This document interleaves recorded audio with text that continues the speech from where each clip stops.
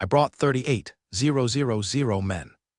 Earl Russell had 32,000 men, and the Bishop of Leicester had 13,000 men, a total of 83,000 men.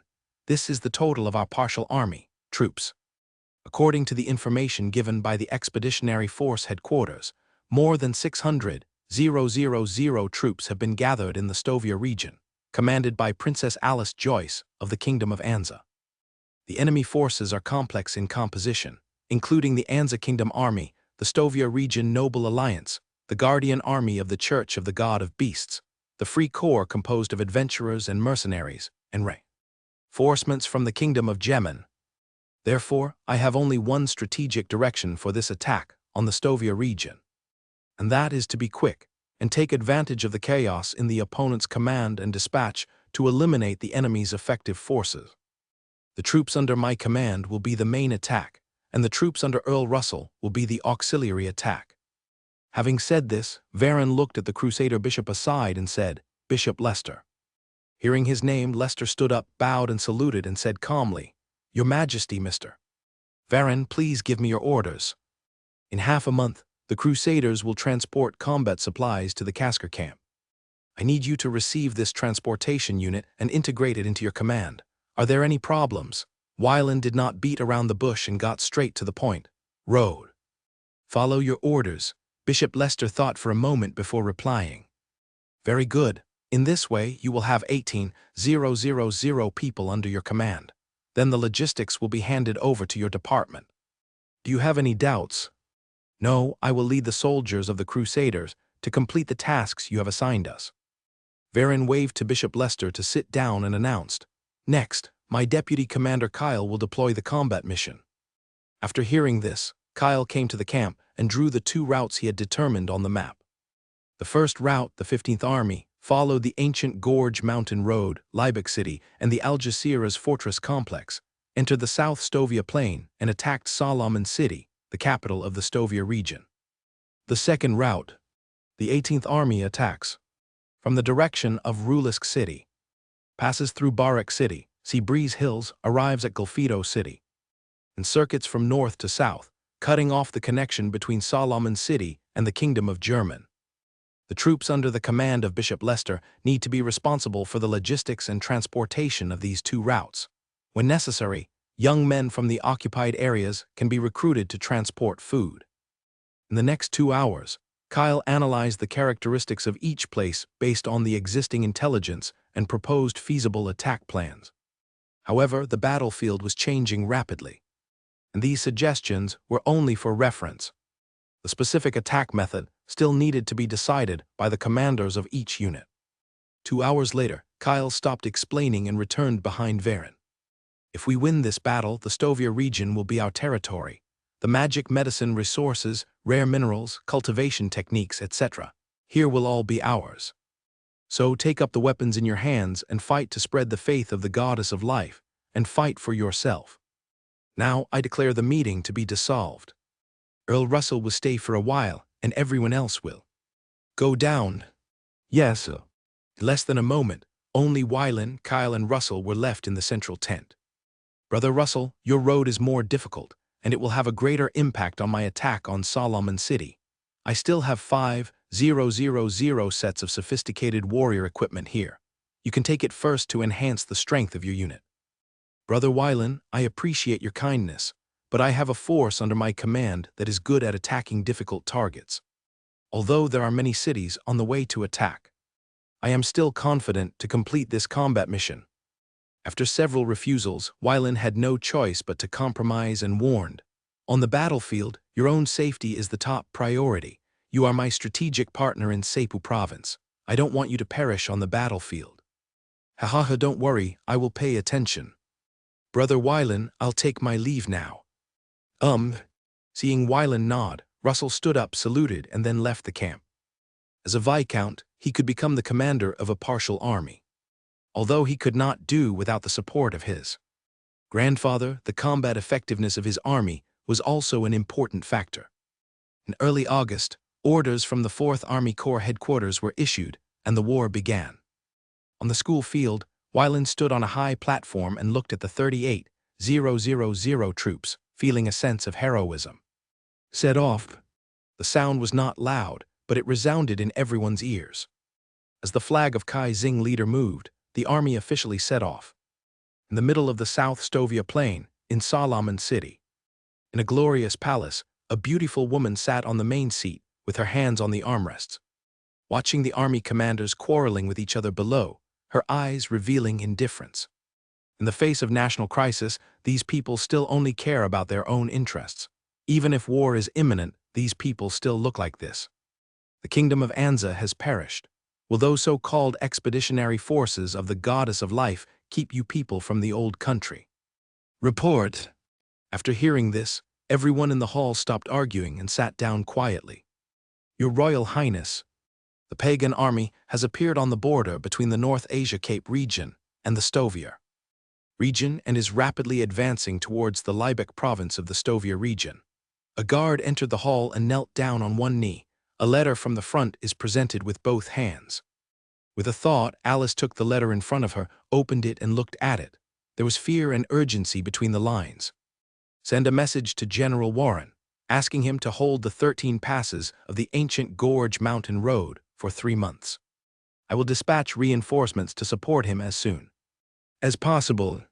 Yes, Your Highness.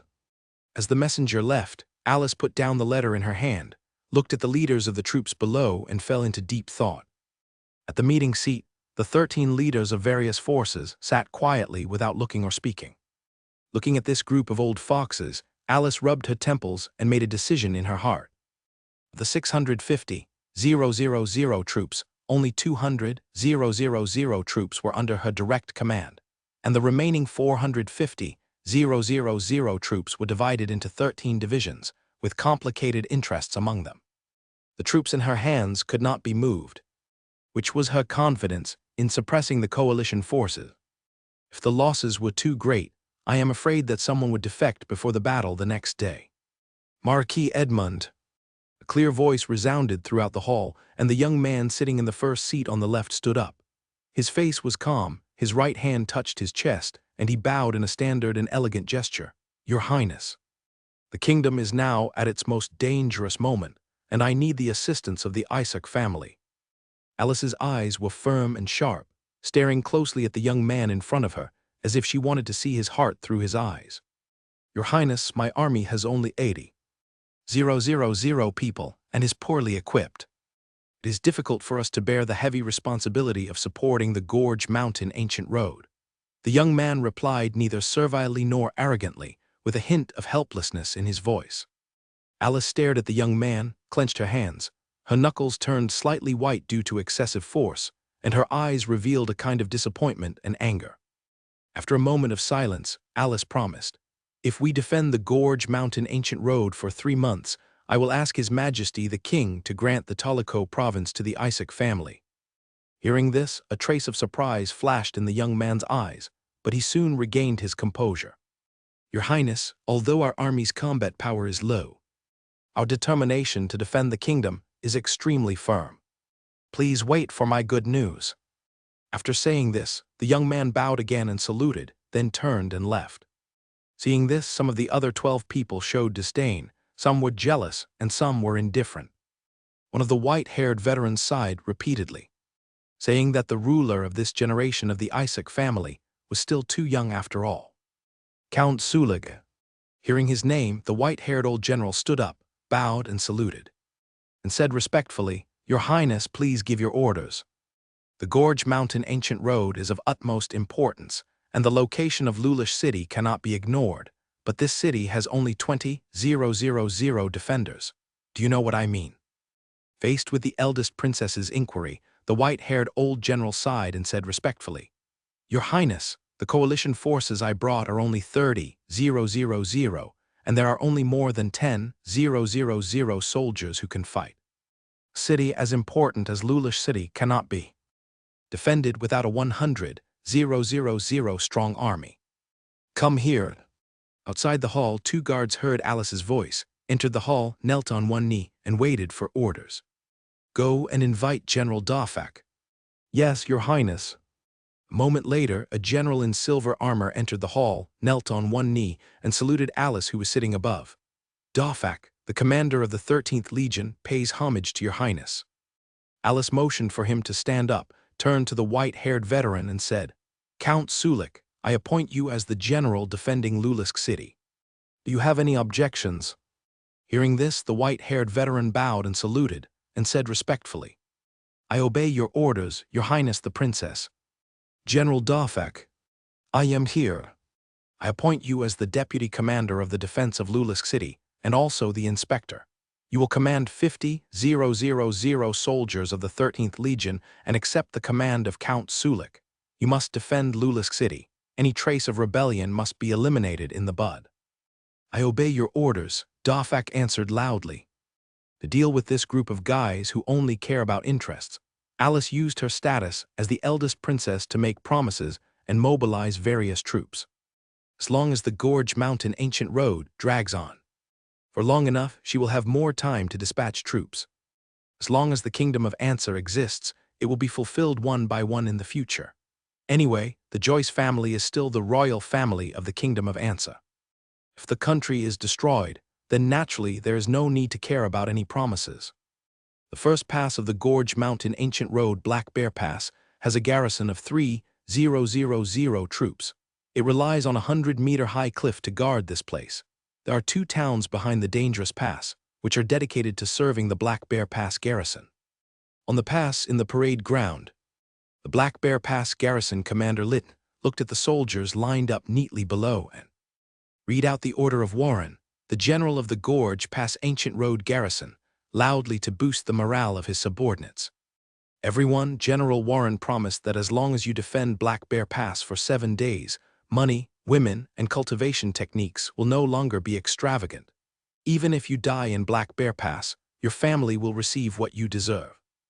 As soon as these words came out, the morale of the army, whether officers or ordinary soldiers, was boosted. What did they join the army for? It was to become a professional and a noble. For General Warren. For Her Royal Highness the Princess. The voices echoed through the mountains and spread along the narrow passage. More than 100 kilometers away from Black Bear Pass, Greg led his 3,000 soldiers as the vanguard, 50 kilometers ahead of the army, to prevent the ambush of the Ansa Kingdom's army, and at the same time cleared obstacles along the way and removed the enemy's outposts. Practical experience is rare and precious, and Greg cherishes his role as a vanguard officer. Recalling the way Cassius boasted to them at previous gatherings, he would soon have something to talk about. "General, we found a dangerous pass ahead. Judging from the terrain, it should be the first pass of the Gorge Mountain Ancient Road, Black Bear Pass." A high-level bronze warrior ran to Greg and reported respectfully. "Have you found out the number of defenders?" Greg looked at his subordinates sweating profusely, handed over the water bag on his waist, and asked. The high-level bronze warrior took the water bag, took a sip, and said, "General, according to my observation, the number of defenders at Black Bear Pass does not exceed 3,000. There are 4 black bear statues on the pass. I guess that should be the seal of the beast god churches. No fly mark. There may also be a confinement mark. I was unable to observe it closely, and I don't know the specific situation. It's pretty good to achieve this level. I'll give you a credit. Go down and rest." Greg patted the bronze warrior on the shoulder and said with a smile, "Thank you, General." After exchanging the water bag, the bronze warrior went to the back of the army to rest.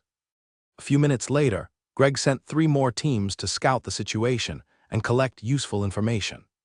He was confident that he could take down the Black Bear Pass before tomorrow morning. As night fell, Greg led his troops to a place 10 kilometers away from the Black Bear Pass.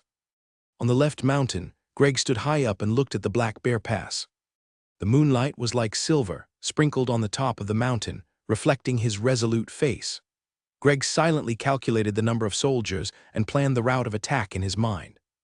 At this moment, the 4 black bear statues on the Black Bear Pass had been activated, emitting a mysterious light. With the statue as the center, within a radius of 3 kilometers, no one except the legendary strongman could fly in the air. The cold wind whistled in the middle of the night, blowing the flags fluttering. Greg summoned his officers, and began to discuss the attack plan. His eyes swept over everyone and finally fell on the captain of the 1st Brigade, Turles. Tours, the 1st Battalion is the most elite force of the 4th Battalion. You will be responsible for the main attack this time. After climbing up the city wall, charge to the bottom of the pass. Make sure to open the pass in the shortest time possible. Greg's voice echoed in the silent night sky, carrying a heavy sense of responsibility. Turles looked solemn and nodded solemnly. General, don't worry. Our battalion will not embarrass the 4th Battalion. Good boy, you have a lot of momentum. Whether you can get the title of our 4th Battalion in this war depends on whether you can fight this first battle well. Greg patted Turles on the shoulder, took the sword from his waist, handed it to him and said, "Hurry up." "Yes, General." Turles took the general's sword and nodded solemnly. Since he entered the army, he has been working under General Gregg. He naturally knows what the general is thinking. At 3 o'clock in the middle of the night, Turles led more than 500 soldiers and approached Black Bear Pass cautiously. In the dark night, their figures were looming, and only the flashing light of the weapons revealed a hint of tension. All around was quiet, with only the sound of the wind whistling in the ears. The Haiqing Pass in the distance appears even more majestic and spectacular under the moonlight, and its 100-meter-high wall is insurmountable. Standing by the wall, Tours touched it. The rock wall was very smooth, and there was still undried lamp oil on it, making it more difficult to climb. In addition, within 100 meters of the Black Bear statue, he could clearly feel the heaviness of his body. Observing the expressions of other subordinates, Tours gradually understood that the more powerful the 4 Black Bear statues were, the heavier they would be. Shaking his head and throwing away the distracting thoughts, Tours turned around, conveyed the order through gestures, and then took the lead, biting the weapon in his mouth, and inserted his hand into the rock wall with force to create an artificial climbing point.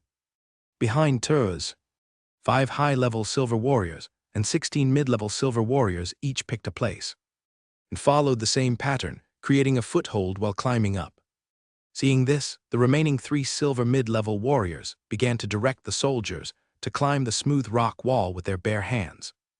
At a height of 100 meters in less than a minute, Tours climbed up, killed 6 soldiers silently, came to a corner, hid behind a low wall, and carefully observed the enemy's situation. Bang! There was a sound from behind, and the silent night suddenly became turbulent. Looking at the gathering of Black Bear Pass defenders, Tours looked back and said to the 200 soldiers climbing up, "Leave 50 people here to guard the gate, and the rest will follow me to seize the gate." 200 pairs of eyes looked at the captain and nodded solemnly. 150 people drew their swords and followed Tours, rushing down the stairs toward the bottom of Black Bear Pass. The remaining 50 people killed all the Black Bear Gate garrison soldiers on the city wall and waited for others to climb up. Looking at this group of pagan soldiers who were not even bronze warriors, Tours showed a ferocious smile on his face, took the weapons given by his general, and slaughtered them all the way. In less than a moment, there were stumps of limbs and arms on the stairs. "Come on, serve me." Inside Black Bear Pass, the guarding general looked at the situation above and roared loudly. Looking down, Tours jumped down at a height of less than 50 meters.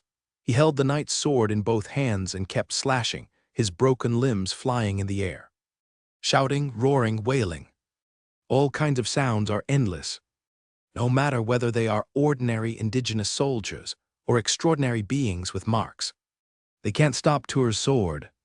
Seeing how ferocious the enemy was, the Black Bear gatekeeper roared to embolden himself, picked up a hammer in each hand, and turned sideways to increase his attack power. It's ridiculous. A person whose strength is only at the middle level of silver can actually be the defender of a dangerous city. It's really ridiculous. With a sneer, Tours activated his fighting spirit, held the knight's sword in both hands, stared at the approaching Black Bear Gate guard, and galloped away. In an instant, the copper hammer fell to the ground, and a large head was thrown into the air. The general was killed, and the others lost courage and fled in all directions. Tours did not pursue this group of pagans. Instead, he gathered his men and went to the Black Bear Pass. He cut off the iron ropes and pushed open the 30-ton iron gate. Looking at the fire in the distance, Greg showed a relieved smile and ordered the troops to move forward. As the sky grew brighter, Greg arrived at the Black Bear Pass and looked at the 533 soldiers lined up at the pass. Their expressions were solemn. Their armor was still stained with blood, and some of the soldiers still had wounds on their faces. General, the 1st Battalion of the 4th Battalion successfully occupied Black Bear Pass, killing more than 1,000 enemies and capturing 800 people. Our unit lost 3 people and 7 were injured. I'm proud of you. Greg put his hands on Tour's shoulders, his words filled with pride. Raise an army for 1,000 days, use it for a while. As the commander of the 4th Battalion, he could not live up to the expectations of his master. Collect the bodies of the fallen soldiers and preserve them. After cremation, yes, General, Tours replied loudly. Later, Greg came to the Black Bear Pass and looked at the 4 black bear statues, which was very magical. Tours stood next to Greg and replied respectfully, General, these 4 black bear statues cannot be moved or destroyed. In addition, they are related to the Church of the God of Beasts. My subordinates only sent people to guard them here to prevent anyone from approaching. You've done a good job. It's better not to touch anything related to the gods too. Avoid being contaminated by inexplicable curses. Greg nodded, approving of Tour's actions. You continue to send people to guard here, and I will make a decision after I report to the Lord. Yes, General. At noon, the Chinese army arrived at Black Bear Pass. Weilin got off the red phosphorus horse, stood on the ground, and looked up at the Black Bear Pass. The distance of 100 meters high, coupled with the unique forbidden air flight mark of this world, can indeed be regarded as a dangerous pass. My lord, Vanguard General Greg, is reporting to you. Looking at Zun Sheng, Weilin showed a smile on his face and said, You have captured the Black Bear Pass in less than half a day. You are worthy of being my guardian knight. If the order is passed, each member of the Vanguard will be rewarded with 10 gold coins. All soldiers who participate in the battle will be rewarded with a pig's leg, and a merit will be recorded according to their position and strength. Seeing this, Greg said loudly, On behalf of the 4th Battalion, I thank the Lord for this gift. Entering the Black Bear Pass, Weilin jumped lightly and reached the wall. When the soldiers guarding the Black Bear statue saw Weilin, they all beat their chests and saluted to show respect. Weilin waved his hand to excuse them and came to the 4 Black Bear statues. When he took a closer look, he actually felt a hint of danger in them. My lord, these 4 Black Bear statues have divine power. You can ask Pastor Lavia to come up and offer them to the Goddess of Life. Kyle appeared behind Weilin, looked at the 4 Black Bear statues, and said with a flash of surprise in his eyes, Are you sure the Goddess of Life will accept this kind of sacrifice? Weilin pointed at the strange-looking Black Bear statue with a strange expression. Seeing this, Kyle smiled slightly and said, My lord, you can let Pastor Lavia come and try it. Okay. Although he was still confused, Kyle must have his reasons for saying this. He waved his hand to call a soldier and asked him to invite Pastor Lavia. Half an hour later, Lavia fell from the air and stood on the wall of the Black Bear Pass, looking at the 4 black bears with shock in his eyes. Seeing the other party's face, Weilin asked curiously, Reverend Lavia, are there any special features of these Black Bear statues? Lord, these 4 Black Bear statues are actually carriers of the power of faith of alien gods. Lavia saw this and explained, The free power of faith has nowhere to go, so it will spontaneously gather on the carrier that can bear the power of faith. These 4 Black Bear statues belong to this kind of faith carrier. Weilin's eyes revealed shock. He really didn't expect that there would be an unexpected surprise in the first battle of the expedition. But what? Weilin asked impatiently. Lavia saw this and slowly said, The God of Beasts has not fallen, but a large amount of faith power has gathered here. It's very strange. In addition, the power of faith in these 4 Black Bear statues is a bit too strong, which is a bit abnormal. Do you think these 4 Black Bear statues were deliberately placed here by the Beast God Church? Weilin looked at Lavia and asked in confusion. Seeing this, Lavia shook his head and said, Lord, I don't know either. It may be done by other churches. The creatures on the Nangestia continent mainly believe in 3 alien gods, namely the God of Beasts, the God of Forests, and the God of Giants. As for the belief in gods such as the God of Flowers and the God of Storms, they only occupy a very small part. It seems that it is indeed possible that other churches did it. Come here. Sir, an officer stepped forward and answered loudly. Go and bring a few prisoners of war. Yes, sir. The officer bowed and saluted, turned around and left. Instead of making random guesses here, it is better to bring a few prisoners to interrogate them and see if you can get useful information. Half an hour later, 6 prisoners of war dressed relatively gorgeously were brought to the wall. Under the officer's rebuke, 3 people knelt on the ground very straightforwardly, while the other 3 beast masters in gray priest robes showed their unyielding faces and vowed not to kneel. Seeing this, the officer drew his sword and prepared to cut off the legs of the 3 beast masters of the beast. God Church. Regarding this move, Wylan waved his hand to stop it, turned his head and said to Kyle, "Search the souls of those 3 people." Seeing this, Kyle raised his right hand, grabbed the souls of the 3 people, and began to search for useful information.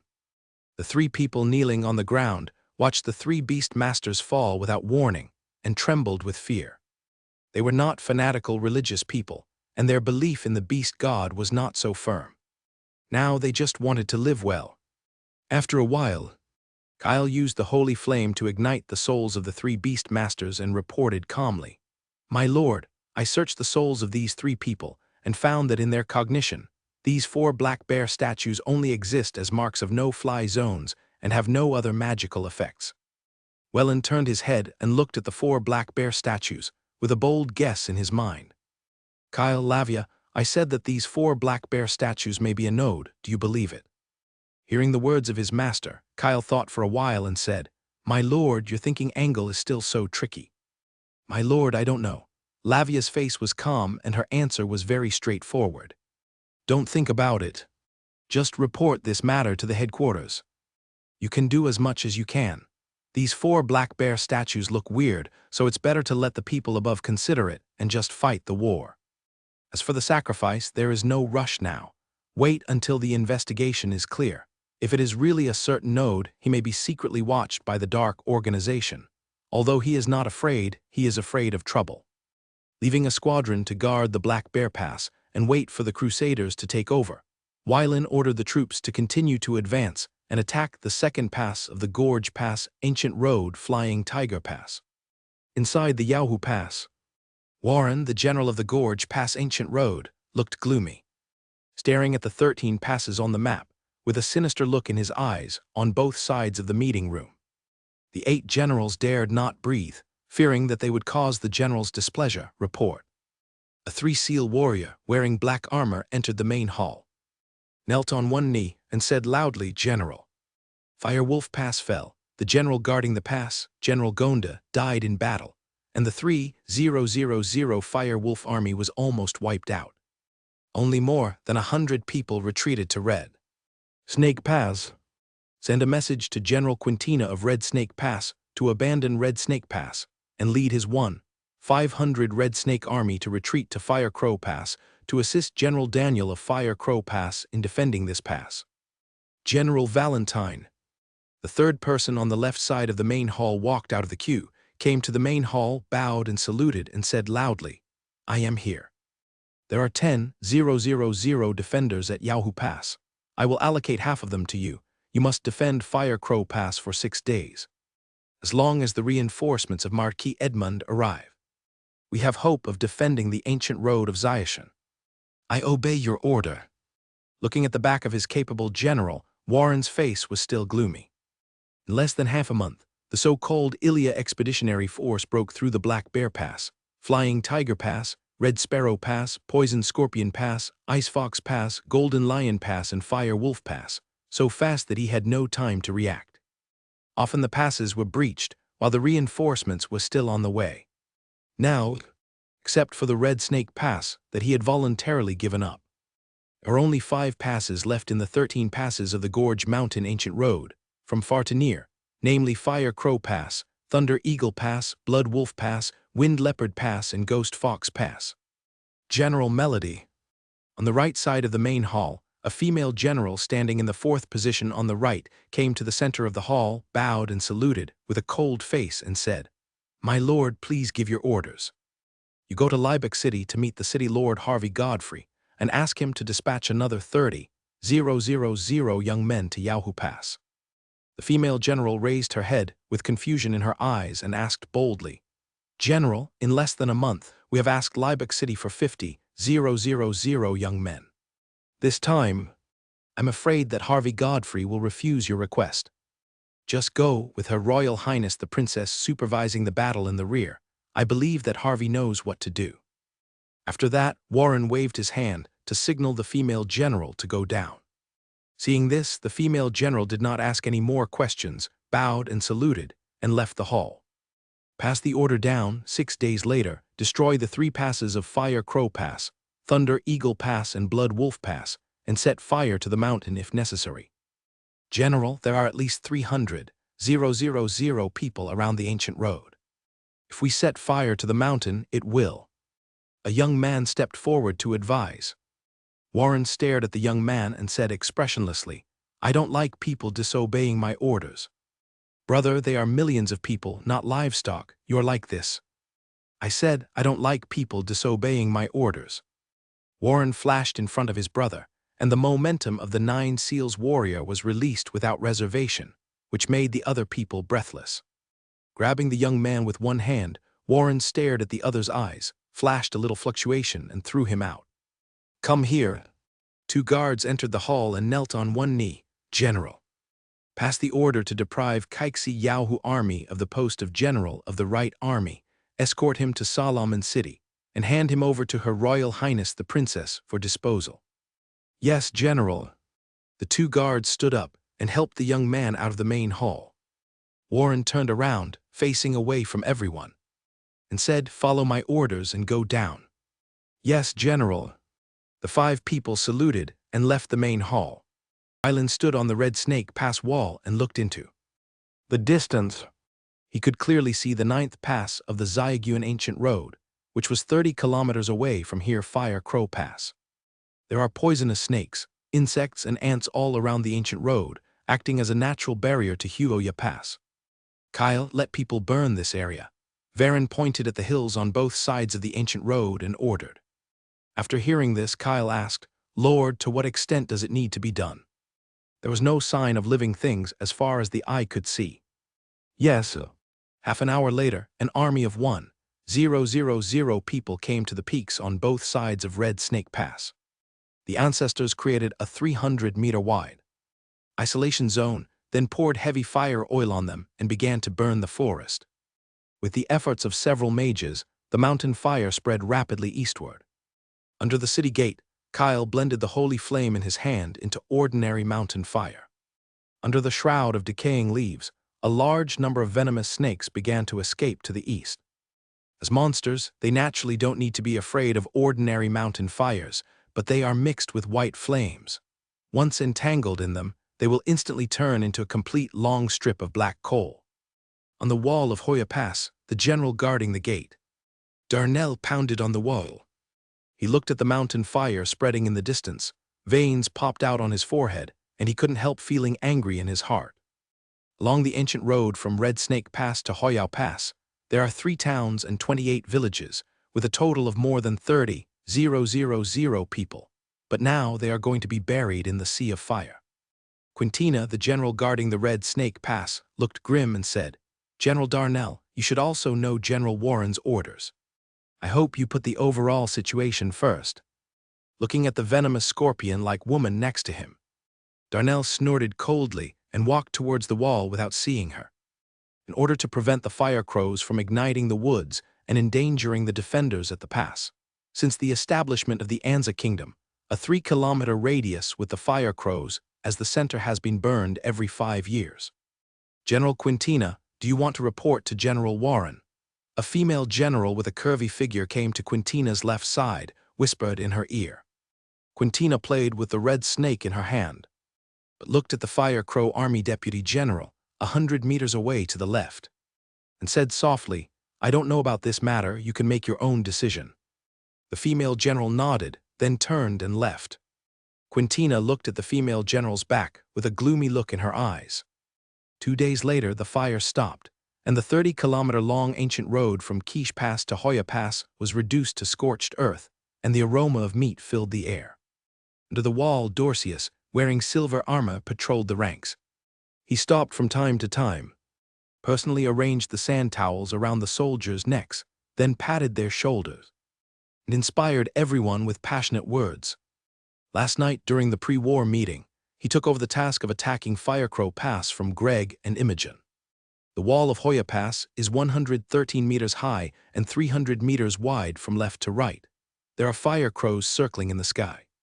In order to block their attack, the rock walls outside the Hoyugyun Pass were coated with poison, and poisonous snakes lurked in the gaps. Under the shroud of restricted air flight, it is even more difficult to break through this wall. However, Kyle will help from the side, and the pass will become like paper.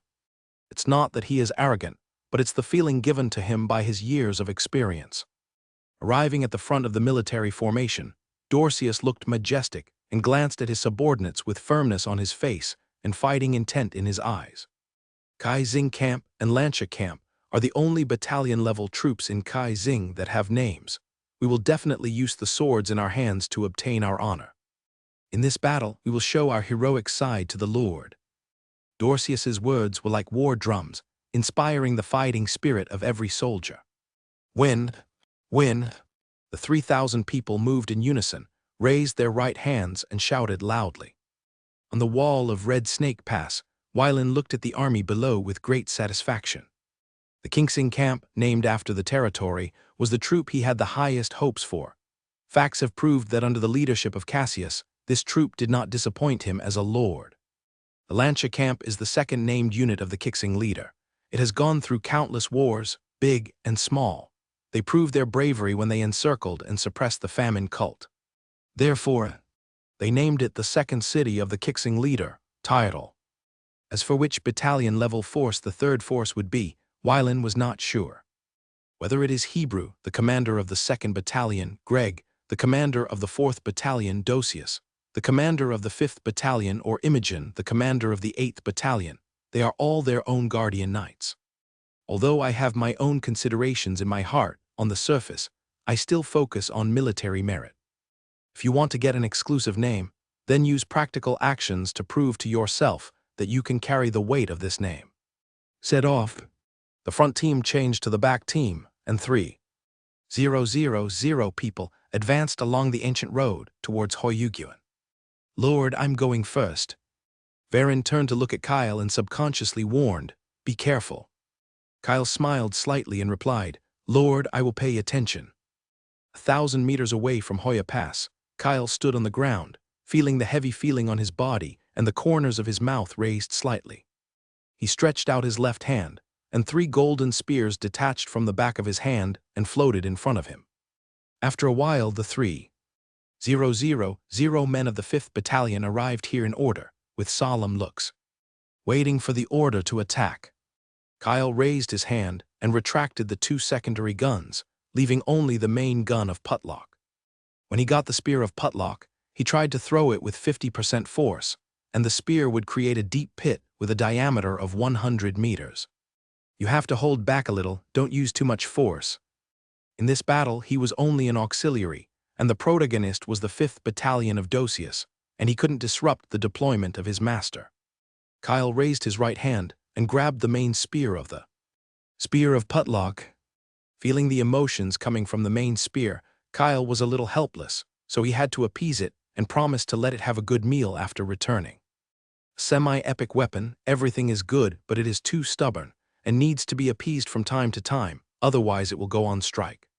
Kyle looked up at the wall of the pass, took a deep breath, and then grasped the strength, throwing the main spear of the spear of Putlock towards the Fire Crow Pass. Under the gaze of the generals of both sides, there was a loud bang that resounded through the ancient road.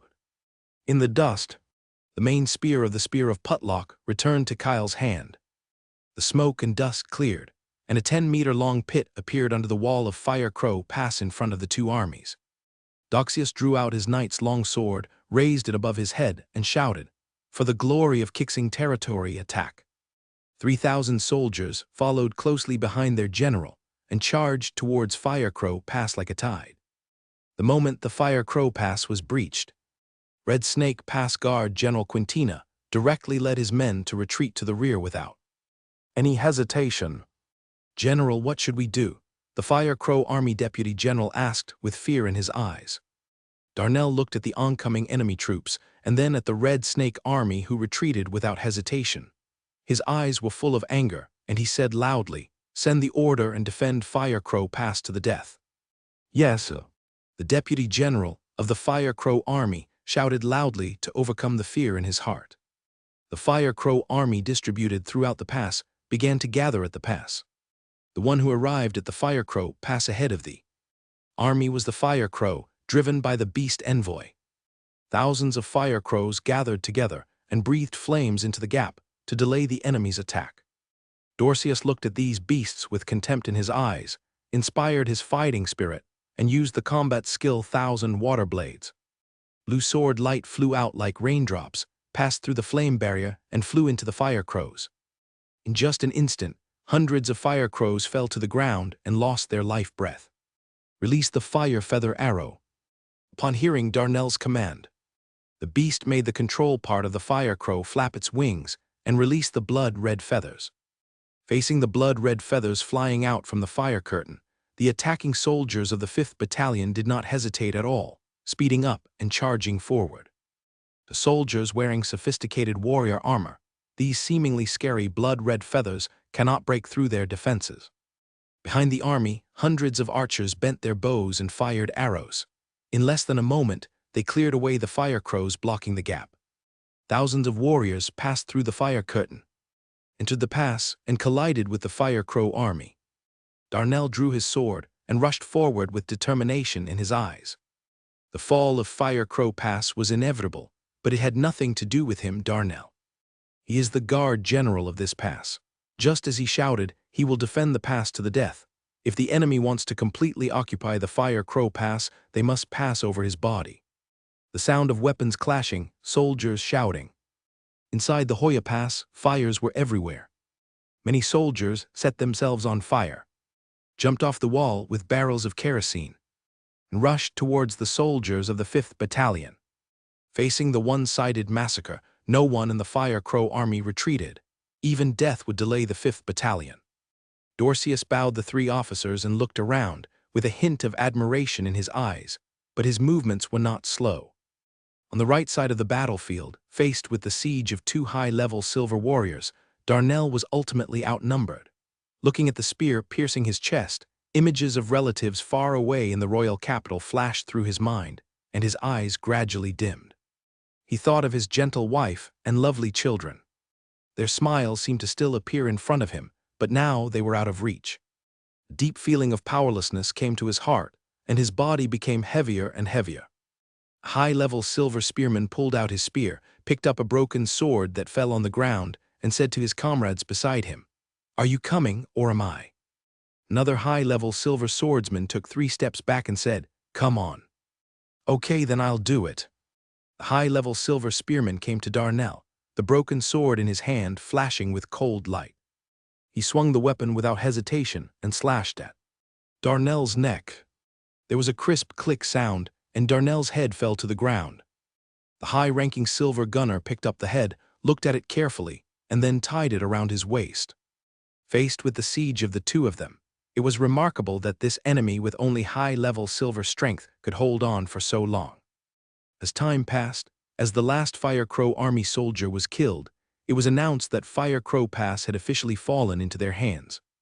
The battlefield was devastated, with bodies lying scattered in pools of blood. The blood dyed the ground red, intertwined with the blazing flames, forming a shocking picture. The air was filled with a strong smell of blood and smoke, making people feel suffocated and nauseated. Low-level silver warrior entered the Fire Crow Pass holding a flag high and handed it to Dorcius.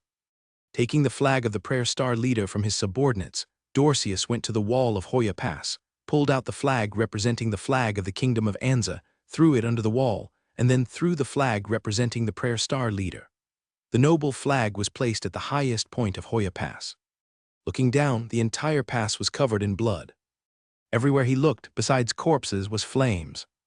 Half an hour later, a high-level silver swordsman came to Dorcius and reported loudly, "General Kai, our army won a great victory in this battle and killed 326 of the defenders of Hoya Pass. No prisoners. How many casualties have our troops suffered? Back to the general, 23 of our troops were killed in this battle, and 233 were injured. They have recovered under the treatment of the priest. Hearing this, the high-level silver swordsman replied, "Take care of the bodies of the fallen soldiers." Dorcius looked up at the flag fluttering in the wind and said, "As for the corpses of the enemy soldiers, find a quiet place and bury them. After counting the heads that are used as certificates of military merit, they should be buried together with the corpses of the enemy soldiers." "Yes, General." The high-ranking silver swordsman beat his chest in salute, turned around and left to convey the order. The next morning, Wei Lin led the Chinese army to Huiyuguan. Entering the pass, the strong smell of blood hit his face. In such an environment, Wei Lin listened to Dorcius's report without changing his expression. Dorcius knelt down on one knee, bowed his head and replied, "This subordinate has made the decision without authorization. Please punish me." Wellin walked up to help Dorcius up, patted the dust off his armor and said, "I don't think this is a sin. Even I would choose to do this. Although the defenders of Fire Crow Pass are the enemy, they have proved their loyalty to the kingdom of Ansa with their actions. I admire them very much. You are right to do this. Pass the order down. Each soldier of the 5th Battalion will be rewarded with 15 gold coins, a bottle of wine, and a deer leg.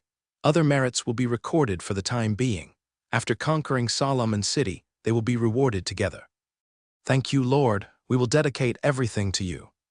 The 3036 soldiers of the 5th Battalion bowed their heads and saluted with respect in their eyes. Their voices echoed in Fire Crow Pass, confirming their loyalty to Wei Lin. After ordering the troops to station, Wei Lin came to the wall of the pass and studied the statue of the Fire Crow standing on the wall of Fire Crow Pass. It was similar to the different animal statues at the previous pass and still did not see any clues. On the ancient road near the Thunder Eagle Pass, the Red Snake Pass guard, Quintina, had a red face and tightly grasped the iron hand that was pinching her neck. "General Warren asked you and Daniel to guard the Fire Crow Pass, but you dared to abandon the pass and escape." Valentine, the deputy general of the Ghost Fox Army, pinched Quintina's neck, his eyes full of anger, wishing to tear this woman into pieces. But when he thought of her relationship with the princess, he resisted the urge to do it. Looking at Quintina, who was about to be crushed to death by himself, Valentin waved his arm and threw her away like trash. Bang! Quintina's body hit the rock wall heavily, making a dull impact that resounded throughout the thousands of troops. The two female generals turned pale with panic and hurriedly ran forward to help their general up. "Quintina, let me ask you, what is the current situation in Hoya Pass?" Quintina coughed a few times, and a trace of blood spilled from the corner of her mouth. She lowered her head, with a vicious light flashing in her eyes. But she quickly hid it, pretending to be calm, and replied respectfully, "General Valentine, Fire Crow Pass should have fallen." Brush tilde. Valentin was furious, drew his sword, and slashed in the direction of Quintina. The sword energy whizzed past, and with a bang-bang sound, large pieces of gravel fell down along the rock wall and hit the ground. The sound echoed on the ancient road. Quintina felt the sword energy blowing in her ears. Her face turned pale with fright, and her body trembled involuntarily. She bit her lip tightly, trying not to scream. At that moment, she really thought she was going to die. "Someone is coming." An officer stepped forward and shouted, "General." Valentine's eyes were cold, and there was unquestionable majesty in his voice. "Send someone to imprison Quintina, and we will deal with it after I report it to General Warren." He paused and then ordered, "Take the Red Snake Army into custody immediately, and those who resist will be killed without mercy." "Yes, General." The officer took the order and left. Under the strong pressure from the right wing of the Yahoo army, the exhausted 500 Red Snake Army members did not dare to resist at all and obediently dropped their weapons. Quintina watched the troops under her command being disarmed. Her heart was filled with humiliation and anger. She gritted her teeth and buried the humiliation deep in her heart. She secretly swore that she would make this damn bastard pay the price in the future. At Yahoo Pass, Warren held the document sent from Thunder Eagle Pass, with uncontrollable anger on his face. "Damn her, I'm going to kill her. I'm going to kill her. Come here, send an order to Valentin to kill Quintina on the spot at Thunder Eagle Pass. The veteran standing first on the left came out and stopped him loudly. General, you must not do it. Quintina's sister is the commander of the royal guards of Her Royal Highness the Princess. If we kill her, the situation in ancient Zyaguan will further deteriorate, and we may be isolated and helpless by then. Martin Darnell is your nephew, don't you want revenge? Warren stared at the veteran and gritted his teeth. Morton's eyes were a little gloomy, and he whispered, General, the overall situation should be our top priority now. Warren stared at Morton's expression, trying to read his truest inner thoughts, but it was in vain. Send the order, remove Quintina from the position of general of the Red Snake Army, and order Valentine to send a squadron of soldiers to escort him to Solomon City and hand him over to Her Royal Highness the Princess. In addition, the Red Snake Army was unfavorable in the battle and abandoned the pass and fled, resulting in the death of General Darnell of the Fire Crow Gate. The Red Snake Army was deprived of its military number, reduced to a slave army, and handed over to Valentine's jurisdiction. Yes, General. The guard replied loudly, then stood up and quickly left the main hall. In less than 3 days, another pass was lost, and it would take 7 days for Marquis Edmund's reinforcements to arrive at Yahoo Pass. The 13 passes of the Zyaguan Ancient Road, which are said to be able to hold back the 300,000 troops of the German kingdom for half a year, lost 9 of them in just half a month. Now only the Thunder Eagle Pass, the Blood Wolf Pass, the Wind Leopard Pass, and the 4 passes of Yahoo Pass are still in their hands. Morton, do you think we can hold on until Marquis Edmund's reinforcements arrive? The veteran replied in a low voice, General, do you want to hear the truth or a lie? The truth. Looking at this old guy, Warren answered, General, judging from the speed of the enemy's attack, we will arrive at Yahoo Pass in less than 5 days. Collecting information obtained from other battlefields, the enemy may use a weapon similar to a musket to attack Yahoo Pass, but it is more powerful than a musket. With the blessing of this siege weapon, with the help of the troops at Yahoo Pass, may not be able to withstand it for 2 days. So what do you want to say? Not only Warren was confused, but also the other 5 people in the hall looked at Morton curiously. General, if you want to delay the enemy, I have a way. Looking at this old guy who was once known as the Poison General, Warren hesitated, but when he thought about the current situation, he was ready to take a gamble. Let's talk about it. General, do you know what the original purpose of the Zyaguan Ancient Road was? You mean? After hearing Martin's words, Wharton suddenly remembered the record in an ancient book.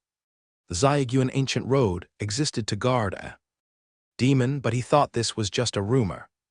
General, that is not a rumor, but there are discrepancies. The existence of the Zyaguan Ancient Road is not to guard the devil, but to guard a weapon left by the devil. Arms. Yes, General, that weapon has the ability to summon demons from the abyss, and it also has the ability to corrupt half-demons. Morton said slowly without giving in. How do you know this? Wharton's eyes were full of murderous intent, his right hand resting on the hilt of his sword.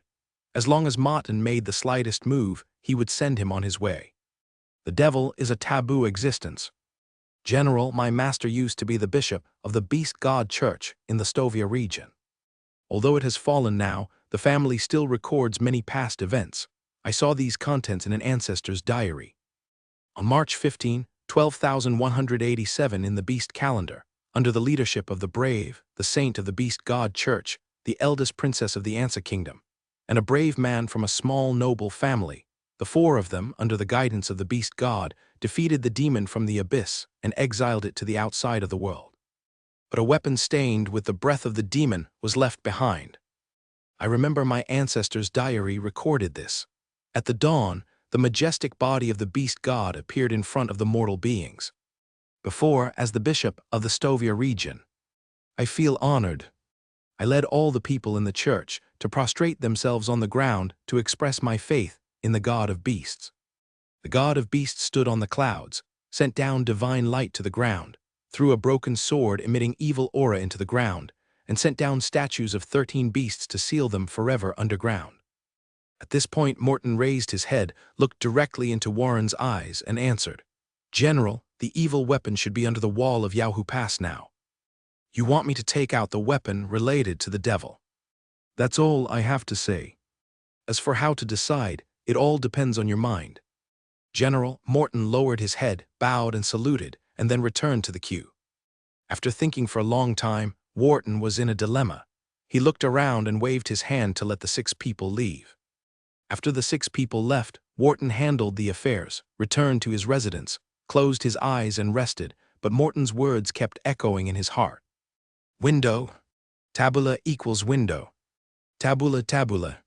Push mode. Thumbs feed 01. Container. Tabula below article thumbnail 300x 250 placement. Below article thumbnail 300x 250 target type mix.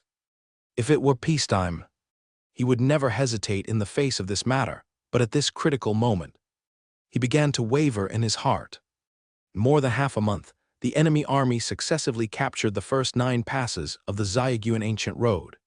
This situation, which had never happened since the beginning of the existence of the Zayagüen Ancient Road, was now in front of him. At this moment, Warren knew very well that the Zayagüen Ancient Road was not far from being completely destroyed, and even if 60,000 reinforcements were about to arrive at Yahoo Pass, it would be useless. Wait a minute, if Laying Pass fell within 3 days? What if I sold my already filthy soul to the devil? Having made up his mind, Warren no longer made a choice.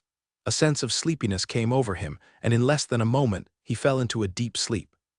According to the prisoners, the Thunder Eagle Pass is 863 meters long, and is guarded by a general named Saroyan Wendell, who has 300 Thunder Eagle Knights and 4,000 Thunder Eagle Warriors under his command. Its overall strength is only lower than that of Yahoo Pass, and it is firmly in the 2nd place among the 13 passes of the Gorge Mountain Ancient Road. 2 kilometers away from the wall of the Thunder Eagle Pass, tens of thousands of troops are lined up in an orderly manner, with flags fluttering in the wind. And a murderous atmosphere fills the surroundings. 16 large magic energy cannons and 40 medium magic energy cannons were all pulled out and displayed in front of the formation, with the muzzles aimed at the Thunder Eagle Pass. According to the rules set by the headquarters, an army can receive 8 large magic crystal cannons, 20 medium magic crystal cannons, and 80 small magic crystal cannons from the logistics department. According to the level specifications, large magic energy cannon is allocated 6 high-level magic crystals. Medium magic energy cannon is allocated 18 medium-level magic crystals, and a small magic energy cannon is allocated 48 low-level magic crystals. However, as the deputy director of the logistics department of the Expeditionary Army, Weiland naturally has some privileges. When he arrived in Nack City, he doubled the quota of all military supplies for the 15th Army as the deputy director of the logistics department, on the grounds that the Army's morale was low and the middle-level combat power was insufficient. It's not that he doesn't want to increase more quotas, but he can only double it with his permission. On the command platform, Weiland was wearing silver armor, his black hair was flowing in the wind, and he wore the sword of Anansi on his waist. Behind him, Kyle was like a sculpture, using himself as a back decoration, standing quietly behind his master.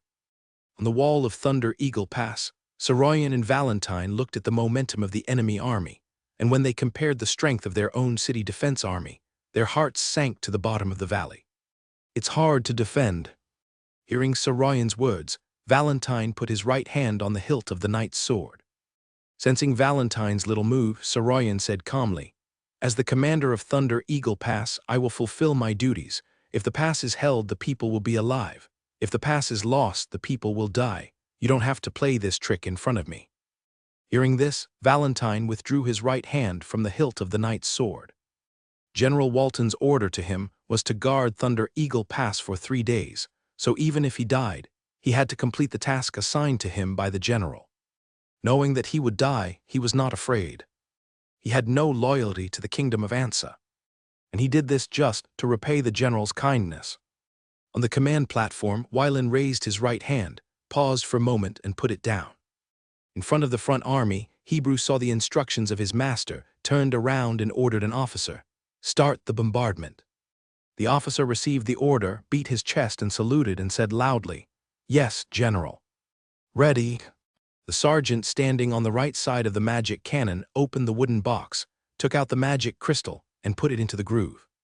The next moment, the magic cannon was activated, and purple energy covered the cannon body along the secret text and magic circle. "Pre." Hearing the order, the mage standing behind the magic cannon lifted the magic restriction of the magic cannon launch platform in a specific way. In order to prevent such weapons from falling into the hands of the natives and being transformed into their power, the magic cannons belonging to the expeditionary army were installed with magic restrictions, which could only be lifted in a specific way. If they made two mistakes, the secret text and magic circle on the magic cannon would be automatically destroyed. "Release." As soon as the voice fell, dozens of purple energy balls flew out of the muzzle, emitting a terrifying aura of destruction, and smashed towards the wall of Thunder Eagle Pass. Medium-sized magic cannon is equivalent to a full-strength attack by a beginner in the gold-level profession, and a large-sized magic cannon is equivalent to a full-strength attack by a beginner in the soul-level profession. On the wall, Valentine only felt a tremor. Not far away, Soroyan grabbed his eldest son and protected him behind him to resist the energy fluctuations that escaped. When the smoke cleared, thousands of ordinary soldiers died suddenly on the city wall, and bodies were scattered all over the city wall. Looking around, only 100 officers and 1,000 elite soldiers survived out of the 5,000 defenders. "General, the right half of the wall is damaged, the situation is critical, and it is about to collapse." An officer staggered to Soroyan's side, knelt on one knee, and reported loudly with tears and blood in his eyes. Turning his head to see that his eldest son was safe, and sound, Soroyan looked at the officer and ordered, "Pass the order down, abandon the wall, gather troops inside the pass, and prepare to fight to the death." "Yes, General." Valentine did not refute this order, and followed Soroyan and quickly left the wall. Before the surviving soldiers left the wall, the second round of artillery fire followed. With a roar, the wall of Thunder Eagle Pass collapsed. "Dad." Hearing his father's voice, the dazed young man came back to his senses and responded, "Father, please speak." "Take the 300 Thunder Eagle Knights and leave Thunder Eagle Pass and head to Yahoo Pass." "Father, you." Soroyan put his hands on his eldest son's shoulders with a serious face and said, "I will stay to fulfill my duties. After I die, you will be the 13th generation patriarch of the Wendell family. Go to Yahoo Pass. General Wharton will not embarrass you because of my loyalty to the Kingdom of Ansa. After returning to the capital, take the other members of the family and leave the Kingdom of Ansa. No matter what situation you encounter in the future, the family will always be the first, remember it." "Yes, father, I know." Valentin, who witnessed the whole process, pulled his hand back from the hilt of the sword and watched Soroyan and his son go to the pass to gather the army and prepare for a desperate fight. 10 minutes later, looking at his eldest son in the distance, the tenderness in Soroyan's eyes disappeared, replaced by indifference. He came to the pass, beat the war drum, and gathered the Thunder Eagle warriors. Although it was very selfish, he had to do this for the sake of the family and for Wharton to let his eldest son go. The Thunder Eagle warriors scattered in the pass heard the drums and began to gather towards Soroyan's location. Outside the Thunder Eagle Pass, Wylin looked at the collapsed wall and drew out the sword of Anansi. A breeze appeared out of nowhere, blowing Wylin's black hair. The flag behind the command platform fluttered in the wind. "Attack!" Wylin's voice rang in the ears of the 10,000 front troops. Officers of various units drew their weapons and led their men to charge towards the Thunder Eagle Pass, in order to prove their loyalty and their faith in the goddess of life. Under the leadership of Carlyle, the Black Rock army of more than 3,000 people, as a vassal army, ran much faster than other armies and entered the pass first. Inside the Thunder Eagle Pass, Soroyan and Valentin gathered their troops, led the way, and faced the enemy head-on. The sound of swords clashing and soldiers shouting filled the entire pass. Above the sky, dark clouds gathered, thunder roared, and heavy rain poured down. In less than a moment, the battlefield was dyed blood red. In the rain, the vision was blocked by fog. Both sides identified their identities by the helmet tassels on their helmets. Any soldier who did not wear a helmet or lost the helmet tassel was automatically considered an enemy. Outside the Thunder Eagle Pass, Wylan stood in the rain, looking at the battlefield inside the pass, and his expression did not change at all. Back then, he also led a battalion of troops under the command of his father, and fought a bloody battle with the army of the Kingdom of Basio on the plain. On the battlefield, the situation was one-sided, and the Thunder Eagle warriors and the Ghost Fox army was suppressed. In the puddle, Valentine's chest was pierced. He looked straight ahead, looking at the silver-haired young man in front of him with a trace of relief in his eyes. His body fell backwards, and his life breath dissipated. Hebrew swung his sword to kill several enemy generals, who rushed forward, dragged Valentine's body out of the puddle, swung his sword to cut off his head, and tied it around his waist. The head of a low-level gold warrior is worth 3 military merits. This is the first military merit he has taken for his master in the expedition battle, which is of great significance. On the other side, after dozens of rounds of fighting with Greg, the guard of Thunder Eagle Pass, Saroyan was cut off an arm by the opponent. Watching his personal guards being slaughtered by the opponent, Saroyan took out a bottle of red potion from his waist, pulled out the cork with his mouth, and drank it all with determination in his eyes. Hemolytic potion, once taken, means the end of life. Kill. Saroyan pulled out the Thunder Eagle sword stuck in the ground with his remaining right hand, and a Thunder Eagle illusion appeared behind him, flying towards Greg. Greg swung his sword to cut off the 3 guards in half and looked at Saroyan, who was full of blood-red energy, with a hint of excitement in his eyes, and rushed forward. The blood-red energy and the blue fighting spirit competed with each other, and dozens of soldiers were crushed into pieces of flesh and blood. After dozens of entanglements, Greg found the right opportunity and cut off Saroyan's right arm. Blood gushed out, and the breath of life continued to decay. With ruthlessness in Saroyan's eyes, he used the remaining seal to grab a blood-red gem on his waist and swallowed it into his stomach. The next moment, the surrounding blood continued to gather towards Saroyan, causing his body to continue to swell. Seeing that the situation was not good, Greg used his sword to pick up Saroyan's body and threw it into the sky with force. Thousands of meters above the sky, a huge explosion resounded through the Thunder Eagle Pass, shaking off the dark clouds in the sky. In less than a moment, a ray of light passed through the hole and fell on Greg's face. In the rain, Wylan looked at the situation on the battlefield and ordered the Central Army to attack on all fronts. Tens of thousands of people received the order and went to the Laying Pass. 2 hours later, a high-level silver warrior dropped the Laying Pass flag and planted the noble flag, representing Kixingaling, indicating that the pass was officially occupied by the 15th Army. At this moment, the rain gradually stopped. In less than a moment, the clouds retreated, the sky cleared, and the sun returned to this land. Wylan stepped on the rubble and climbed the pass under the gaze of tens of thousands of soldiers.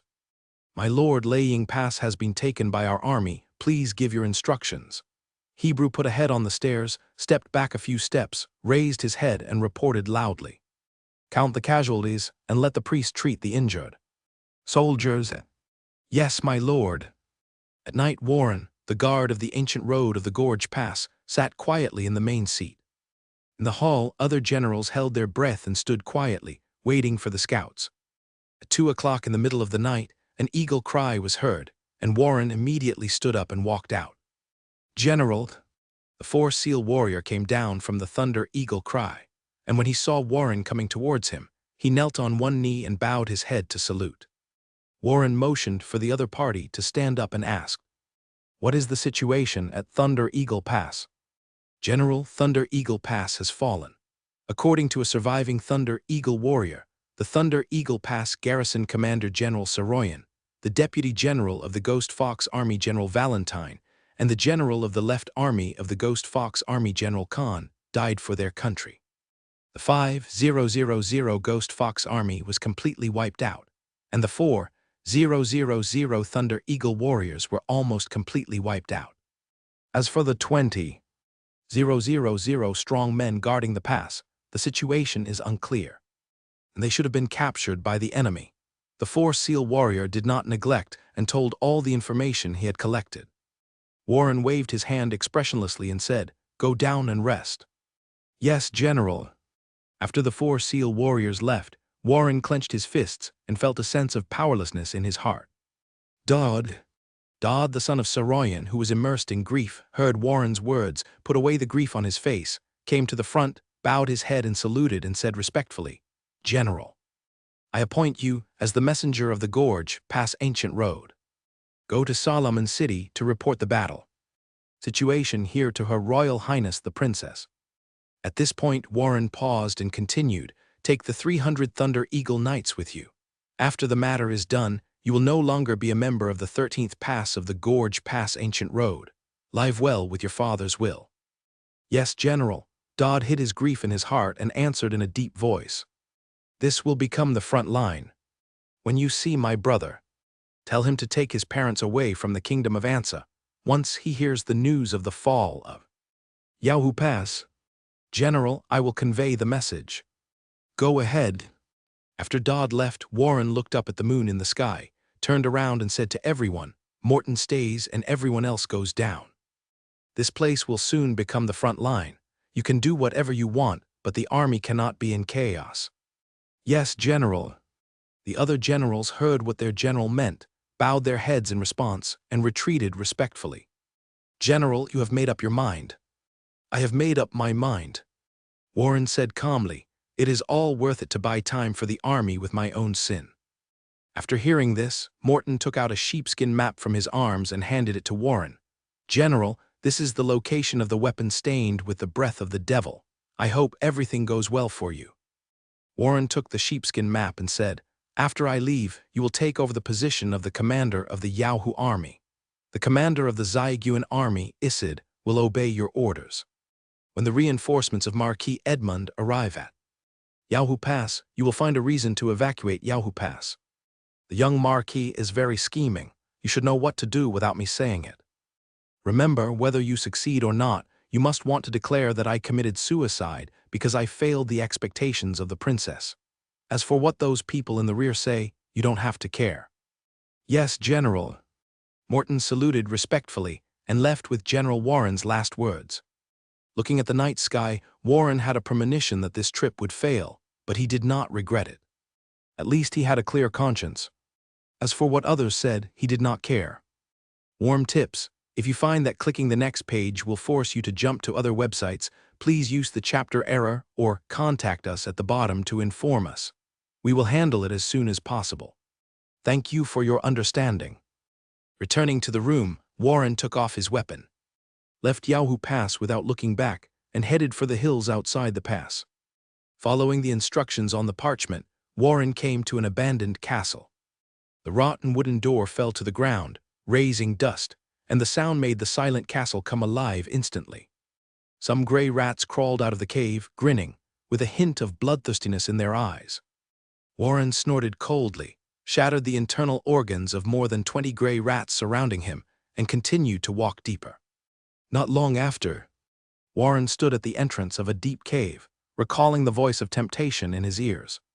With a solemn look in his eyes, he took a deep breath, no longer hesitated, and strode down. In the darkness, Warren kept sensing the surrounding situation. Every 5 meters, there was a stone statue, similar to the statues at the 13th Pass of the Gorge Pass Ancient Road, but much smaller in size. The deeper you go, the louder the sound echoes in your ears. Keep going forward. Everything you want is inside. Come on, Tilda. After calming down, Warren stopped in front of a secret room. According to the records on the parchment, Warren unlocked the secret room and continued to walk down.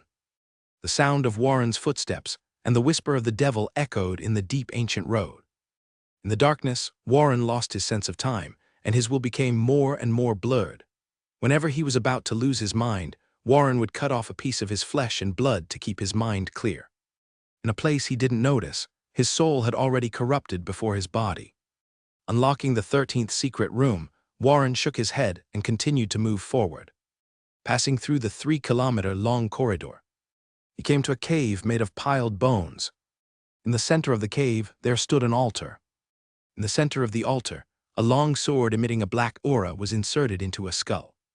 Go forward and pull out the sword. You will get everything you want, even if it means pressing the woman you admire under you. Shut up. Warren woke up instantly and shouted loudly. Pull out the sword, and you will become the new master of this world. The bewitching voice did not stop, and it still echoed in Warren's ears. Thinking of the purpose of this trip, Warren turned his head and looked at the weapon hanging on his waist, hesitant. Looked up at the demon's sword again, took a deep breath, took his sword and threw it far away. Coming to the center of the altar, Warren raised his hands and placed them on the hilt of the demon's sword. Instantly, the black breath enveloped Warren, constantly eroding his body and soul. Under the endless resentment, Warren gradually sank into it. In the darkness, the belief in Warren's heart never extinguished. Even if his body was corrupted and his soul was devoured, he still retained a trace of belief in his heart. As time passed, the memory gradually dissipated and was devoured by the demon's sword.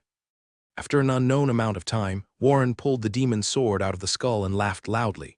Ha ha ha ha, I, Budley, am back again. Damn it, you actually teamed up to deceive me. I will eventually return to the abyss and stuff you and that bitch into the abyss worm. Master, welcome back. A secret door opened, and a man in black appeared in the cave.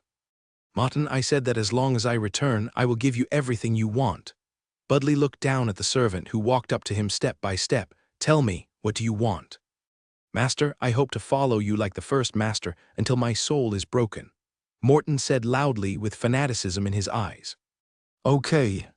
Budley took a piece of his flesh and blood, threw it in Morton's hand and said, Eat it, you will become a pure fire demon.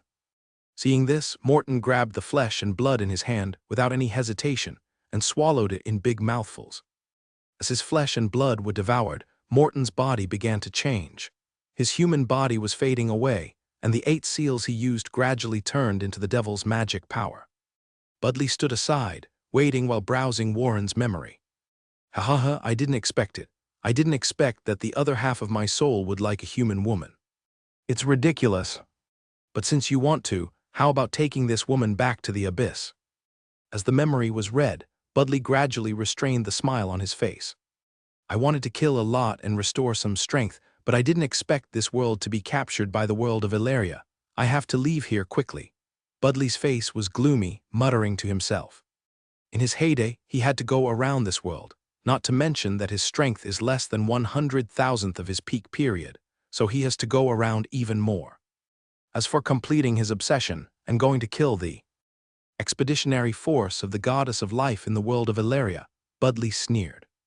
He still wanted to return to the abyss safely, go and take revenge, rather than experience the loneliness and solitude of being sealed for thousands of years again. You should know that he is the Lord of the Abyss. After tens of thousands of years of killing and plundering, there are hundreds of ways to get rid of obsession. Why choose the stupidest way? While Budley was thinking wildly, Morton had completed the transformation of life form and became a golden high-level fire demon. Feeling his own power, Morton was ecstatic. Crawling on the ground and said respectfully, Master, please give your orders. Hearing the words of the servant, Budley stopped thinking and said, Take me to Solomon City. Yes, great master. Morton stood up and operated the space teleportation spell unskillfully. A flash of light passed, and the bodies of Budley and Morton disappeared in the cave. Inside the Thunder Eagle Pass, since the statues of each pass on the Gorge Pass ancient road were broken one after another 3 days ago, Wylin ordered to stop the march and be on full alert to prevent any accidents. My lord, according to my investigation, the statues on the walls of Blood Wolf Pass, Wind Leopard Pass, and Ghost Fox Pass have also been damaged. Kyle pushed open the door, entered the room, and reported to his lord. Wylin stood up after hearing this, came to the map, looked at the terrain of the Gorge Pass ancient road, and asked, In this way, the no-fly marks of these 3 passes will no longer exist. Yes, my lord, when I was observing from the clouds, the defenders of Blood Wolf Pass and Wind Leopard Pass were retreating. Kyle pointed to the location of the 2 passes on the map and answered, Come here. Outside the door, 2 silver-level mid-level knights heard the lord's words, entered the room, knelt on one knee, and bowed their heads to salute. Send a message to Greg and Imogen, use their 2 camps as the vanguard to attack the Blood Wolf Pass and the Wind Leopard Pass. Yes, sir. The 2 silver-level mid-level warriors responded, then stood up, left the room, and went to convey the military order.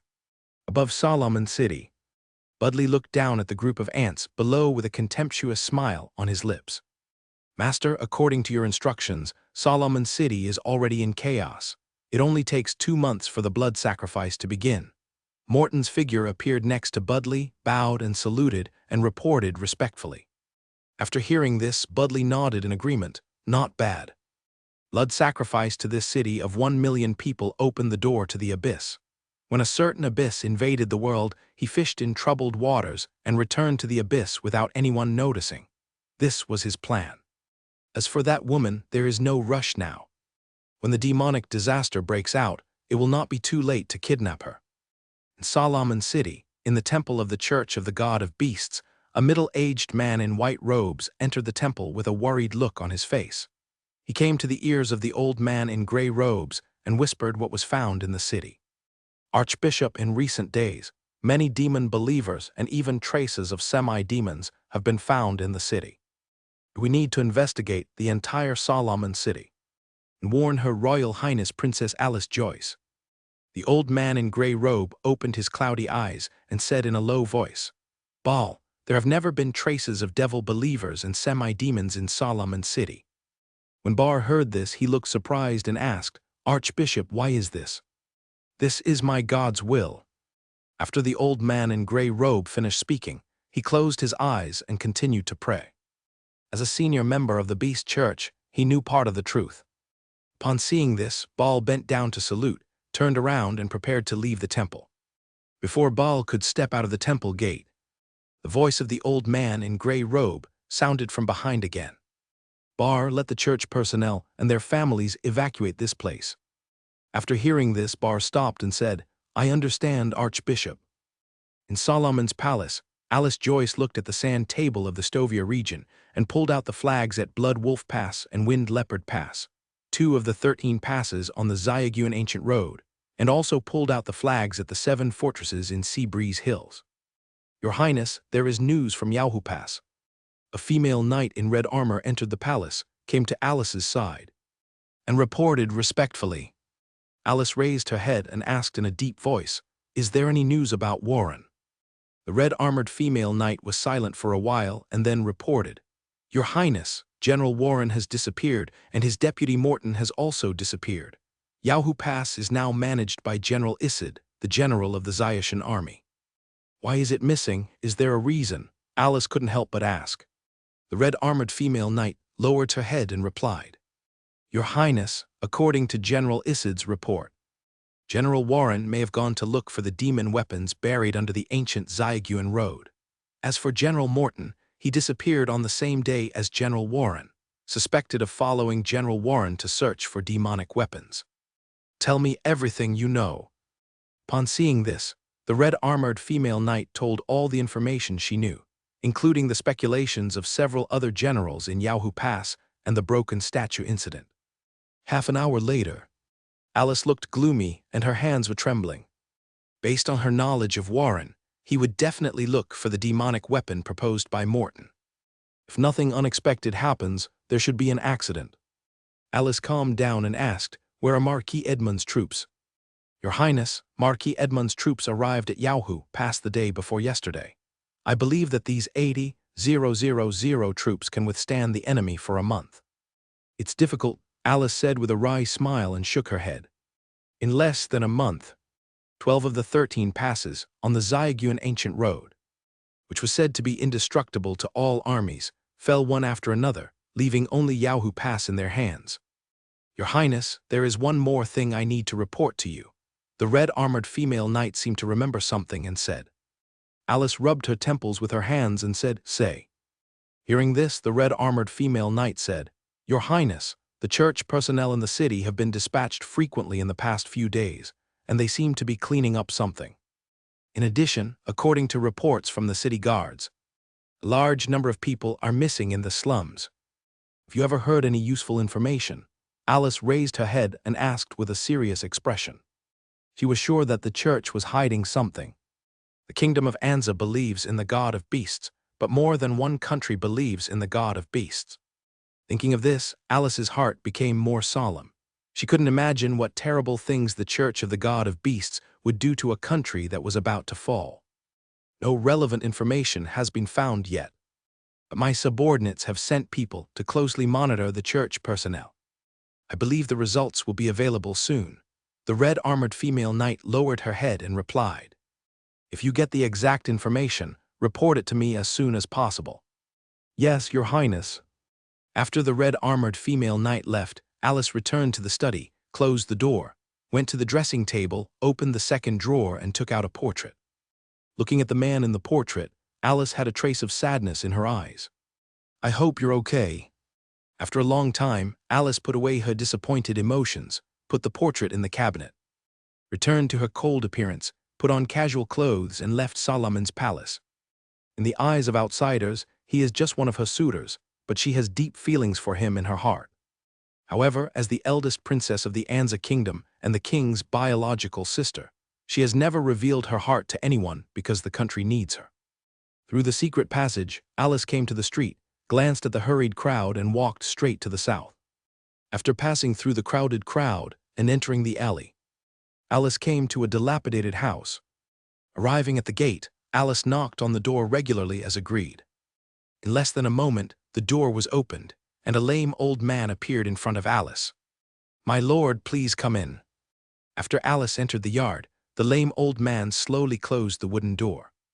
Ignoring the other party, Alice skillfully covered the cloak on her head, came into the house, passed through the secret passage, and came to the secret room located 100 meters underground.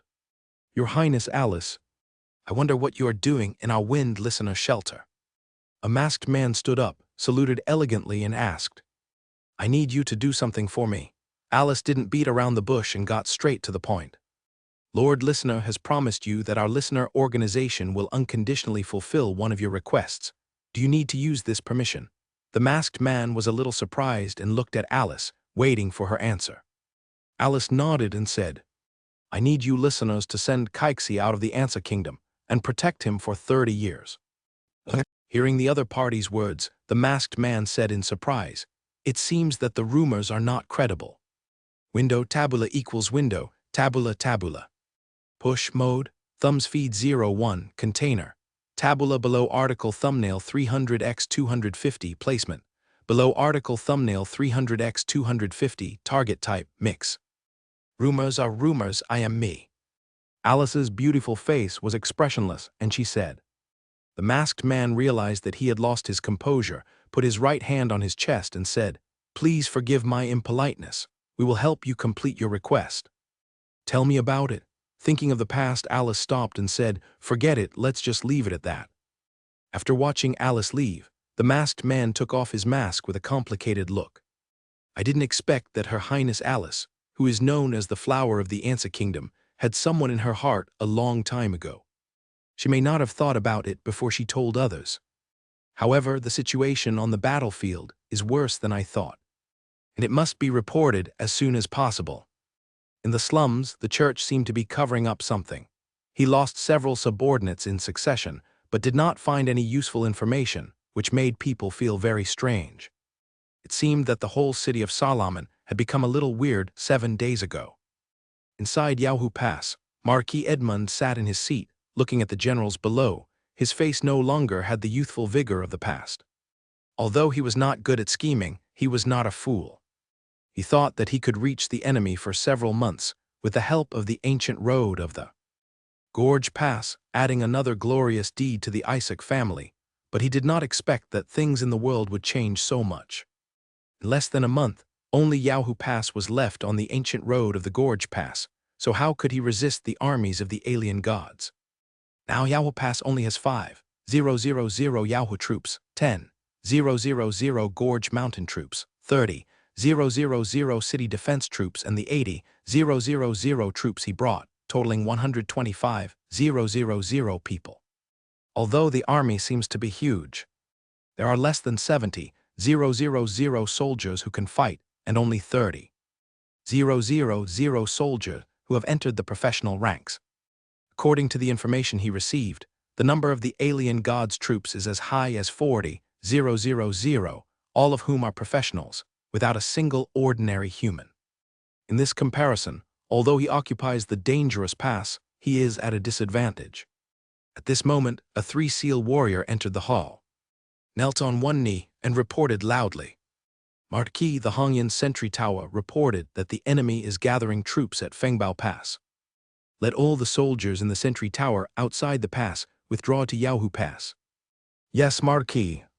Waving his hand to signal the messenger officer to go down, Marquis Edmund stood up, came to the sand table in the hall, looked at the 13 passes of the ancient gorge pass road above, and said in a deep voice, "General Isid, please explain what you know about this alien god's army." Yes, Marquis Edmund. General Isid replied calmly, then came to the sand table, took out the map stick, and began to explain the information he knew. Black Bear Pass, the reason for the loss is unknown. According to the deduction of General Warren, General Morton and their subordinates, combined with the information collected by the reconnaissance personnel, the enemy should have sent an elite force to climb the rock wall with bare hands, enter the pass, and kill the Black Bear Pass garrison commander Lytton to break through the pass. Flying Tiger Pass, with a wall 36 meters high, is the lowest of the 13 passes on the Gorge Pass ancient road, but it is the narrowest, and there are holes in the rock wall through which the enemy can be attacked, but there is a waterfall 2 kilometers to the left, with a huge momentum, and the sound of the flowing water spreads widely. According to the report of the surviving soldiers at Flying Tiger Pass, the enemy mage used magic to dig a passage on the rock wall with the help of the sound of the water and attacked the pass. The defending general did not react quickly and died in the chaos. Red Sparrow Pass. Marquis Edmund listened attentively to Ist's explanation and thought about the response plan in his mind. Red Snake Pass. General Warren took the initiative to order the abandonment of this pass. At Fire Crow Pass, all 3,000 Fire Crow soldiers died. According to the report of the scouts, there are holes in the wall of the pass, which is suspected to be damaged by violence. This proves that there are powerful enemies inside the enemy army. According to General Warren's guess, the strength may be above him, and it may be equal to your deputy general, or even stronger. Hearing this, Marquis Edmund waved his hand to interrupt Ist's explanation and asked, "General Ist, are you sure there is a big hole in the wall of Fire Crow Pass?" "My lord Marquis, the soldiers who went to scout Fire Crow Pass are my soldiers. If you don't believe it, you can send someone to check the situation of Fire Crow Pass. If they haven't repaired the wall, your soldiers should be able to detect it." Ist looked directly into Edmund's eyes, his face calm, and answered. Seeing the other party's expression, Edmund was already 70% convinced in his heart, but as the commander of an army, he still needed to grasp the first-hand intelligence. "Uncle Leonard, please send someone to investigate Fire Crow Pass." An old man standing behind Edmund nodded and disappeared into the hall. "General Isid, please continue." "Yes, Lord Marquis." 10 minutes later, Edmund waved his hand to let the generals of Yaohu Pass go down to rest, leaving his generals behind. Seeing this, the 6 generals standing on the left bowed and saluted, and quickly left the hall. "Master, this pass is difficult to defend, and we must make plans early." A general in black armor stood up and said softly. Marquis Edmund heard this and nodded and said, "Uncle Linton, do you have any good suggestions?" "Master, under the current situation, we have to follow the orders of Her Royal Highness the Princess, Aude. Otherwise, the royal family will use this as an excuse, and the Isaac family will be severely punished or even stripped of their titles, and other families will most likely stand idly by. So I suggest that half of the Isaac Iron Army be deployed in Yaohu Pass, and the other half be deployed in Viscount Haynes' territory 20 kilometers behind Yaohu Pass. Once the situation at Yaohu Pass deteriorates, I will take over your guarding of Yaohu Pass, and you will lead the elite forces of the family to retreat to Viscount Haynes' territory. Even if you fail to complete the mission of Her Royal Highness as the princess, the royal family will not take any action based on the blood shed by our Isaac family, and may even come forward to comfort the family to appease other nobles. In addition, you can retreat to the rear on the grounds that the army has suffered heavy losses. Once the situation deteriorates, you can directly lead the family to retreat to the kingdom of Gemin and seek refuge with your aunt. With the army in your hands, you will definitely be valued by Marquis Harriman in this chaotic world to save the family." Hearing his uncle's words, Edmund hesitated. This proposal was based on the premise that important members of the Isaac family would sacrifice, otherwise they would fall into a passive situation. While Edmund was thinking, everyone else stood in place, waiting for the head of the family to make a decision. Uncle Linton, I thank you for your contribution on behalf of the Isaac family. Considering the situation, Edmund made a decision and saluted his uncle. Seeing this, Linton helped Edmund up, his eyes firm, and said, everything is for the Isaac family. Window tabula equals window, tabula tabula. Push mode, thumbs feed 01, container. Tabula below article thumbnail 300x250 placement. Below article thumbnail 300x250 target type mix. Outside Fengbao Pass 35. 000 men of the 15th Army were ready to go. The order was issued and the army set off towards Yahoo Pass, 80 kilometers away. On the hill, Wyland stood on the top of the mountain, looking at the marching team below, feeling heroic in his heart. Yahoo Pass is the last of the 13 passes on the Zhaoguan ancient road. As long as this pass is conquered, there will be a vast plain behind. With the knights in hand, the Stovia region will be at your fingertips. Around the low hill, dozens of guards surrounded the place, scanning the surroundings to protect the safety of their lord. My lord, according to the report from the spies who broke into Yahoo Pass, Warren, former guard of Yahoo Pass, is missing. The person who is now in charge of Yahoo Pass is a marquis from the kingdom of Anza named Edmund Isaac. There is a low-level Holy Seal Knight and a mid-level Holy Seal Warrior beside him, which is equivalent to 2 soul-level combatants. As for whether there are other strong men hiding in the dark, the officer did not find out. Kyle, when he came to Wyland's side, he bowed and saluted and opened his mouth to report. Wyland said, "You will deal with the middle-level warriors of the Holy Seal, and leave the low-level Knight of the Holy Seal to me. If there is a third strong man secretly, let your red dragon Mount Calcluff take action. If the number exceeds 3, then you can only use the ice token." My lord, it's more than that. Kyle shook his head and continued, the combat power of the soul level in this world is naturally weaker than ours. With my current strength, I can't face 3 mid-level Saint Seals. A warrior can fight and win. Varen turned his head and looked at Kyle, who looked confident, and said subconsciously, "Then do I still need to take action?" "No, you can just command the troops. If that doesn't work, I will release Calcluff. With his strength and racial advantages, if he cannot defeat an intermediate Saint Seal warrior, it will be the shame of the Red Dragon. It's useless, it's better to kill and eat meat." At this moment, Calcluff, who was sleeping in a certain piece of angel feathers, felt something. He opened his huge dragon eyes and looked at the white surroundings. Is someone concerned about my treasure? Talking to himself in the air, Calcluff looked around and remembered where this place was. His restless heart calmed down. He closed his eyes and continued to sleep. A straight line distance of 80 kilometers, a journey of 106 kilometers, and in less than 8 hours, the 15th Army arrived 6 kilometers away from Yahoo Pass. The sky was dark, and Varen directly ordered the camp to be set up. At the same time, he asked Devonshire to arrange for the Temple Knights of the Crusaders to patrol the surrounding areas and clear out the spies in Yahoo Pass. Late at night, on the wall of Yahoo Pass, Edmund led his guards to inspect the wall while observing the situation in the distance. After taking his uncle's advice, there were only about 80,000 defenders left at Yahoo Pass. In order to prevent the former Yahoo Pass guard Warren's subordinates from breaking out into turmoil and defecting to the enemy, and to prevent some betrayers from seizing the gate, Elder could only replace all the guards at the gate with his own troops to prevent any eventuality. Edmund stood on the wall, stretched his hand out of the wall stack, and wiped the outer wall with force. He looked at the brown rock oil in his hand and rubbed it carefully between his fingers. It had a partial lubricating effect, but not much. "Is this the only way we can do it?" Hearing Edmund's inquiry, a Liayan soldier who was on duty here stepped forward and replied, "Your Majesty, only palm rock oil has the best lubrication effect in the pass, and other oils are difficult to match. In order to prevent the enemy from climbing on the wall, my subordinates have arranged for soldiers to hang a lamp down every 15 minutes to check the condition of the rock wall. Shorten the time to 5 minutes and order people to monitor the situation underground to prevent the enemy from digging holes and entering the Pass Edmund took the handkerchief handed over by the guard, wiped off the palm oil in his hand, and gave instructions to the officers on duty. Order. Yes. Lord Marquis, after leaving the wall stack.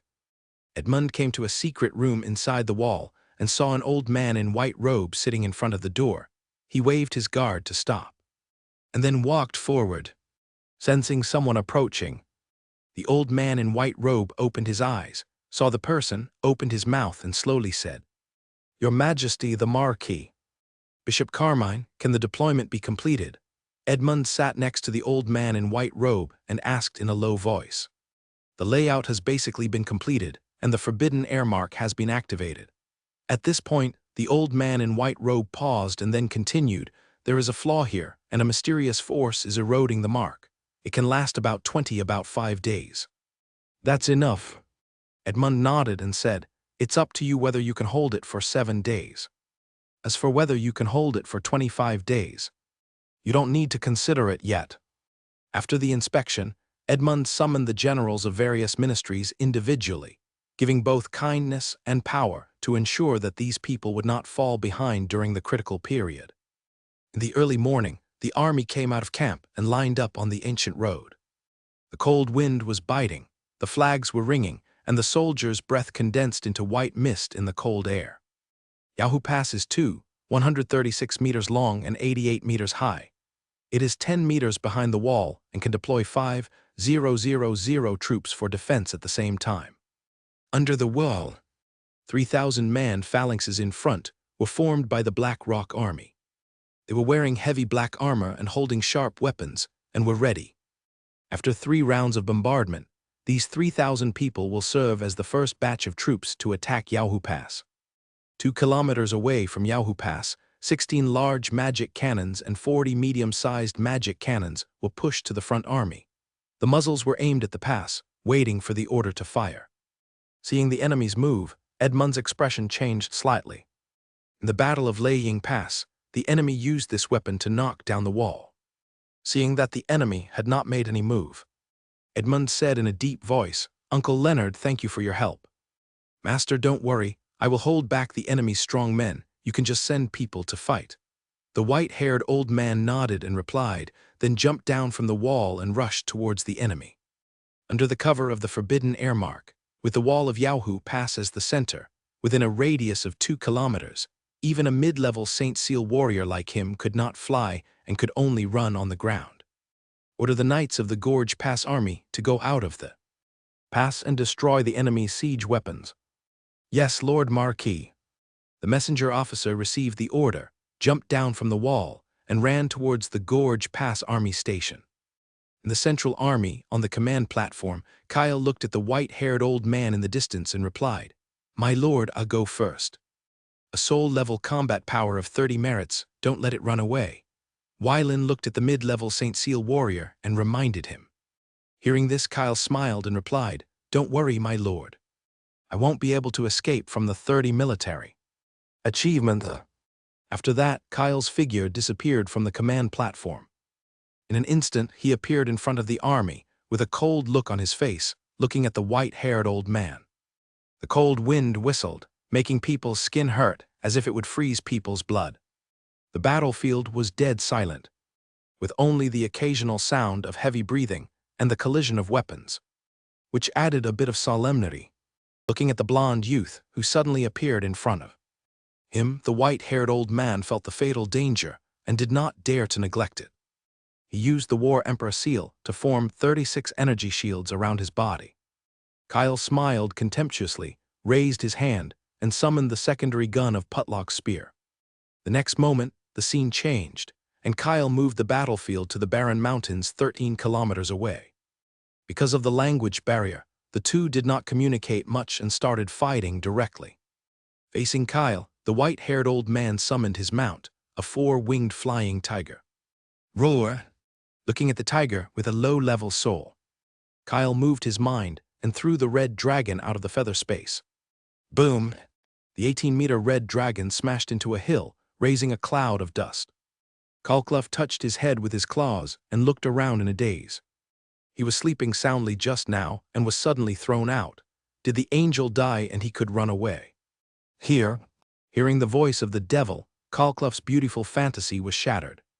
With a flattering smile on his face, the dragon flew to Kyle's side and said, "Boss, who are you going to kill?" "That four-winged flying tiger. I'll give you half an hour to kill her." Kalkluf looked in the direction of Kyle's finger and couldn't help but exclaimed, "What a delicious food!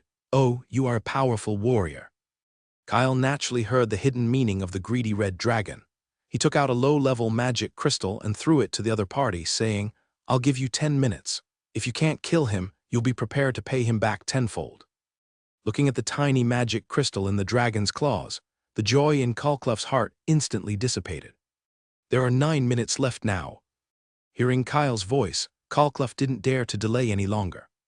He put the magic crystal into the dragon's scales, roared, and rushed towards the winged food. Facing this unknown giant beast, the four-winged flying tiger heard the contempt in his tone, roared, and his body expanded rapidly. A 20-meter body appeared in the air and rushed towards the red dragon. The two giant beasts fought in the barren mountains, and Kyle and the white-haired old man were not idle either. Various combat skills and combat marks flew everywhere, raising dozens of hills to the ground. In less than 10 minutes, the remains of the white-haired old man fell to the ground. Half of his arm was cut off, his 2 legs turned into blood, the equipment engraved with the holy seal was lost, and his clothes were all torn. Looking at the blond young man in the sky, the white-haired old man smiled miserably. He knew that he could not go back alive. In the short battle just now, he went all out and even attacked at the cost of his life, but was easily blocked by the opponent. Kyle stood in the air and looked down. "Weaker than I thought, this is the gap between the worlds." The white-haired old man gathered his remaining strength into the 5 holy marks in his heart, ready to fight to the death and use self-destruction to give the opponent the final blow. "You want to self-destruct? That's not possible. Your head is still very useful." Kyle saw the other party's abnormal movement, put away the secondary gun of Putlock's gun, flashed to the front of the white-haired old man, and dug out the flesh and blood in the chest. In holy flame, the 5 holy marks representing the source of powerful power gradually disintegrated, turned into the purest magic energy, and dissipated in space. Seeing that his killer was easily cracked by the opponent, the white-haired old man had a lonely look on his face, and his vitality slowly dissipated. After the holy marks were completely annihilated, Kyle casually swung a sword energy, and the sword energy head fell off. Picking up the rotten head, Kyle left the deep pit and came to the location of the red dragon. At this moment, Kalkluf was lying on the 4-winged flying tiger and feasting on her, devouring her flesh and blood to improve his own strength. Seeing this, Kyle stood quietly in the air and did not disturb the greedy red dragon. Outside the Yahoo Pass, the 3,000 beast knights of the Gorge Pass army were vulnerable to the Hebrew Ice Bear Knights. 2,900 of the 3,000 were killed on the spot, and only more than 100 survived and fled back to the pass. The battle ended in less than 10 minutes. On the wall of the pass, Edmund witnessed this unsuspenseful battle with his own eyes, and his heart was dead. He knew that the enemy was very powerful, but he did not expect that the enemy was so powerful. 3,000 beast knights were completely lost because they could not withstand the charge of the other side's 800 knights. You have to know that they were beast knights, and each of them was a professional, not a cannon fodder captured at random. Crack! A faint and dull shattering sound rang in his ears, and Edmund's face changed drastically, and he took out the diamond-shaped holy seal representing Leonard's life breath from his pocket. Linton Isaac, who was standing next to Edmund, looked down. His face suddenly changed, and he looked up to the outside of the pass. He immediately came to Edmund and whispered, "Edmund, hurry up." "Uncle Leonard." Linton Isaac interrupted him and said in a deep voice, "There is no time. The other side is stronger than we thought. Yahoo Pass may not last a day. You must leave here immediately. For this war, the Isaac family has lost a Saint Seal warrior. We cannot lose another head of the family and another Saint Seal warrior. With the forbidden air mark, leave the rest to me." Edmund glanced into the distance, and then left the pass wall under the escort of his personal guards. 2 Saint Seal knights of the Isaac family left with him. "Pass the order down, defend Yahoo Pass to the death, and whoever retreats will be killed." Mid the shouts of the messenger, Linton's order was passed to Yahoo Pass level by level. More than 10 minutes later, Kyle appeared in front of Wylan holding a head and a tiger head, threw them on the ground, and saluted gracefully, saying, "My lord, I got 60 combat merits. Ha, you are worthy of it. In less than half an hour, you cut off the head of a mid-level soul professional and the head of a low-level soul beast." Kyle heard this with a smile on his face, but did not tell the truth. While the two were talking, the magic cannon began to pour energy balls towards the wall of Yahoo Pass. Feeling the sound coming from not far away, Wylan's eyes were calm, raised his hand, stopped the bombardment, and ordered the mage group to cast a spell. More than 30 earth elemental mages received the order and began to cast gathering sand into mountains. The ground surged, and 6 cliffs with a width of about 6 meters grew from the ground and extended to Yahoo Pass. Seeing this, temporary Commander Linton asked the musketeers to concentrate their firepower and attack the cliffs extending to the wall. Although it was just a useless struggle, it was better than nothing. At least it could stabilize morale. Half an hour later, 6 cliffs arrived at the entrance of Yahoo Pass, marking the official start of the siege. Window. Tabula equals window. Tabula. Push mode, thumbs feed 01 container. Tabula below article feed placement, below article feed target type, mix. Attack. As the first batch of troops, 3,000 members of the Black Rock Army, led by General Carlyle, charged towards Yahoo Pass along the siege ladder made of sand and stones. Followed closely were the 2nd Battalion led by Hebrews and Gregg's 4th Battalion. More than 6,000 people from the 2 battalions looked wildly in their eyes, clenched the weapons in their hands, and couldn't wait to rush into the pass to reap military glory. Linton drew his weapon and shouted, "Fight!" War! On top of the wall, thousands of people roared in unison to embolden themselves. The soldiers of the Black Rock Army rushed up the wall and started fighting with the defenders of Yahoo Pass. The sounds of killing, the sound of metal hitting, and the sound of broken limbs echoed on the wall, and the smell of blood and killing filled the air. On the battlefield, everyone is trying their best to fight for their beliefs. As more than 3,000 soldiers of the 2nd Battalion stormed the wall, the situation on the battlefield instantly reversed. After Hebrews left his knights to his future father-in-law, he climbed onto Yahoo Pass, took the knight's sword given to him by his master, and frantically killed the enemies within sight. He swung his sword to chop off the head of a 7 seal. Warrior tied the beautiful head around his waist, and while killing the soldiers, he looked for the next target. After this war is over, he plans to return the command of the 2nd Battalion to his master, concentrate on leading his own knights, and manage the town of Orlando with peace of mind. However, before exchanging command of the 2nd Battalion, he wanted the 2nd Battalion to have its own title. On the wall, Gregg pierced the chest of a 5 seal warrior, glanced at Hebrews bathed in blood, and then glanced at the 3 heads on his waist, his eyes full of helplessness. In terms of age, he is definitely good. But in terms of strength, he is not as good as his opponent. Boom!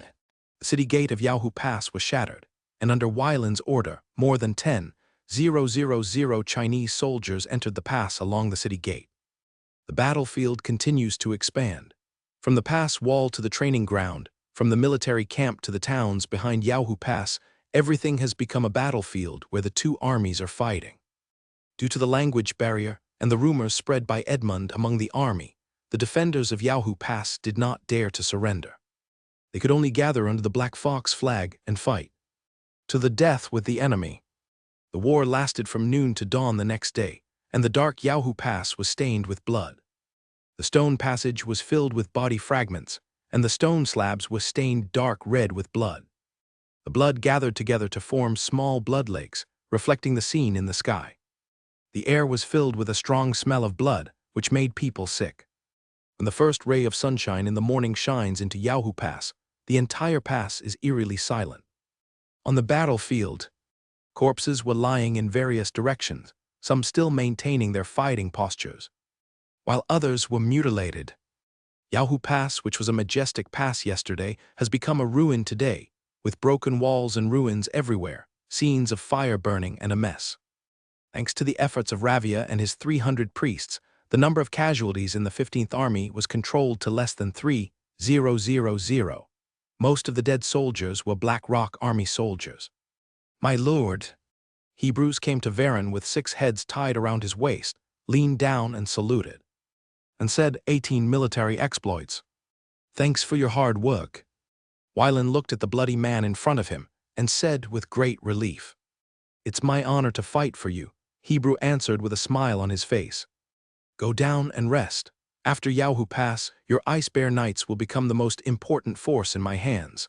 Wylan used the cleaning technique to brush away the blood on Hebrew's body and said gently, Yes, Lord.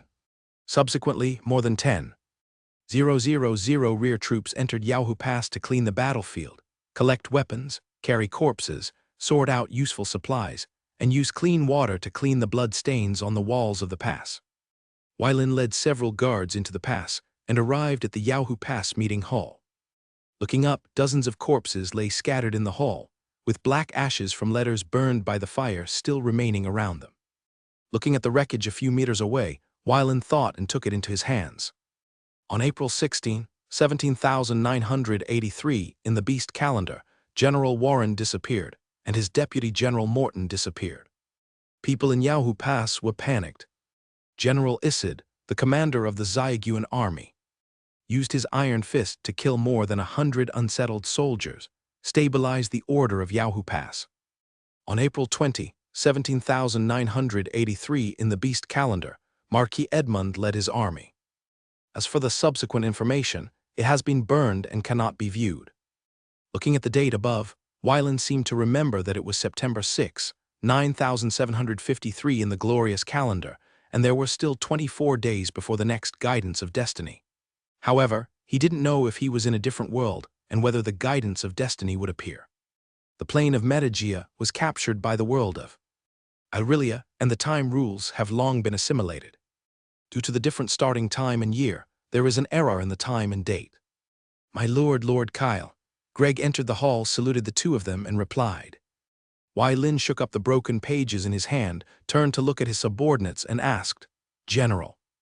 My lord, according to the prisoners, there's a force of more than 40,000 people located 20 kilometers behind Yahoo Pass.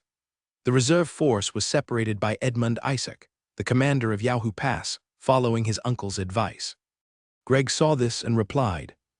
Wylan pondered for a moment and then ordered, Send Devon Hill to lead the Knights of the Star and Moon, and the 2 Knights of the Holy Army Temple to find the enemy and try to annihilate them all. Yes, Lord. After Greg left, Varen turned to Kyle and said, You also go and get the head of the low-level Knight of the Holy Seal. Yes, Lord, Kyle nodded and replied. After saying that, Kyle's figure disappeared into the hall. In the territory of Viscount Hain, Edmund pretended to be calm in his eyes. When he learned that Yahoo Pass had been lost, he ordered the entire army to break camp, travel lightly, leave this place, and retreat to Liebach City. Before leaving, in order to ease the mood of the army, Edmund allowed the army to plunder Hain City. Taking into account the dignity of the nobles, they did not attack the nobles in the city and limited the scope of the robbery to the countryside. Viscount Hain, the lord of the Viscount Hain, was full of anger. In his mansion, he cursed Edmund as a marquis without noble manners and plundered his territory without authorization. On the other hand, he asked his subordinates to join in the looting and looting. The wealth of the territory satisfies one's own greed.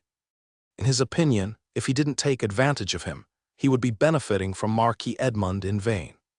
As for the situation he was in, he didn't care. The worst he could do was change his beliefs and fall into the arms of the ability god. Whether the kingdom of Anza is destroyed or not has nothing to do with him. As long as it does not affect his status, he doesn't care whether he believes in the god of beasts or the gods of another world. Warm reminder. If you find that clicking the next page will force you to jump to other websites, please use the chapter error or contact us at the bottom to inform us. We will handle it as soon as possible. Thank you for your understanding. In the evening, Devonshire arrived at Viscount Hain's territory. He looked gloomy at the chaos here, but he did not act capriciously. The most taboo for a general of an army is to have personal emotions in it, which will greatly affect his judgment. General Muller, you lead your troops to check the enemy situation. If you encounter a small group of enemy troops, you can act according to your convenience. If you encounter a large group of enemy troops, send someone to report to me in time. Yes, Lord Devonshire. Muller rode on his horse, beat his chest and saluted, and then led his 500 Temple Knights forward.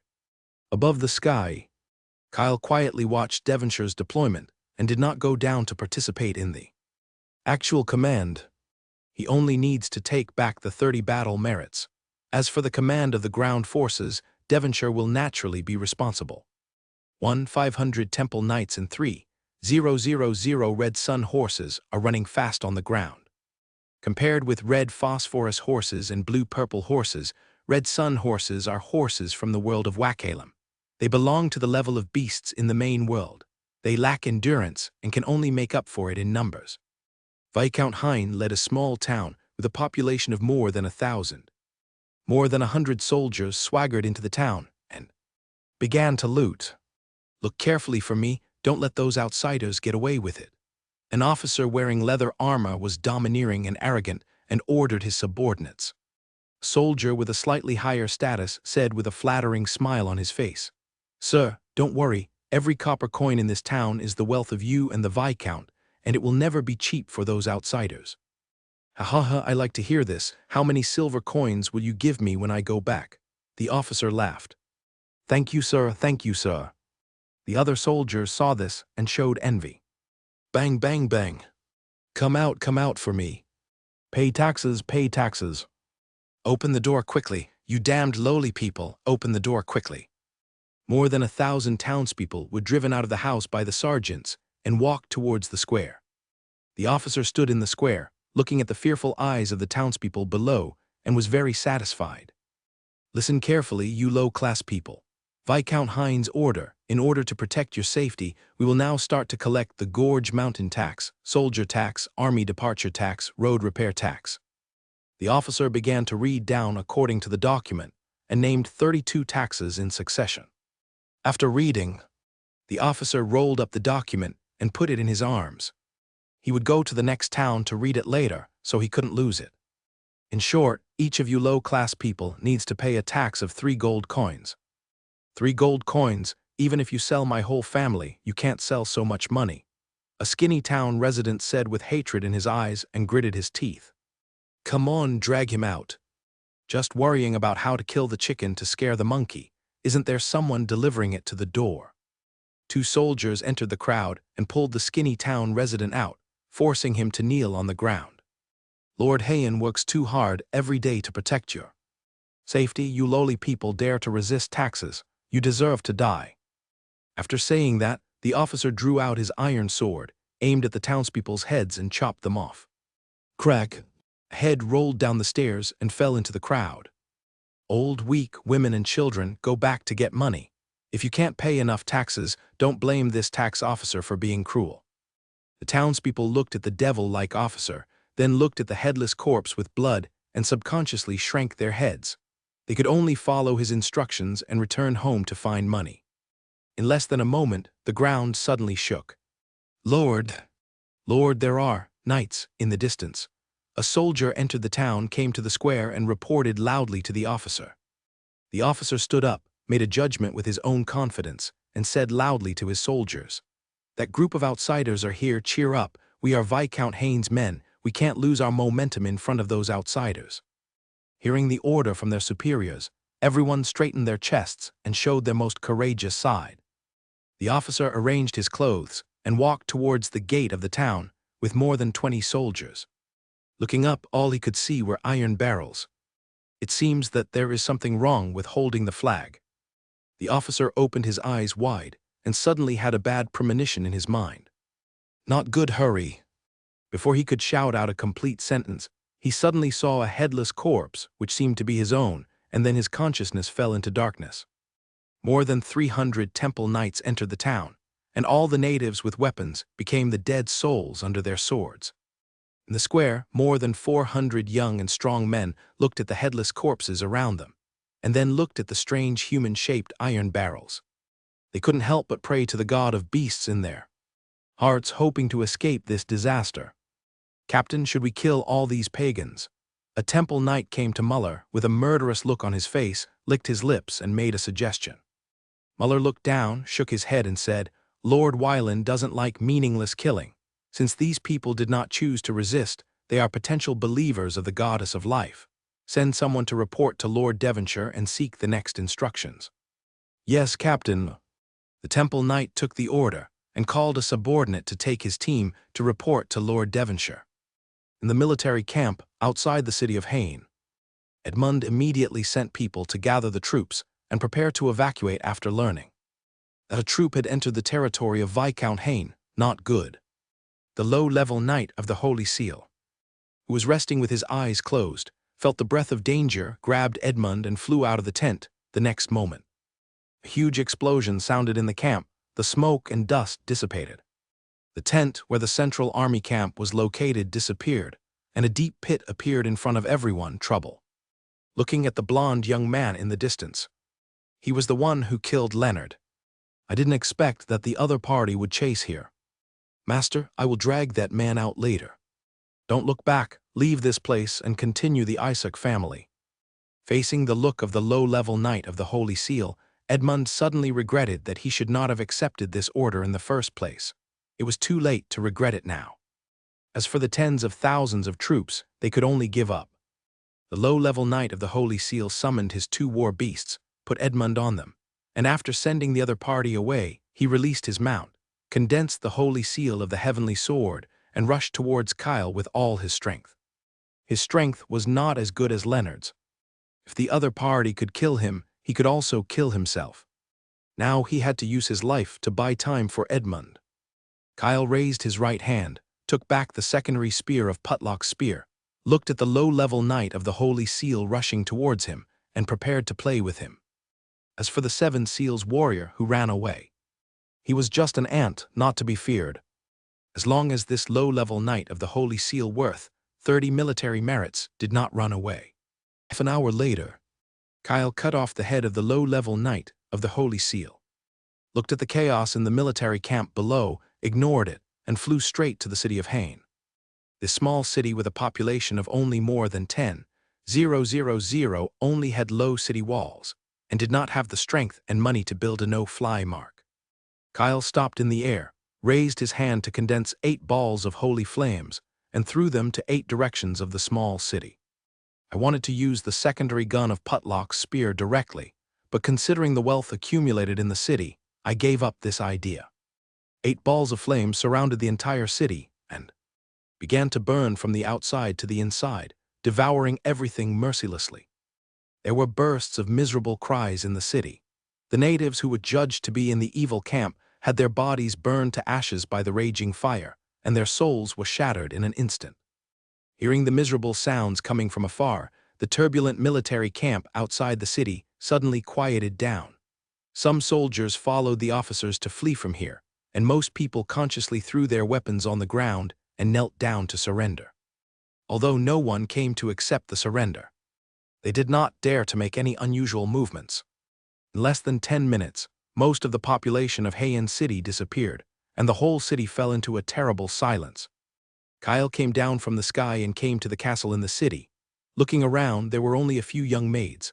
Apart from that, there were only sundries scattered on the stone slabs, such as weapons, armor, kitchen knives, iron whips, and collars. First, he cast language mastery for himself, then grabbed a maid, and then said, "Go and find all the survivors in the castle." The maid's face was pale, and she dared not resist and kept nodding. After Kyle put the maid down, she saw her legs soften and sat on the ground, then immediately got up and staggered to inform the survivors in the castle. Half an hour later, Kyle looked at a woman in the crowd who was dressed in relatively gorgeous clothes, reached out and grabbed her and said, "Calm down the emotions in the city.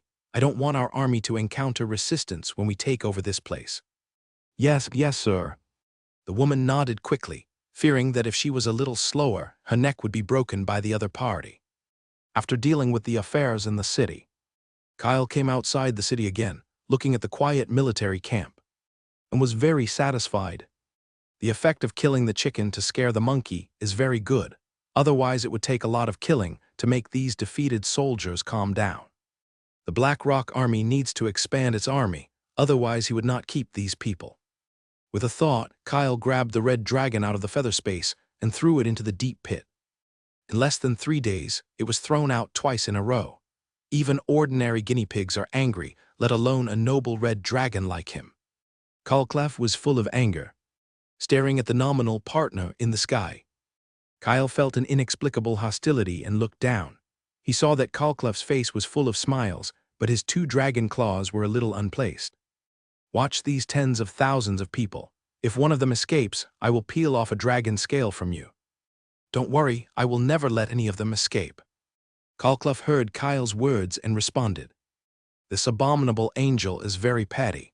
If he could not beat him, he would definitely give him a different red color to see. After the fantasy, Kalklef flew into the air, released the dragon's might, and looked at these trembling humans, feeling extremely satisfied. Seeing that the mount had controlled the situation, Kyle did not stay for long. He carried the head of the low-level knight of the Holy Seal and went to the Star Moon Knights to send a letter first, asking Devonshire to go to Haines City to receive the captives, and then returned to Yahoo Pass. After conquering Yahoo Pass, Wylin ordered a 7-day rest. During these 7 days, Lavia led his 300 disciples to preach among the captives, influence the professionals, and expand the scale of the Black Rock Army. In the last siege, the Black Rock Army, as the first group to climb the city wall, had 737 dead, 386 missing, and 326 injured. This number of casualties was caused by the healing of the priest. If the priest had not contributed, the Black Rock Army could have been directly disbanded after this battle. Wylin directly fulfilled his promise to the dead soldiers and sent a large amount of rewards back to the rear in front of the surviving soldiers of the Black Rock Army. After conquering the 13 passes of the Gorge Mountain Ancient Road, Wylin gained a lot of books related to cultivation. But these career paths are ultimately another system, which can only serve as a reference for him, but for the natives of the Ansa Kingdom, they are the foundation of the tribe. After this battle, the morale of the surviving soldiers of the Black Rock Army was high, sweeping away the previous decadence. Although the heavy reward for the dead is for the living to see, it must be implemented in practice so that the living will be convinced. This method is very suitable no matter where it is used. In the tent, Wylin sat in the main seat, flipping through the letter sent by Earl Russell, but his thoughts were not on this. In this battle, if you conquer the 13 gates of the Gorge Mountain Ancient Road, you can get 18 merits. After giving 3 merits to your cousin, the remaining merits are all yours. Greg killed 2 7 Seal Warriors and an 8 Seal Knight, and recorded 9 merits. Dosius killed a 7 Seal Beast Master, an 8 Seal Warrior and a 7 Seal Knight, and recorded 9 merits. The 8th Battalion led by Imogen did not play many games, and only had the head of a 7 Seal Warrior in his hands, and recorded 3 merits. This Hebrew kid was a bit too fierce, killing a 9 Seal Warrior, a 9 Seal Knight, an 8 Seal Beast Master, 2 7 Seal Warriors, a 7 Seal Knight and a 7 Seal Serpent Servant, a total of 7 people, a total of 21 merits. 3 more 7 Seal Warriors died under the siege of several high-level Silver Warriors, and 9 war merits were recorded. Whenever thinking of this, Wylin couldn't help but sigh that the professionals in this world were a little too weak. However, after all, although these natives were weaker, they were real gold professionals, which was a bargain for him. In addition, Kyle killed a mid-level St. Seal Warrior, a low-level St. Seal War Beast, and a low-level St. Seal Knight, and had 90 war merits. In less than 2 months, he had 156 war merits in his hands. Sure enough, it's good to bring more troops. If I only brought 3,000 people, I'm afraid I wouldn't be able to command the army. Even if it fell on me, there were so many nobles below, and it would be impossible for them to get so many war merits in a short time. Putting down the letter, Wylin leaned back on the recliner and began to think about how he should speak when he went to the capital to meet His Majesty the King after becoming an earl. 7 days later, Pastor Lavia lived up to his expectations and persuaded thousands of native professionals to join the Black Rock Army and serve Wylin. Less than half a year after the Black Rock Army was established, its number has swelled to 6,000. After conquering Liebig City, the left and right division system should be implemented to avoid civil strife. After the loss of the 13th pass of the Zaishan Ancient Road in Liebeck City, a large number of nobles and businessmen began to move eastward. In the city lord's palace, the city lord Harvey Geoffrey looked gloomy. He summoned the generals who defended the city 8 times in 5 days to discuss defense strategies.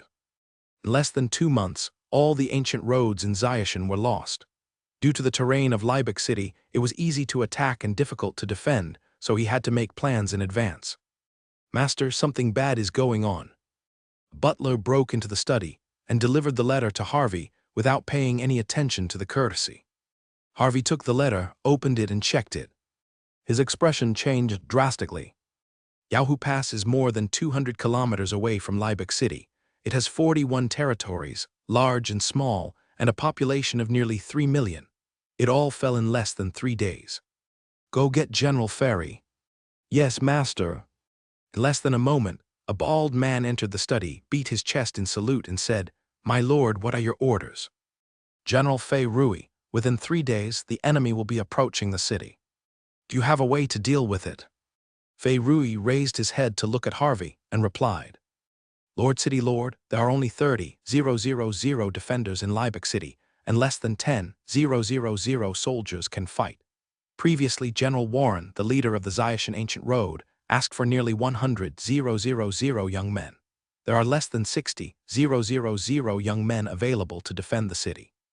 As a result, there are less than 100,000 defenders left in Liebeck City." Harvey couldn't help but stand up, with a look of horror on his face. Fei Rui was a little helpless towards this idiot boss, but he still kept his face respectful, nodded, and said yes. "I regret that I should have been tougher if I had known that. Warren was unreliable. It is my fault that the defense of Liebeck City is now empty." Fei Rui saw this and comforted him. "Lord City Lord, no one can imagine that Ability God's army is so brave. It is not your fault. Please rest assured and think about the strategy to defend the city." "Yes, you are right. Send people to Her Royal Highness the Princess for help, and send people to mobilize the nobles in the rear. Once Liebeck City falls, they will not be able to think about it easy." Seeing this, Fei Rui lowered his head to accept the order, beat his chest in salute, and left the study. In the afternoon, hundreds of cavalry left the city of Liebeck and went to various baronies and viscounties in small groups to mobilize the nobles to participate in the war and spread the word that once the enemy troops broke through the city of Liebeck, they would slaughter the province of Liebeck for 3 months. The province of Liebeck has 4 counties under its jurisdiction. Counts from all over the country have already brought their families to Solomon City in response to the kingdom's call. Now, there are only some weak barons and viscounts left in the entire province. After receiving the recruitment order from Liebeck City, in order to value his life and power, he began to collect iron tools from the territory, recruit young men, and prepare to go to support Liebeck City. 3 days later, Devonshire led 500 knights from the Knights of the Star and Moon, and 500 knights from 2 Crusader Temple Knights to the outskirts of Liebeck City. Riding on a red phosphorus horse, Devonshire, escorted by several knights, came to a low hill 3 kilometers away from Liebeck City. From here, he looked into the distance and observed the city defense. "Sir, there is someone in the distance, suspected to be an enemy spy."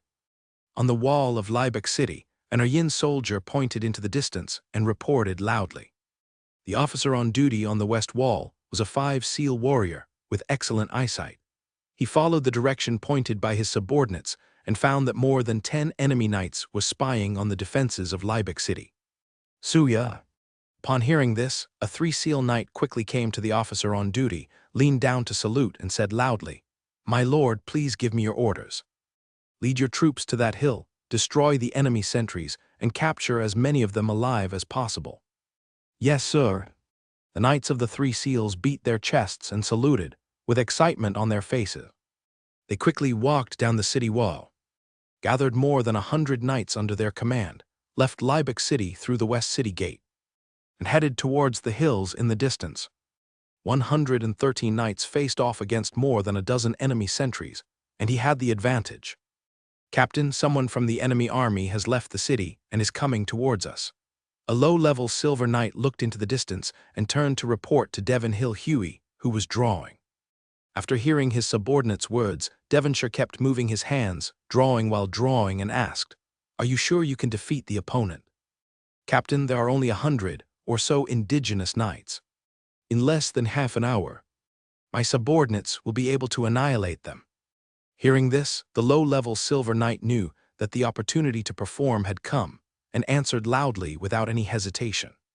"Then I'll leave it to you. Defeat the opponent in half an hour. I'll give you a credit." "Thank you, Captain." After beating his chest and saluting, the low-ranking Silver Knight pulled down his visor, patted the red phosphorus horse on his crotch, used his right hand to take off his lance, and led his 10 knights to form an array. 1 silver low-level knight, 3 bronze high-level knights, 4 bronze heavy-level knights, and 3 bronze low-level knights are the personnel configuration of the 3rd team of the 1st Squadron of the Knights of the Star and Moon. Today, the glory belongs to us. 11 knights formed a cone formation and rushed towards the enemy. In less than a moment, the two armies collided, and the knight squad used its superior equipment and powerful strength to cut through the opponent's formation. Pulling off the pieces of meat hanging on the armor, the low-level Silver Knight adjusted his team and took advantage of the opponent's formation to be unstable before charging again.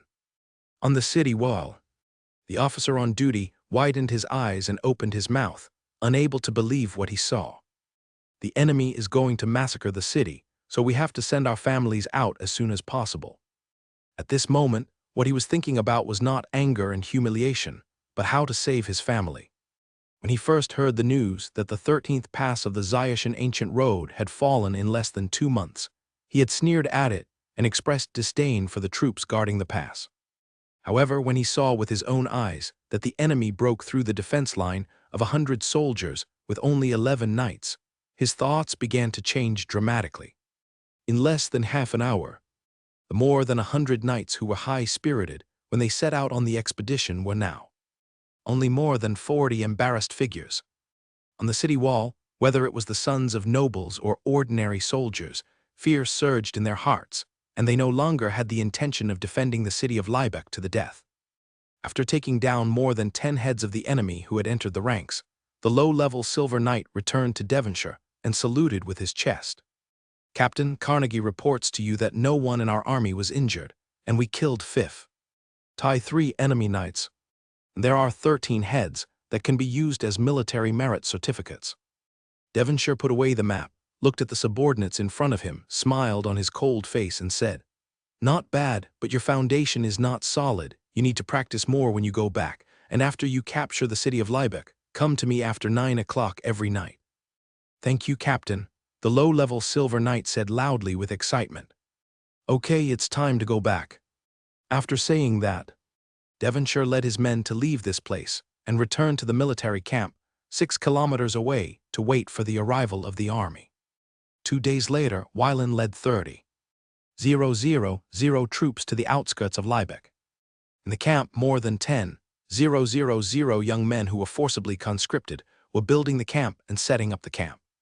Wylan took a look at this scene and stopped paying attention. It was common to forcibly conscript local young men during marches and battles.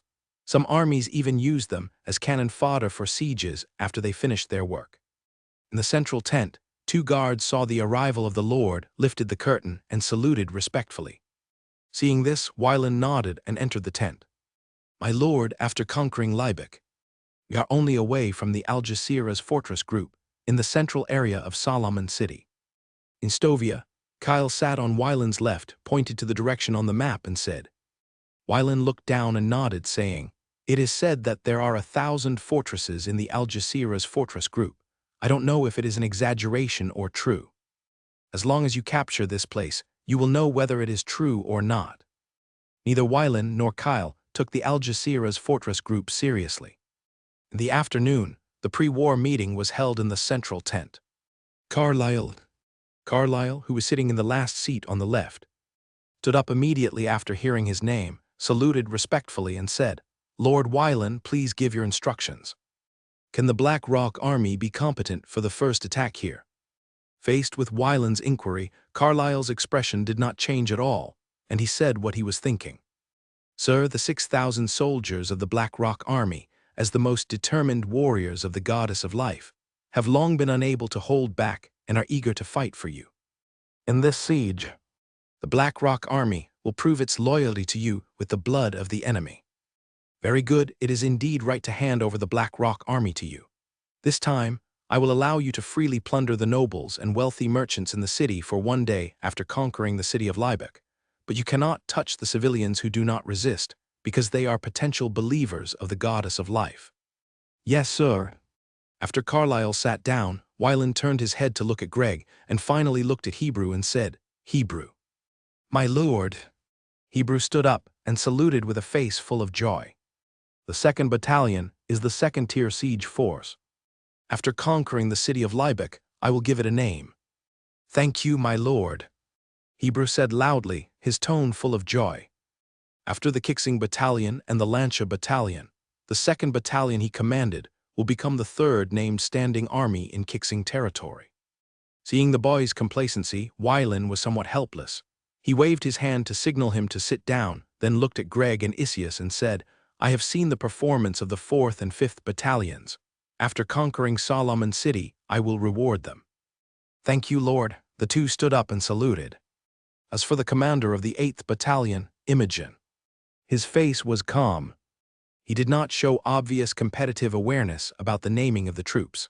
It was not that he did not want to, but that the combat effectiveness of his troops was insufficient and the overall cultivation of the soldiers was not enough. However, not wanting now does not mean not wanting in the future. According to the characteristics of each unit, Wyland deployed combat tasks separately. In this siege, the infantry is still the protagonist, and the knights can only play the role of roaming. As the order was issued, the magic craftsmen began to command the soldiers to build siege vehicles. The city of Libeco is 21 meters high and has a no-fly ban. The Church of the God of Beasts in the city provides a divine shield covering the entire city, so it can only be attacked from the ground. 5 days later, the army left the camp and lined up outside the city of Libeck. With 1,000 men in each formation, 30 square formations marched in neat steps towards the western wall of Libeck. Outside the army formation, thousands of knights roamed in the wilderness, driving away wild beasts, clearing scouts, and guarding the flanks of the army. On the walls of Libeck, the city garrison general Fay Rui accompanied the city lord Harvey to observe the enemies. Deployment, his eyes full of horror. "General Fay Rui, this place is left to you." Harvey pretended to be calm and ordered. "Yes, sir." Seeing the city lord who was determined to leave, Fay Rui could only accept the order. Seeing this, Harvey led the guards to leave the city wall and return to the city. His family and treasures had already been sent out of Libeck. Once the city fell, he would burn the city lord's mansion and leave here through the tunnel. Although this move betrayed the trust of His Majesty, the king, it was more important to save his family and life. When the army arrived 3 kilometers outside the city of Libeck, a blood-red shield rose from the center of the city, covering the entire city. Above the shield, more than 1,000 kinds of wild beasts loomed, representing the incarnation of the god of beasts. In the middle of the army, Wyland looked up and a breath of wilderness came to his face. In less than a moment, he looked away, raised his right hand and waved his hand. The magic artillery unit received the order and began to bombard Libeck City. At the same time, Carlyle commanded the Black Rock Army soldiers to push the heavy siege vehicle towards Libeck City. The energy ball hit the blood-red shield, and a huge explosion sounded, and the magic energy dissipated in all directions. In the city of Libeck, in the Church of the God of Beasts, the Bishop of Libeck City watched the power on the statue being consumed, and Gubo's face gradually became gloomy. "Taught." Outside the temple, a 9-seal warrior wearing a half-mask heard his name, entered the temple. Knelt on one knee, bowed his head and saluted. "Bishop, please give me your orders." "In the church, except for the beast maid, let everyone else go to the west wall to assist the garrison in defending the city." "Yes, Bishop." As Tara left, there was a noisy sound in the temple which soon subsided. More than 300 clergymen and more than 1,000 war beasts, led by Tara, left the church and climbed the west wall to help the defenders defend the city. Fay Rui looked at Tara, nodded, and did not speak. Continuing to command archers and musketeers, to block the enemy's advance. The Black Rock Army, bearing huge casualties, pushed 6 siege vehicles and continued to approach Liebig City. At a distance of 300 meters, more than 500 soldiers had fallen on the way to attack. "Put on my armor." Seeing this, the guards standing behind Carlyle took off their armor and put it on their general. Entering the range of the blood-colored shield, Carlyle felt that his strength was rapidly draining. Without time to think about it, he came to a siege vehicle and pushed the siege vehicle weighing hundreds of tons to advance towards the west wall. 10 minutes later, the siege vehicle arrived at the west wall, and the magic circle inside was activated, madly absorbing the magic energy in 3 intermediate magic crystals, and embedded them into the 20-meter-high wall with petrified wood. "Attack!" The war drums sounded, and the Black Rock Army in the front line charged forward. Half a month ago, when they left this city, they were warmly entertained. Today, they attacked the city with spears and swords. Hundreds of Black Rock Army soldiers climbed the west wall and continued to fight fiercely with the defenders. The ground was covered with broken limbs and blood. Half an hour later, Hebrew stood in front of the formation, drew the knight's sword, and ordered his 3,000 soldiers to attack. As the Hebrew army entered the battlefield, the defenders on the wall showed a declining trend. Facing 6 hard rock slopes, the city defender General Fei Rui swung his sword and killed several Black Rock Army soldiers, his eyes full of despair. With the indestructible ladder, it was only a matter of time before the western wall fell. "General, the city gate has been captured, and the enemy has entered the city." A soldier covered in blood came to Fei Rui and said loudly, "Order the guards on the other 3 walls to gather in the city." "Yes, General." The soldier received the order loudly, but he died in the chaos before he ran 10 meters. Seeing this, Fei Rui could only disperse his personal guards and let them pass on the order. Seeing that there were more and more enemy troops on the wall, and the city gate was broken, he turned around and left with an indignant voice. Tada noticed that Fei Rui had left, and his heart sank to the bottom. He turned around and looked at these pagans, threw away the broken iron sword in his hand, swung a black bear war beast corpse, and went towards an equally powerful enemy. Under the suppression of the divine shield, the strength of the expeditionary soldiers was still more than 1 level stronger than that of the native warriors. As more and more elite warriors rushed to the top of the city, the number of thousands of enemy soldiers and war beasts trapped on the west wall became fewer and fewer. Under Wyland's promise, more than 3,000 people in the 2nd Battalion went completely crazy, and they would not hesitate to chop down the enemy regardless of whether they wanted to surrender or not. After 3 hours of fierce fighting, the west wall completely fell, and the defenders left thousands of corpses and left in a hurry. In front of Carlyle Hebrew, who was bathed in blood, he asked, "Sir, do you want to continue the attack?" Hearing this, Hebrew turned his head and looked into the city. There were flames everywhere. It was obvious that the enemy army was in chaos and was looting everywhere in the city. "How many soldiers are there in the Black Rock Army who can fight?" Carlyle answered, "There are still more than 4,000 people who can take up weapons." Hebrew shook off the blood and flesh on the knight's sword and gave an order, "Take your men and follow me to take down the city of Liebig today." "Yes, sir." As Carlyle saluted, Hebrew jumped off the city wall, gathered his troops, and walked along the main road to the prominent city lord's mansion. "Open fire." More than 1,000 musketeers were in a line formation and under the command of the officers. They continued to output. The iron ball with a trace of magic energy hit the armor of the expeditionary soldiers, leaving only a very shallow mark. "Kill them all." After receiving the general's order, thousands of people rushed forward with bloodthirsty light in their eyes, holding weapons with blood stains that had not yet dried. Facing the demon-like troops, the front row musketeers wanted to retreat, but were forced to stop by the officers. "Don't panic, open fire." At a distance of 1 kilometer, in less than a minute, the front-line soldiers arrived in front of the musketeers. Hundreds of people were beheaded and their limbs flew everywhere, completely shattering the confidence built by discipline. Faced with this scene, the officer took the lead in running away. Hebrew, holding a sword in one hand, walked on the road leading to the city lord's mansion. There were corpses everywhere, including old people, children, women, and more young and middle-aged people. Retreating to the city, Fei Rui's face was ashen. He still overestimated the morale of the defenders. After the Western Wall was lost, the army lost control and turned into a beast, devouring the lives of civilians in the city. General, the city lord's mansion is on fire. An officer entered the courtyard and reported loudly. Fei Rui's eyes widened, grabbed the officer's arms, and asked loudly, "You can see it clearly?" "General, I saw it with my own eyes. After the city wall was lost, the city lord's mansion burst into flames, and then the whole city was in chaos, and there were fleeing soldiers everywhere." The officer's pupils shrank slightly, and he answered, "Damn it!" Fire let go of the officer and turned to look at the guards around him. There were only a few dozen people left. Everyone looked confused and stared at him quietly. He turned to look at his wife and children in the house. There was some struggle on his face, and then he relaxed. "Surrender." At this point, there was no way to save the situation. The other guards breathed a sigh of relief.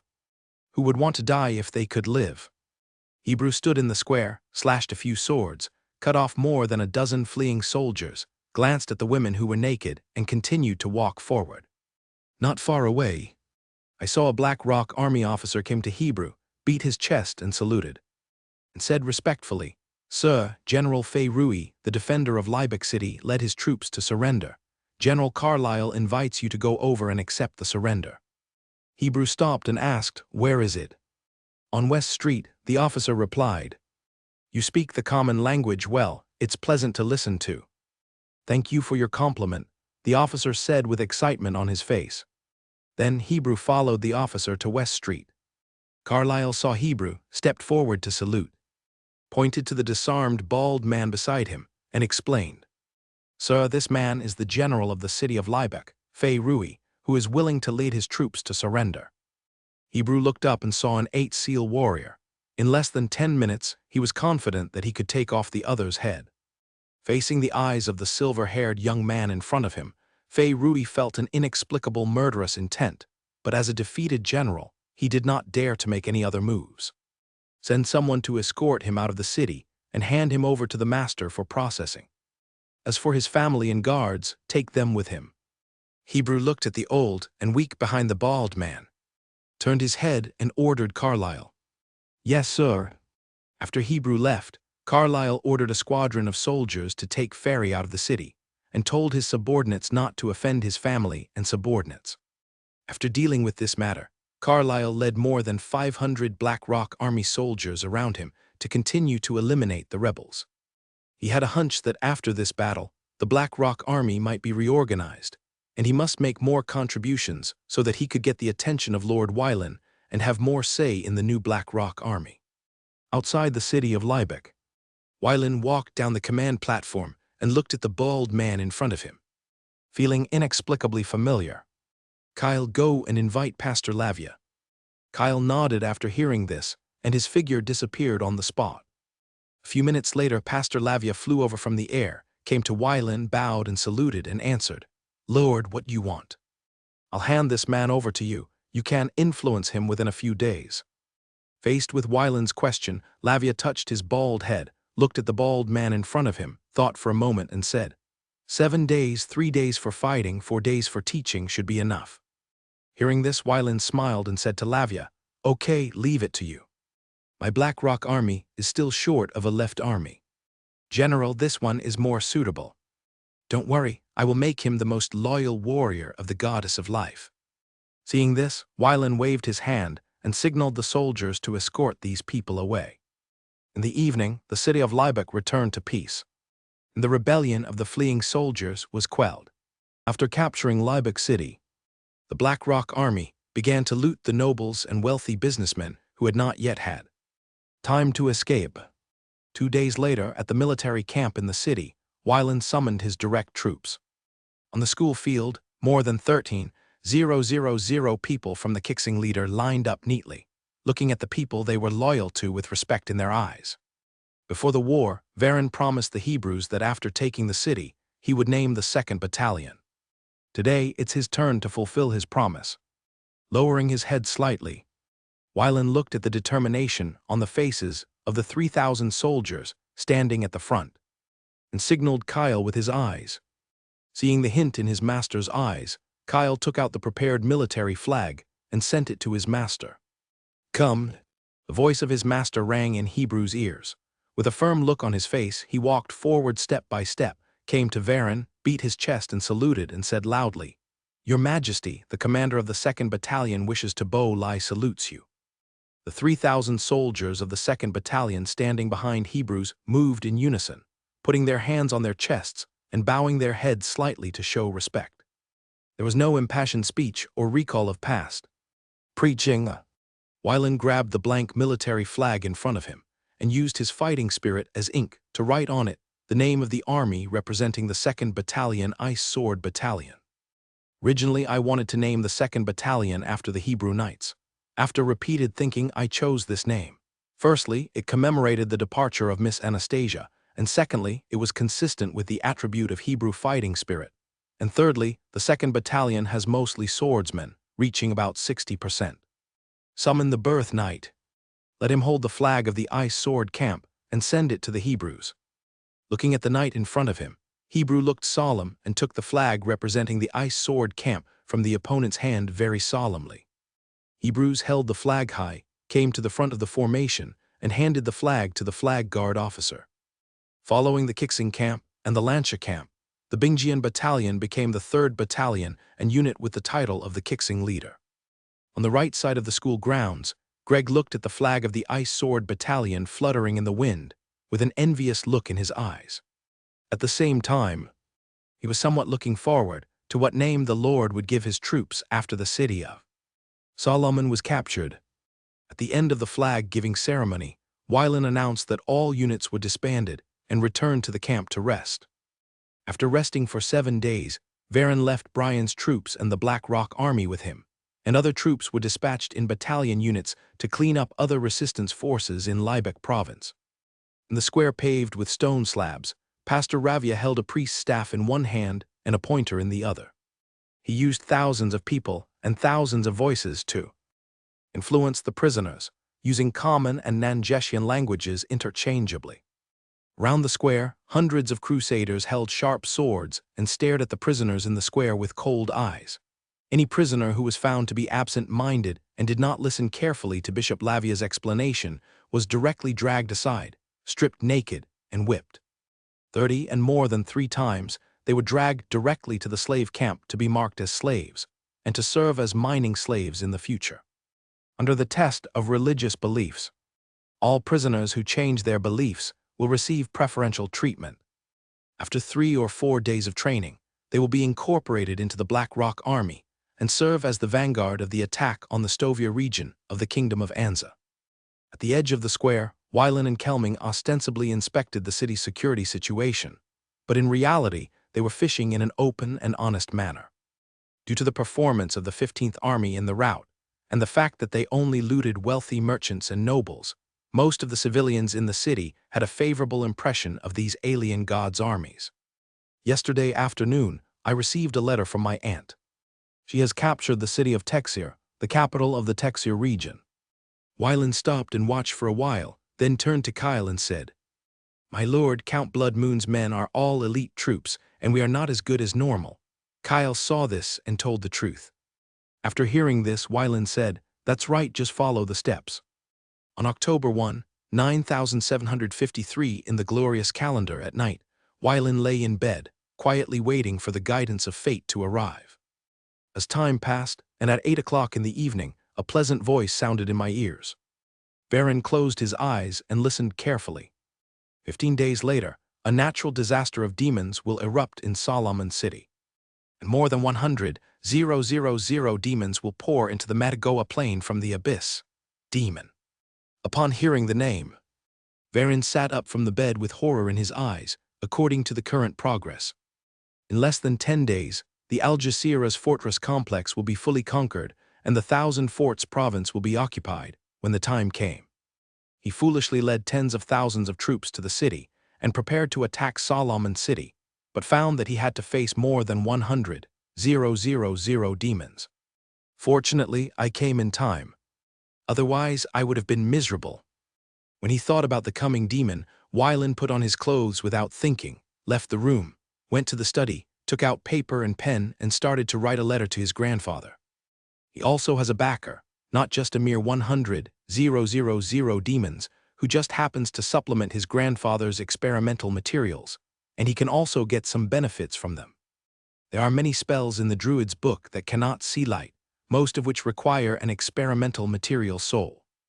There were more than 100,000 demons, and my grandfather took the bulk of them. It shouldn't be too much for me to have thousands of demon souls. After releasing the star from the demoplane and letting it carry a guard to Knuckles City, he summoned the messengers and issued an order to the frontline troops to slow down their attack on Thousand Castles Province. In the middle of the night, hundreds of messengers in teams of 10 rode horses and headed east. In Knack City, a griffin of different colors passed through layers of blockades and landed on a small floating city. Silver High Knight Miller followed a magic puppet of a mage and looked at the surrounding buildings curiously. Almost all of them were made of metal, as if they were born for war. "The master is inside, please come in." The magic puppet stopped at the entrance of the hall with green light in his eyes and mechanical sounds. Miller bowed his head to thank the magic puppet, and then entered the hall regardless of whether the magic puppet could feel it. Stepping on the crystal floor, Miller walked forward carefully. "Meet the Duke of Moravia. I am the captain of Lord Wylan's personal guard. This is the letter from the Lord to you." When he came to the center of the hall, Miller knelt on the ground and took out the letter on his chest. The Duke of Moravia took the letter in front of him. He was a little curious in his heart whether his eldest grandson had caused any big trouble. Again, he was a little surprised when he opened the letter and saw the first sentence. "Grandpa, there is a demon, come quickly." After skipping this sentence and reading the content of the thought, the Duke of Moravia finally understood the whole story. He was not too surprised as to why his grandson knew that there was a demon. For the child of miracle, everything is possible. In addition, the floating city of Fulio Small War has been built for 100 years. So it is a good opportunity to use demons to test the effect. Warm tips: if you find that clicking the next page will force you to jump to other websites, please use the chapter error or contact us at the bottom to inform us. We will deal with it as soon as possible. Thank you for your understanding. The Small War floating city has been placed in the demoplane by himself and is coordinated and controlled by 3 tower spirits.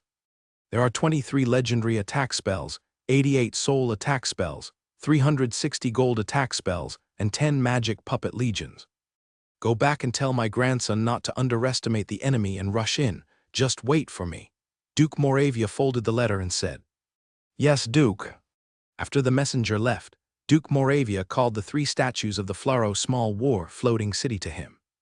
"Master, please give me your orders." The 3 women bowed in different postures, with respect in their tone. Bertha, Lisa, Philo. Start self-inspection of the Floro floating city. Mainly checking the flexibility of the puppet legion, the activation time of the spell attack of each module, the reaction speed of the automatic magic cannon, the energy density of the 12 large element pools, and whether the soul capture tower recognizes accurately. "Yes, master." After the 3 people saluted, their figures turned into a faint light and disappeared in the hall. "I haven't had a good fight for more than 100 years. I hope these demons can make me happy." Half a month later, as the Thousand Fort province was fully occupied, the 15th Army stopped advancing eastward.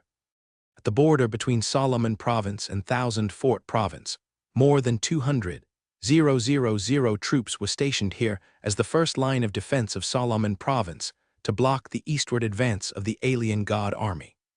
As the situation worsened, Princess Alice of the Ansa Kingdom took this opportunity to persuade them of the benefits and power to integrate her troops. In Solomon City, the situation became more and more weird.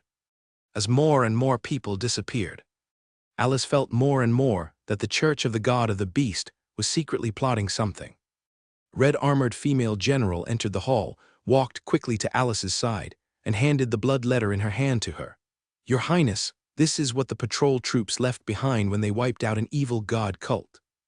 Alice took the blood letter and spread it on the table. Looking at it intently, I felt my head getting heavier and heavier. No. Alice forced herself to sleep, drew out her knight's sword, looked at her confidant in front of her and shouted, "You are not Kai Luosi, who are you?" The red-armored female general teleported behind Alice, reached out to hug her and said softly, "Your Highness, I have followed you for more than 50 years. You actually doubt me, which really makes me sad." Alice felt weak all over, and her body slumped in the arms of the red-armored female general, staring at her intently, trying to see her true face. "Your Highness, Solomon City will be the gate for the Master to return to the abyss. You just need to wait for the Master to favor you." After hearing what Kiliosi said, Alice's mind went blank. She asked in disbelief, "How many of your people are there in the coalition?" The red-armored female general showed a strange smile on her face and answered, "At the command level, except for you, everyone else is ours. Don't worry, the front line will be in chaos in 3 days. By then, the alien god army will march straight in and fall into the terrifying torrent of the demon disaster. This will also be considered as the completion of your strategic goal." "Okay, Your Highness, the time is up." Alice looked at Kiliossi's face, her body became heavier, and finally fell asleep.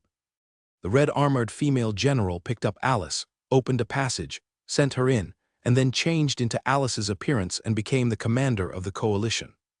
The Church of the God of Beasts, Bishop Bar of Solomon Province entered the temple, knelt beside the gray-robed old man, and whispered, "Archbishop, there is still half a month before the demonic disaster will break out. Should we evacuate here? 3 days later, at dusk, let those who want to leave the church leave from the south gate." The gray-robed old man opened his eyes, looked directly at Bar and said, "If you want to survive, go from the west gate." "Archbishop, why is this?" Bar's face suddenly changed and he asked boldly. "No need to ask more, knowing too much is not good for you." The gray-robed old man did not answer Bar's question, but advised him, "Remember, don't be too ostentatious, otherwise those demons will not let you leave." After hearing this, Bar did not speak, and remembered this sentence in his heart, stood up, and bowed respectfully. The gray-robed old man stared at the statue of the god of beasts in front of him, with a complicated look in his eyes. He sighed deeply, slowly closed his eyes, and continued to recite pious prayers in a low voice. "The righteous boy years ago has passed away, and now he is just a sinner, allowing the devil to wreak havoc on Solomon City, sacrificing millions of people, and summoning the abyss to descend. The ultimate goal is only one, to kill a person who is very important to the alien god. As for who it is, he doesn't know. When he received the oracle of the god of beasts, he rejected it in his heart, but for the sake of the overall situation, he finally gave up the belief he had once adhered to and chose to follow the will of the gods. In late October of the glorious calendar 9753, a riot broke out in the camp at the junction of the Thousand Fort Province and the Solomon Province. Tens of thousands of troops fought each other and killed each other. Outside the camp, the scouts who received the intelligence were full of excitement and rode away on horses. In the Tasker camp, Wylan heard the report of the soldiers and waved to the other party to go down. "My lord, this is a good opportunity. Take advantage of the internal strife of the other party to defeat these 200,000 people in one fell swoop." Hebrew couldn't hold back his excitement and stood up and said. Wylan glanced at the boy and said calmly, "Sit down." Looking at the expression of his master, Hebrew put away the smile on his face, sat down obediently, and dared not speak again. Seeing this, the others looked at Wylan with doubts in their eyes, wondering why the general was not as excited as he imagined. "I got intelligence that this is a trick of the enemy." As soon as these words came out, everyone looked very shocked. Even Kyle was no exception. The next half-month is a period of rest. No matter what kind of bait the enemy throws out, no one is allowed to act without permission. At this point, Varen turned his head and glared at Hebrew, and warned, "Especially you, stay in the military camp for me. If you let me know that you dare to act without authorization, I will make you stay in bed for 3 months." Facing the Lord's stern look, Hebrew couldn't help but swallow a mouthful of saliva. He knew that his Lord was not joking, and some of the little thoughts that arose in his heart were immediately extinguished. Cutting first and playing later depends on the occasion, and this time is obviously not suitable. Carlisle Ferry. Near the entrance of the camp, General Carlyle of the Black Rock Army's left army and General Fay Rui of the right army heard the words. They stood up, came to the center of the camp, bent down to salute, lowered their heads and replied, "My lord, please give me your orders." The number of Black Rock Army troops has expanded to 12,000. I need you to enforce strict military discipline, train diligently, and form a combat-ready army. Yes, sir, the two responded. Okay, go down and manage the troops. No action is allowed without military orders. Everyone stood up and saluted after hearing this. Yes, sir. Then the generals left the tent one by one. In Wyland's eyes, Solomon City is now a demon cave. No matter what kind of turmoil the Ansa Kingdom army has, he will not pay attention to it. In a few days, the demon disaster will break out. At that time, I just need to watch my grandfather perform quietly. 3 days later, Wyland and Kyle stood on the clouds and waited quietly. As time passed, it was noon before they knew it. Feeling the fluctuations in the space, they saw a bright light in front of them, and a floating city appeared in front of them. It's so fast. After sighing, Wyland took Kyle to the floating city of Fulio War. After passing through several magic barriers and landing on the metal floor, he looked at the magic puppets coming and going with surprise in his eyes. The gem on the chest of a magic puppet lit up blue light. And it came to Wyland and made a light voice. "Master Wyland, the master is waiting for you in the command center. Please follow me." "Yes, sir." Looking at the magic puppet controlled by the tower spirit, Wyland nodded, followed behind him, and walked towards the command center in the distance. Half an hour later, he passed through the steel spire and arrived at the command center of the floating city of Fulio War. Seeing the figure of the Duke of Moravia, Wyland walked forward and greeted him cordially, "Grandpa." The Duke of Moravia took 2 metal chairs from a distance and said to the two, "Sit down." Seeing this, Wyland sat on the chair and looked at the light screen in front of his grandfather, which showed real-time images of various places in the floating city. "Come here, I'll teach you how to control this floating city." Wyland was a little confused after hearing this and asked, "Grandpa, am I not here to be a spectator?" "Oh no, I mean I." "You are a spectator, so what should I do?" After hearing his grandfather's words, Wyland was a little confused. He looked at the other party's expression and spoke in a lower and lower tone. He knew that his grandfather was teasing him and asked him to learn to operate the magic puppet army in order to prevent the appearance of legendary demons. When he went to beat up the demons, the magic puppet army encountered incomprehensible instructions and fell into a dead loop. Sitting in the command center, looking at the image on the light screen, watching carefully. This is a standard Gareth magic puppet army, with a total of 10,000 magic puppets, including 30 low-level gold magic puppets, 800 high-level silver magic puppets, 2,000 mid-level silver rock puppets, and the rest are all low-level silver magic puppets. Try this magic puppet army first. Let me see how good your command talent is. After saying that, the Duke of Moravia took out a memory light ball and slapped it into his grandson's head. After 3 minutes of relief, Wyland basically absorbed the complex operating instructions. Looking at the magic puppets on the light screen, Wyland suddenly had an idea in his mind and said, "No. Act 039,876. Move 3 meters to the left." In the strange eyes of the Duke of Moravia and Kyle, the magic puppet with the corresponding number followed Wyland's operating instructions and moved 3 meters to the left. "What are you doing?" The Duke of Moravia looked at the light screen, then looked at his grandson and asked. After hearing this, Wyland smiled and said, "Well, Grandpa, I'll try to operate these magic puppets." Then Wyland began to devote himself to the command of the magic puppet army. Standard Gareth magic puppet army is structured into 4 levels. From top to bottom, Gareth Passabu Mandel Walter, representing 10,110. To command that node, you only need to give orders to the corresponding magic puppet command node.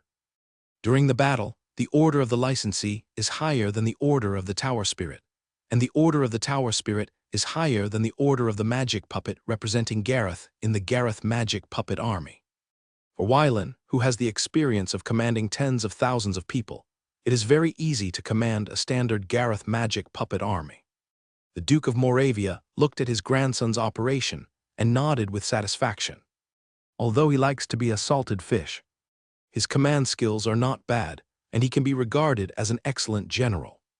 Half an hour later, Wylin stopped commanding, feeling a little unsatisfied. These magic puppets are really perfect soldiers, and they execute completely according to their own instructions. However, compared to magic puppets, he still prefers troops composed of living people. Although these troops represent many uncertainties, they can often create miracles of war that ordinary people can hardly imagine. Master, the breath of the abyss is detected. A tower spirit appeared in the hall, waved his hand to form a light curtain, and projected the picture hundreds of kilometers away into the hall. Wylin turned his head and saw a huge crack appeared above the city, emitting a suffocating cold blue light around it, just like the cold and solidified moonlight in the cold night. The buildings in the city were twisted and deformed under the influence of the abyss, and countless flesh and blood merged into the cracks, becoming consumables of the gate of the abyss. Hundreds of thousands of souls were swallowed by the black air and became the source of power to communicate with the abyss. Above the sky, dark clouds, thunder and lightning, the world wailed. The people in the city watched this scene in horror, feeling the fear and oppression from the abyss. Civilians, soldiers, wealthy businessmen and nobles on the streets fled in an attempt to find a safe place to hide. At this moment in the city of Solomon, all beings had no distinction of status. Under the abyss, all would become food for the devil. The gate of the abyss continued to expand, swallowing everything around. Buildings collapsed one after another, and the streets were filled with smoke and fear. People's screams and cries echoed in the city, forming a tragic picture. From the abyss came waves of strange whispers, passing through the projection screen, echoing in Wylin's ears, stimulating palpitations and chilling people. The Knight of Life appeared behind Wylin, exuding the breath of life and protecting him. The next moment, the noise in his ears disappeared. It's bigger than I thought. It seems that the gods of this world are behind it, but I don't know what the purpose is. Duke Moravia muttered to himself as he looked at the scene on the screen. When Wylin heard his grandfather's words, an idea suddenly popped up in his mind. Could the broken statues on the Gorge Mountain ancient road be related to the demonic disaster? In the city of Solomon, the old man in gray robes stood in the temple, looking at the abyss portal that was about to form, listening to the whispers in his ears, and finally chose faith between conscience and faith. Walking on the street, raindrops fell on his body. This time he did not block the rain outside. Alas, after a sigh, the body of the old man in gray robes began to disintegrate, and the dissipated magic energy formed a blue bead. Thousands of meters away, Budley's figure appeared on the city wall, looking at the scene in the center of the city, with a slight smile on his lips. He didn't expect that the gods of this world would be so insidious that they would make a deal with him, a demon. Originally, he just wanted to open a miniature abyss gate, summon tens of thousands of demons, and sneak back. Unexpectedly, the plan could not keep up with the changes. Under the promotion of the Church of the God of Beasts, this demon disaster got out of control. Looking up at this moment, the abyss gate is showing signs of transitioning to a medium-sized abyss gate. Once a medium-sized abyss gate is formed, it will not be just tens of thousands or hundreds of thousands of demons that will come over, but millions of abyss demons. However, all this has nothing to do with him. He has only one goal: to return to the abyss, develop secretly, and wait for an opportunity to take revenge.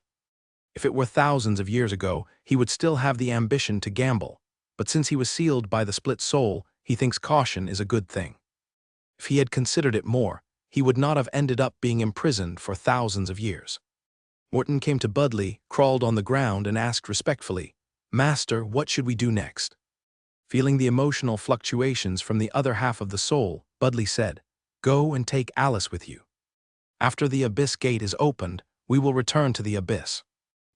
"Yes, master." Morton got up from the ground and used the space teleportation spell to leave this place. Feeling someone secretly peeping, Budley looked up into the distance, smiled meaningfully, and then blocked his position. In the floating city of the Flaro War, Wylin looked at the soul-minded high-level flame demon that flashed across the light curtain, and was very curious about why the other party appeared in this plain world, and why he discovered the peeping of the legendary strongman. Feeling Wyland's eyes of seeking knowledge, the Duke of Moravia had a calm face and answered, "That is a Lord of the Abyss." Lord of the Abyss. Not only Wyland was confused, but even Kyle was the same, with question marks all over his head. His strength at his peak was still above mine, but the other party had no obvious hostility, otherwise your grandfather and I would have to make more helpers. Helpers, I remember that only the Duke of East was in charge of Nax City, and the other strong men were not in the main world. Wyland looked at his grandfather and asked. The Duke of Moravia glanced at Wyland and said, mysteriously, "You, a young man, should not know too much about the affairs of the elderly." "Forget it if you don't say it, I actually guessed it." Looking at the boy's eyes, the Duke of Moravia smiled and said nothing. "My Lord Duke, the gate of the abyss is open." Kyle's words pulled the two back from their idle chat. On the light screen, countless demons rushed out of the gate of the abyss and went in all directions. It's time to harvest materials. The next moment, the floating city of Fuluo slowly started and flew towards the direction of Solomon City. In Solomon City, Budley looked at the crazy slaughtering demons with a contemptuous smile on his face. "Master." Hearing Morton's voice, Budley turned his head and looked at Alice, who was brought here. A demon horn had grown on her forehead. Looking at the fire demon in front of her, Alice's eyes were very complicated, with hatred, bitterness, and more regret. Not bad, the assimilation went smoothly. Coming to Alice's side, stroking her skin with his hand, Budley's other half of the soul exuded a joyful emotion. "Master, something is floating over from a distance." Budley grabbed Alice's chin and looked up. A floating city was slowly approaching the airspace where Solomon City was located. "It's time to go, otherwise it will be difficult to leave here if a fight breaks out later." After saying that, Budley put his left hand around Alice's waist, grabbed Morton with his right hand, teleported to the gate of the abyss, killed hundreds of silver-level demons, made room, and then disappeared and jumped into the gate of the abyss. After leaving the gate of the abyss, Budley teleported tens of thousands of kilometers away, and then put Alice and Morton down. Opening his arms, he sniffed the familiar sulfur smell and showed an expression of enjoyment. "Ha, the 637, 827th floor is still hundreds of thousands of floors away from the abyss controlled by that bitch, and there is no abyss lord on this floor. It is really a perfect place to be born." After absorbing the information that emerged in his mind, Budley laughed wildly. He was indeed favored by the abyss consciousness.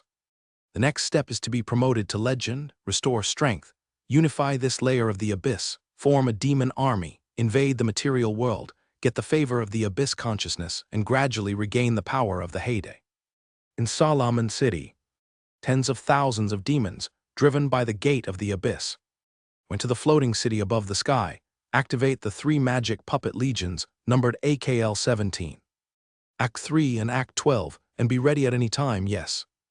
Master Ta Ling received the command, and began to activate the 3 magic puppet legions located in the warehouse of the floating city. With the cooperation of the 3 tower spirits, 32,000 metal prisms on the ground of the floating city were activated, continuously emitting energy beams in all directions.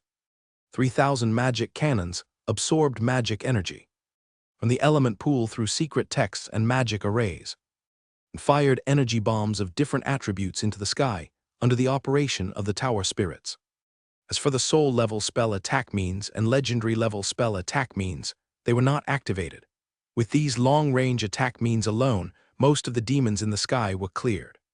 The soul collection towers located in the 8 directions of the floating city are operating at full capacity, snatching the souls of demons from the gate of the abyss. Seeing this scene, Wyland drooled with envy, wondering if he could build a small war floating city within 100 years. Under the fierce attack, only less than 10,000 of the more than 30,000 demons surrounding the floating city were left. Low-level soul-level winged demon roared in anger and hit the magic shield of the floating city under the impact of dozens of energy bombs. Under the pull of the abyss gate, countless flying demons and soul-level demons flew into the sky. As for the ordinary creatures on the ground, there were naturally bronze-level and silver-level demon soldiers to deal with them. facing the attack of hundreds of soul-level demons. The first magic shield of the floating city of war remained unmoved. Window tabula equals window, tabula tabula. Push mode, thumbs feed 01, container. Tabula below article thumbnail 300x250 placement. Below article thumbnail 300x250 target type mix. Seeing such a powerful war floating city, Varen drooled with envy. Activate Pyroblast. The tower spirit received the instruction from the Duke of Moravia, absorbed the power of 3 large elemental pools, and prepared to activate the legendary spell. Outside the floating city, the demon who sensed danger trembled in his heart, suppressed the violent thoughts in his heart, and quickly moved away from the floating city. In less than a moment, huge energy spurted out from the 12 mage towers in the floating city, dyeing the sky red. Seeing the strange movements in the sky, even the brainless demons knew that destruction was coming. They gave up the idea of attacking the floating city and quickly stayed away from this place. The next moment, flames burned the clouds, and with the floating city as the center, the airspace with a radius of thousands of miles was covered by flames. The space made a harsh, shattering sound under the impact of the flames. Demons below the soul level could not last more than 3 seconds before turning into black ashes and disappearing into the fire realm. Their souls were captured by the floating city and became part of the experimental materials of some value. The soul-level demon carried the damage caused by the legendary spell with his body while flying towards the ground. As long as they leave this airspace, they can survive. Moravia looked at the experimental materials that were about to leave and gave the order, "Start space capture." "Yes, master." Above the light curtain, soul-level demons looked at the border that was just around the corner, and the joy of escape emerged in their hearts. The next moment, the space fluctuated. The soul-level demon that touched the boundary was imprisoned, and its figure disappeared from sight. Roar! Some demons roared unwillingly, feeling very humiliated as they looked at the rules emerging on the surface of their bodies. 3 minutes later, more than 200 soul-level demons were captured into the floating city and imprisoned in the space prison at the bottom, waiting for the moment they were sent to the experimental platform. Unleash the legions of magical puppets. Under the instructions of the Duke of Moravia, 30,000 magic puppets activated the levitation technique, flew out of the floating city, and formed an array on the clouds. Wylin, you operate these 3 magic puppet legions to clean up the low-level demons on the ground. All the harvest will be yours. Hearing his grandfather's words, Wylin couldn't believe it and asked, "Grandpa, are you telling the truth?" "I have taken all the valuable ones. The souls of these low-level demons are regarded as your reward for sending the message." At this point, the Duke of Moravia showed a regretful expression on his face. "It's a pity that there are no legendary-level demons. Otherwise, forget it, those legendary demons are not brainless creatures. It is still a bit difficult to catch them." After finishing speaking, the Duke of Moravia told Tailing to follow Varen's command, then left the command center and went to the space prison to see the quality of this batch of experimental materials. Wylin looked at the 3 magic puppet legions on the clouds and asked, "Ta Ling, what are the specialties of these 3 types of magic puppets?" After hearing what Wylin said, Ta Ling answered, "Master Wylin, AKL-17 Legion Magic Puppet, a melee puppet made of Hera's metal structure, imprisoned with the soul of a silver-level demon as the core of consciousness driving, with fully autonomous combat capabilities. Consciousness, equipped with 13 professional melee combat skills such as swordsman, spearman, and double-edged warrior, can be used as ground cannon fodder in large-scale battles. AKG-3 Legion Magic Puppet, a combat puppet that is also an auxiliary puppet. It is made of mountain mahogany and has a built-in soul. Collection Core. It imprisons a silver-level demon soul as the consciousness driving core. Its combat skills are weak, and its defense attributes are equivalent to those of gold professionals, generally become scavengers, used to collect materials and souls on the battlefield. AKH-12 Legion Magic Puppet, a magic puppet, is loaded with 123 bronze-level spells and 88 silver-level spells. It imprisons the soul of a silver-level Balrog or evil heart demon as the core of consciousness driving. The body is made of rock and wood, It has weak melee capabilities and is generally used as a long-range unit. After hearing Ta Ling's explanation, Weilan finally understood the differences between these magic puppets, and he couldn't help but be curious about how many types of magic puppets his grandfather had in his hands. Tower Spirit, release magic puppets and start clearing the demons on the ground. Yes, Master Weilan. After receiving the order from the Tower Spirit, the 3 magic puppet legions began to airborne in a team of 10. On the light screen, Weilan watched tens of thousands of metal warriors falling from the sky. His eyes filled with shock. On the Earth, low-level demons were affected by the Gate of the Abyss. They gave up killing the indigenous creatures and gathered together spontaneously, preparing to deal with the magic puppets falling from the floating city. During the waiting process, under the influence of chaotic consciousness, many demons began to kill each other to satisfy their desire to kill. In the floating city, Varen pulled the light curtain to check the situation in Solomon City. In less than half a day, the city of Solomon, which had a population of 1 million, was reduced to ruins, with not even 100 residents left. As for who caused this demonic disaster, Weilan was a little unsure, but the flame demon that flashed past was definitely the most suspicious. However, the truth no longer matters. After this battle, the Stovia region completely lost its ability to resist. On the Earth, with the orderly cooperation of the magic puppet army, a large number of bronze-level demons and silver-level demons was strangled, and a large amount of demon materials and soul light balls was sent to the floating city. No, I will build a floating city like this, even if it means trying to sell everything. Hearing his master's admiration, Kyle couldn't help but shake his head. It is not so simple to build such a war-floating city. It takes hundreds of years to collect the corresponding materials. On this basis, a legendary arcane master is needed to sit in charge, otherwise the floating city cannot even rise. Although the Duke of Moravia operates very smoothly, this floating city has undergone many improvements and repairs, from his point of view, at least thousands of times. In addition, 3 tower spirits that are harmonious with each other and have the same frequency of thinking are even more rare. Thinking of this, Kyle put his eyes on the light screen and continued to watch the scene of clearing demons. At this time, it is better not to hit the self-confidence of his master. After all, salted fish will always work harder than before when they have a dream. The demon disaster comes quickly and goes quickly. In less than 7 days, all the demons on the Earth were cleared out, and millions of soul light balls looked at Weilan's eyes shining. That's not to mention the mountains of demon materials. He was still curious about what benefits this guidance of fate would bring him. But he didn't expect so many. In the world of Illyria, playing with the souls of living beings will be hated by the world. But playing with the souls of demons is allowed.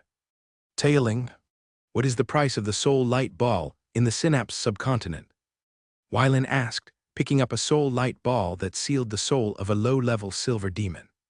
The figure of the tower spirit appeared behind Weilan and answered, Master Weilan, in the past 30 years, in the northeastern region of the Synapse subcontinent, a bronze-level demon soul is worth 13 low-level magic crystals.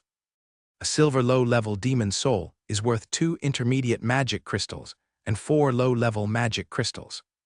A silver intermediate demon soul is worth 4 intermediate magic crystals. A silver high-level demon soul is worth 6 intermediate magic crystals. As for the gold-level demon soul, the price varies greatly depending on the difference in demon races.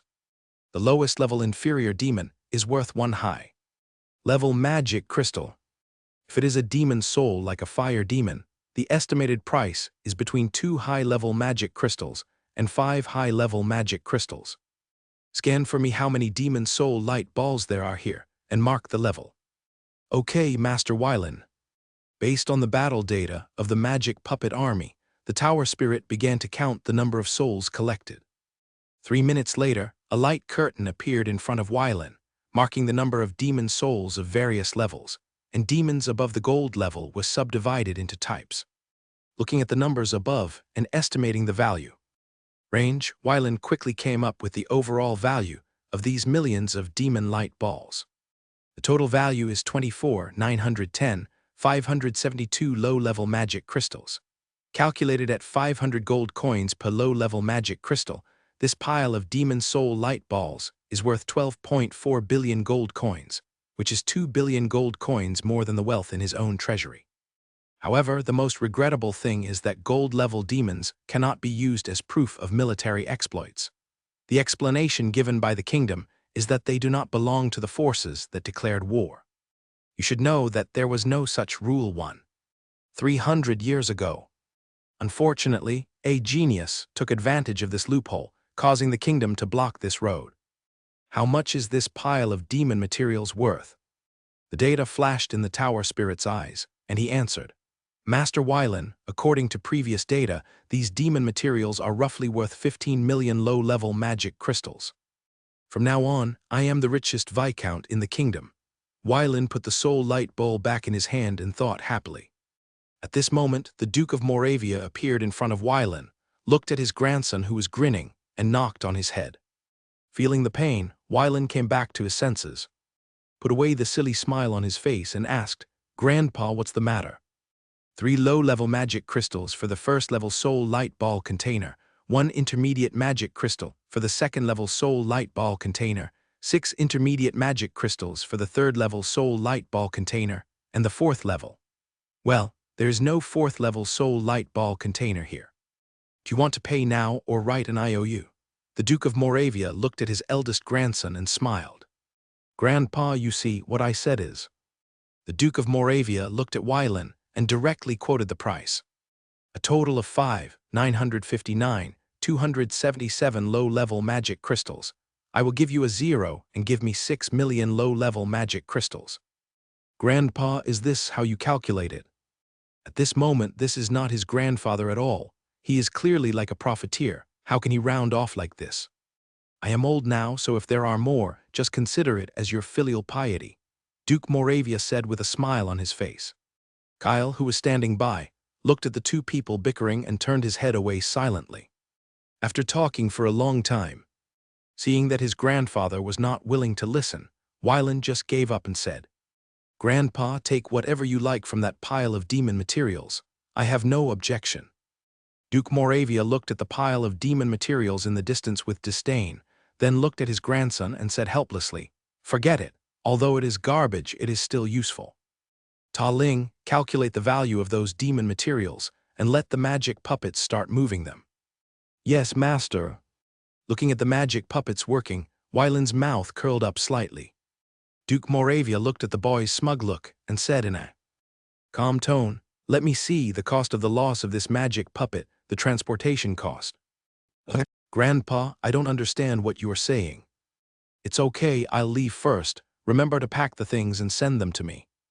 Without waiting for Duke Moravia to nod, Wylan took Kyle out of the warehouse and returned to the control center. Master, do you need my help to calculate? Ta Ling came to Duke Moravia and asked respectfully. Seeing this, Duke Moravia shook his head and said, Forget it, you pack these materials after harmless treatment and send them to that boy. Yes, master. After that, Duke Moravia left the warehouse, flew out of the floating city of Fulio War, and headed for Solomon City. Standing in front of the gate of the abyss, Moravia felt an inexplicable sense of familiarity. He had seen 8 demonic disasters in his life, 3 of which he was a sidekick, 4 of which he was the main combat force, and the 8th was this time, when he blocked millions of demons by himself. Let me think about the patterns on it. Have I seen them somewhere before? Looking at the patterns on the door frame of the abyss gate, the Duke of Moravia began to search for memories in his mind. The kingdom of Balaqua, Lord of the Abyss, so that's it. Each abyss gate looks the same, but experienced legendary strongmen can read which layer of the abyss this abyss gate connects to from the patterns on the door frame. 800 years ago, not long after I was promoted to the middle level of soul, I was traveling in the Arnadchi subcontinent. When I arrived at the kingdom of Balaqua, known as the City of Flowers and Fruits, I encountered a demon disaster. I have to say that the succubus Abyss Lord was quite beautiful at that time, but unfortunately she had big breasts and no brains. She was strangled by 3 high-level legends, her body was dismembered, and her soul was sacrificed to the god of 4 seasons. No wonder there were no legendary demons. I thought those legendary demons were cunning and had a strong sense of vigilance. I didn't expect that there were no legendary demons in this layer of the abyss. It stands to reason that sacrificing 1,000,000 people should not connect to such an abyss. Is there any secret in it? After thinking for a while, the Duke of Moravia abandoned all kinds of distractions in his mind and returned to the floating city, ready to destroy the abyss gate. Half an hour later, under the auspices of the Duke of Moravia, the magic energy of the 12 element pools of the floating city of Fuluo War was madly absorbed and gathered on the demon-killing cannon under the floating city. Fire! Instantly, a dazzling purple light burst out from the muzzle of the demon-exterminating cannon. And a purple energy beam with a destructive aura went towards the gate of the abyss. The next moment, the two collided. Suddenly, an indescribable terrifying force erupted. The powerful shock wave blew away everything nearby, and countless buildings were reduced to dust. The space within 1,000 meters of the abyss gate was torn apart, revealing the body hidden in other dimensions. It was recorded in Might's Travels that the abyss gate seen by the eyes was a phantom, and the real abyss gate was hidden in a place that ordinary creatures could not reach. Only by violent means can the space on that side be destroyed and the abyss gate be completely destroyed to prevent the possibility of the devil's comeback.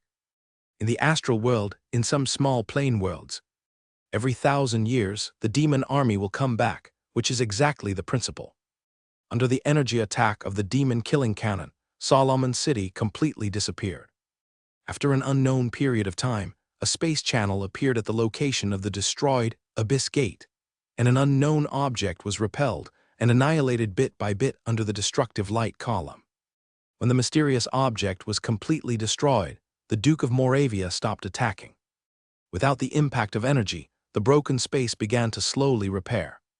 Under the interference of Metagea's plane consciousness, new substances began to emerge and fill the space within a radius of 100 miles in Solomon City. Wylan turned his head and saw that the new land was quickly corrupted by the interference of the residual abyss breath. It would take at least 30 years for the abyss breath to dissipate naturally, which means that this area will no longer be suitable for survival. When the space was repaired, a fist-sized ball of light appeared in the command center of the floating city. Looking at the milky white light, Wylan swallowed his saliva subconsciously, his eyes full of desire. It's quite generous. He actually gave me a unit of world origin. Duke Moravia reached out to catch the ball of light and felt the content of the world origin, and Shanshan smiled.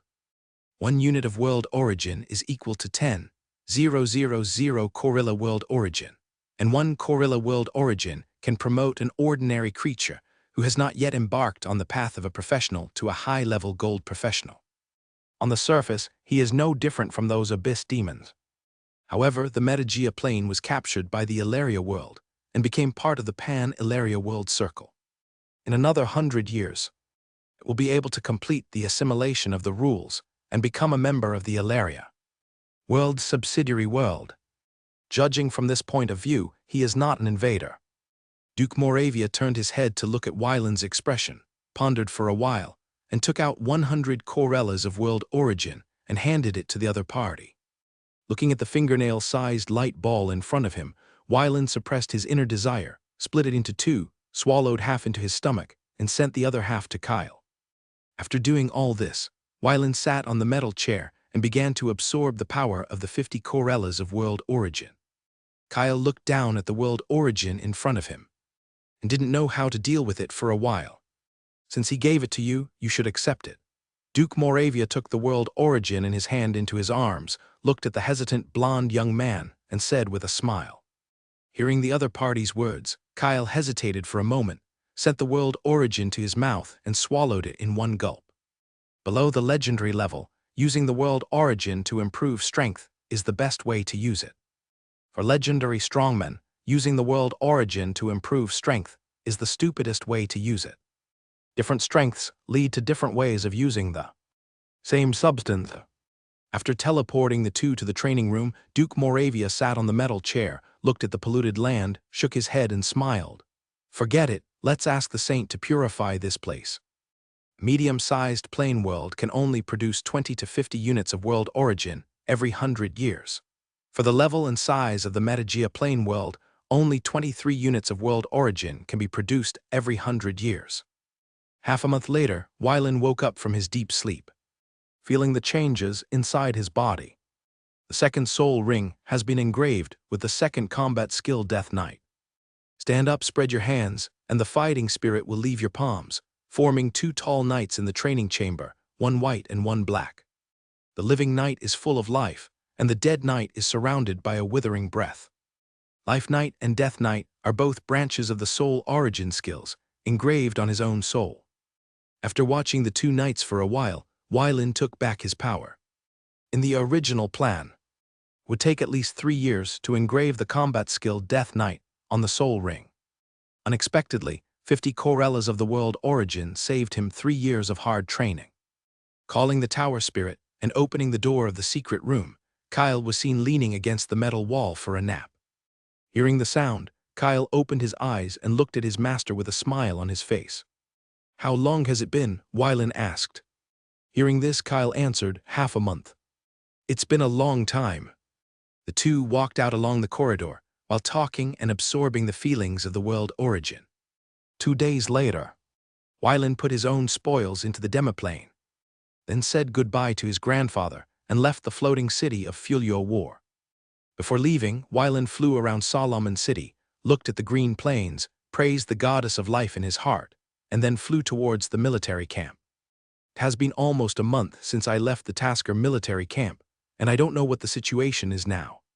Flying over a large plain, stopping at the junction of Kayanbao Province and Solomon Province, looking at the camp below that has expanded several times, his face is full of confusion. If it weren't for the flags of the Kixing leader being planted in all the camps, he would have thought that the military camps were occupied by the enemy. After searching for a long time, we finally determined the location of the central camp. "Lord, welcome your return."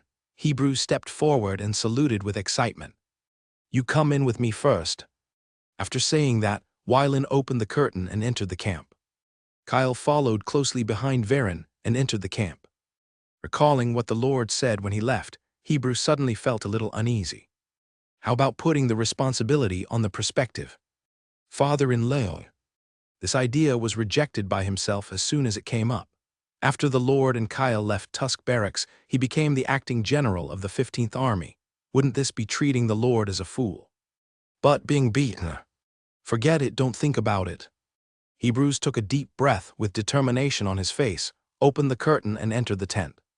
With a calm expression on his face, Varen waved for Hebra to sit down and asked, "Tell me, what did you do after I left?"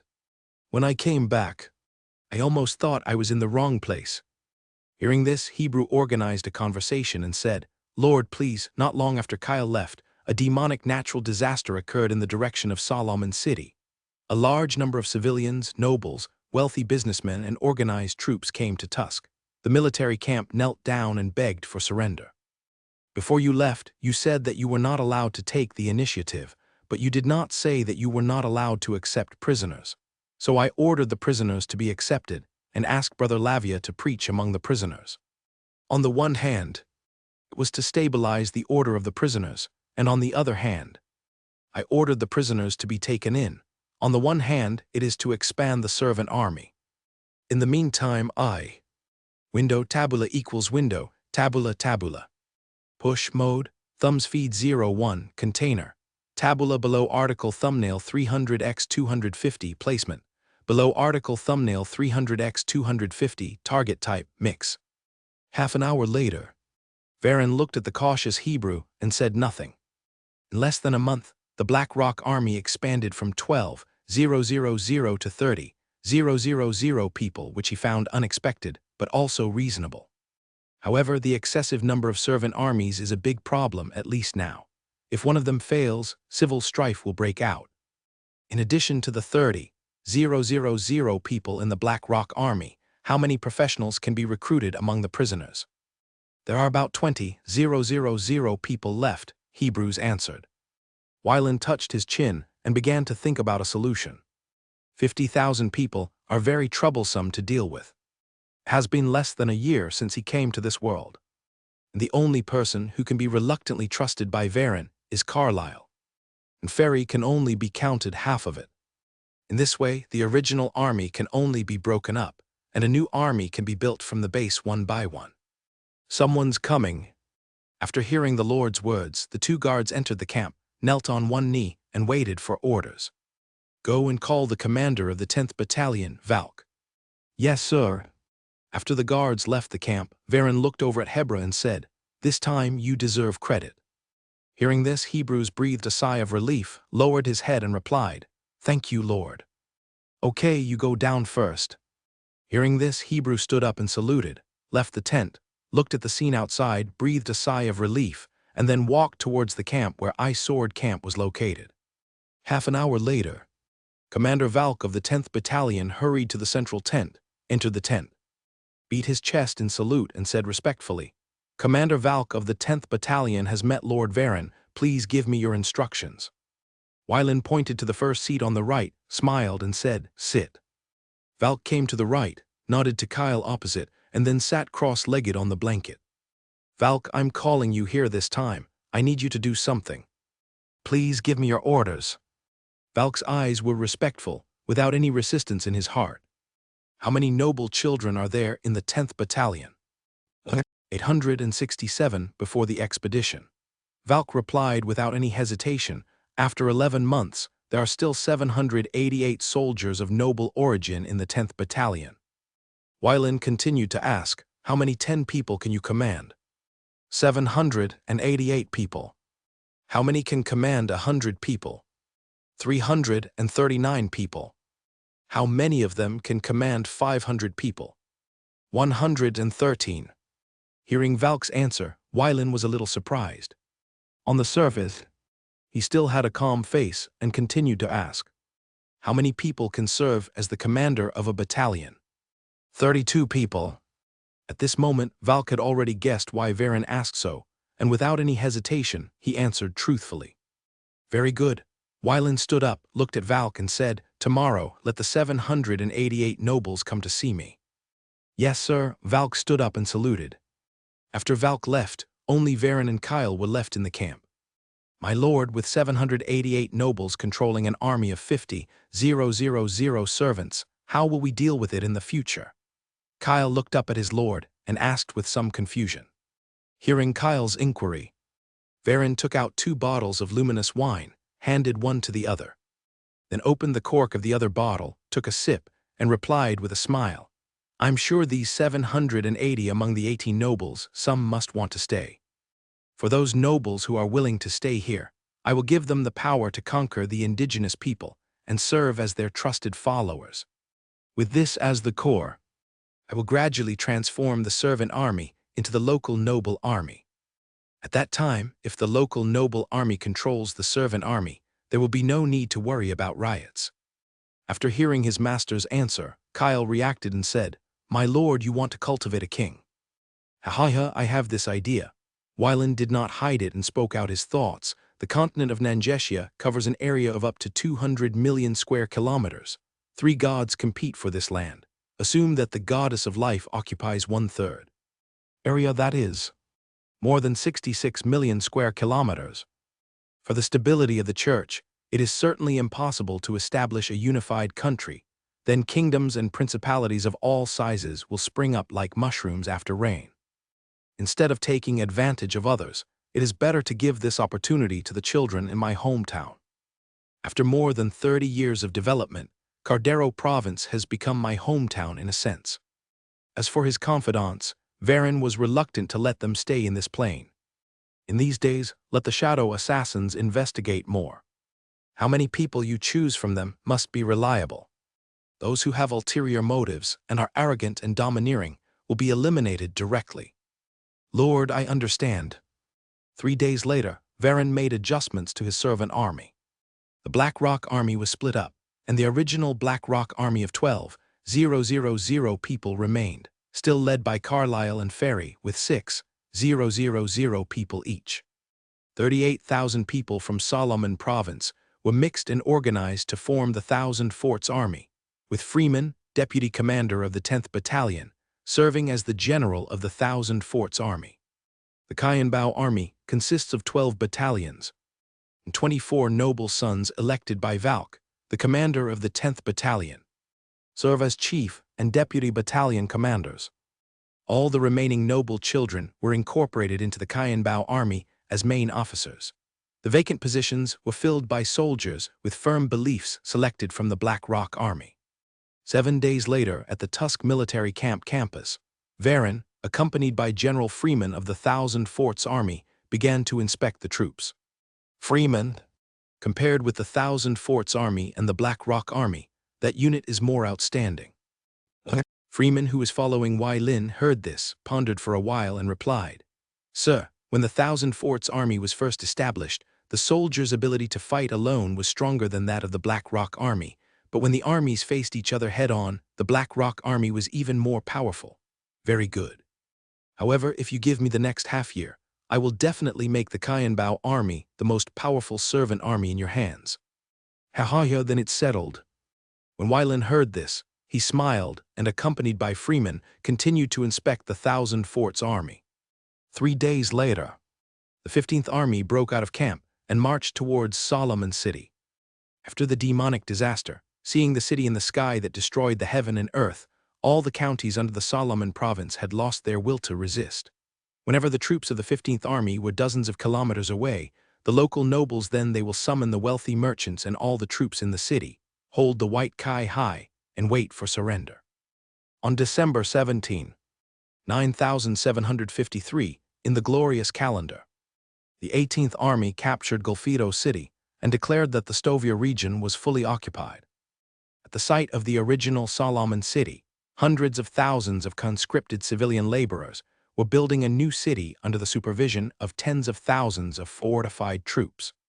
20 kilometers north of the new city, there is a military camp that can accommodate 100,000 troops. In the camp, Varen received Russell's letter, came to the sand table, and pulled out the flag representing the Kingdom of Anza from where Golfito City was. At this point, the expeditionary forces' war against the Stovia region of the Kingdom of Anza has officially ended, and the next step is to divide the interests. The Stovia region, a mineral resource region in the eastern part of the Kingdom of Anza, is known as the region sitting on the copper mines. With the South Stovia Plain, it is also an important grain-producing area, so it is famous for its winemaking. The wind prevails and is also known as the wine country. This region, which covers an area of about 320,000 square kilometers, had a population of about 28 million before the war. As of now, Wai Lin estimates that there are still 20 million people in this region. Half a month later, all the generals gathered in Solomon City. In the big tent, Varen sat on the main seat, Earl Russell, commander of the 18th Army, sat on the left, and Bishop Lester of the Holy Army sat on the right. In addition to the 3 important positions, there were 38 generals, big and small, in the camp. They were seated in order according to their strength and position. 2 high-ranking silver knights said in unison, "Quiet." Seeing this, everyone stopped talking and sat quietly. Varen looked around and said, "The second-level administrative region of the Stovia region is divided into 5 provinces, 2 ports, and 1 ancient road.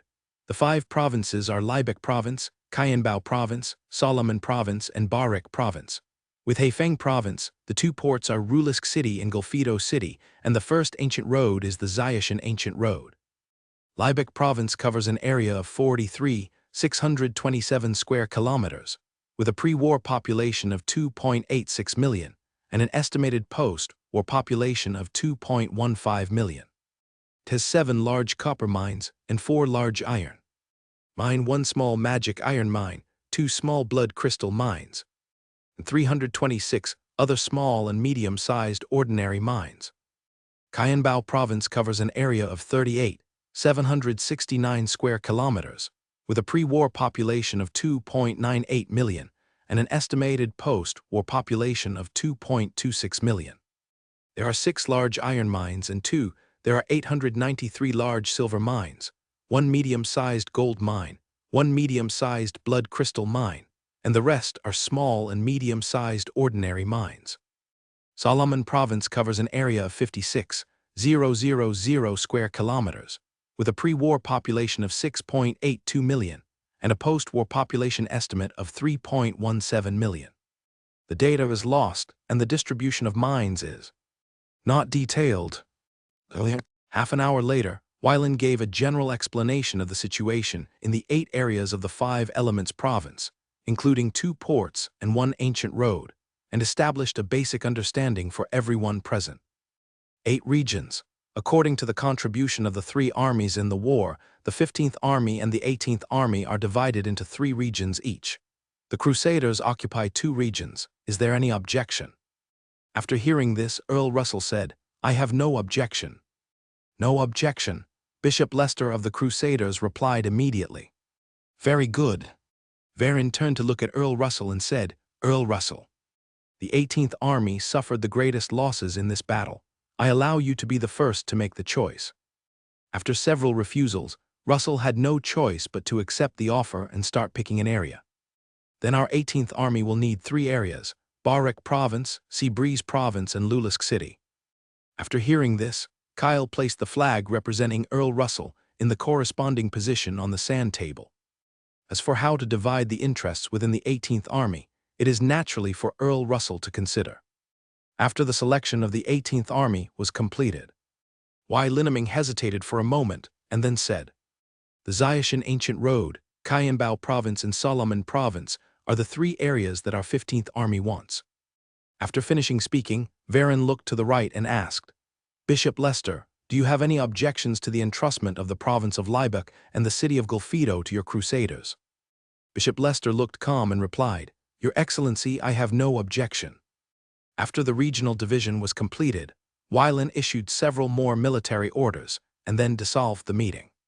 On the morning of January 25, 9754, in the glorious calendar, in the camp, Weiland looked at the distribution of resources in the 3 areas and began to think about which areas should be given to his cousin and which minerals should be rewarded to the Crusaders. Kyle, take all the blood crystal mines in the Zayaguan Ancient Road, 2 gold mines with reserves of more than 200,000 tons, 3 copper mines with reserves of 1 million tons, as well as magic iron mines, ice rock mines, and Zimu mines. Leave it all to my cousin. As for the Crusaders, give them the remaining gold, silver, and Mona's mines in the Zayaguan Ancient Road. As for the shares of the 5 troops, they will be determined based on their performance in the battle formation. Yes, Lord. Hearing this, Kyle nodded and replied. After the distribution, the generals of each army led their troops to the mining areas to station, recruit civilians, and mine ore. 3 months later, the commander of the expeditionary force, the Duke of East, dispatched the First Army to the front line to launch a new round of offensive against the Kingdom of Anza. At the same time, the Church of the God of Beasts spread the news in the Kingdom of Gemen that the army of alien gods colluded with the devil, destroyed the city of Solomon, and sacrificed millions of people to the devil, igniting the anger of the entire Kingdom of Gemen. As time went by, the story about alien gods colluding with demons, expelling minions, and destroying the world started from the Kingdom of Gemen and spread to other parts of the southern Jexia continent. Countless adventurers with righteous hearts came from all over the world, and under the guidance of the Church of the God of Beasts, gathered at the border of the Kingdom of Gemen and the Kingdom of Anza. Under the passionate preaching of the beast envoys of the Church of the God of Beasts, Stovia has been described as a magical cave full of darkness and evil. Blast City, located on the western border of the North Sea region of the German kingdom, has become a gathering place for thousands of adventurers. These enthusiastic adventurers gathered in the tavern, chatting about the upcoming battle. At the same time, they also looked forward to following the expeditionary force of the Kingdom of Gemen and embarking on a journey to the Stovia region to fight with the army of the alien god. Start a life and death battle to save the commoners and nobles who are in dire straits, and let the bards sing their stories. Brother, I feel something is wrong. A girl in a cloak looked at the adventurers talking in the tavern, sat closer to the boy next to her, and whispered. The black-haired boy looked at the bard on the stage and whispered softly, "Sheila, don't tell it." The girl hugged her brother's arm tightly, looked around, and nodded solemnly to show that she understood what he meant.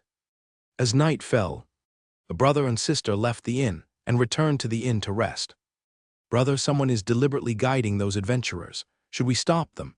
the silver-haired girl took off her cloak, revealing her delicate face, sat on the bed, tilted her head, and asked curiously. The black-haired boy sat next to the silver-haired girl, reached out and gently touched her head, and said in a gentle tone, "Shira, we can't get involved in this matter." "Brother, why is this?" Shira blinked and looked at her brother with a silly face, as if puzzled by his answer. Looking at his sister's silly expression, the black-haired boy couldn't help laughing, but did not answer her question directly, but comforted her lovingly. "Be good, don't think too much, I'll take you to eat roasted popcorn later." Really? When it comes to this issue, the silver-haired girl's eyes shined, and she couldn't wait to look at her brother. In a small town outside the city of Abra, a three-tailed cat jumped onto a tree with a mouse in its mouth, ready to enjoy the food. A black shadow broke away from the shadow of the three-tailed cat, entered the courtyard, and sneaked underground. In a cave 100 meters below the courtyard, a shadow assassin wearing a cat-faced mask closed his eyes to rest and restore his magic power. Feeling the fluctuations coming from above the cave, the shadow assassin wearing a cat-faced mask suddenly opened his eyes, pulled out a short blade with his right hand, and captured the man with his bare hands. "Captain, it's me." Hearing the familiar voice, the shadow assassin with a cat-faced mask did not put down the short blade in his hand. With suspicion in his eyes, he asked, "Tomorrow afternoon is the agreed time. Why are you back now?" "Captain, I found important information, so I came back early." Looking at the short blade against his neck, the shadow assassin swallowed a mouthful of saliva. "Tell me, what have you found out?" "Captain, this morning, when I was attached to the shadow of a crow and landed on the wall of a small courtyard, I accidentally discovered that the daughter of Count Abra was secretly meeting her lover. When the two were doing it, they accidentally revealed an important piece of information." The cat-faced masked shadow assassin retracted the short blade, but did not let down his guard. He sat sideways on the wooden chair and asked, "Go ahead." Seeing this, the shadow assassin came to sit opposite the captain, poured a cup of hot tea to calm his nerves, and then began to report. "Captain, the daughter of Count Abra was, well, it should be after the work was done. She was lying in the arms of that man, and accidentally mentioned that the Beast God Church sent a beast-making force that was good at hiding to sneak into the Stovia region to assassinate the Master and Lord Kyle." Hearing this, the cat-faced masked shadow assassin narrowed his eyes and said, "Do you know the strength of those assassins?" "I don't know." Thinking for a while, the cat-faced masked shadow assassin finally gave up going back to report in person, looked up at his subordinate, and ordered, "You will immediately return to Solomon Province in the Stovia region to report to Lord Kyle." "Yes, Captain." In a manor north of Abra City, a woman dressed in seductive clothes entered the study, looked at the middle-aged man sitting on the upper seat, bowed her head and saluted and said, "Father, the news has spread. Have you dealt with your lover?" Earl Coleridge Abra looked at his illegitimate daughter and asked expressionlessly. The seductive woman smiled gently and said softly, "It has been handled. It should be digested by the Abra bear now. Finish it well. Once this matter is exposed, the Beast God Church will not let our Abra family go." Coleridge's expression eased a little, looking at his daughter and said, "Father, don't worry. In Abra City, apart from the spy, only you and your daughter know about this matter." The seductive woman replied respectfully. Thinking of the succubus blood in his illegitimate daughter, Coleridge hesitated and said, "More and more adventurers are pouring into the border. You should restrain yourself in the near future." "I know, Father." Looking at his daughter's back as she left, Coleridge looked down at the administrative plan of Abra City on the desk, and his thoughts drifted away. Unlike the nobles who were drunk and dreaming in the inland of the kingdom, the Abra family always maintained a sense of crisis at the border. Recalling the power of the Sky City 5 months ago, Coleridge's body couldn't help trembling. Fighting against such an army, he thought there was no chance of winning. He could either surrender to the enemy openly or secretly. But he didn't dare to gamble the lives of thousands of people in his family on whether the Beast God Church would find out. After thinking it over again and again, he came up with this method. In Abra City, no one didn't know about his daughter's affairs, so he would make a fuss about it, and even if he was discovered, he could push her out. In addition, for the stability of the earldom of Abra City, he believed that the Beast God Church would not touch him casually. After all, I have become the person I hate the most. When he was young, he hated people who played both sides and bet on both sides. More than 100 years later, he slowly understood why those people did this. At 9 o'clock the next morning, the sun shone through the gaps in the tent and fell on the ground, forming patches of mottled light and shadow. Kyle sat in a chair with a calm face, listening to the report of the shadow assassin.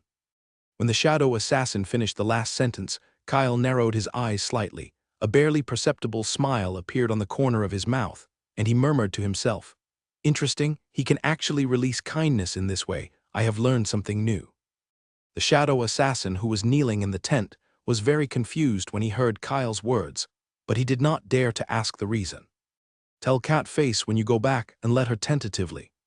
Contact the Earl of Abra City." "Yes, Lord Kyle." Kyle took out 3 low-level magic crystals and sent them to the shadow assassin, saying, "This is your reward." The shadow assassin stretched out his hands to catch the 3 low-level magic crystals and was very excited. He thanked respectfully, "Thank you, Lord." "You can go down." "Yes, Lord." After the shadow assassin left, Kyle left the tent and went to the tent where his master was to report the matter. Inside the tent, Wylan leaned back in the chair and said with interest, "It's really interesting. I'm looking forward to where the assassins sent by the beast. God Church are hiding. My lord, I think there are only 3 possible places to get close to you," Kyle said after hearing this. "Tell me about it." "First, the vassal soldiers. Second, the hard labor manager. Third, the spy." "Haha, you're right. If you want to get close to me, there are only 3 most likely ways." Wylan looked at Kyle and laughed. "You arranged this matter. Try to capture them alive if you can." "Yes, my lord." Window tabula equals window, tabula tabula. Push mode, thumbs feed 01, container. Tabula below article thumbnail 300x 250 placement.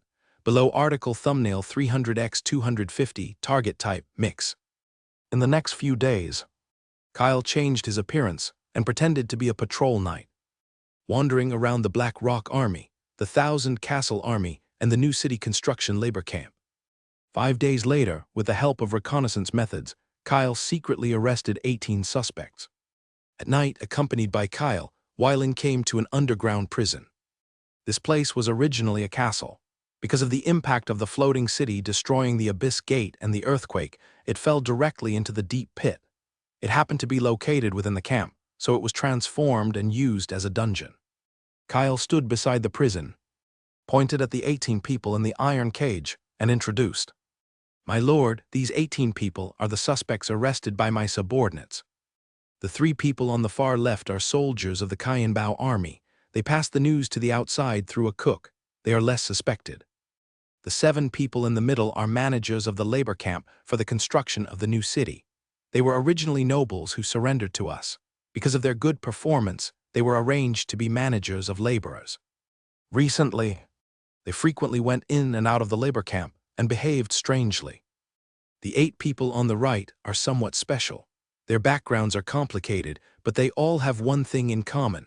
They are mistresses adopted by the children of the nobles of the Kyanbao army." Wai Lin came to an iron cage, squatted down, and looked at the woman in the iron cage. She was about 20 years old and very beautiful. In the iron cage, looking at the black-haired young man in front of her, the young woman wanted to seduce him, but she saw the other party's cold eyes, which made her stunned. "Have you interrogated him?" "Not yet." Seeing this, Wai Lin stood up and walked around the 18 iron cages.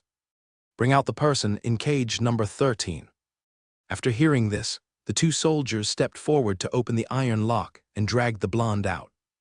Looking at the blonde in front of him, Wylan's eyes revealed coldness, and he said expressionlessly, "I'll give you a chance. Tell me everything you know and I can consider sparing your life." Hearing Wylan's words, the blonde remained unmoved and kept her head down. "Search the soul. The soul will not deceive people, and no interrogation method is as fast as soul searching." The blonde raised her head suddenly. Just as she was about to say something, she saw Kyle raise his right hand, directly grab the blonde's soul and start soul searching. Without the soul, the plump body collapsed on the ground.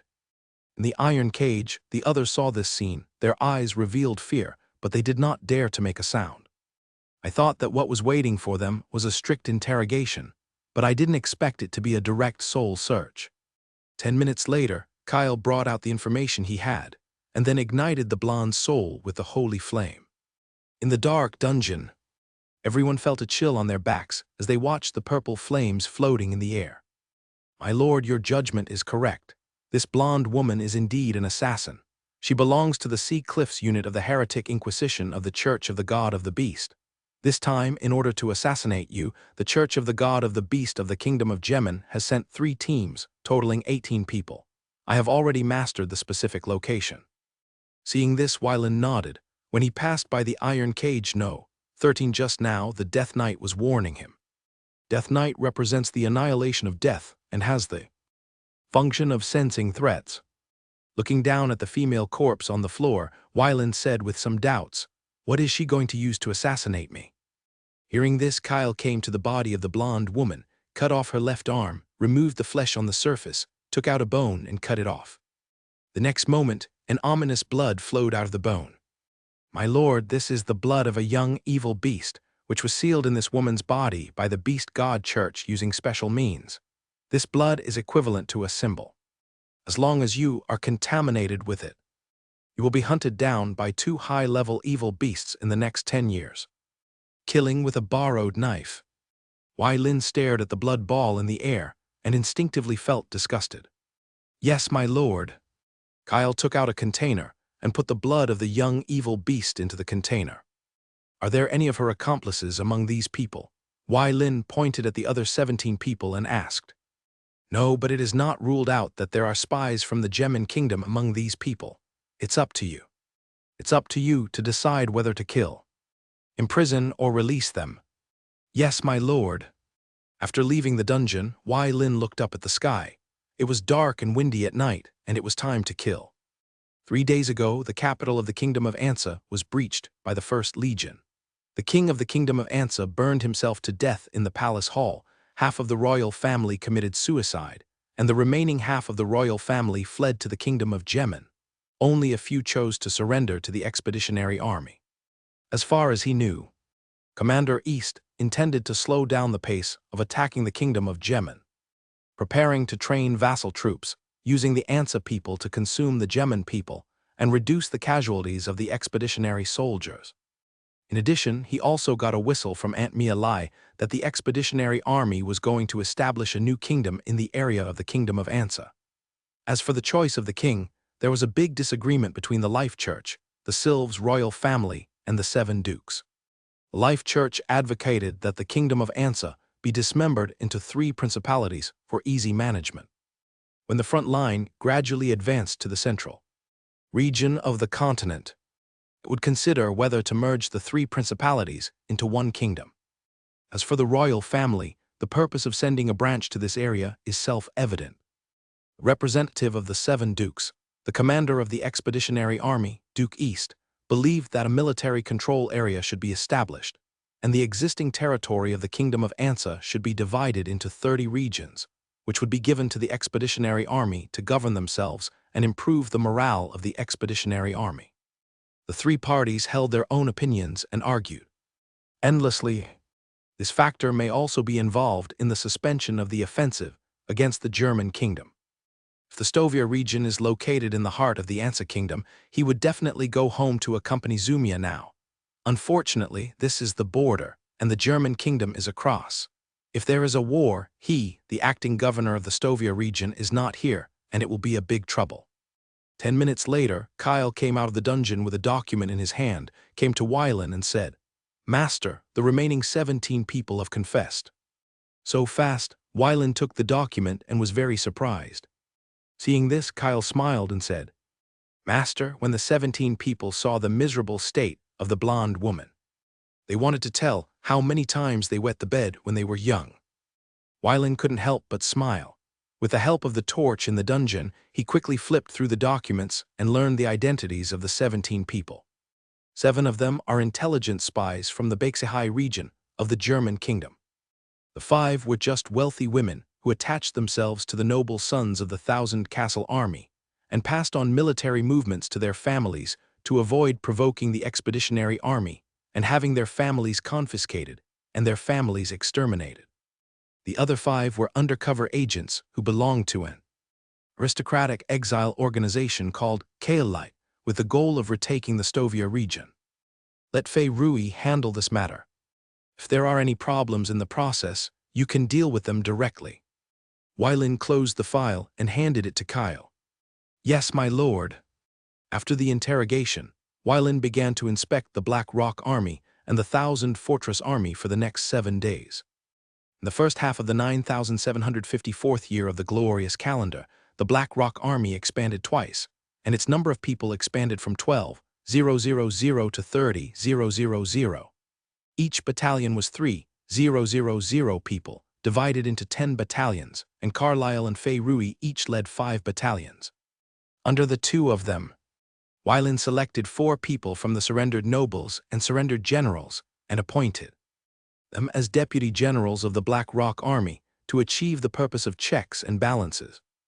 As for the 1,000 Fortress Army, with his tacit consent, it has taken over the local defense of the Gorge Mountain Ancient Road in the Stovia region and the 1,000 Fortress Province, responsible for collecting food, collecting commercial taxes, suppressing rebellions, armed missionary work, and other matters. When they reached the border between the Stovia region and the North Asia Corner region, 2 people suddenly emerged from the wilderness in the distance, looked at the army on the road, then looked back at the movement in the distance, quickly crossed the road and entered another farmland. Red Phosphorus Horse, Weilin looked at this scene, a little curious, turned to Kyle and said, "How about we make a bet?" Kyle looked at the movement in the farmland, his eyes flickered, nodded and said, "Master, what to bet?" Hearing Kyle's words, Weilin's mouth curled up slightly and he said, "A man and a woman." Weak hurried, frequently looking back. With vigilance and fear in their eyes, there must be someone chasing them. I guess the man and woman must have eloped. What do you think? I guess those 2 are brother and sister. Weilin took out a gold coin with cunning in his eyes and suggested, "How about a bet of 1 gold coin?" "Okay," Kyle nodded after hearing this. This way. There was a sound in the wilderness, and in less than a moment, a team of more than 30 people appeared in front of everyone. "Go and stop them." 2 silver-level mid-level knights heard the order, drove their red phosphorus horses forward, and stopped the people who were about to enter the farmland to search. "Stop." The leader's face changed drastically when he heard this. He stretched out his hand to stop his subordinates, stepped forward to salute, and said in a common language that he was not very proficient in, "Sir, we are from Viscount Illy Doyle of the 3rd Battalion of the 12th Army. We are ordered to hunt down." The silver-level mid-level knight waved his hand to interrupt the other party and said coldly, "Our lord wants to see you." "Yes, yes." The middle-aged man in the lead was smiling, not daring to be rude. In the distance, hearing the middle-aged man's words, Kyle suddenly laughed. "Ha ha, lord, it seems you are going to lose." "Maybe," Weilin said helplessly. In less than a moment, the middle-aged man was brought to Weilin. Looking at the tall red phosphorus horse, the middle-aged man knelt on the ground with respect on his face. His knees made a dull sound on the ground, and he said respectfully, "Respected sir, I am the captain of the 3rd Squadron of the Punishment Army under Viscount Illy Doyle of the 3rd Battalion of the 12th Army. I am searching for members of the rebels under the order of Lord Viscount Illy." Listening to the somewhat lame common language, Weilin frowned and asked patiently, "Resistant army members, that man and woman, do you know their identities?" "Those 2 are the children of local wealthy merchants. They secretly passed information to the rebels and were reported by servants." Lord Viscount Illy was furious and ordered a house search. The brother and sister received the news in advance and fled from Wheat City. "Your subordinates." "Okay." Weilin stared at the middle-aged man with a gloomy face and said in a deep voice, "I don't like people deceiving me." The 2 silver intermediate knights turned over and dismounted, drew their knights' long swords, and with a clang, the blades and scabbards made a crisp sound. They walked to the middle-aged man and put the long sword on his neck. Looking at the reflection on the knight's sword, the middle-aged man trembled with fear, his face was pale, and cold sweat slid from his forehead and dripped on the ground. His lips trembled slightly, but he dared not make a sound. As for the so-called punishment army, they threw away their weapons very neatly and squatted on the ground. not daring to have the slightest thought of resistance. "I'll give you another chance to tell the truth."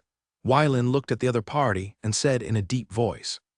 The middle-aged man lay on the ground, not daring to raise his head, and trembled. "Yes, yes, sir." After some intimidation, the middle-aged man dared not hide it anymore and told everything he knew. His immediate superior, the deputy general of the punishment army, set his sights on the money and daughter of the rich businessman and wanted to offer the money and women to Viscount Ely in order to get promoted. Looking at the middle-aged man's expression, he didn't look like he was lying, so he waved his hand to let the two guards take back their weapons. "My lord, I won." Hearing Kyle's words, Wylin was willing to admit defeat, took out double the gold coins and threw them to the other party. After doing all this, Wylin turned to Miller and said, "Take people to capture the brother and sister." "Yes, my lord." Miller beat his chest and saluted, and took 12 guards into the farmland and began to search along the footprints. The middle-aged man kneeling on the ground lowered his head, his face full of bitterness. If he had known that he would meet a big man, he should not have taken on this troublesome matter and almost lost his life. Looking at his master's actions, Kyle was very clear. Half a month of patrols, boring, this is obviously ready to have fun. However, this is not a big deal. Among the expeditionary forces, there's really no one whose back is bigger than his master. 10 minutes later, Miller returned to the road with a woman on his horse, and then put her on the ground, bowing respectfully and saying, "Lord, here are the brother and sister." Wylin looked down at the woman, whose hair was disheveled and whose face could not be seen clearly, and immediately lost interest. Then he turned to look at the man struggling on the ground, staring at Wylin with hatred in his eyes. "You have guts." Wylin nodded and praised, then turned to look at Kyle and asked, "Do you need this person?" Kyle glanced at the boy indifferently and shook his head. He was very picky in choosing people. Although the boy had good talent, he did not meet his requirements. "Enemy sister, the talent is okay, interesting, very interesting." Combining what happened to the boy, Wylin seemed to see a son of the plain. "Get up." Seeing this, the middle-aged man stood up from the ground swiftly. "Lead the way." "Yes, sir." The middle-aged man did not dare to delay for a moment. He returned to the team, looked at the group of unpromising subordinates, and cursed them in Ansa language. Then he returned to his respectful appearance and led the way. 2 silver-level knights grabbed the brother and sister and put them on horseback. They followed their master and headed for Wheatgrain City. Window tabula equals window, tabula tabula. Push mode, thumbs feed 01, container. Tabula below article thumbnail 300x250, placement. Below article thumbnail 300x250, target type, mix. Wheat City is 23 kilometers away from the border between Stovia region and North Asia Cape region. 2 hours later, the group arrived at the gates of Meili City.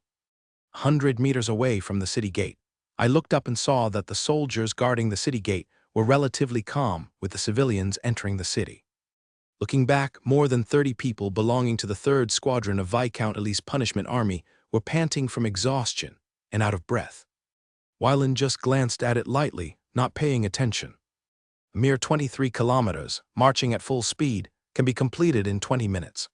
Sir, I will go down." To report, the middle-aged man came to Wylin, bowed and said respectfully. Seeing Wylin nodding, the middle-aged man did not dare to delay, entered the city, and ran towards the Lord's mansion of Meili City. After a while, a high-level silver knight walked through the 2 doors, came to the study, and knocked on the door. "Come in."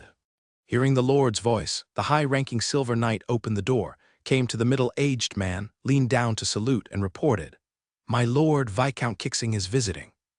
After hearing what his confidant said, the middle-aged man was stunned for a moment, then came back and asked with some uncertainty, "You're talking about Varon Akers, the grandson of the Duke of Moravia?" "Yes, my lord." After hearing this, the middle-aged man stood up, picked up his staff, and was about to walk out the door.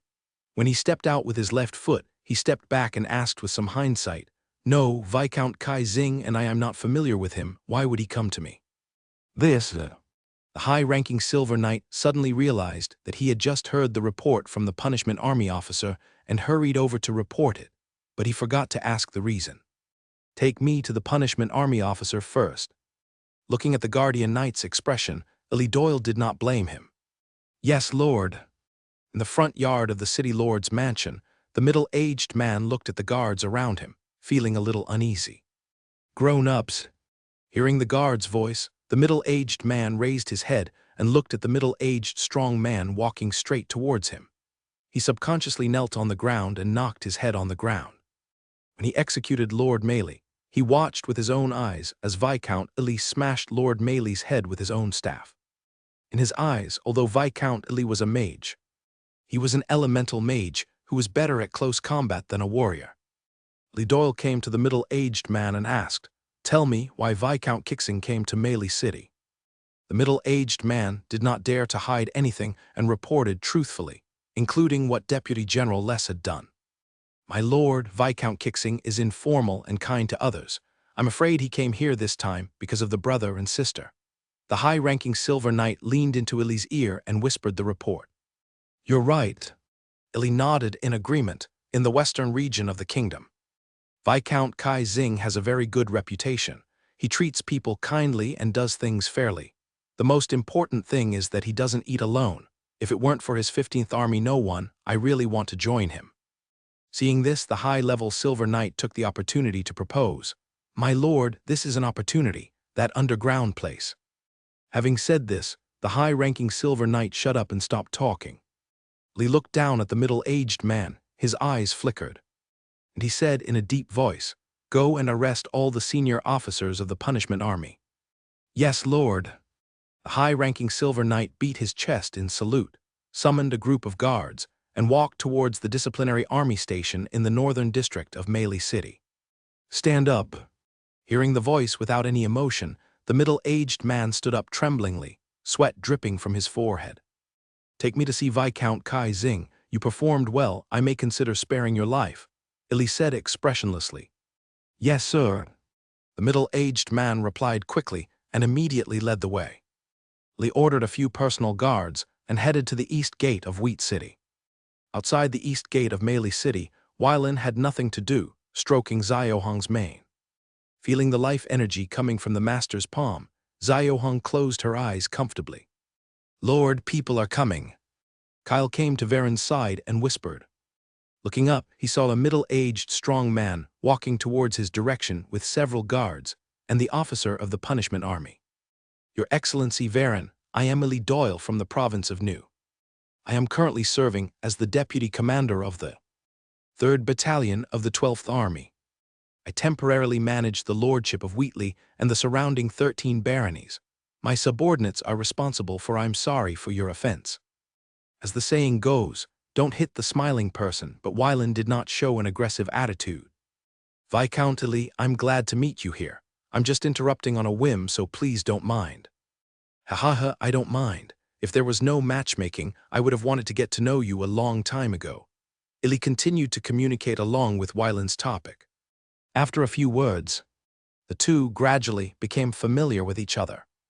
"Your Excellency Weilin, I have only more than 600 troops directly under my command, and including the Crusaders, there are only 200 people. It is very difficult to control this land with an area of 6,000 square kilometers, so I recruited local adventurers and mercenaries, soldiers, and selected some prisoners who converted to form a punishment army with about 500 people to strengthen the security of the place and assist the Life Church in preaching. I did not expect to encounter such a situation." Hearing Illy's explanation, Weilin smiled and said, "Viscount Illy, you don't have to worry about being enemies with me. We are both nobles of the Kingdom of Elia. Some things can be discussed openly. After all, we have no conflict of interest." As other nobles said, "You are kind, humble, and polite. Thank you for your understanding." Illy breathed a sigh of relief and said with gratitude. Weilin smiled and replied, "Haha, it's just their flattery. Don't take it seriously." Not long after, 17 high-ranking officers of the punishment army were escorted to the east gate of Wheatgrass City. They knelt on the ground with horror in their eyes. Weilin glanced at them and performed a camp detection. 6 of them were in the lawful camp, 4 were in the neutral camp, and the remaining 7 were in the evil camp. Lee watched this scene with a little embarrassment on his face. After all, these people were selected by himself. Lord Eli, this is your army, I won't interfere. Sir Wylan, don't worry, I won't let these 7 damn bastards leave this world easily alive. Seeing this, Eli patted his chest and promised. In this case, I won't stay for long. Seeing that the other party was about to leave, Eli hurriedly said, Sir Wylan, wait a moment, I have some private matters to discuss with you. Looking at Eli's expression, Wylan nodded and followed the other party to the side. Sir Wylan, to be honest, I discovered an ancient ruins in Melee City, but I cannot develop it with my ability. Eli lowered his voice and whispered. Wylan looked at the other party, his curiosity aroused in his heart, but he still had a calm expression on the surface, and said calmly, Viscount Eli, you should ask Count Letarn for this kind of matter. After all, North Asia Cape, the southeastern region, is actually controlled by the 12th Army. Li smiled bitterly and said, Your Excellency Wylan, you should know why I want to hide it without me having to say it clearly. Seeing this scene, Wylan nodded subconsciously. Count Letarn is powerful and has outstanding commanding abilities, but he is notoriously greedy and lustful. If Eli chooses to report it, he may be transferred out of here the next day, and his henchmen will take over Wheat City. Viscount Eli, I understand your difficulties, but after all, this is the territory controlled by the 12th Army. If the situation is exposed and Count Letarn intervenes forcefully, you may end up with a reputation of cheating. Varen said with a gentle face. He opened his mouth to remind. Li held the staff in his arms with a look of struggle on his face. Seeing the other party's deep thought, Wylan was not in a hurry and stood aside, waiting with peace of mind. I am lucky to get it, but I am destined to lose it. If the other party is afraid and is not prepared to continue asking him for help, then this incident has not happened. If the other party made a choice and was willing to share the ancient ruins with him, he would be happy to help the other party resist the pressure of Count Letarn. As for plundering by force, he never thought that although doing so would bring temporary benefits, it would also destroy his reputation. Sometimes reputation is not worth mentioning, but sometimes fame can bring unexpected benefits. After some struggle, Eli decided to take a gamble. So Wylan, I am willing to share the ancient ruins with you. Seeing Li make his choice, Varen showed a smile on his face and said, Viscount Eli, since you believe in me, I will not harm my friends. Both parties will burn a set of relevant written records in ancient ruins. As for money, treasures, strange props, magic weapons, etc., let's split them into 50-50 ratios. What do you think? Hearing this, the expression on Eli's face was a bit astonished. He thought that the other party was willing to share his 3 achievements and he would be very satisfied, but he didn't expect that he would be so generous. Thank you for your sentiments. Ha ha ha, mutual benefit. If you don't come to me, I won't be able to benefit. You think so? Yes, yes, Eli said with a smile on his face. How about I take you to see Wheat City? I happen to be interested, so I'll trouble you. No trouble, no trouble. The two of them were talking and laughing, walking side by side towards the city. At the same time, the high-ranking Silver Knight standing at the city gate saw Eli's gesture, nodded, and asked his subordinates to take away the 7 officers of the punishment army, preparing to let them experience all the pain in the world before sending them to the prison, the stake. The other 10 people were all taken to the prison and imprisoned. Although there is no problem with these people's camp, they have already been suspected once, and they will inevitably have some anger in their hearts. For the benefit of their master, these people must not be used anymore. As for letting them go, that's absolutely impossible. The fate of these people has been determined. Before the expeditionary force is defeated, they can only appear in 2 places in their lives. One is a prison and the other is a mine. However, instead of expecting the expeditionary force to be defeated, it is better to expect the goddess of life to show mercy, forgive the Ansons, and let them regain their freedom. Under Eli's warm hospitality, Varen felt very good. In the most luxurious manner in the city, as usual, Kyle cleared out all the housekeepers, male servants, maids, and guards, and the guard team took over the security of the manor. At night, in the garden, Varen looked at the delicacies on the stone seat. While praising Kyle's craftsmanship, he stuffed food into his mouth. I took a sip of luminous wine, leaned back on the chair, looked up at the moon, and felt extremely relaxed. Lord, what are you going to do with those brothers and sisters? Kyle asked curiously as he cleaned up the mess on the stone table. Wylan touched his belly and said, I feel like the two of them are of great use. They might be able to open up that ancient underground ruins. Seeing his master say this, Kyle didn't ask any more questions. Although he couldn't tell anything from the life trajectories of the siblings, his master must have his own reasons for thinking this way. In a guest room, the young man looked at his sister sleeping, touching his chest, his eyes full of confusion. Shouldn't I die? When he was exploring the lost plane, he was clearly pierced through the heart by a legendary low-level evil soul master and died. How could he be here? This was 600 years ago. The boy held his sister's body with one hand and covered his head with the other, absorbing the unknown fragments. No, this isn't right. The goddess of life, the expeditionary force, are chasing. Looking at the extra memory fragments in his mind, the boy couldn't tell for a moment whether he had really returned to the past or was in a phantom. The girl lying on the boy's lap slowly woke up, looked at her brother whose expression had changed several times, reached out to touch his face, and asked worriedly, Lean, what's wrong with you? Feeling the warmth from the girl's palm, the boy forced a smile on his face, lowered his head and said, Sister, I'm fine, you can continue to sleep. Are you really okay? The girl looked worried. It's okay, you'll see your father tomorrow. You go to sleep first, I still have things to sort out. Okay. After coaxing his sister to sleep, the boy browsed through the memories in his mind while speculating on the changes in the world situation. In his most original memory, the Ansa kingdom did not perish, but one thing did not change. His father would be framed by a villain named Les, and their family's chamber of commerce was destroyed. He and his sister bought wine outside the city and luckily escaped the initial arrest. In the subsequent escape, he and his sister accidentally fell into a cave in a panic.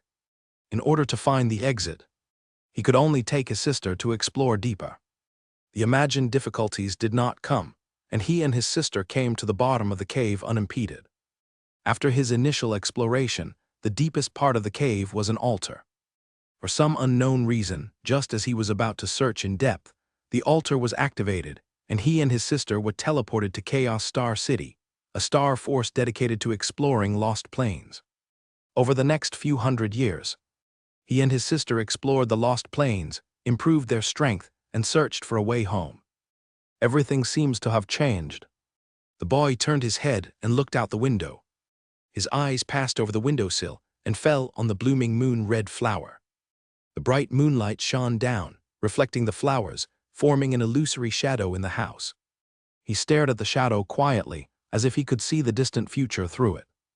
The black-haired young man and the blonde young man. The faces of the two people kept appearing in the boy's mind, and his heart was full of doubts and confusion. Their family are ordinary businessmen, and they really can't think of anything special that deserves others' attention. Ryan, it's my turn to keep watch. Hearing his sister's gentle voice, the boy came back to his senses, nodded to his sister, and then lay flat on the bed and fell asleep peacefully. The girl lowered her head and looked at her brother, with a reassuring smile on her face. My father is still there, the Chamber of Commerce has returned, and my brother has not left me. Such a life is really beautiful. The sun shone brightly on the earth. Wylan got up from the bed, rubbed his swollen head, and said to himself, I have to drink one less bottle next time. In theory, the stronger he is, the better his alcohol tolerance should be. But the situation is exactly the opposite of what he imagined. Without using Du Kai to dispel the drunkenness, his alcohol tolerance has increased a little bit, about half a bottle, which is really a bit embarrassing. Walking out of the room and coming to the courtyard, Wylan saw Kyle walking towards him quickly. My lord, there is an unexpected situation. Hearing this, Wylan was full of questions. Could it be that Viscount Ely wanted to harm him? But with him being a low-level gold mage, he couldn't beat him even if he gave him 2 hands.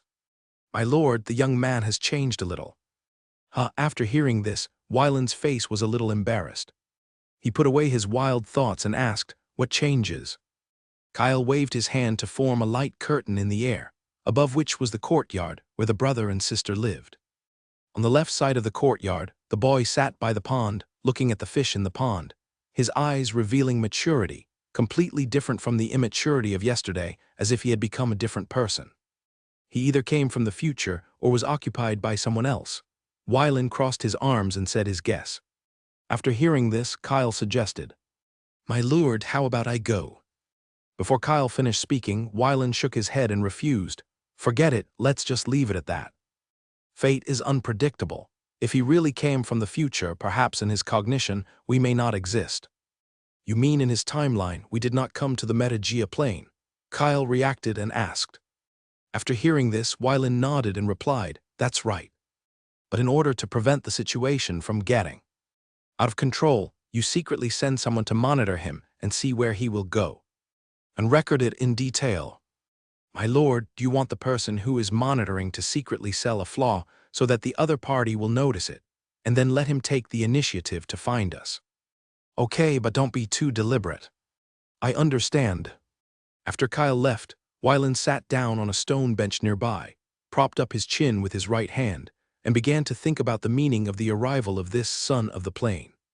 If it is said that the Metagea plane world consciousness is saving itself, the logic does not match. You must know that when my grandfather stopped the demon disaster and destroyed the gate of the abyss, the Metagea world consciousness rewarded a unit of world origin. In addition, Metagea has entered the Pan-Ilaria world circle, and the rule assimilation has begun, which means that the Metagea plane world consciousness has begun to surrender to the Ilaria world consciousness and gradually hand over its underlying rules. Wait and see. Outside the manor, under the escort of 4 guards, Ryan took his sister back to the location of the Melly's Chamber of Commerce. At the door of the Chamber of Commerce, a middle-aged man with the vicissitudes of life looked at Ryan and his sister.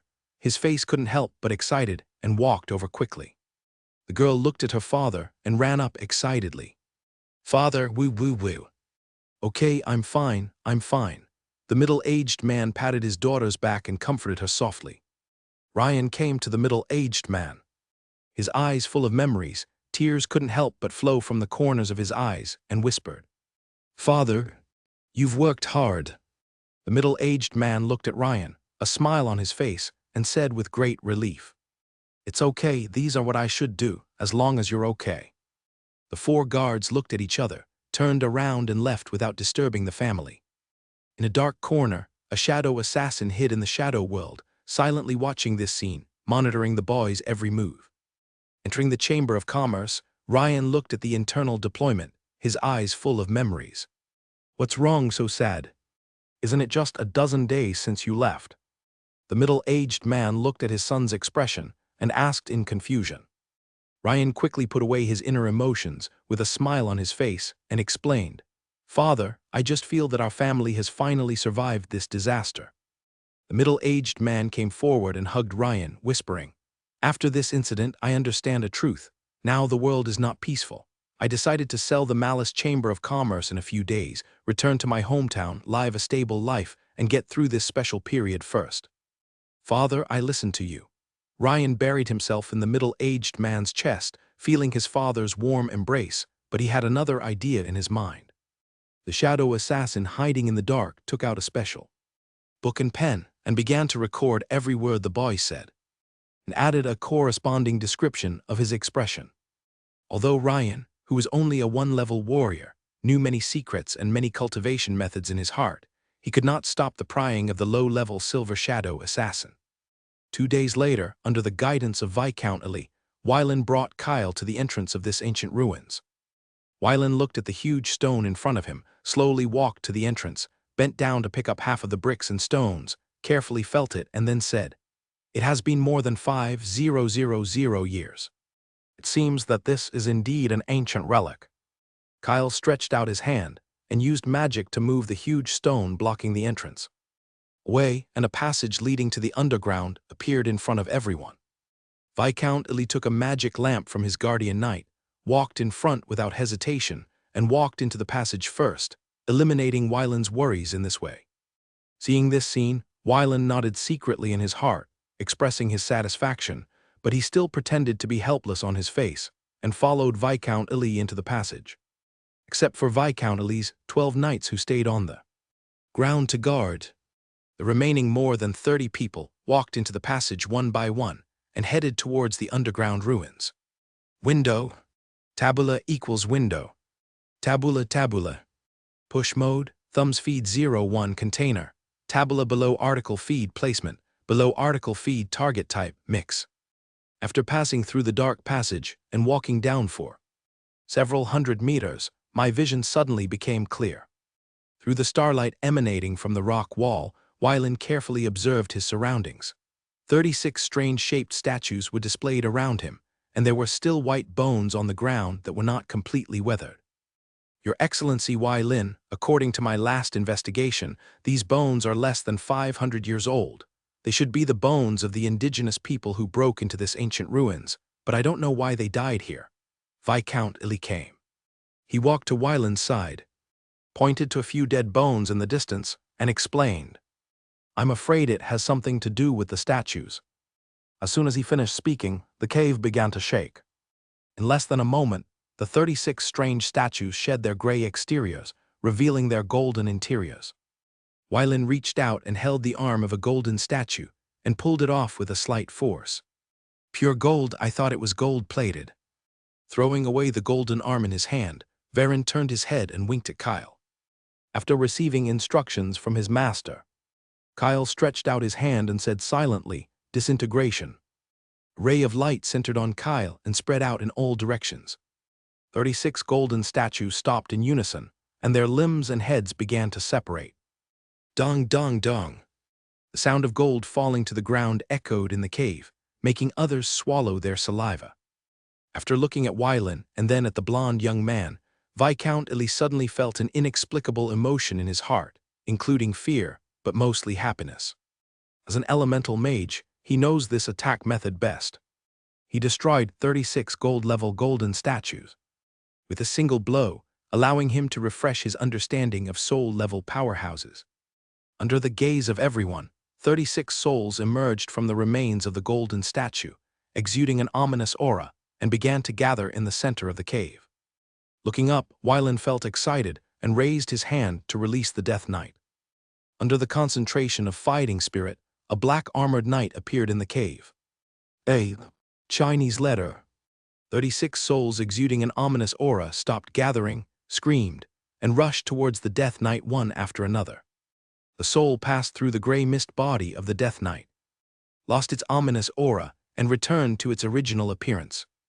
Feeling the joy coming from the Death Knight, Varen subconsciously touched his right cheek. When the other knights saw the scene that refreshed their views, they all withdrew their hands from the hilt of the knight's sword. 6 minutes later, as the last soul passed through the body of the Death Knight, 36 souls exuding a bright aura appeared in front of everyone. A soul with the strongest soul floated in front of Wylan, bent down to salute, and sincerely thanked him. "Thank you for your salvation. Dear Lord of Life, I hope the boundless sea of stars can protect you. This is a gift from our meteor clan to you, some star cores produced from our bodies. I hope you can accept it." Looking at the star core held in the hands of the unknown soul, he stretched out his hands to accept it and said, "Thank you. I accepted your gift so that we will be settled, and no one of us owes anything to the other. Your mind is as broad as the sea of stars. I hope we can meet again in the sea of stars." After the unknown soul finished speaking, he returned to the team. In less than a moment, an unknown light appeared out of thin air and took away 36 souls. After everything calmed down, Kyle came to Varen's side and explained, "My lord, the Meteor clan has an immortal soul and an immortal consciousness." After hearing this, Wylan nodded, indicating that he understood. Then he looked at Viscount Illy and said, "Viscount Illy, I will take this star core. How about you take these golds?" "I agree." Illy came to his senses and replied quickly. Upon seeing this, Varen signaled Viscount Illy to collect the gold scattered on the ground, and then took back the satiated Death Knight. Seeing this, Viscount Illy began to instruct his subordinates to collect the gold and pile it up in the corner of the wall. He left 2 knights to guard it, and then led the remaining people to continue exploring the depths of the ancient ruins. As Wylan walked down the dark passage, he thought about the origin of this ancient ruins. Being able to capture and trap the souls of the Meteor clan in the Star World, it seems unlikely that the strong men in this world have this ability. This means that this ancient ruins were not born in this world and may have accidentally fallen from the Star World to this world. With all kinds of questions, Wylan came to the second cave. There is a faceless statue placed in the center of the cave, with a strange aura exuding from its body. Viscount Illy, wait a moment.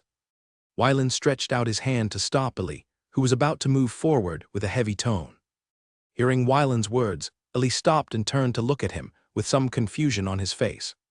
Wylan pointed to the location of the statue and asked, "What did you see?" Upon hearing this, Illy looked in the direction that Varen pointed and replied truthfully. "Your Excellency, Varen isn't the just an ordinary statue there."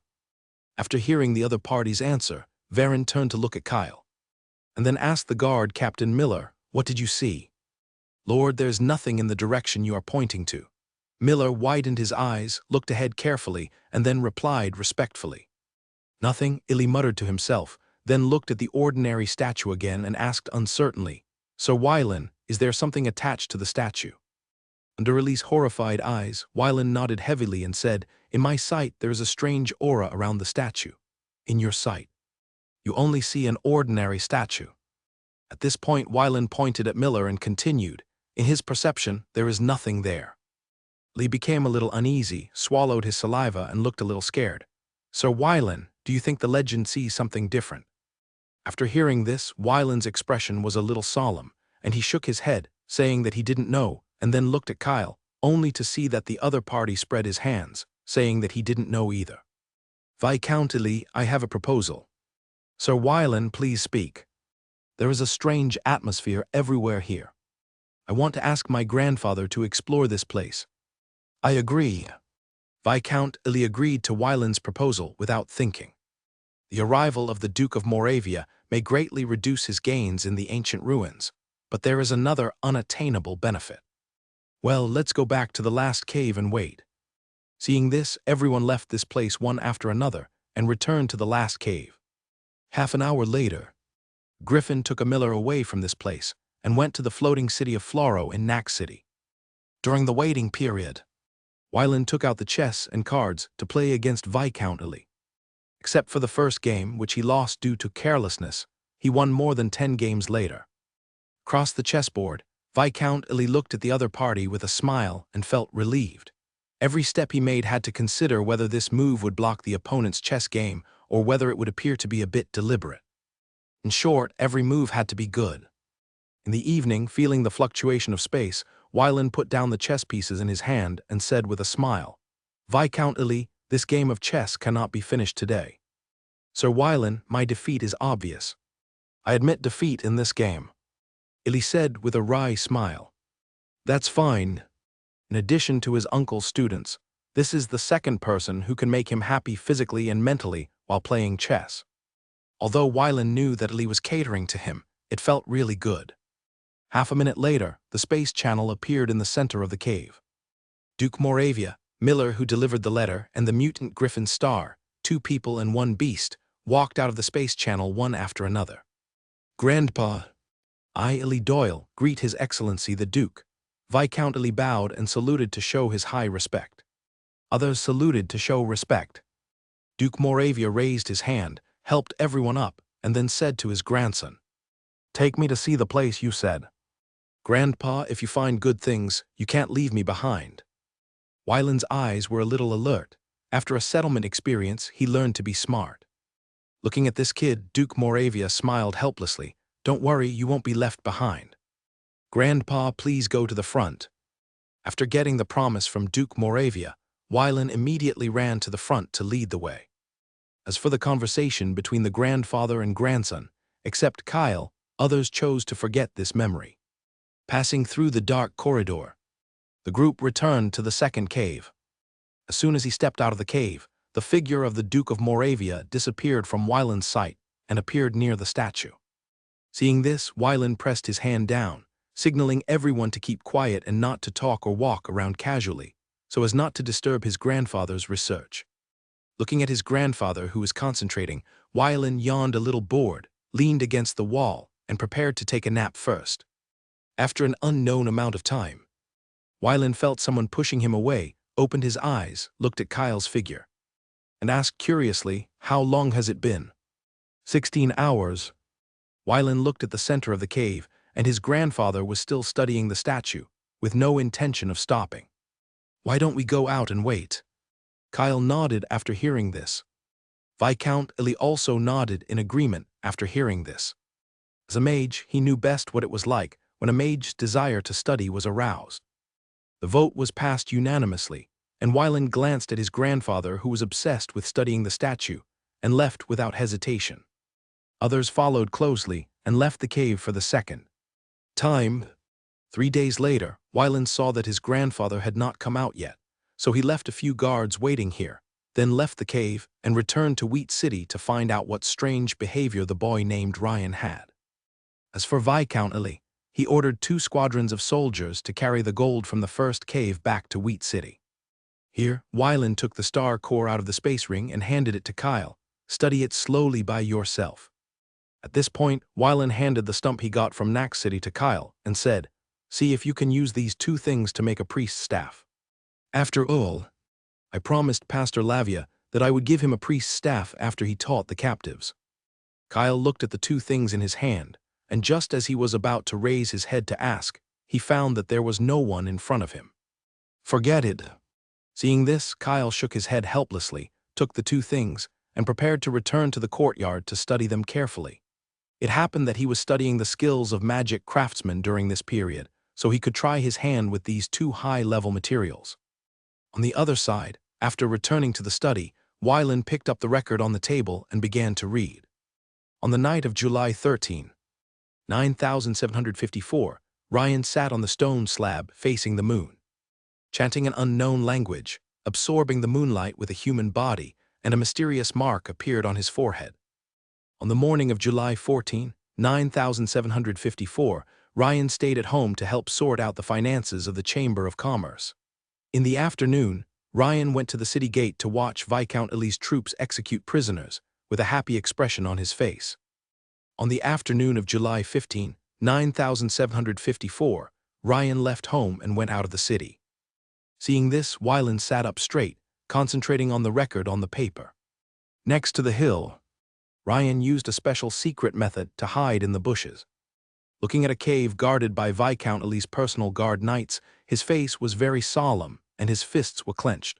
I judged that he was very entangled and afraid, and suspected that his secret had been discovered on the morning of July 16. 9754 in the glorious calendar, Ryan bought a variety of magic potions in the city, including red fireworks, Leon's tree roots, white lotus leaves, a total of 13 kinds, according to a specific ratio. He refined a potion that can make him invisible. He came to the hill and took it. Half an hour later, he turned around and left, giving up the idea of exploration. July 17, 9754 in the glorious calendar. Looking at the record of the shadow assassin, Wyland touched his chin and said to himself, "Does he know the secret of that ancient ruins?" Thinking along this line, Wyland decided to test it.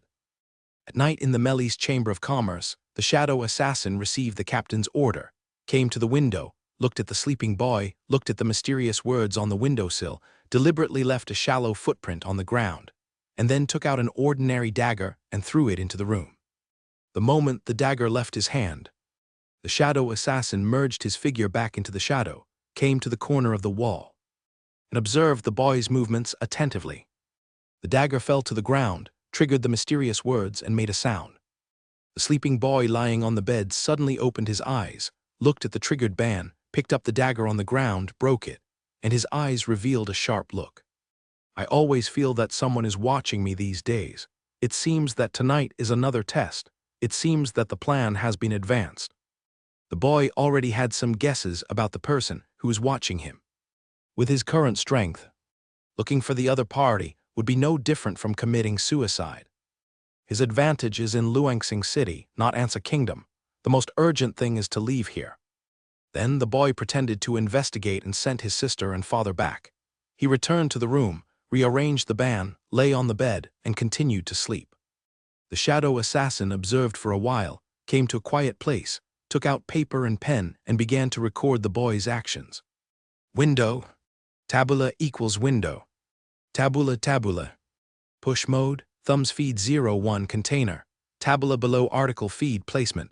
Below article feed target type mix. In the next half-month, Varen continued to direct the shadow assassins to test Rian again and again. It turns out that this boy is indeed an old guy. Judging from how much he cares about his family, it can be proved that this is an old guy who came back from the future. My lord, I think it's time to close the net. Kyle put down the latest records about Rian and suggested to his lord. After hearing this, Wylan nodded and responded, "It's really time to close the net. Send a small team of shadow assassins to capture the Lian family." At this point, Varen paused and then added, "Try not to hurt the three of them. I always feel that there is something weird in it. In case of excitement, it's not worth the gain to arouse the other party's desire to resist." Kyle nodded after hearing this. Soul searching is very effective, but only if the opponent's soul is not blocked. In order to prevent the information in the soul from being leaked, some organizations will set up some kind of means on the soul of their members. Once the soul is searched by the other party, the searched soul may be immediately disintegrated, or the relevant memories may be cleaned. At night, 5 shadow assassins gathered at the Mali's Chamber of Commerce and joined the shadow assassins who were monitoring Lean. A total of 6 people entered the Malice Chamber of Commerce from 4 directions and began to arrest 3 members of Lean's family. Regarding the Chamber of Commerce workers and servants, the shadow assassin did not kill them, but only knocked them unconscious and placed them opposite each other without harming their lives. In the room, Leon opened his eyes suddenly and looked at the 3 masked men in black who appeared beside him, a 5 seal assassin and 2 4 seal assassins, with a mocking smile on his face. "You really think highly of me." The leader of the 13th Shadow Assassin team looked at the opponent's expression and said coldly, "Do you want to resist and be knocked unconscious by us, or do you want to give up resistance and be knocked unconscious and taken away by us? My family, how will you deal with it?" Rian's face was calm, but his eyes were filled with murderous intent. At the cost of losing his soul, he could kill these 3 people. "Don't worry, my master is only interested in you. Your family will not be harmed until you show obvious hostility." Hearing what the other party said, Leon suddenly smiled and said, "Come on." Upon seeing this, the captain of the 8th team of shadow assassins nodded to his subordinates. After knocking Leon unconscious, the shadow assassin standing on the left picked him up, followed the captain, and left the place quickly. The entire process was silent, without any unimportant person discovering the actions of the 6 shadow assassins. In a remote courtyard somewhere in the manor, 4 middle-level silver knights were guarding the courtyard gate. They looked at the figures of Varen and Kyle and beat their chests in salute to show their respect. After pushing open the door, the 6 shadow assassins stopped what they were doing and knelt on the ground to salute. "Everyone get up." After hearing Wylan's words, the 6 people stood up and stepped aside. Looking at his assassin troops, Varen was very satisfied. After 30 years of development, the shadow assassins have expanded from the original 2 people to the current 366. In addition to the 30 people commanded by Hilda and Cisna, Shermia has 120 people in her hands. 10 people, the remaining 216 people are in Kyle's hands. These 216 people were divided into teams of 6, for a total of 36 teams, and they were not subordinate to each other. In this expeditionary war, there were 12 teams with a total of 72 shadow assassins, accompanying the army to spy on the army. "Bring that boy out." After hearing this, 2 low-level silver shadow assassins entered the room, took the sleeping boy to the courtyard, and injected fighting energy into his body to wake him up. The young man slowly opened his eyes and looked at the 2 people standing a few meters away. There was no expression of surprise on his face, and he said in unskilled common language, "Your Excellency, I don't know what your purpose is in catching me here." Wylan smiled and did not directly reply to the other party's question.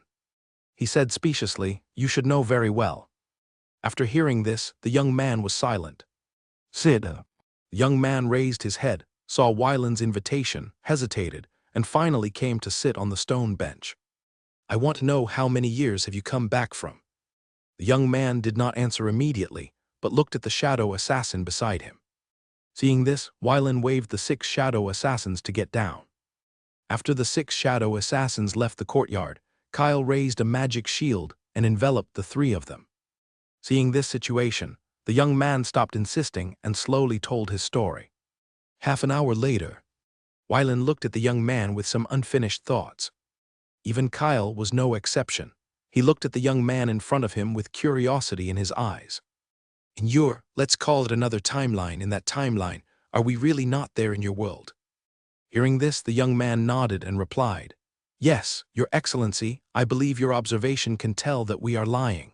The future is full of uncertainty, and no one can say for sure what will happen. Ha, that's true. You came back from the future. I originally thought you knew a lot of secrets.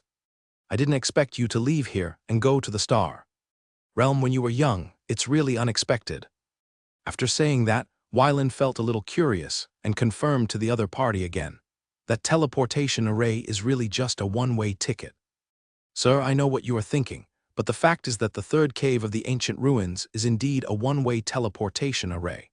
My sister and I have been in Chaos Star City for 800 years and have been looking for a way home for 800 years, but in the end, we found nothing. After hearing the boy's words, Wylan gave up the idea of going to Chaos Star City. He still had many people and pets worth staying here. Looking at the boy's eyes, Wylan said, I am ready to make a deal with you. The boy was a little confused, but he remained calm on the surface and asked, Please tell me. I need some spells and warrior training methods in your mind. Wylan stared at the other person's eyes and said in a deep voice, In exchange, I will give you some training materials and promise to let you and your family leave here safely. The boy's eyes flickered, and he was a little hesitant. I know you are going to Chaos Star City. Only there can the knowledge in your mind help you grow. If you stay here, your road will be very narrow. After some hesitation, the boy made up his mind and said, I promise. I will do what I promised, but if you lie to me, I will make you regret it. The boy felt a chill on his back and nodded quickly. Don't worry, I don't want to die yet, and I don't want my family to be hurt. Okay, Kyle, I'll leave it to you. I'll be leaving first. After saying that, without waiting for Kyle's consent, Wylan strode out of the courtyard. Looking at the departing master, Kyle felt helpless and said to the boy, In the next period of time, the three of you will live here first. As for the Malice Chamber of Commerce, you can quote a price and I will find a buyer for you. From 2 p.m. to 12 p.m. every day, come to the third courtyard in the north to find me. The boy nodded and replied, I understand, sir. That's it for now, you go and rest. Watching Kyle leave, the boy looked up at the moon in the sky, and the big stone in his heart fell. Without worries, he can now practice openly and prepare for the first time. The exploration of the lost planet world of Badask by Luengsing City will start in 3 years. I must get the intelligent control core hidden in Area 666. Thinking of this, the boy returned to the room and looked at his sleeping father and sister. He felt relieved and moved 2 wooden chairs to lie on them and began to rest. Half a month later, Wylan ended his leisure time and took Kyle and Viscount Ely to the ancient ruins. After 32 days, my grandfather finally finished his research on the statue. In the second cave, Duke Moravia felt Wylan's breath, opened his eyes, stood up, and walked towards the exit. Passing through the dark passage, looking at the grandfather walking towards him, Wylan couldn't wait to ask, Grandpa, how is it? The Duke of Moravia looked at Wylan and slowly said, Monensk plane world, a high-level plane world, a plane world that is only 1 energy level lower than our world. This ancient relic is a fragment of a lonely mountain fortress in the Monensk plane world, belonging to an evil soul master organization called Dream Mark. You are right not to move the statue rashly. The curse attached to it is also a mark that will pollute the soul and gradually become the lamb of the evil soul master.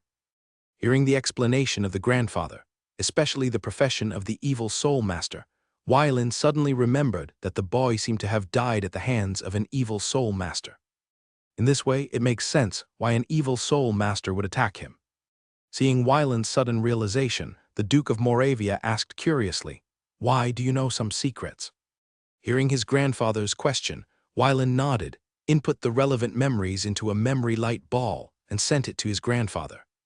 After receiving Wylan's memory, the Duke of Moravia showed a surprised expression on his face and said with some horror, The world is so big, there are all kinds of wonders. That person is there, I'll meet him first. Grandpa, you can meet him, but don't start studying him. Wylan looked directly at his grandfather and said seriously. Duke Moravia took out his staff and looked at Wylan's head. "What are you thinking about? I'm just curious and want to see him." Wylan covered his head with a bit of resentment in his eyes and couldn't help complaining in his heart. "Aren't all you arcanists research madmen? It's really hateful hitting my head again." Looking at Wylan's expression, Duke Moravia ignored him and continued.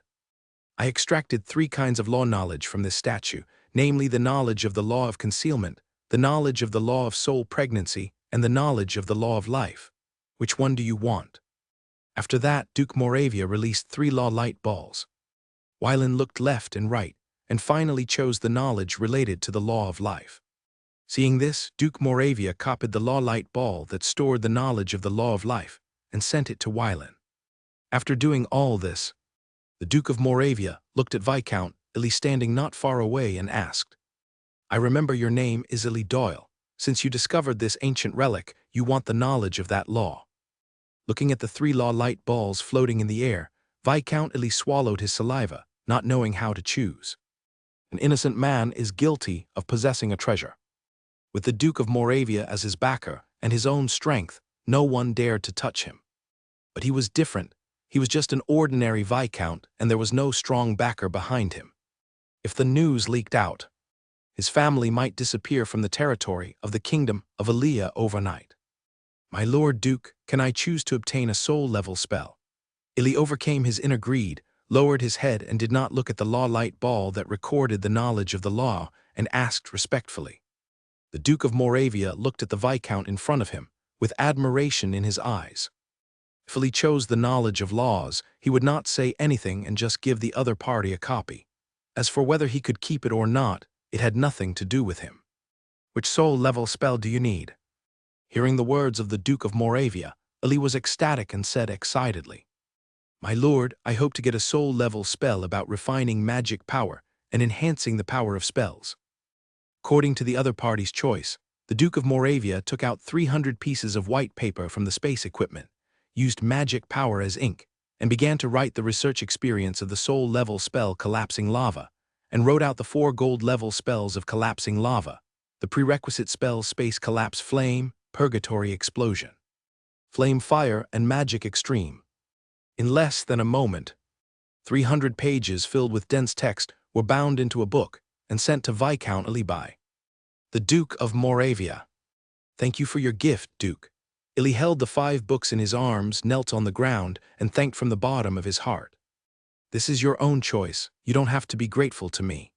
The Duke of Moravia put away the 3 law light balls, used magic to help the other party up, and said in a gentle tone, "Okay, I've been out for a month, and I should go back. Grandpa, take care." "Yes, sir." A flash of light passed, and the figure of the Duke of Moravia disappeared in the cave. After seeing off his grandfather, Wylan turned to look at Viscount Illy and said, "Viscount Illy, only the 1st and 2nd caves of this ancient ruins have treasures. As for the 3rd cave, it is a teleportation altar. I am going to. So Wylan, it's up to you to decide. I am satisfied with this harvest." Illy looked respectful and sincere without any dissatisfaction. "That's fine, I will stay here for a few more days. I'll trouble you during this time." Seeing this, Illy smiled and replied, no trouble, you can stay as long as you want." Thanks to his previous choice, otherwise he would not only not get so many benefits, but also might be cursed. Thinking of this, Illy silently thanked the goddess of life for her gift. Leaving 6 people stationed here, Wylan and Illy returned to Wheatgrain City with their respective subordinates. Back to the manor, Wylan asked someone to bring Ryan to the study. 10 minutes later, Ryan followed a silver intermediate knight to the study. "Sit down." Ryan bowed and saluted, then sat on the soft leather sofa. "Do you want to know why you died in the hands of the evil soul master?" Hearing Wylan's words, Ryan pricked up his ears and asked curiously, "You know?" Wylan did not keep him in suspense and told him some key information. Learned the truth of his death, was shocked, and then fell silent. Perhaps everything has a price. His escape from the ancient ruins means the fate of being harvested by the evil soul. "Master, is this problem solved?" Ryan raised his head with hope in his eyes. Wylan chuckled and answered, "Of course, My grandpa is a legendary arcane master. Once he takes action, is there any problem that cannot be solved? Then, looking at the other party, Ryan hesitated to speak, not knowing whether to say it.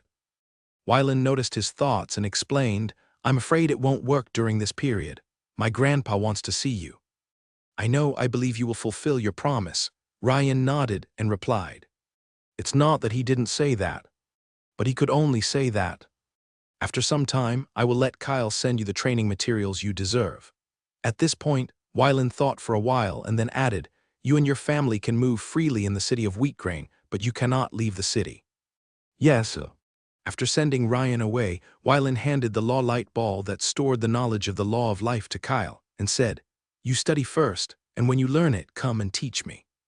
Kyle looked down at the law light ball in his hand, and then looked at his master's lazy appearance and nodded helplessly. Half a month later, the Duke of Moravia came to Wheatgrain again. Outside a courtyard, Wylan sent his grandfather into the courtyard, waved his hand to let the 4 guards guarding here retreat, and then lay by the wall and carefully eavesdropped. In the small courtyard, the Duke of Moravia's eyes shone with golden light, and he looked at the boy in front of him from inside to outside. The soul and the body were very compatible, and there was no sign of reincarnation. In addition, the soul is wrapped with a layer of space-time membrane to protect the soul inside. Sit down. The Duke of Moravia grabbed 2 stone benches, sat down first, and then motioned the other party to sit down. The young man looked respectful and sat down properly. In terms of strength, I am better than you. But in terms of vision, you are better than me, so how about we put aside our status and have an equal exchange? Okay. After listening, Ryan nodded and answered. Do you know that there is a space-time membrane around your soul? The Duke of Moravia asked with curiosity on his face. After hearing this, Ryan replied, I can guess that my soul is protected by something, but I can't feel it with my current strength. What is the scene of the lost world? Can you describe it to me? Yes.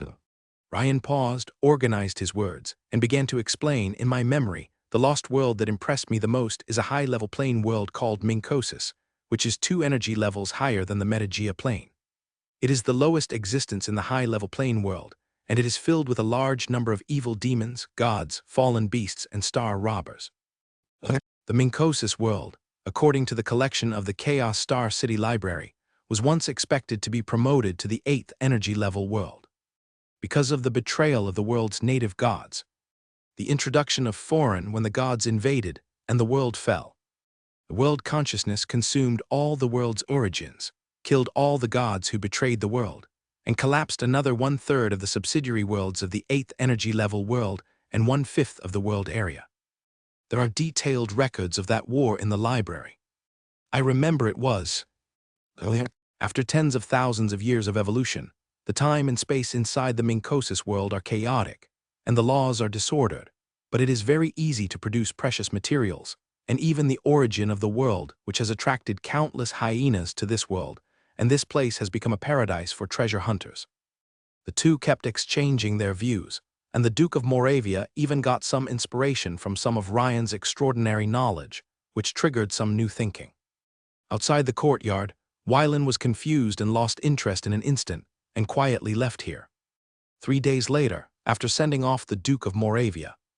After Ryan and his family left, he also had to prepare to return to the Stovia region. It's been almost 2 months since I came out. I hope that the Hebrew kid didn't get into trouble, otherwise he would have to be hung on the flagpole for a few days. Ancient ruins, Wylan asked other guards to wait outside, and took Kyle and Ryan's family into the ruins. Entering the passage, Ryan looked around, his eyes full of memories. The young man following Ryan's side was full of curiosity, constantly looking at the surrounding buildings and patterns on the wall. As for Ryan's father, he looked back from time to time, and looked at his son from time to time, feeling a little uneasy. Passing through the first and second caves, a group of 5 people came to the third cave. The center of the cave was full of green plants, and Wylan and Kyle stopped at the edge to avoid being caught in the teleportation array. Ryan looked up at the top. Everything was still so familiar.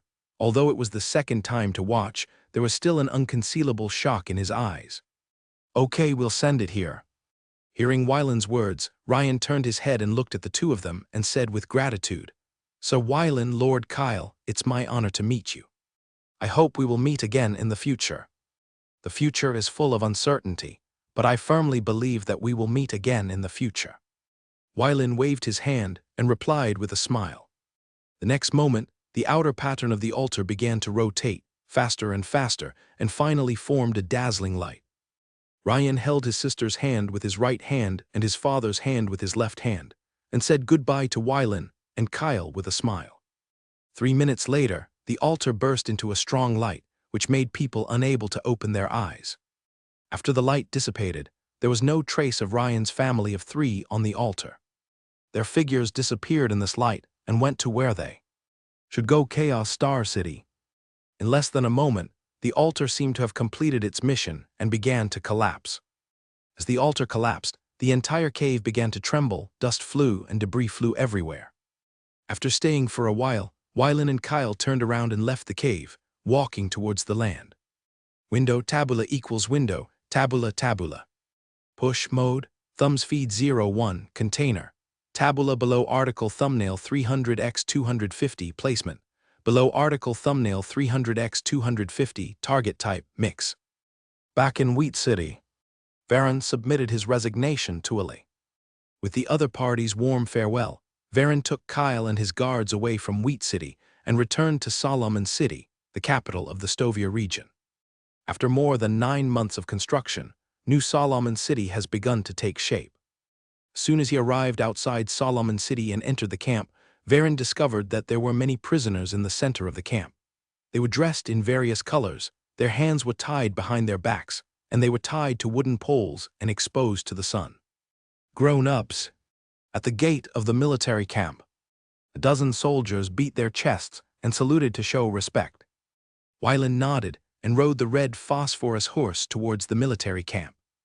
After walking around the training ground, it was estimated that there were more than 800 prisoners here. From the guarding soldiers, I learned that these people were adventurers and mercenaries from the kingdom of Jemen. They crossed the border in half a month and attacked. The mining site was captured by Earl Russell. Those who committed more serious crimes were executed, and the remaining prisoners were sent to Solomon City and handed over to him for disposal. Who came up with this method? Wyland pointed at the binding method and asked the soldier on the side. Hearing this, the soldier respectfully replied, "I told you, Lord, because the prison could not accommodate these people. Lord Hebrews ordered these people to be tied to the training ground and ordered us to guard them here." After hearing this, Wyland nodded, dismounted, and handed the red phosphorus horse to the guard. "Kyle, please send someone to notify Hebrew and ask him to come to see me in the camp." "Yes, Lord." After watching his master leave, Kyle waved to a guard and asked him to inform Hebrew. In a remote tent, Hebrew and Devon Hill sat opposite each other. Hebrew picked up the wine flask, poured Devon Hill a bowl of wine, and then poured himself a bowl of wine. He smiled and said, "Brother Devon Hill, I will call you father-in-law in the future." Devon Hill picked up the wine bowl, took a sip of wine with a smile on his face, and joked, "You can call me brother a few more times now, but you won't be able to call me brother anymore in the future." Hebrew picked up the wine bowl, drank it all in one gulp, slammed the bowl on the table and said with a smile, "Ha, what's the point? I'll call you father-in-law in formal situations, but in private I'll call you eldest brother." Devon Hill shook his head slightly, with a helpless smile on his face, and said, "Forget it, it's up to you." He was very satisfied with the Hebrew boy at the first sight. It's a pity that things are unpredictable, and this kid doesn't know how he got together with his adopted daughter. However, he didn't feel angry at all. On the contrary, he was very much in favor of it. He has been in the Kixing leader for almost 30 years, and he has a very thorough understanding of the situation in the Kixing leader. There are 3 people that the Lord trusts the most. One is Kyle, who has been with him for more than 30 years. And the other 2 are the 2 brothers Orlando and Hebrews. While the 2 were chatting, a guard opened the curtain, leaned down to salute, and said, "Captain, the Lord has sent someone to inform you that you should go to his camp." Hebrew smiled apologetically, stood up, took the knight's sword and helmet, and said, "Brother Devon Hill, I'll leave first, you drink slowly." Devon Hill waved his hand and said, "Go quickly, the Lord is more important." I will wait for you to come back and continue drinking." Hebrew nodded and walked out of the camp. Devon Hill looked at Hebrew's back with a smile on his face. In the central tent, Wylan sat in the main seat, flipping through the military affairs on the low table to learn about what had happened in the Stovia region in the past 2 months.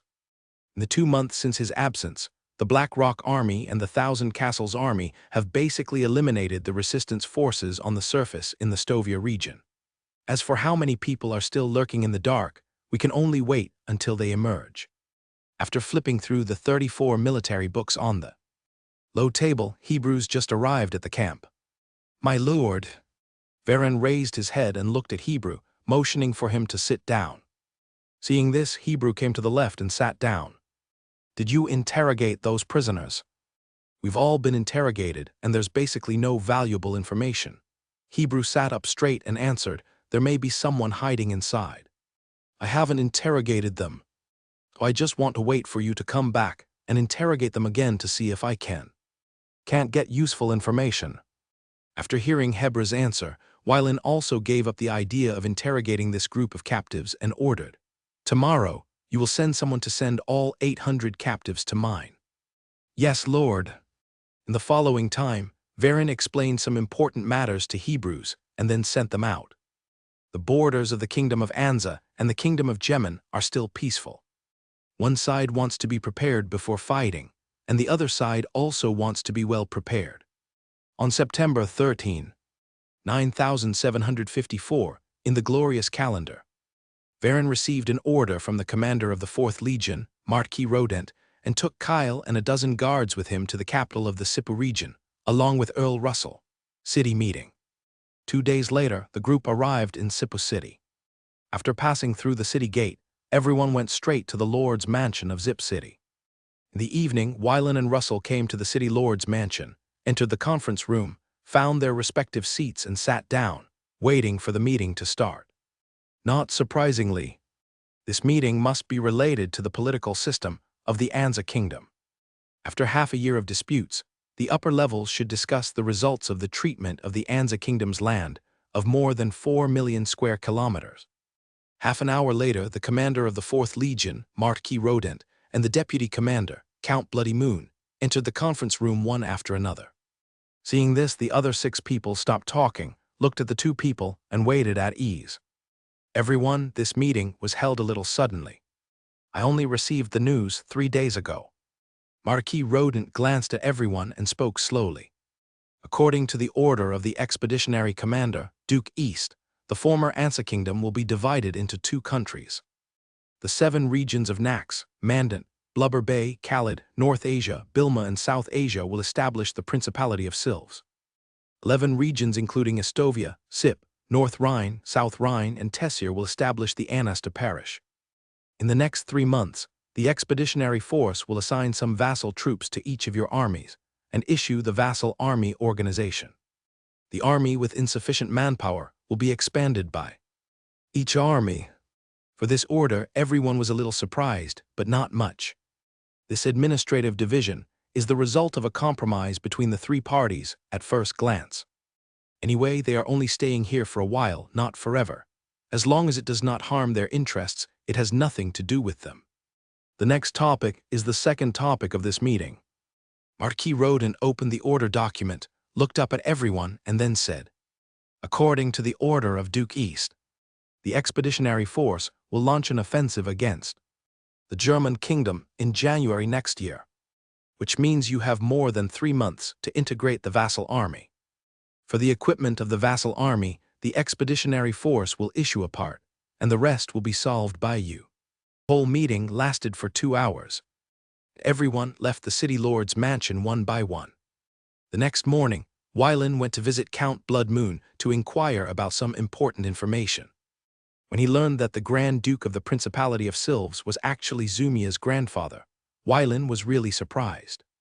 After learning some basic domestic situations, Wylan bid farewell to his aunt and returned to his residence. Back in the room, Wylan called Kyle and told him the situation. "My lord, in my opinion, the royal family will make a big move." Combined with the news told by his master, Kyle told his own inference. "I think so too." Lin nodded in response. Although there are no kingdom troops in the expeditionary force, there is a legend who is a member of the royal family. But speaking of this, these have nothing to do with us.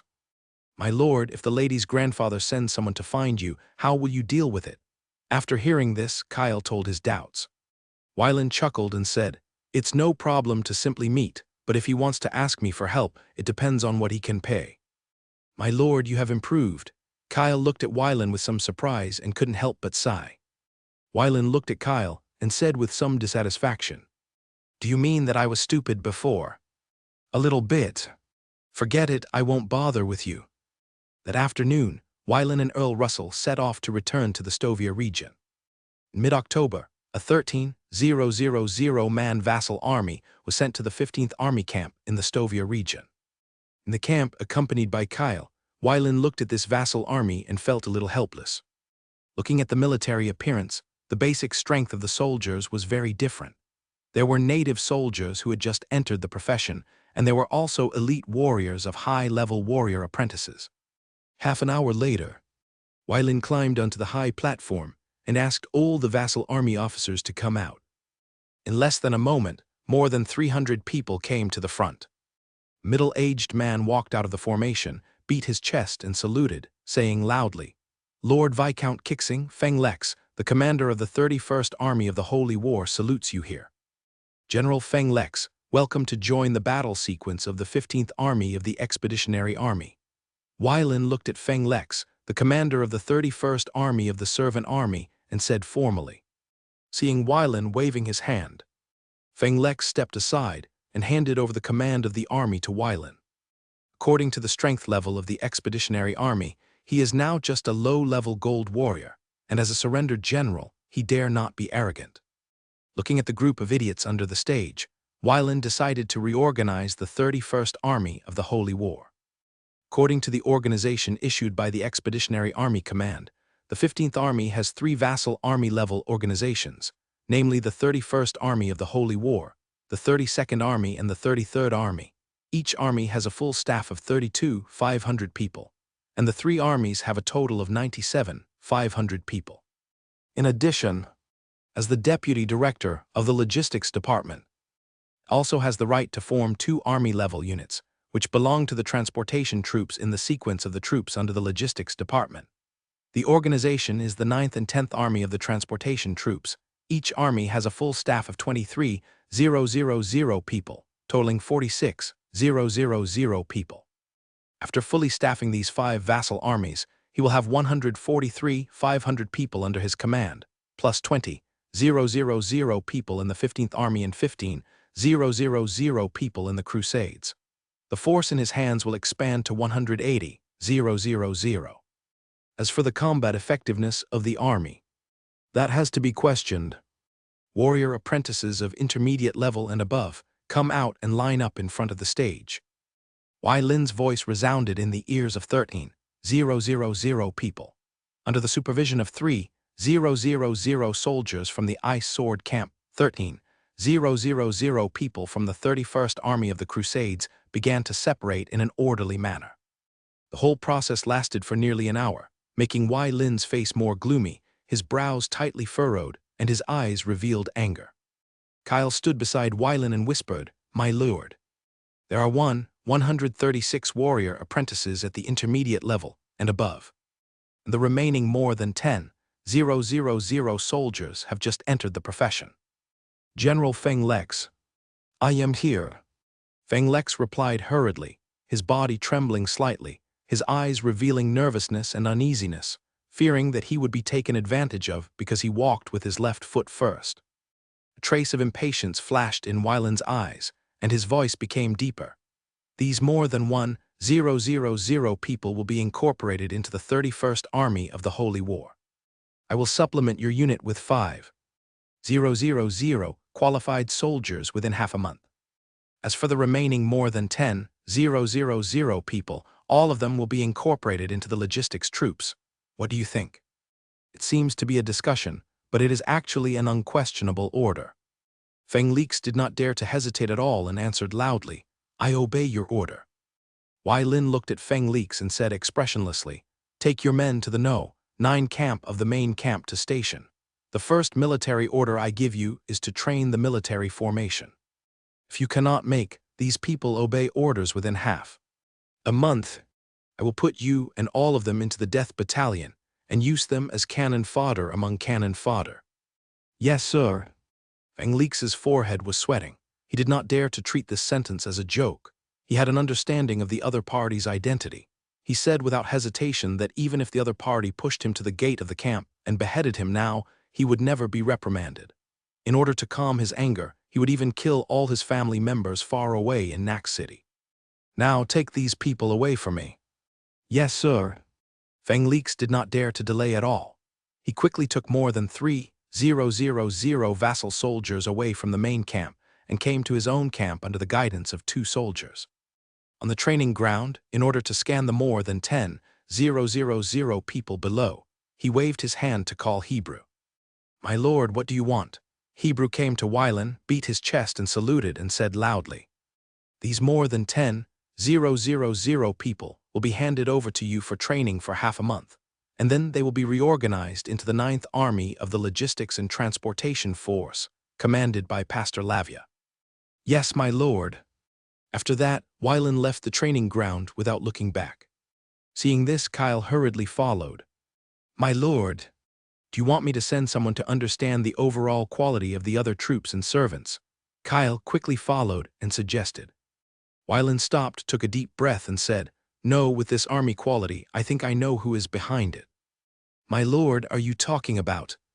Brother Russell reminded me before. I thought he didn't dare to do it. Lord, do you want to report it? Kyle asked. Wylan heard it and shook his head and said, No, if we report it now. That guy won't get any serious punishment. That guy is the Marquis of the Kingdom. If he is not beaten painfully this time, he will not remember it. You go and select 5,000 soldiers and put them into the 31st Army of the Holy War. Send someone to closely monitor Feng Lix. If this guy has any abnormal behavior, let him. Wylan looked up at the sky and continued, The sunlight is a bit dazzling and blocks the vision. In this kind of weather, you may accidentally fall to death or get disabled when walking. I understand, Lord. Half a month later, Wylan inspected the 31st Army of the Holy War and reluctantly recognized Feng Lex's ability, so he didn't let this guy die accidentally. In early November, Wylan organized the Black Rock Army into the 32nd Army and the 1000 Fort Army into the 33rd Army. They used the regular organization name externally and still used the Black Rock Army and the 1000 Fort Army internally.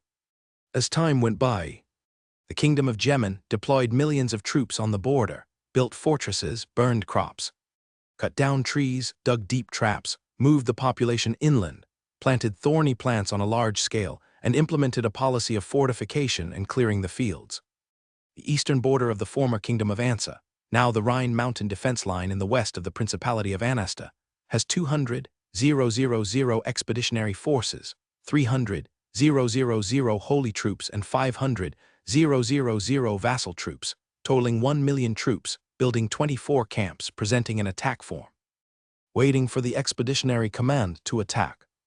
In the middle of the border of Golfito province, in the Stovia region, there are 2 camps, one called Danai's Camp with 50,000 troops, and the other called Log Mountain Camp, with 60,000 troops, totaling 110,000 troops under the control of the 15th Army of the 4th Legion.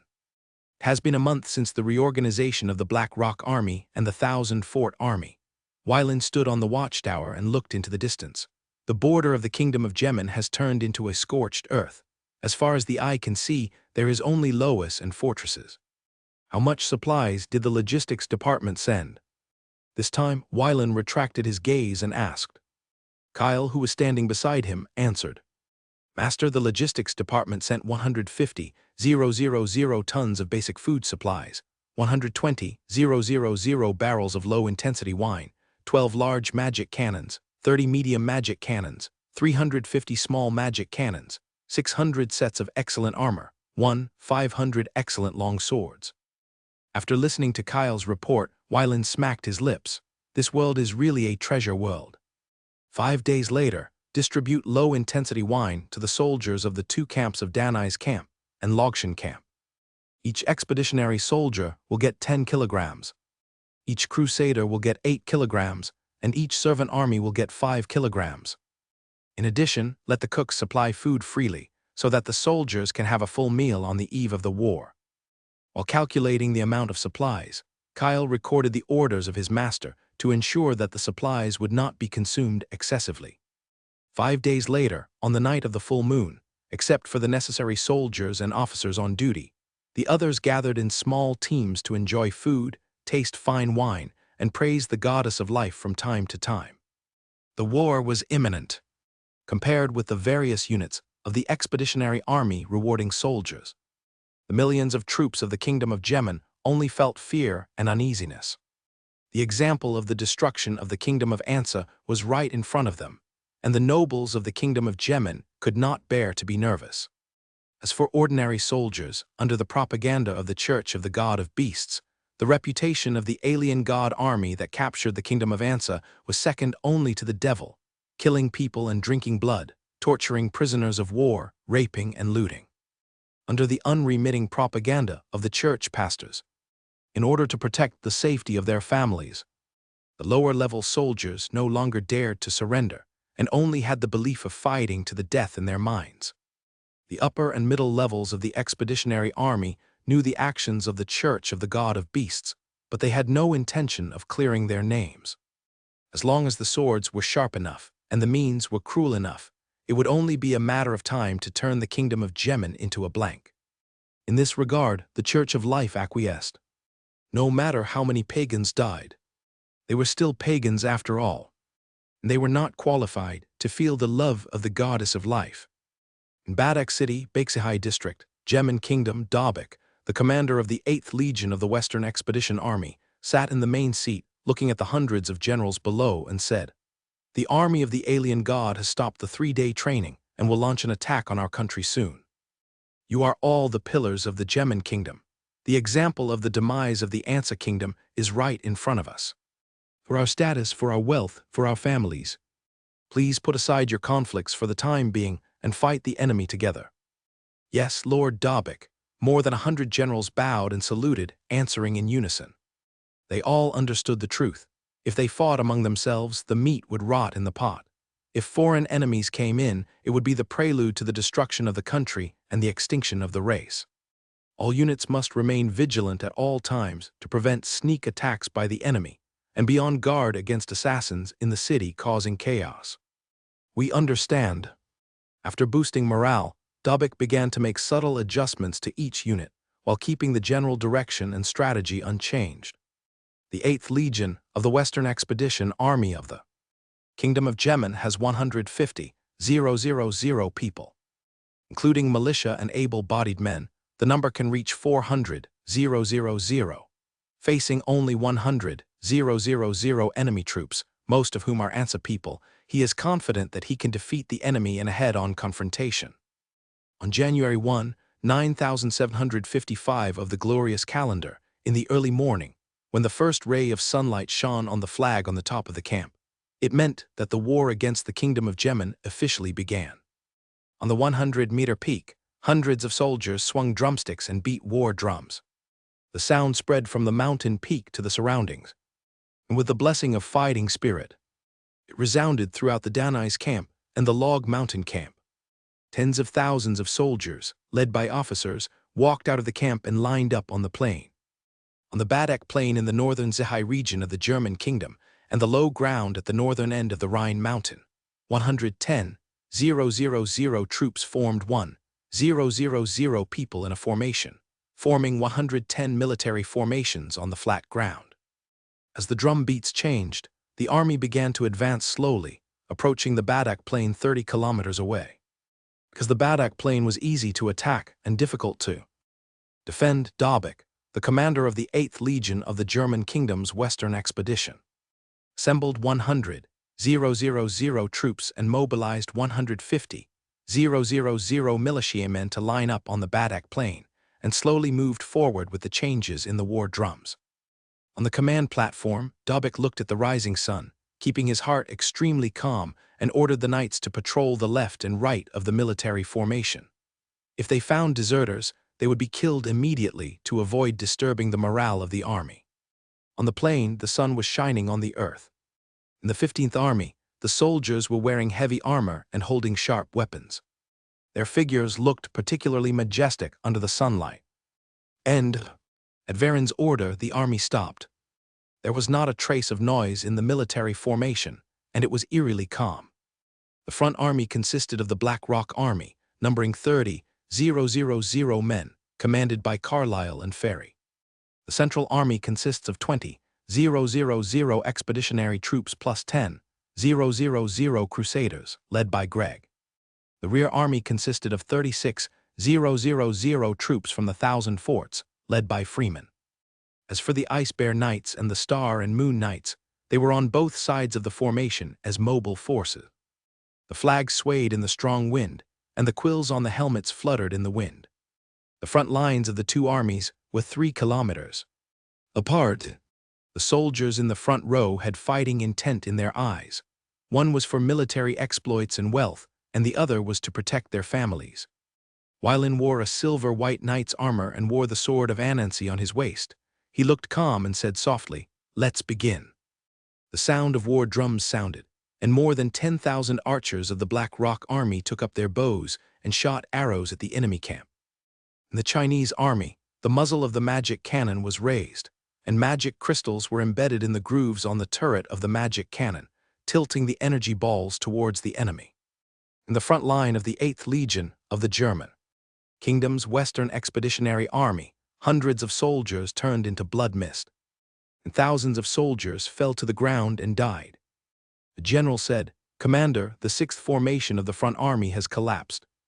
Dobik squinted his eyes and looked into the distance and issued a military order with a cold voice. "The rear formation will kill the front formation, and the soldiers will be scattered, leaving no one behind." "Yes, Commander." As the order was issued, more than 1,000 soldiers at the rear of the 6th formation raised their butcher knives and killed all the scattered soldiers to maintain the integrity of the army. As the casualties increased, Dobik clenched his fists, looked at the few remaining archers, and gave the order to attack. "The commander-in-chief has given an order. The forward troops will advance, and the retreating troops will be killed." Facing the bright butcher's knife of the Chinese soldiers, the former Army's 60,000 militiamen and 20,000 soldiers could only bite the bullet and start charging. Under the attack of feather arrows and magic energy cannons, thousands of soldiers fell on the offensive road. The front army meets the enemy, and the magic artillery unit stops attacking. With the support of thousands of people and thousands of voices, the officers of the Black Rock Army's various units heard Wylin's voice. In front of the battle, Carlyle and Ferry drew their weapons, led their generals, and stepped forward to meet the enemy. On dozens of square kilometers of land, more than 100,000 people fought against each other. The overall strength of the Black Rock Army that has undergone systematic training is higher than the combat effectiveness of the soldiers of the 8th Legion of the German Kingdom's Western Expeditionary Army. Limbs flew everywhere, and blood flowed into rivers. On the battlefield, the Ansar soldiers and the Gemin soldiers were so jealous of each other that they had forgotten why they were fighting. "As the devil's accomplice, you will not die well." Before he died, a Gemin officer stared at the Ansar in front of him with wide eyes and roared loudly. The Ansar officer's eyes did not waver at all. He chopped off the opponent's head with a wave of his hand and tied it around his waist. "He is the most loyal believer of the goddess of life. You pagans just go and die." 2 hours later, large numbers of militiamen began to flee. On the command platform, Dobik looked indifferent and gave the order to kill the deserters. Compassion does not control soldiers, and righteousness does not control wealth. Thousands of fleeing militiamen and soldiers did not die on the battlefield, but fell under the swords and spears of their comrades. At this moment, the Central Army of the 15th Army, for the Black Rock soldiers who disobeyed orders and fled without authorization, Wylin directly ordered them to be killed on the spot and placed their heads in front of the Central Army's formation as a warning. Looking into the distance, tens of thousands more people were sent to the battlefield. Judging from their weapons and equipment, Their whole body covered in leather armor and their imposing manner, they are undoubtedly an elite force. The knights attacked from both wings. Except for the Crusaders, the rest of the Chinese army went out into battle. 12,000 warriors armed to the teeth walked out of the array, with fighting intent in their eyes, eager to step forward and reap their own military exploits. Attack! Greg pulled out his knight's sword and ordered loudly. More than 10,000 soldiers moved in unison, turning into a torrent of steel and rushing into the battlefield. In order to stop the defeat, Dobek, the commander of the 8th Army of the German Kingdom's Western Expeditionary Army, had to fill the battlefield with troops to resist the enemy's offensive. Commander, more than half of our troops have been sent out, and there are still 20,000 combat troops and 70,000 auxiliary troops left. Nothing can be done. Please put the overall situation first. A general came to Dobek, knelt on his knees, and suggested loudly. Dobek, who was already red-eyed at gambling, suddenly turned his head, his eyes filled with murderous intent. He was about to scold the other party, but he noticed a vibration coming from the ground. Sir, it's the enemy knights. In the jungle, 800 knights of the Ice Bear Knights, led by Hebrew, turned into a giant frost bear and came towards Dobek's central army. Thousands of soldiers, blocking the road, turned into blood mist in the sky under Ling Lai's offensive, dyeing the earth red. Hebrew held the reins of the red phosphorus horse with one hand and looked at the low-level warrior of the Holy Seal in the distance with the other hand. His eyes were full of madness. He wanted to use the strength of the entire Knight Order to confront him. Looking at the Ice Bear Knights, who were still 1,000 meters away, Dobek snorted coldly, called out the Holy Seal, released 3 9-seal war beasts, and galloped towards the Ice Bear Knights. "Ha, you're welcome. Let me see what's different about this inferior version of your soul warrior." Hebra laughed loudly, gathered all his strength, and rushed towards the opponent. Feeling the fluctuations on the battlefield, Kyle's figure disappeared from behind Varen and appeared high in the sky, staring below, ready to see if Hebrew could win. If he couldn't defeat the opponent, he would not make a move. Late. Welland turned his head and looked into the distance, gritting his teeth and saying, "Damn kid, I promised to hang you on the flagpole for 7 days and 7 nights when I go back." He decided that after this war, he must hang Hebrew, no matter who begs for mercy. At this moment, Hebrew gathered the power of frost, integrated the fighting spirit of the knights into the Ice Bear, and rushed towards the low-level Saint Seal warrior Dobek. Bang! Under the powerful impact, hundreds of soldiers of the 8th Legion of the Western Expedition Army of the Kingdom of Jemen were thrown into the sky and turned into flesh and blood fragments under the competition of the two forces. Besieged by a low-level Saint Seal warrior and 3-headed 9-seal war beasts, the Ice Bear Knights gradually fell into a disadvantage. Staring at the other's face, Hebrew felt a little unwilling in his heart, but the gap in strength level could not be crossed by talent. At the right time, Kyle summoned the Spear of Putlock and threw it behind him. Feeling the danger approaching, Dobek dodged and came to a distance. Suddenly, there was a sharp pain in the soul. Looking down, he saw that his 3 war beasts were blasted into pieces of flesh and blood, leaving only 3 heads. Looking up, Dobek's eyes were full of anger. "I will definitely avenge this." After saying that, a ray of light flashed, and Dobek's figure disappeared on the battlefield. "I was careless." Looking at the enemy who had already fled, Kyle covered his face, feeling that he had been a little arrogant during this period, and he had to reflect on it. In the middle army, Wylan looked at the scene thousands of meters away, and the corners of his mouth curled up slightly. It was really rare to see Kyle being defeated. "My lord, the enemy army was defeated," Miller, the captain of the guard, said softly. Wylan retracted his gaze and ordered the 1,000 Castle Army, which was the rear army, to press forward. More than 30,000 people, with excitement led by officers, charged towards the Badak Plain. The departure of Dobek, the commander of the 8th Legion of the Western Expedition Army of the Kingdom of Jemen, caused tens of thousands of troops to lose their morale and have no intention of fighting again. Under the leadership of officers and generals of various departments, they retreated to the rear. Due to the propaganda of the Church of the God of Beasts, the soldiers who could not escape either chose to commit suicide or fight to the death, and only a very small number chose to surrender. Watching the strange situation on the battlefield, Wylan pondered for a while and ordered, "Pass the order down, those who surrender will not be killed." "Yes, sir."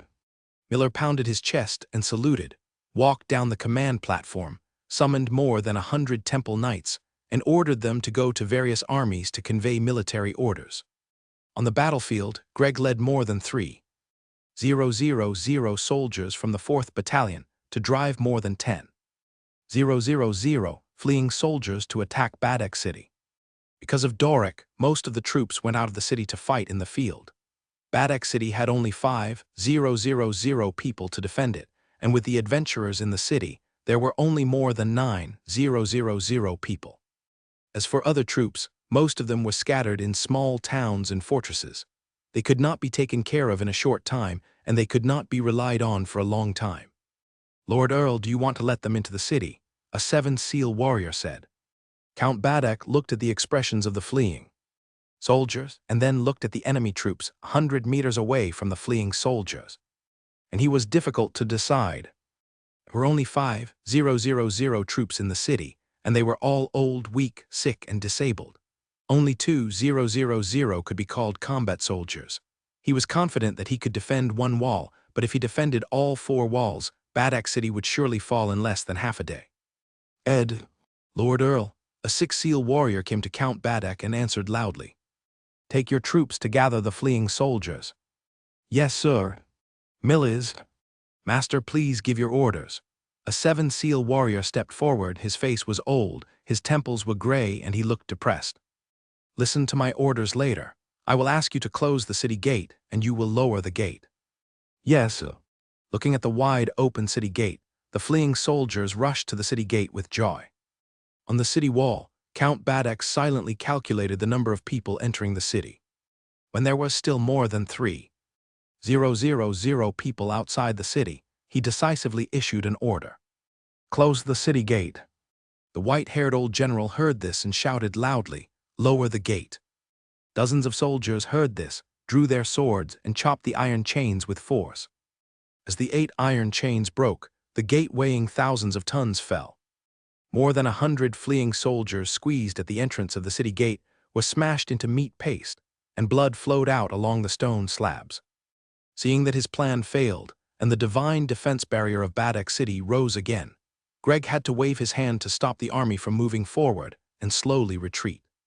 As for the more than 3,000 people who were abandoned, seeing the enemy retreat and seeing that there was no sign of the city gate opening, they walked in groups of 3 or 2 and ran to the rear. On the city wall, Count Badek watched the scene below and finally gave up the idea of shooting these fleeing soldiers. On the battlefield, Wylan ordered the 1,000 fortress army to clean up the battlefield and asked the priest to treat the wounded. Late at night in the tent, Wylan looked at the 23 heads on the open ground, 13 or 16 heads of the 7 SEAL professionals, 5 heads of the 8 SEAL professionals, 2 heads of the 9 SEAL professionals, and 3 heads of beasts, a total of 69 war merits. "How do you feel about this battle?" Wylan turned his head to look at Kyle and asked with a smile. Seeing this, Kyle bowed his head and replied, "I have been a little arrogant recently and underestimated the local strongmen. I will never make similar mistakes next time." "Don't take it to heart. Everything has its pros and cons." Wylan heard this and comforted him. "A low-level strongman of the Holy Seal escaped, but it can let the Kingdom of Gemin know the reputation of our army. This is also a good thing. If you are still angry in your heart, the siege in 5 days will be handed over to you to command." "I understand, my lord." "Okay, go down and have a good rest." "Yes, sir." After Kyle left, Wylan called a few guards and asked them to take down the heads and seal them. So far, although he has not carefully counted the total number of military merits he has obtained, it must be 300, and he is getting closer and closer to the position of Earl. Behind the Kingdom of Gemin is the Angoya Empire. In this expedition war, I will definitely become the Earl of the Kingdom. In the camp, with the efforts of the priests, the seriously injured saved their lives, and the lightly injured were basically healed.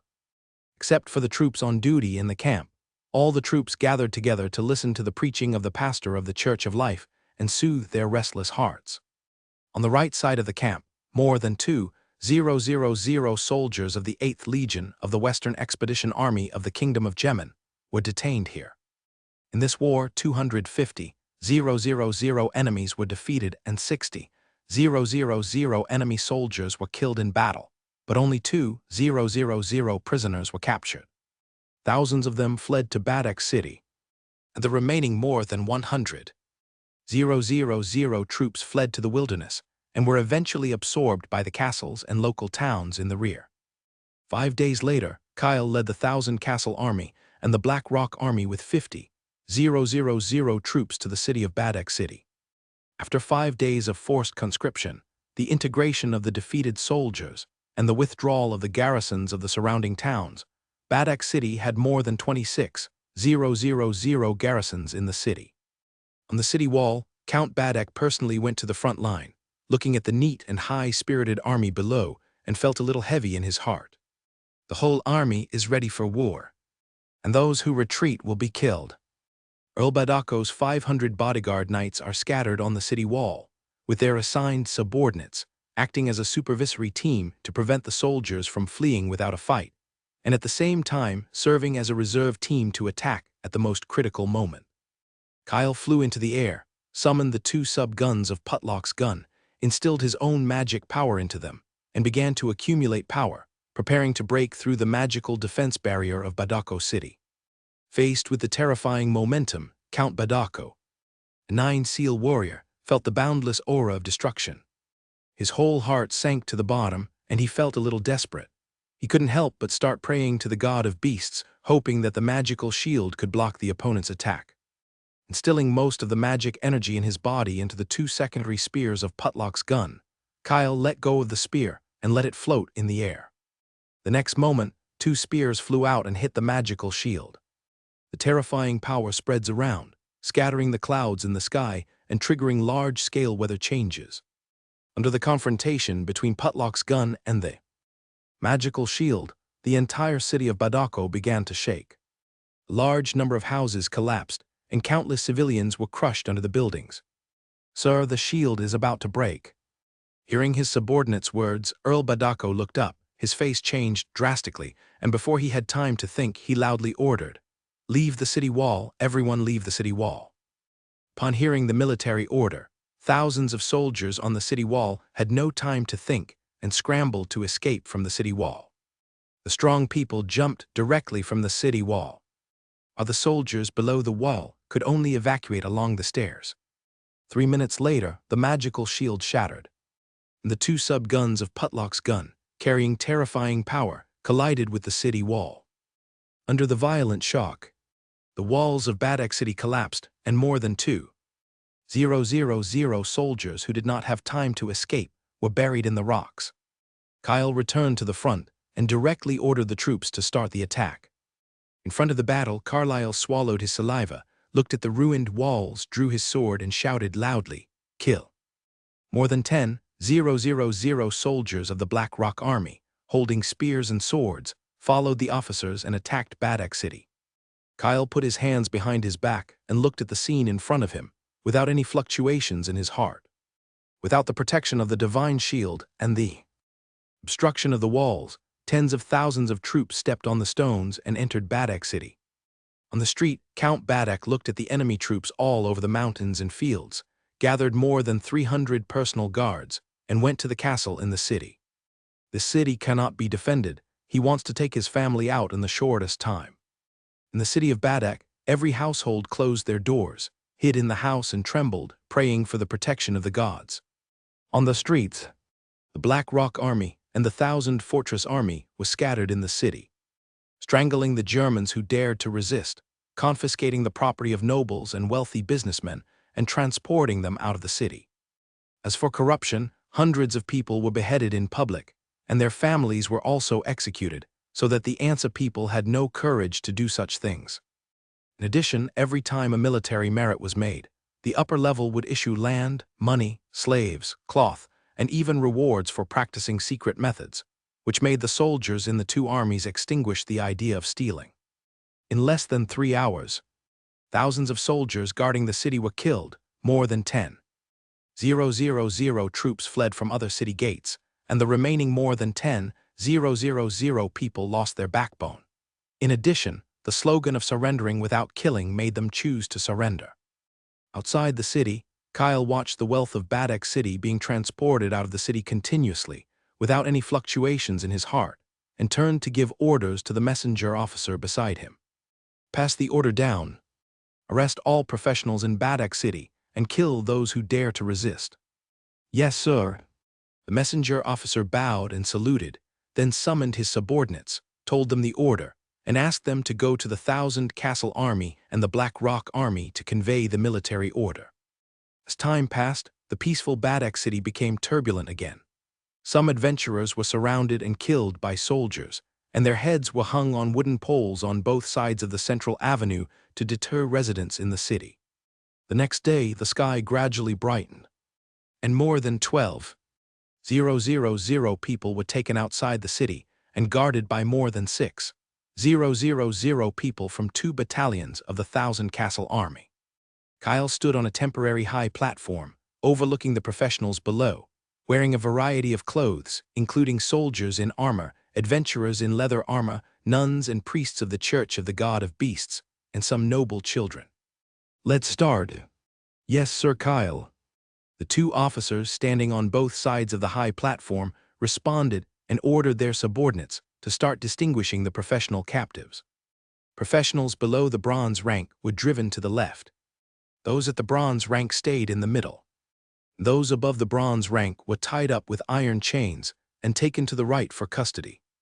On the right, some adventurers looked at the ordinary iron chains on their bodies, which could be broken with a slight force, but they looked at the blond young man on the high platform and the soldiers on the side, and did not dare to resist. As for the adventurers who resisted, they either died in the city or were blasted into blood by a spear. Half an hour later, the division of prisoners was completed.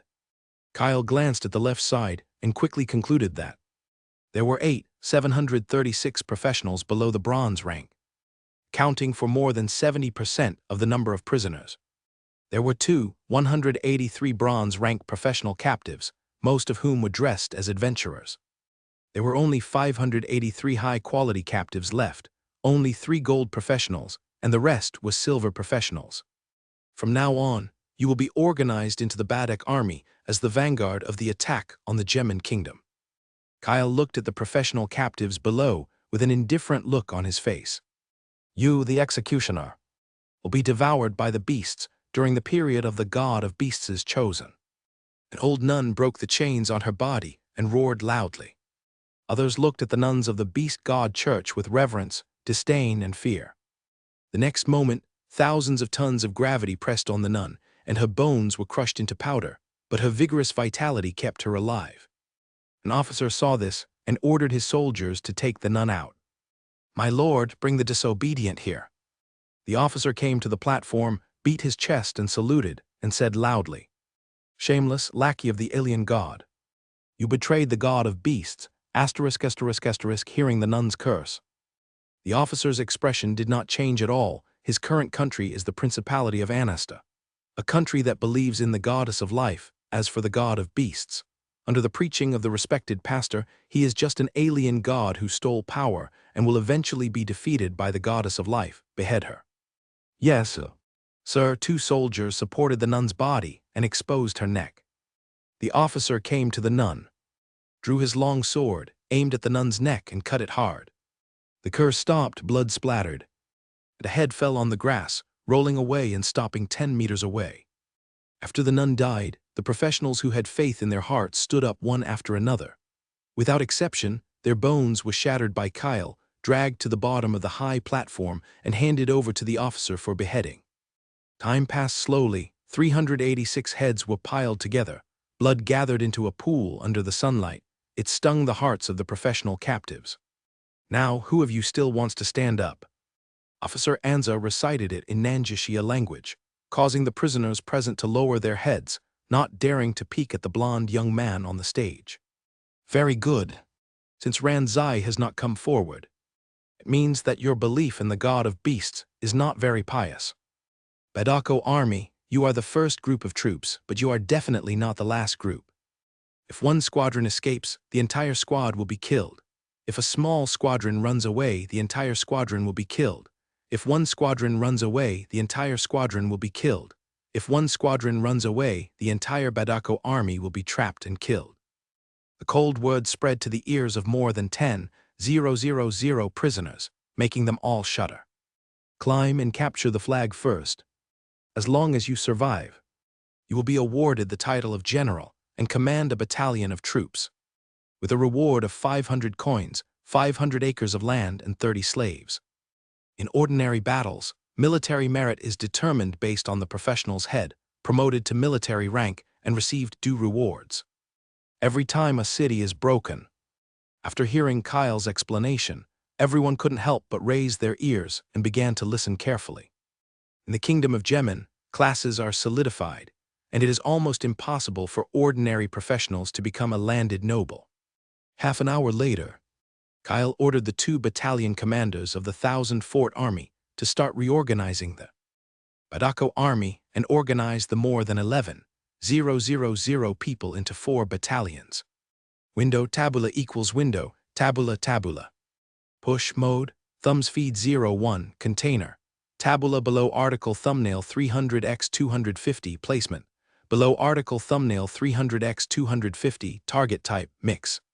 3 days later, Kyle led the 1,000 Castles army, the Black Rock army, and the Badak army as a vanguard to march towards the rest of the cities on the Badak plain.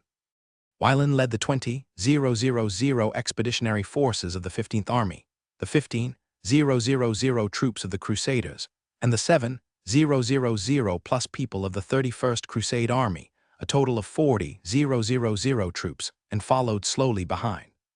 In the barracks, Wylan received the document reported by Kyle, put it on the low table, and shook his head helplessly. This method of using the enemy to defeat the enemy is very clever, but it is easy for the Beast God Church to take advantage of it.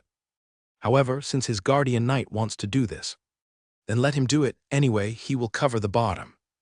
On the Badak plain, every time Kyle conquered a city, he would capture local professionals and fill them into the Badak army as cannon fodder to attack the next city.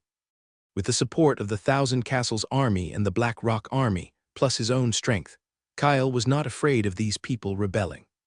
In less than half a month, 1/3 of the land in Badak Plain fell into the hands of the 15th Army, 8 cities were captured, 37 towns were destroyed, and 58 fortresses were razed to the ground.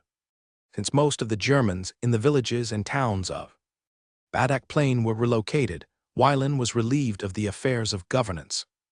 Located at the junction of Badak Plain and Houston Hills, Dobik, the commander of the 8th Legion of the German Kingdom's Western Expedition Army, borrowed 5,000 people from the 9th Legion, and gathered the noble army from Badak Plain and absorbed the local noble army to expand the number of troops to 40,000. In addition, as the commander of the 8th Legion, he forced the governor of Houston Province to provide him with 30,000 men, plus more than 4,000 adventurers, more than 2,000 mercenaries, and more than 2,000 guards from the Church of the God of the Beast, and the strength of his troops was barely restored to 80,000. Although the remaining troops on Badak Plain were under his command, the enemy's offensive was too fierce, and most of the areas were divided, so he could only let these troops fight alone. Sir, the latest battle report shows that the enemy has conquered Grangemouth Fortress. Earl Kegrin was killed in the battle. Half of his 3,000 soldiers were killed in the battle. The remaining few were captured. Most of them fled to the wilderness. An 8 Indian warrior entered the tent and reported to Dobik, who was sitting in the upper seat. Dobik stopped writing, looked up at the general who was reporting, suppressed his anger, and asked, "It was the Badak army who did it?" "Yes, sir." The 8 Indian warrior lowered his head and answered, "According to the spy's report, the Badak army has expanded to 20,000 people. Damn these traitors, when I defeat them I must use fire to purify the sins they brought, and then let the lowest livestock chew their bones." Facing the enemy, this group of spineless people are submissive, but facing their own country they strike hard. To ease the anger in his heart, Dobik calmed down and asked, "Commander Alicante of the 9th Legion and Marquis Urus of the 10th Legion, what are their responses?" Sir, Commander Alicante of the 9th Legion is short of troops and is only willing to lend us another 10,000 soldiers of the 8th Legion. As for the 10th Legion, Marquis Urus did not reply, so he must have refused. Dob. Ike overturned the low table and roared loudly. Short-sighted guy, if the 8th Legion is gone, will his 10th Legion be safe? The 8th Indian warrior lowered his head and dared not express any opinion. After the anger subsided, Dobik looked at the messy tent and began to examine his mistakes in his heart. I regret it. If he had adopted a dead-end tactic, how could there be a big rout, causing the 8th Legion to lose its strategic initiative and control of the Badak Plain? More than 10 minutes later, Dobik stood up and walked out of the tent. With insufficient troops in hand, he was ready to abandon the northern defense line and give up the flank of the 10th Legion. Since Urus, this bastard, is so heartless, he can only give priority to saving himself. On January 26, 9755 of the glorious calendar, with the capture of the last fortress, the entire Badak Plain fell into the hands of the expeditionary force. In the tent, Wylan looked at Kyle, who entered the tent and was refreshed. How do you feel this month? After Kyle sat down, Wylan smiled and asked, This month, I have gained a lot and tried many different ways to manage the army. Kyle slowly spoke and told about his gains this month. While listening, Wylan made some suggestions. Although he was not good at playing chess, he was far ahead of Kyle in terms of experience in leading troops in battle. According to the report from the Shadow Assassin, the 8th Legion of the Western Expeditionary Army of the Kingdom of Jemen has given up the county of Caragus in the north of Houston Province. Wylan pointed to the corresponding position on the map and told the story. My lord, how long has this happened? Kyle looked at the map and asked. 3 days ago. Kyle touched his chin and said, My lord, is there a trick? Maybe, but I prefer this to be an internal conflict among the enemy. Wylan answered and expressed his thoughts. It's possible that the enemy is fighting internally. Wylan looked at the map and continued, The flank of this German kingdom army is exposed. I plan to use your Badak army to test it. If there is no trap, then contact Earl Russell and join the 18th Army to capture Solar Province and annihilate this German kingdom army. My lord, I understand. The two of them carefully discussed emergency response plans around Cariggs County, Houston Province, to avoid unnecessary losses.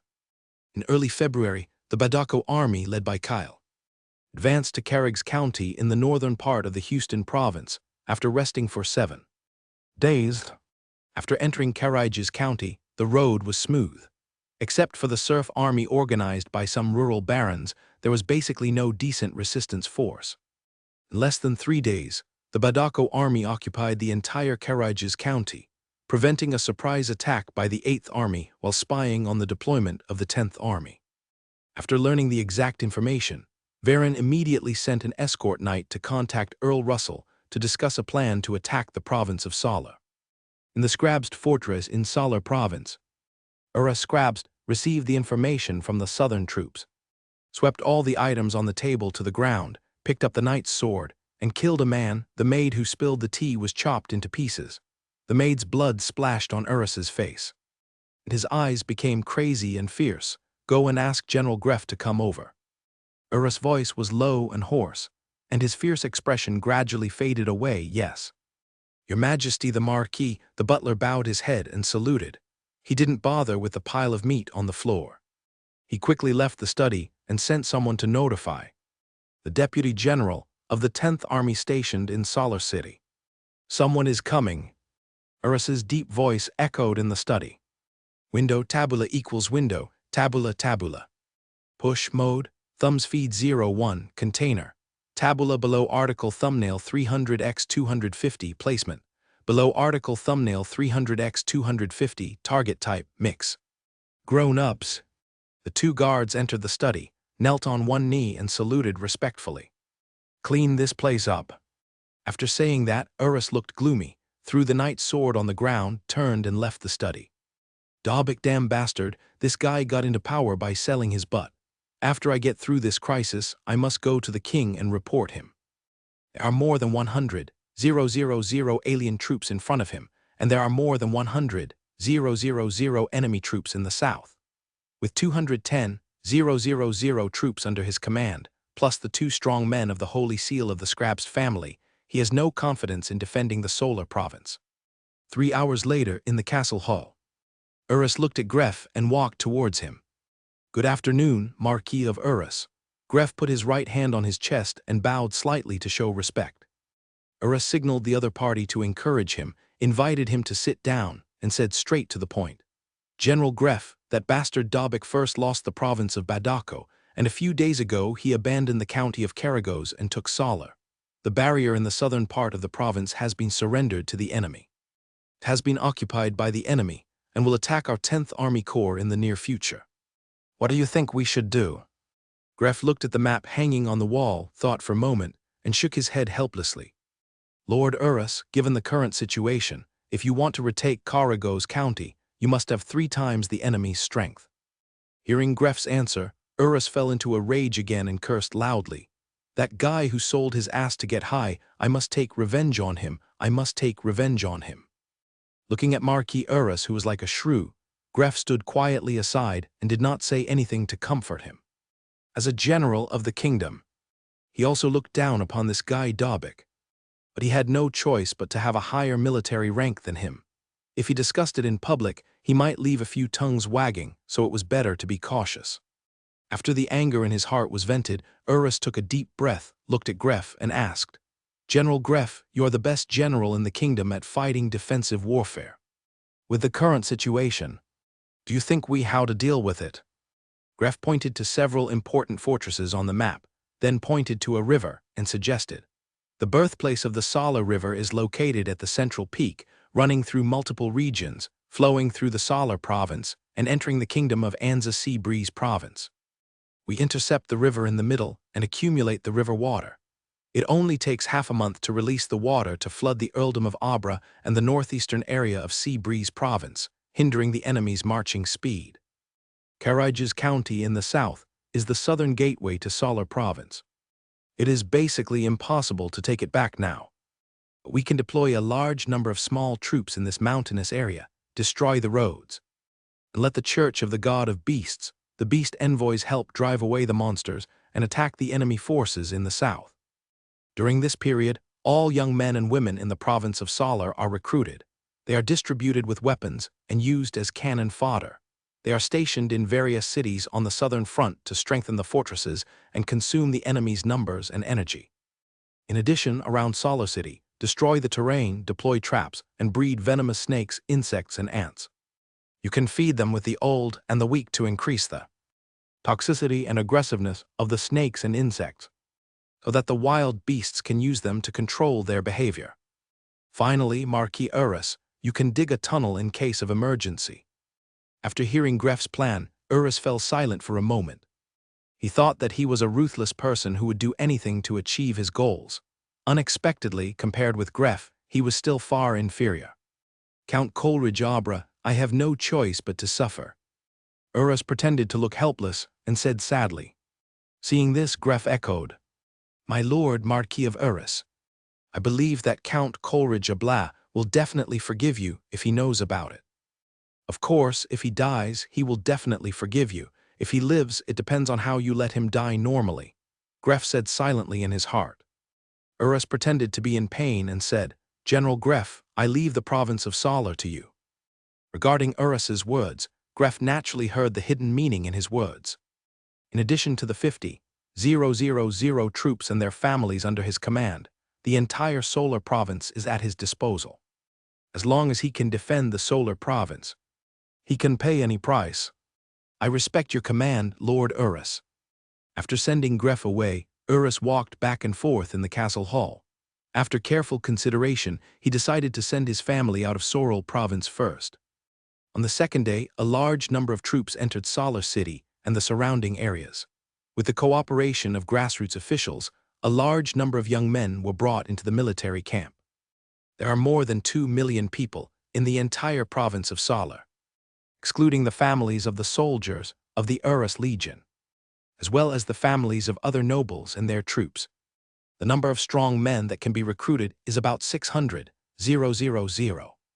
In other areas of the province of Salar, Most of the troops used the action of arresting young men to plunder money and materials, rape and plunder, and committed all kinds of evil.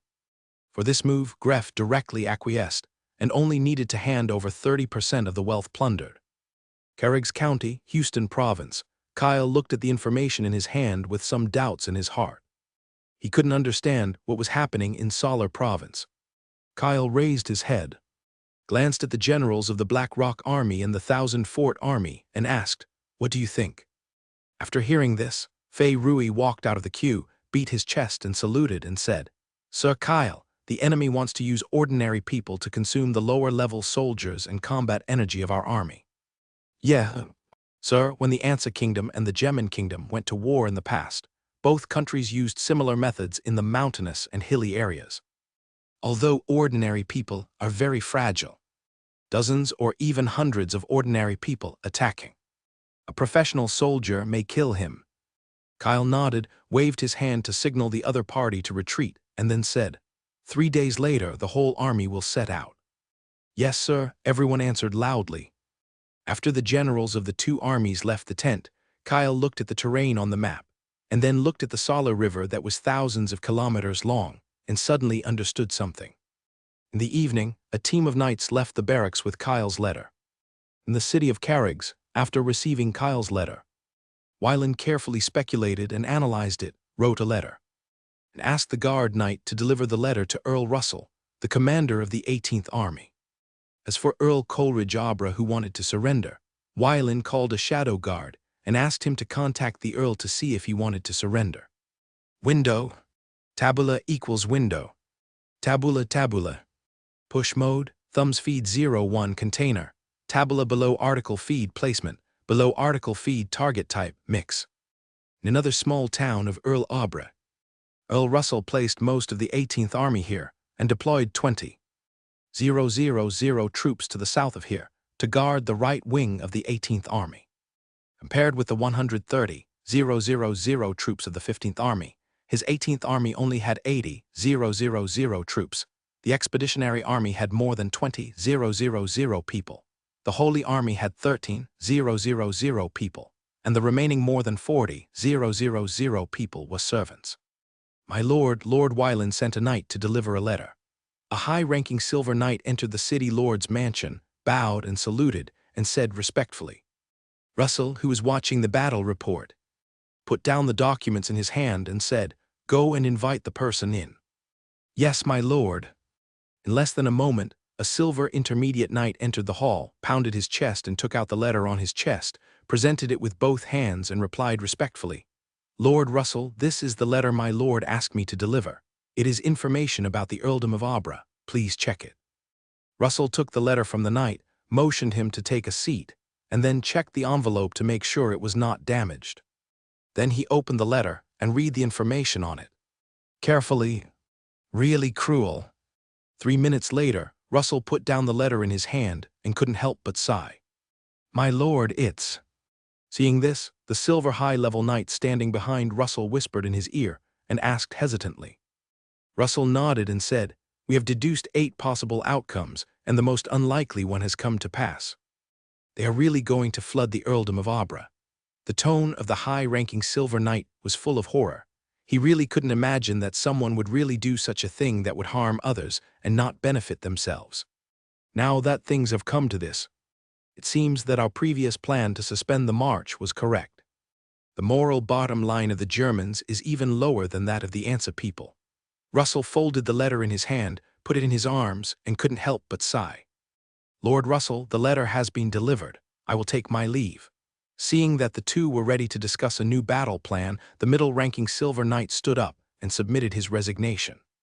Russell stood up and said gently, "Tell Wyland a message for me to thank him for the information he sent.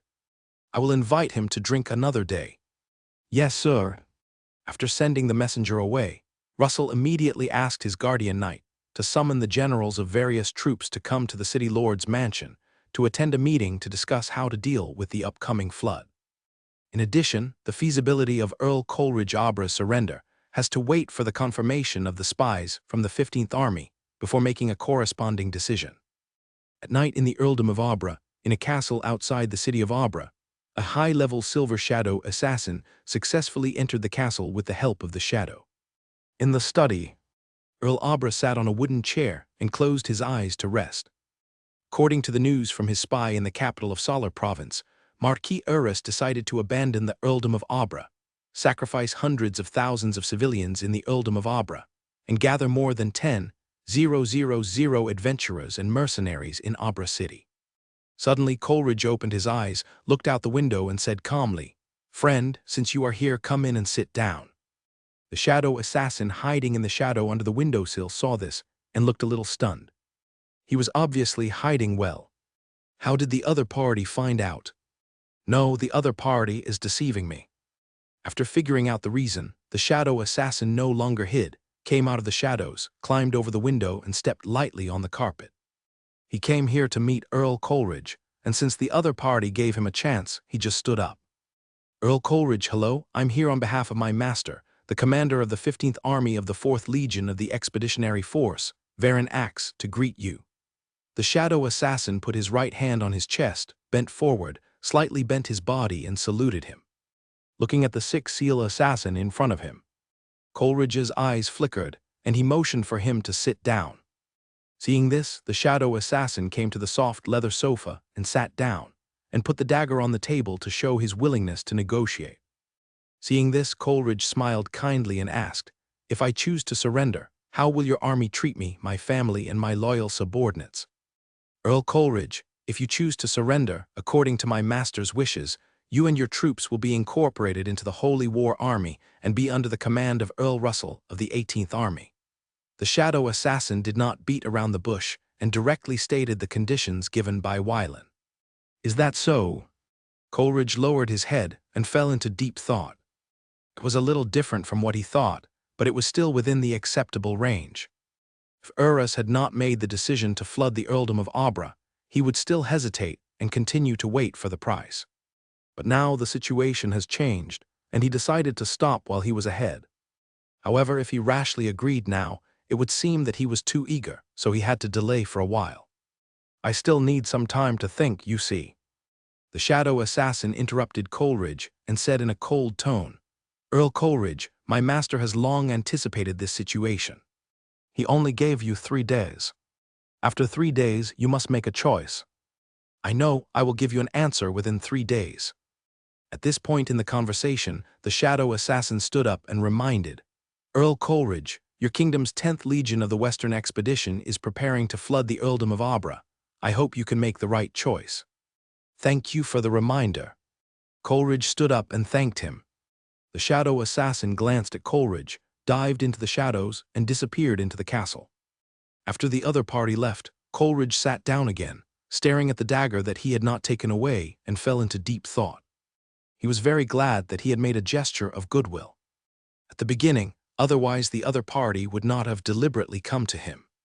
You don't have martial ethics, so don't blame me. Take a deep breath, suppress the emotions in your heart, put away the dagger, leave the study, and go to the bedroom to rest. Late at night, in a small hotel in the city of Abra, a brother and sister lay on the bed. The black-haired boy turned his head, looked at his drooling sister, and reached out to gently wipe the water stains. With a slight movement, the silver-haired girl woke up, seeing her brother's hand with her saliva. Her face was slightly red, and she said hesitantly, "Brother, you. It's okay, go back to sleep." Looking at the black-haired boy's smile, the silver-haired girl suddenly remembered something and said, "Brother, I just dreamed that this place was flooded." Flooded, the black-haired boy's smile froze instantly, and he asked in disbelief, "Meng Meng, you really dreamed?"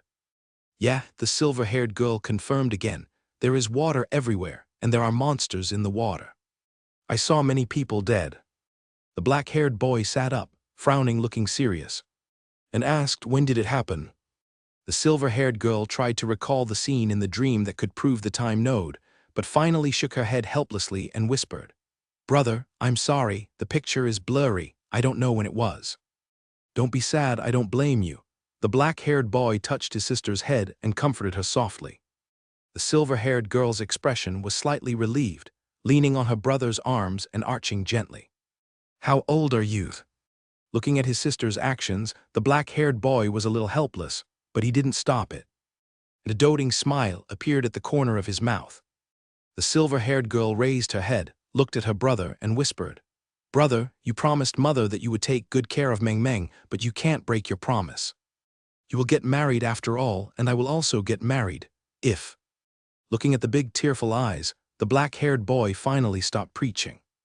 As he gets older, he has to find a suitable brother-in-law as soon as possible. Otherwise, his sister's dependence on him will eventually lead to irreversible consequences. Go to bed first. Tomorrow we will leave Abra City and go to Salar Province to avoid the flood. Yes, sir. After coaxing his sister to sleep, the black-haired boy put his hands under his head, looked at the ceiling, and recalled what he said before the spirit of time and space disappeared in the mysterious ruins 3 years ago. Son of time and space, spirit of dreams, you will meet someone who can help you escape your predetermined fate at the western border of the kingdom of Gemin. He will lead you out of the closed space-time corridor.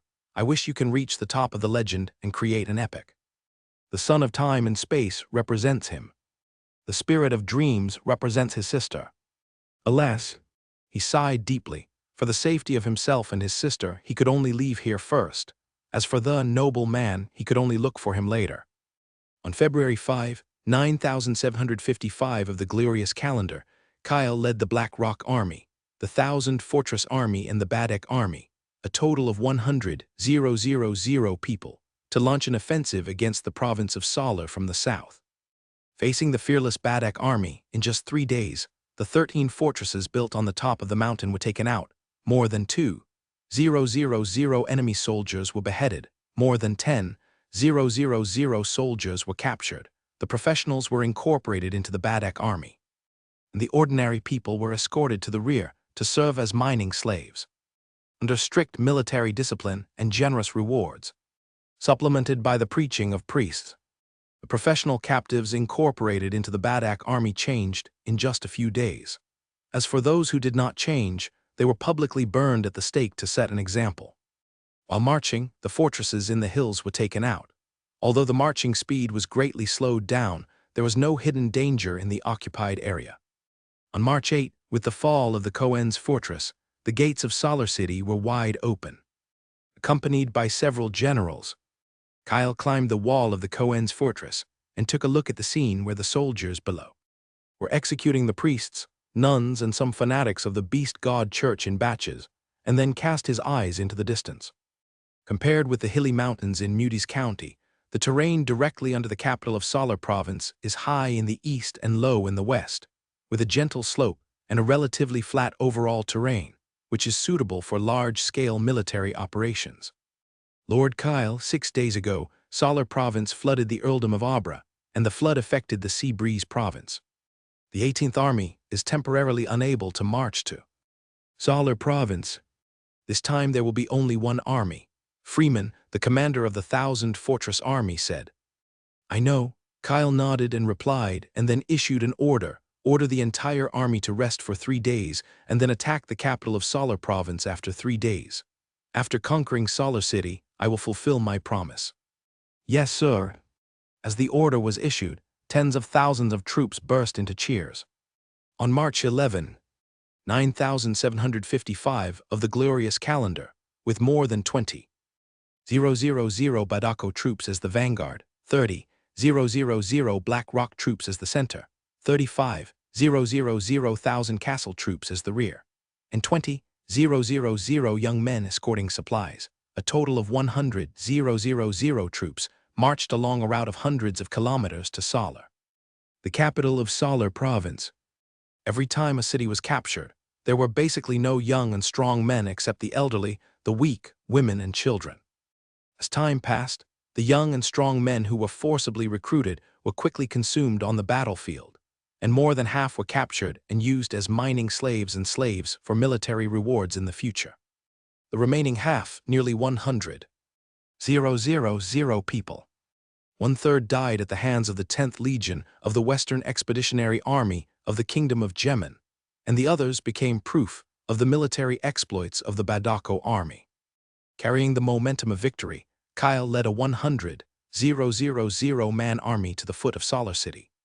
On a low hill, Kyle rode on a red phosphorus horse, looking at the distant Salar City with a serious expression.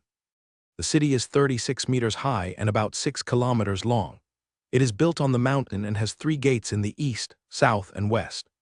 The water of the Sala River was diverted here, forming a 300-meter wide moat around the city. A large number of sentry towers and crossbow towers were built in the open space between the moat and the city wall.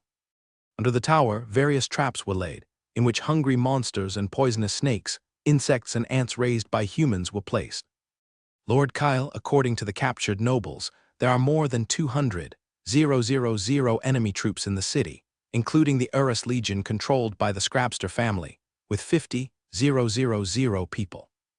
The army controlled by Gref, the deputy general of the 10th Legion of the German Kingdom's Western Expedition Army, has 40,000 people. They are the elite of the kingdom. Compared with the Black Rock Army and the Thousand Fortress Army, they are comparable. But compared with the Expeditionary Army, they are far inferior. As for the Noble Coalition, it has the largest number of people, 70,000, and its combat power is relatively weak. 20,000 Badak troops can defeat it. The rest are young and strong, about 30,000. After listening to the report of the Black Rock Army's commander Fei Rui, Kyle nodded and made arrangements. Clear the traps outside the city, strangle the enemy troops scattered in the countryside, and wait until the Expeditionary Army arrives to discuss the siege in detail. Yes, sir. The order was issued, and the siege began. The divine shield of Solar City is different from that of Badak City. It is obvious that there are strong men from the Church of the God of Beasts in the city. It is difficult to destroy it by one's own strength. 1 against 3, I can't let these walking merits get away. He will never make the same mistake as last time again. 2 days later, Wylan arrived at the foot of Solar City with 40,000 troops and wanted to meet Kyle. In the city, more than 2,000 adventurers were gathered in the military camp. Listening to the passionate speech of Marquis Urus, the commander of the 10th Legion of the German Kingdom's Western Expedition Army, and their inner emotions were aroused. In the crowd, the black-haired boy and the silver-haired girl were very low-key, listening to Marquis Urus's speech silently, with vigilance in their eyes. Brother, we... SHH. The black-haired boy put his finger in front and whispered, "Don't say it yet, let's talk about it after we go back." Yes. The silver-haired girl nodded, hugged her brother's hand, and buried her head. Looking at the expressions of the adventurers below, Urus was very satisfied. These people have different strengths and professions, but their individual combat power is very strong. They are not very useful for defending the city, but they are more than enough for assault troops. In addition, these people only need to be hired with money, and they can even not be cashed if they die. They are simply the most perfect cannon fodder. If the war is over, if these people survive and come to him to ask for rewards, then they will all be killed in the name of treason. As long as there is no one who knows, no one will know his verbal check, and he will not ruin his reputation. Gold coins will be distributed according to strength. The 2-6 Seal Knights standing behind Urus saw this and ordered their subordinates to lift the treasure chest and open it in front of the adventurers, revealing the gold coins inside. Looking at the glittering gold coins, the adventurers standing in the front row began to breathe rapidly. Distribute. With an order, more than 10 soldiers began to distribute gold coins to each adventurer. After a while, the black-haired boy looked at the 50 gold coins in his hand, 30 of which belonged to him and the other 20 belonged to his sister. Everyone, please rest in the barracks. Wait until the enemy is defeated, and there will be a big reward. Thank you, Marquis. Marquis, don't worry, it's just a foreign god army. Under your leadership, we will definitely be able to turn defeat into victory. My lord. Many adventurers began to praise Marquis Urus loudly. Anyway, talking doesn't cost money, so what's the harm in saying a few more words? Looking at the group of hyenas below, Urus nodded with satisfaction, and then left the barracks with his guards.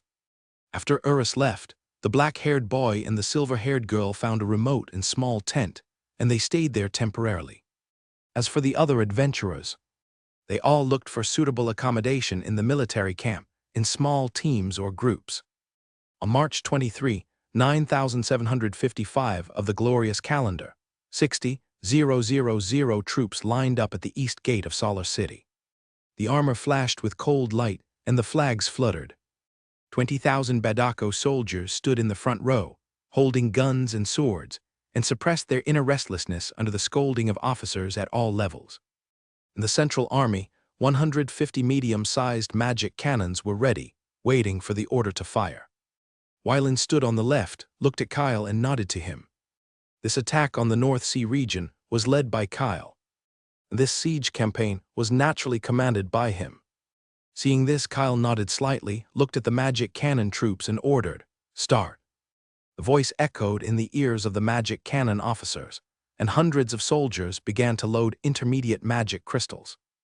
In less than a moment, hundreds of energy balls hit the magic shield, causing waves, but the magic shield remained strong. In less than half an hour, 1,800 intermediate magic crystals were consumed, and the magic shield over Solar City was still strong, without any signs of breaking. Seeing this, Kyle ordered the 1st Battalion of the Badek Army to start the siege. Under the leadership of the officers, thousands of soldiers pushed the siege equipment and advanced towards Solar City. On the tower, more than 1,000 strong archers and thousands of musketeers gathered on the wall, and under the orders of the officers, they began to fire projectiles and feather arrows at the enemy. With feather arrows and musket projectiles flying all over the sky, 16 iron bridges and 8 siege vehicles slowly advanced. A distance of 3,000 meters. At the cost of more than 400 soldiers' lives, they reached the outside of the moat. Passing through the divine shield, a pressure appeared out of thin air, pressing on the soldiers of the Badek army. "Build a bridge." Under the order of the officer, more than 1,000 soldiers tied the ropes of the iron bridge to their bodies, took their weapons, and jumped into the river. A large number of aquatic monsters looked at the humans floating on the water, roared, and gathered on the surface of the moat. There were feather arrows in the sky, monsters under the water, and heavy pressure on their backs.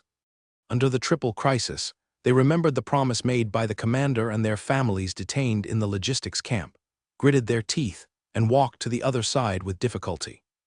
Under the divine shield, it became more and more difficult for the magic energy in the body to circulate.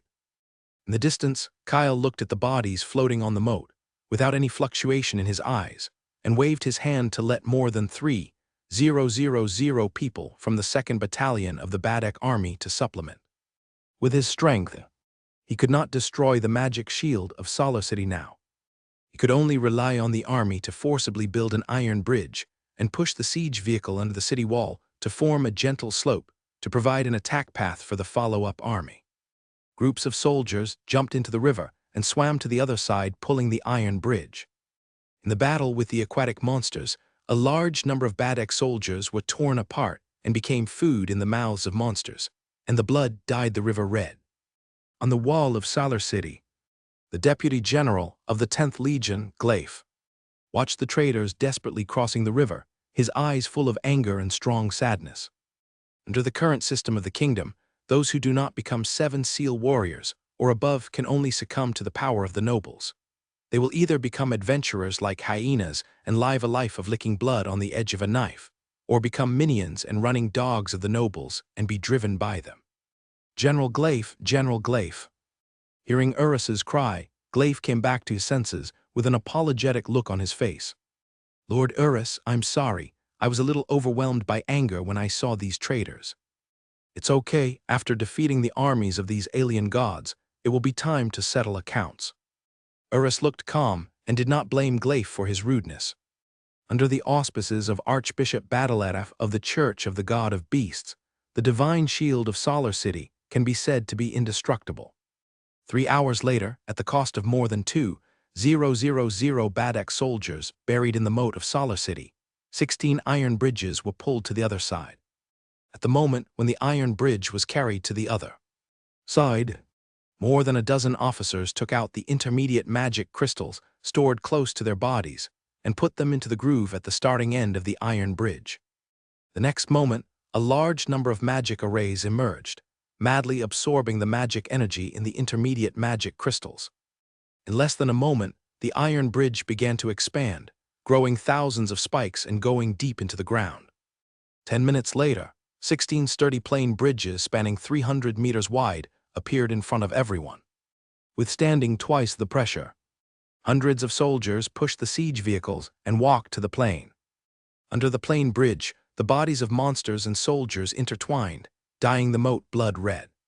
In the shocked eyes of the enemy, 8 siege vehicles were pushed across the moat and approached the walls of Solar City. A large number of soldiers crossed the moat holding iron shields and arrived at the outskirts of Solar City.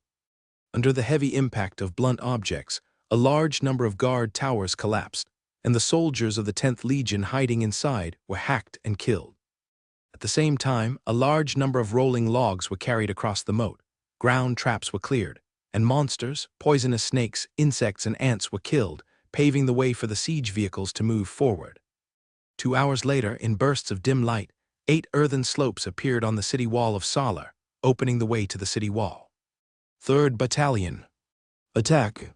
Under Kyle's order, more than 500 men from the Badako Army's 3rd Battalion, led by a 7 SEAL warrior, launched a charge. Under the city wall, some officers were wearing heavy armor, holding an iron shield in one hand and a broadsword in the other. They led their soldiers and charged upward along the slope. Their faces were full of perseverance and determination, and their eyes were shining with the light of battle. Kill! A roar resounded through the sky, and an officer took the lead to climb onto the city wall, brandishing the sword in his hand, rushed up the city wall, and killed several strong archers in an instant. Immediately afterwards, he killed several city defenders, one after another, opening a bloody path for the following troops and opening a gap.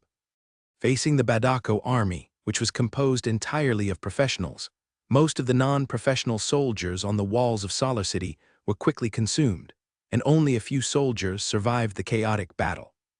In less than 10 minutes, as a large number of elite soldiers were dispatched to the city wall, the two sides soon fell into a fierce battle.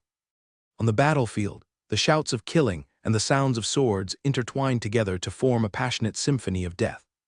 Soldiers from both sides greeted each other's family, Nanjashia, while waving their weapons, mercilessly sending their enemies to hell to reunite with their long-dead ancestors. In mid-air, the 7 SEAL warriors from both sides fought each other. "You traitor, why did you betray the kingdom?" A bald man brandished a 3-meter-long sword and asked loudly with anger on his face. "Ha, because they gave you a lot." The thin young man dismissed it. He used his hands to call out the mark and formed a shield in front of him, easily blocking the opponent's attack. "I am burdened with double pressure. But I can still suppress you, that's why I chose to play for them. The god of beasts will eventually fall. The goddess of life is the only true form on this land." Facing the thin young man who was getting more and more crazy, the bald man gasped and wanted to retreat. He made a feint and retreated into the city. Seeing the land worth 10,000 acres, the 300 slaves, and the certificate to change his career path and escape, there was a trace of regret in the eyes of the thin young man. Outside the city wall, Lord Kyle can still protect himself, but if he is inside the city, he will definitely die. Time passed bit by bit, and the sky gradually darkened. Starting at 9 o'clock in the morning, the siege had lasted for 9 hours, and 2/3 of the Badako army had been filled. From behind, Kyle waved his hand to the officers to withdraw their troops. As the truce sounded, more than 6,000 soldiers of the Badako army retreated in an orderly manner. A large number of corpses were piled up on the city walls, blocking the roads. There were corpses scattered all over the city and on the roads, most of them wearing leather armor. In the middle of the road, Gref looked at the beheaded deserters indifferently and ordered, "Clean the streets. As for the corpses of these deserters, cut off their heads and hang them on the roadside to show the public as a warning." "Yes, General." The officer beat his chest and saluted, turned around and left to carry out the order. Late at night outside the city, inside the camp, Varen and Kyle sat opposite each other, analyzing the battle situation. "Lord, in this siege, more than 500 Badako troops were killed, more than 800 were injured, and more than 20,000 enemy troops were killed." Kyle pushed the military report to in front of Wylan. He opened his mouth to report. Wylan took a rough look and found that 70%. The enemy soldiers killed were ordinary soldiers, and only more than 6,000 were combat soldiers.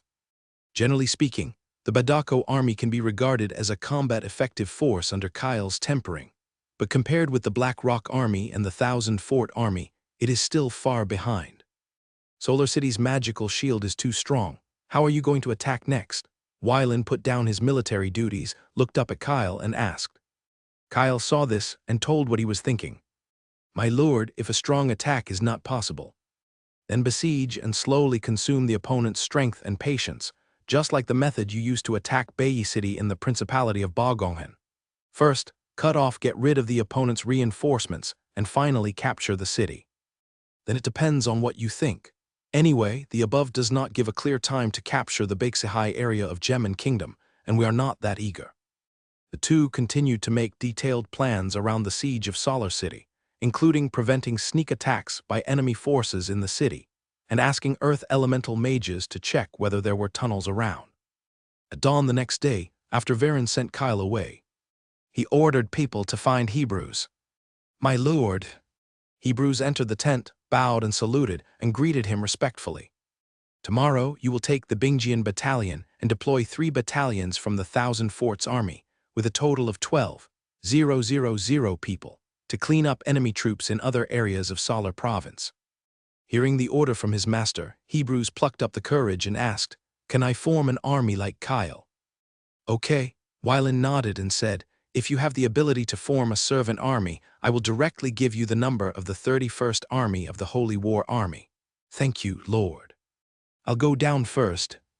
After receiving Wylan's promise, Hebrew bowed and saluted and left the tent happily. From beginning to end, neither of them considered the thoughts of Feng Lex, the commander of the 31st Army of the Holy War. As for whether he would have any thoughts, he certainly did not dare to have any thoughts on the surface. If there were any small actions in secret, he would only accidentally fall to death. In the next 10 days, the 15th Army's more than 100,000 troops surrounded but did not attack. In the city, Urus was not sure whether the enemy would set a trap for him to jump into. For the sake of safety, he suppressed the idea of sending people to attack. In the military camp, the black-haired boy received 3 days of food and 3 bamboo tubes of inferior wine from the logistics camp, and returned to the tent. Brother, come and sit. Looking at the black-haired boy returning, the silver-haired girl smiled, took the supplies from her brother's hand, put them aside, and said gently. The black-haired boy sat on the carpet, looking at his sister leaning on his shoulder, with pampering in his eyes. Meng, have you had any dreams these days? No. The silver-haired girl shook her head and said, Brother, if I have any information about dreams, I will tell you as soon as possible. Don't worry, you don't have any related dreams, which means we are safe. The black-haired boy touched the silver-haired girl's head and said with a smile. 8 days later, on the 18th day of the siege of Solar City, Urus decided to send adventurers out of the city for a night attack to test the enemy's alertness. In the morning, dark clouds gathered, and more than 2,000 adventurers and mercenaries gathered on the military camp grounds. The Deputy General of the 10th Army, Gref, climbed onto the high platform, looked at the noisy scene below, frowned, and waved to signal the officers. Quiet. The sound of weapons beating made the adventurers dare not talk loudly. Gref put his hands behind his back and said, The Ability God Army has been besieging it for more than half a month. But under the leadership of Marquis Urus, Solar City is still indestructible. In 3 days, some of you will leave the city and raid the Ability God's army. 1 enemy head is worth 5 gold coins. Whoever kills 100 people will be awarded the title of Baron. Capture the enemy's middle-level generals and receive titles. Thousands of adventurers and mercenaries supported Gref on the stage, their eyes gleaming, wishing they could leave the city immediately, harvest the enemy troops, get the coveted title, become a high-ranking noble, and let their surname be passed down forever.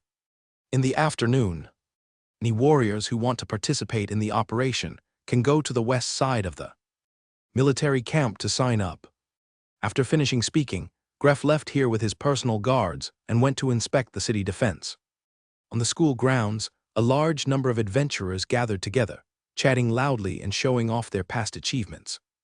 In the corner, the black-haired boy and the silver-haired girl leaned against the wooden fence, watching most of the adventurers fall into a state of frenzy, but their hearts were as calm as water. There are only about 100 adventurers who remain, as calm as the brothers and sisters, and most of them are loners or people with eccentric personalities. "Brother, are we going?" The silver-haired girl held the black-haired boy's right hand and asked softly.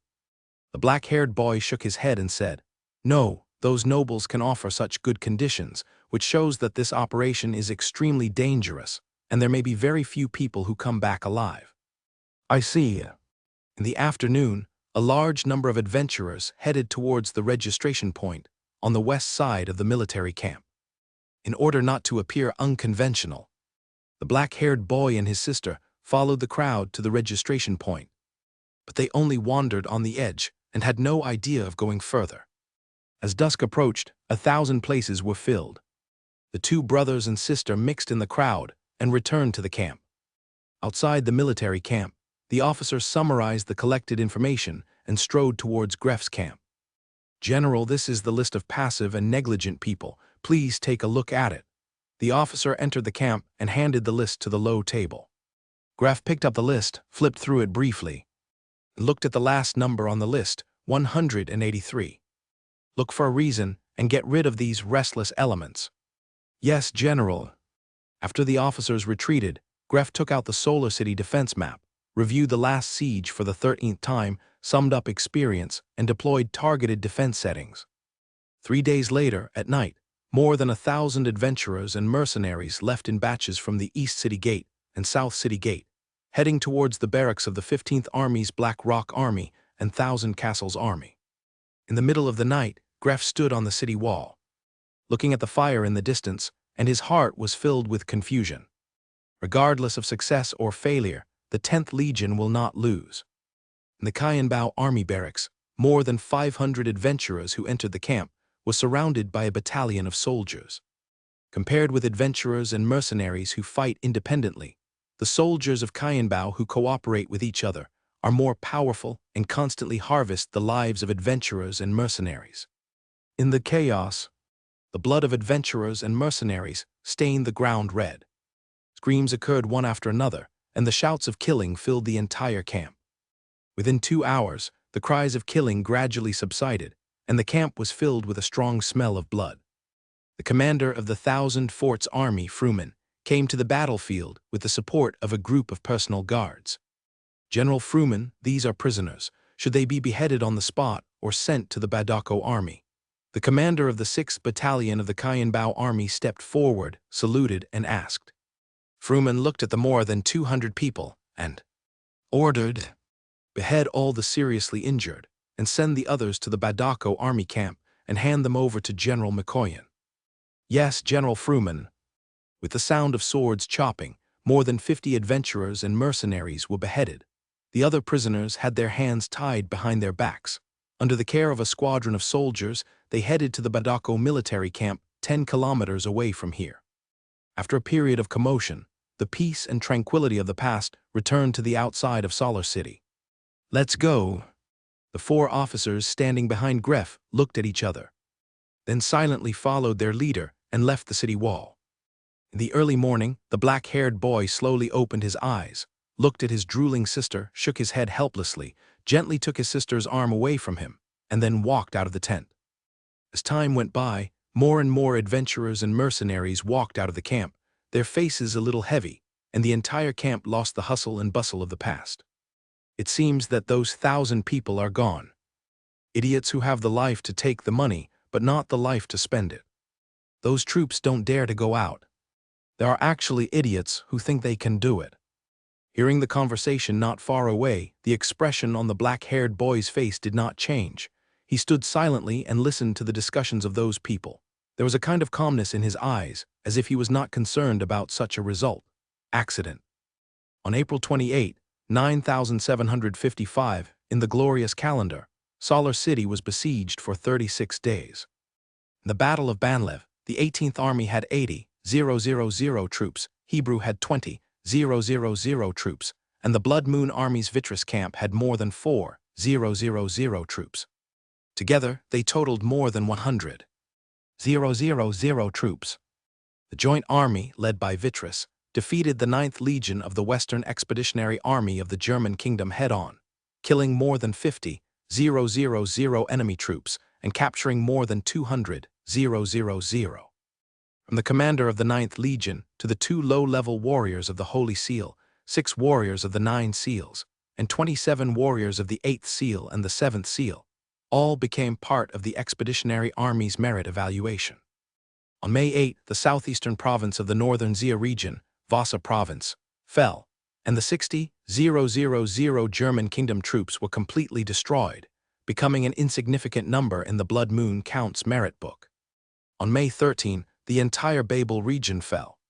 The commander of the 4th Legion, Marquis Copperfield Rotend, publicly executed 5 Holy Seal professionals from the 7th and 6th Legions of the German Kingdom's Western Expedition Army in the capital of the Babel region, East Lek City.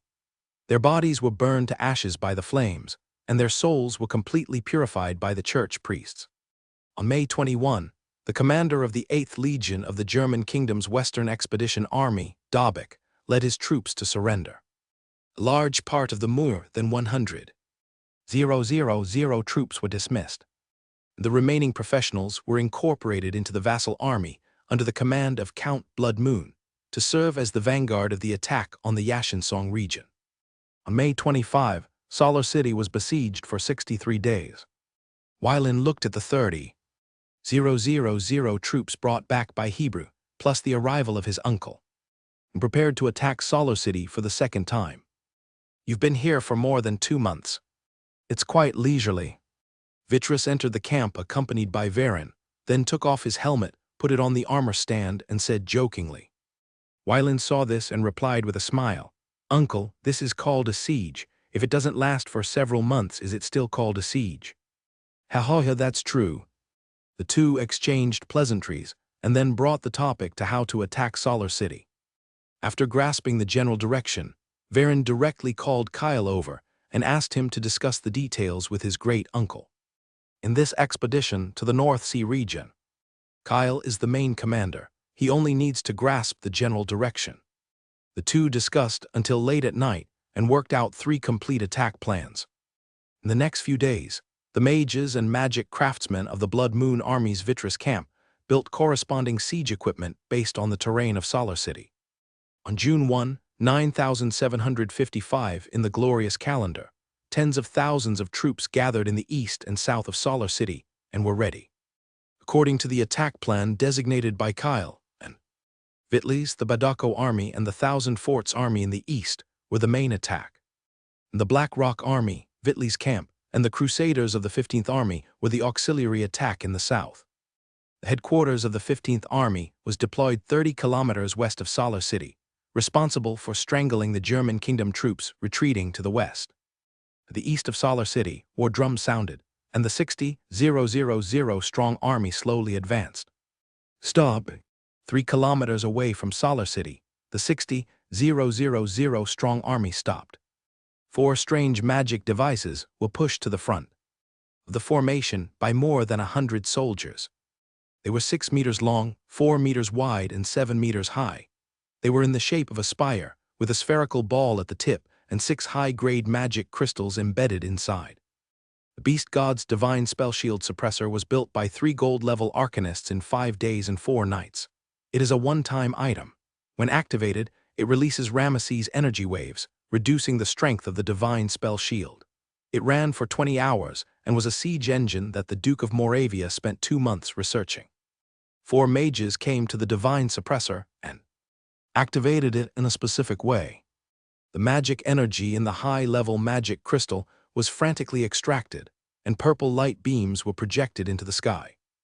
A gust of breeze blew by, and the magical shield of Solar City shattered into pieces, turning into dots of starlight and dissipating in the air. On the city wall, Gref looked at this scene, his eyes widened in disbelief. "No way, this is absolutely impossible." "Sir, the enemy has moved." The officer pointed downwards and shouted loudly. Gref looked down, calmed down, put away the shock on his face, and loudly ordered, "Behead those who make noise. behead those who move erratically, and behead those who do not obey orders. As more than 10 soldiers were beheaded, the more than 5,000 soldiers defending the east wall of Solar City calmed down. Watching the magic shield break, Kyle looked at the 4 magic shield suppressors in front of the formation, feeling a little helpless. There was no gold-level arcanist in the 15th Army, otherwise he would have to face these magic shields, and I don't know how to use siege. In the final analysis, there are still too few mages in the Praying Star leader. Attack! More than 6,000 soldiers of Badako army pushed siege vehicles and iron bridges and advanced towards Solar City. After the magical shield was broken, the iron bridge was completed at the cost of only the lives of more than 300 Badak soldiers. After pushing the siege vehicle across the moat and activating the magic circle inside, 8 slopes appeared under the walls of Solar City. Kill! More and more Badako soldiers rushed up the city wall, and the defenders resisted with difficulty and slowly retreated into the city. Gref hacked and killed several Badako officers. Seeing the situation, he could do nothing and could only retreat into the city with his personal guards. He imagined many ways for the enemy to attack the city, but he did not expect that the magical shield would be broken. A large number of Badako soldiers poured into the city, and the sound of fighting resounded throughout the city. In the temple of the God of Beasts Church in Solar City, Archbishop Badalev was lying on the ground, coughing blood from his mouth. The magical shield was destroyed without warning, directly damaging his soul. A bishop quickly entered the temple and looked at Badalev's miserable condition. He stepped forward to help him up. With a sad look on his face, he asked, "Archbishop, the pagan army has entered the city. Urus the Marquis prepares to retreat to the west." "We can't go to the west. There must be an enemy ambush there."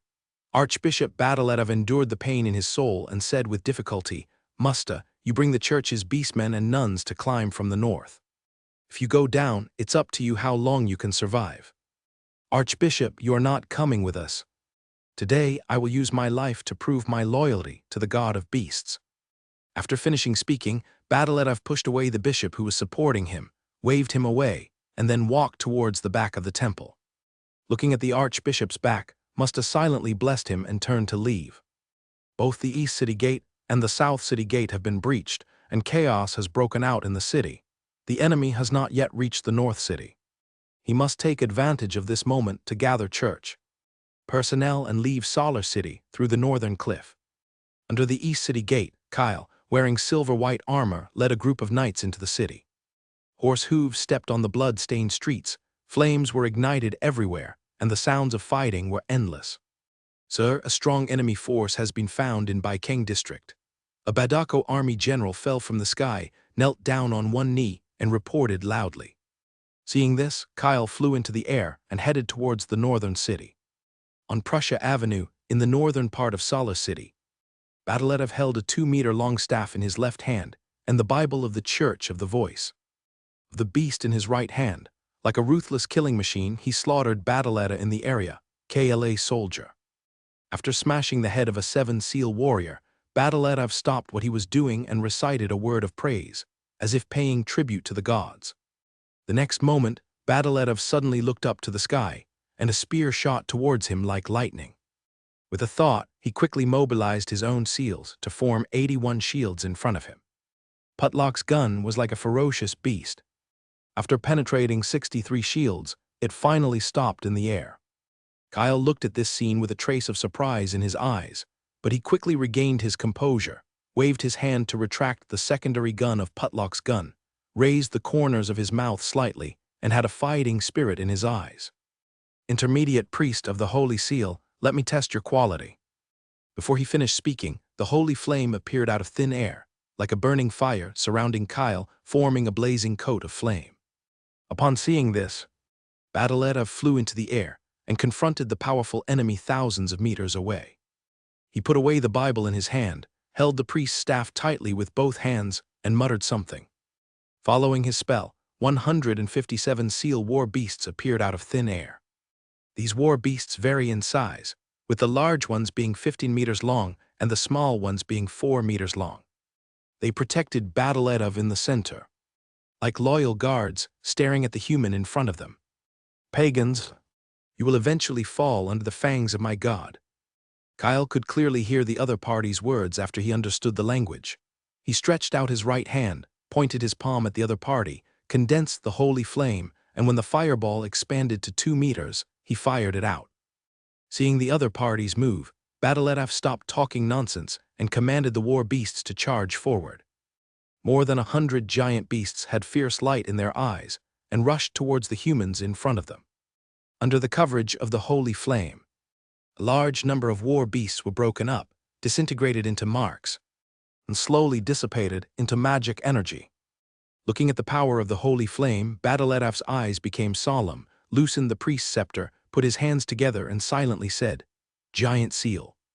The light covered Badaletov's body, and his body began to expand. In less than a moment, a 50-meter-tall giant appeared in the air. Looking at the giant in front of him, Kyle's face was calm.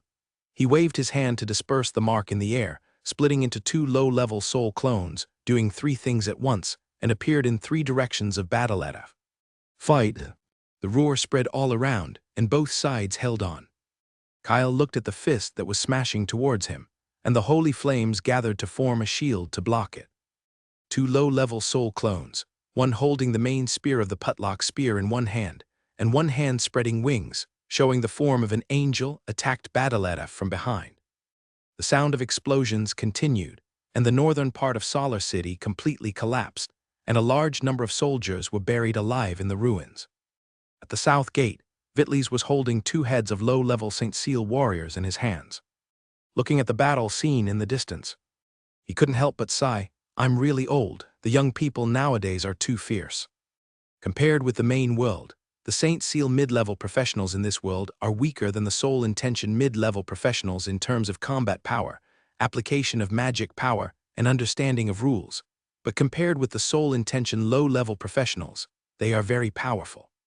"My nephew has found a treasure." After sighing, Vitlis stopped paying attention and commanded the troops to clear the remaining enemy troops in the city. The enemy troops evacuated from the west gate were dealt with by Wylin. As for the battle in the sky, the St. Seal mid-level priest might not be able to beat Kyle in his prime, not to mention that his soul was damaged now, and he could only last for 8 hours at most. Kyle used Badeletov as a whetstone, constantly using new combat skills and soul intention level spells to attack, gaining practical experience and research experience. Facing endless attacks, Badeletov went from being at ease at first to being cautious, and finally exhausted. Feeling that the seals in his body were about to be exhausted, Badeletov was ready to self-destruct and take the pagan in front of him away. Kyle saw the other party's actions and flew into the sky. Seeing that the other party was about to escape, Badeletov ignored the pain in his soul and shouted and flew into the sky. At an altitude of 1,000,000 meters, Kyle looked down and looked at the giant chasing him. He said, "This is it. As your burial place, it is also my thanks to you for your sparring." Hearing the other party's words, Badeletov felt extremely humiliated, and his eyes glowed red. "Go to hell." Badeletov rushed up, hugged Kyle, and broke all the holy seals in his body, ready to meet the god of beasts. The next moment, under Badaletov's perception, the figure in his arms disappeared and appeared 100 kilometers away. Space. Boom. A huge energy shock surged in all directions, the space was damaged, and a space storm appeared in the real space. Looking at the 10,000-meter hole, Kyle felt a little regretful. With his current strength, he could defeat the opponent, but he could not kill him, so he could only take this approach. He is now at the peak of the low level of soul consciousness, and it is estimated that it will take another 2 years to engrave the 4th combat skill on the soul ring and be promoted to the middle level of soul consciousness knight. As for the mage profession, he has only reached the 2nd ring of soul consciousness, and there is still a long way to go before he can be promoted to the 3rd ring of soul consciousness.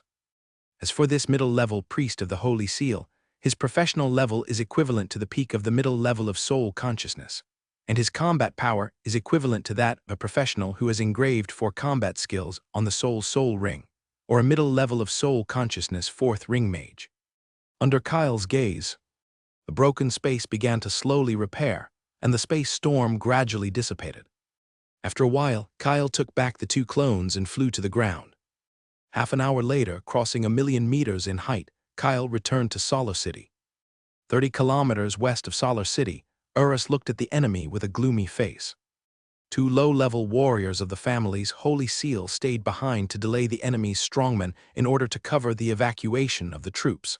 They have not returned yet, and they must have met with an accident. "Come here." A general heard this and said loudly, "My Lord Marquis, please give your orders. Beat the drums and fight to the death." "Yes, sir." As Urus's direct troops, these more than 60,000 people did not riot in the face of the enemy in front. Under the command of officers at all levels, they formed a military formation and prepared to fight to the death.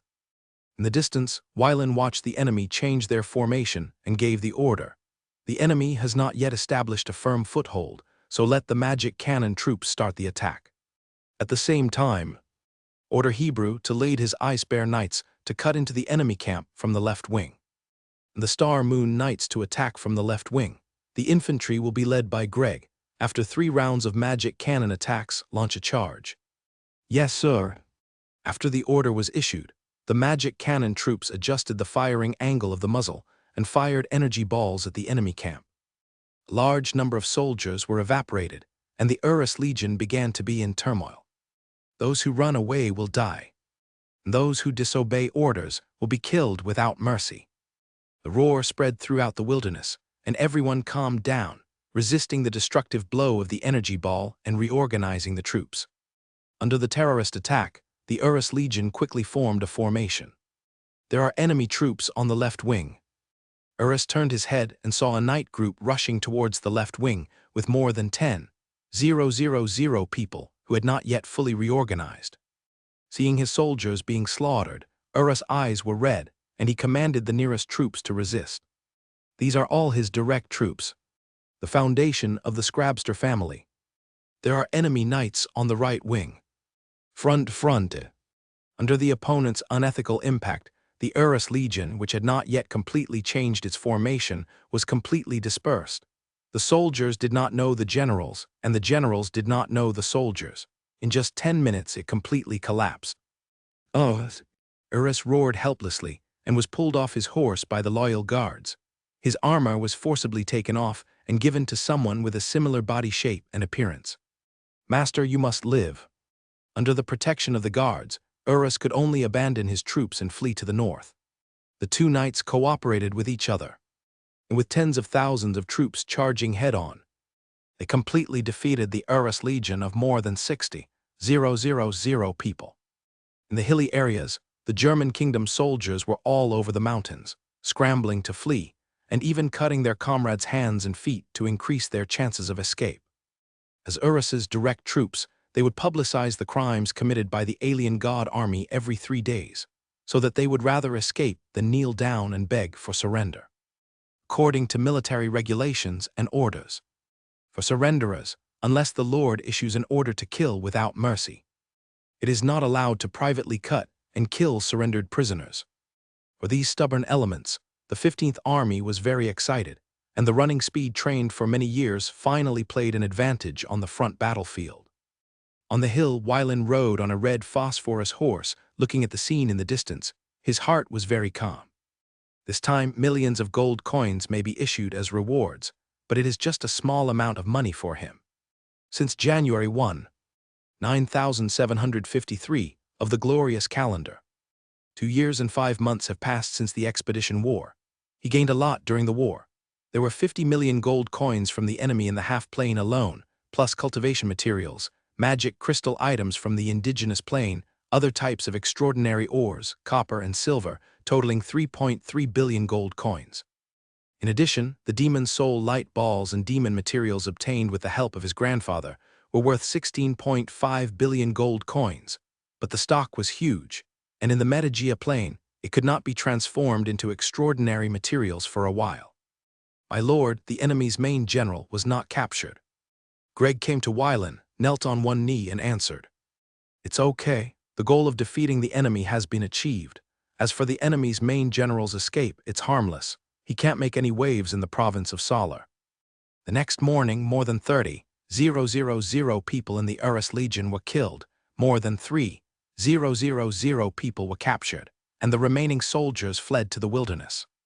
Sorrel City, after 3 days and 2 nights of cleaning, the city finally returned to peace, but the smell of blood in the air was hard to ignore. Except for a very small number of soldiers from the German kingdom hiding among the civilians, most people were either killed or captured. Now the entire Solar City has been fully occupied by the 15th Army. Outside the East Gate, in a temporary prisoner camp surrounded by wood, more than 10,000 prisoners were held in an open-air environment, guarded by more than 2,600 soldiers from the 8th Battalion of the 1,000 Fortress Army.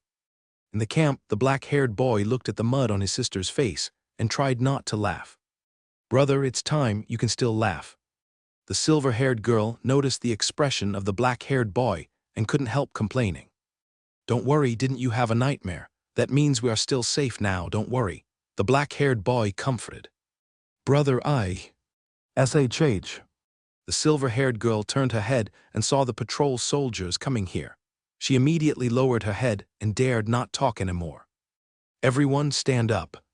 Hearing the familiar language, the captives did not dare to resist and stood up one after another. "Professionals stand on the left, non-professionals stand on the right. I give you 10 minutes. Anyone who stays in the middle will be whipped 80 times. Hearing this, everyone began to walk to both sides, not daring to delay at all, fearing that the whip with spikes would hit them. After a commotion, there were more than 6,000 professionals standing on the left, and only more than 3,000 non-professionals standing on the right. After breaking the city, ordinary soldiers are often the first to die, while professionals are the easiest to survive. How long will it take for the 2 adults to arrive here? The battalion commander of the 6th Battalion of the Kyanbao Army turned his head and asked his subordinates in the common language. To reply to the general, "The 2 adults will patrol the No. 3 prisoner camp in 2 hours. The officer heard this and answered skillfully in the common language. "Let the soldiers cheer up. If you lose face in front of the 2 adults, don't blame me for being ruthless." "Yes, General," the officer replied. 2 hours later, Wylan arrived at the No. 3 prisoner camp with Kyle and some guards. "Are you feeling anything?" Wylan stopped at the entrance of the camp and asked. Hearing this, Kyle said uncertainly, "Some, but not many." "Let's look for it first. Anyway, it doesn't matter this little time." 2 days ago, on the 2nd day of Kyle's entry into Solar City, he felt a sense of intuition, and the face of a mysterious woman appeared in his mind. This sense is based on the intervention of the angel bloodline in his consciousness. In simple terms, the angel bloodline believes that there is a woman in this city who matches his fate. When this part of knowledge was unlocked, Kyle was confused at first. When he understood the deep meaning of it, he understood the meaning of matching fate. His power is inherited from his grandfather's angel heart. In decades of transformation, he has become an 8-winged angel with pure angel blood. Fate matching can be understood as spouse, master and apprentice, or father and daughter. In his ignorant perception, Kyle could not be sure that the woman who matched his fate would become that role. After hesitating, he told his master about this matter. After learning the news, Wylan was quite active and took Kyle around Solar City to find the woman who matched Kyle's fate. Kyle naturally knew why his master was so active, but he did not refuse. Eric Archibald, the commander of the 8th Battalion of the 1,000 Fortress Army, greets Lord Wylan. A young man came to Wylan, bowed and saluted, and said loudly. Looking at the high-level silver warrior in front of him, Wylan asked, "General Eric, I heard that you found a woman recently." "Yes, Lord Wylan." Faced with the other party's inquiry, Eric did not dare to hide anything and answered truthfully. "Don't worry, I don't mean to hold you accountable. I just heard from Freeman that you are quite concerned about that woman, but everything should have a limit, do you understand? Thank you for your teachings, I will definitely remember it in my heart." Eric answered loudly with a sincere face to express his attitude. "Yes, sir." Wylan turned over and got off the horse, sat down to the side, and signaled Kyle to go look for it. Seeing this, Kyle nodded, followed his inner feeling, entered the crowd, and began to look for the woman.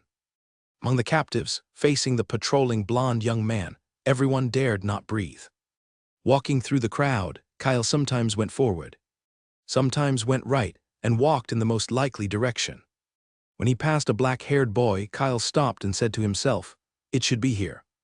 The silver-haired girl standing behind the black-haired boy suddenly felt a throbbing in her heart, as if someone very important appeared beside her. But due to her brother's instructions, she kept her head down and did not dare to look around.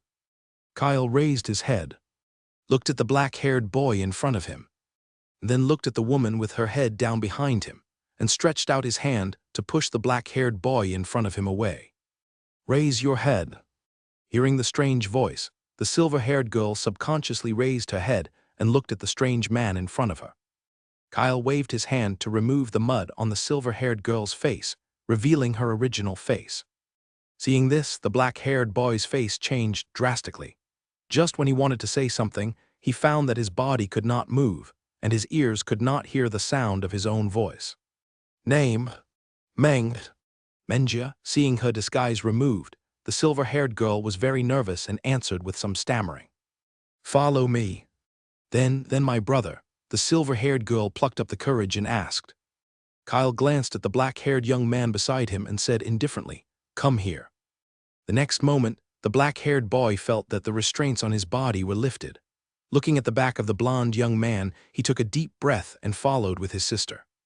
Under the awning, Wylan leaned on the recliner, closed his eyes, and slowly felt the power of the wind. "Lord Kyle is back." Miller lowered his head and reported in a low voice.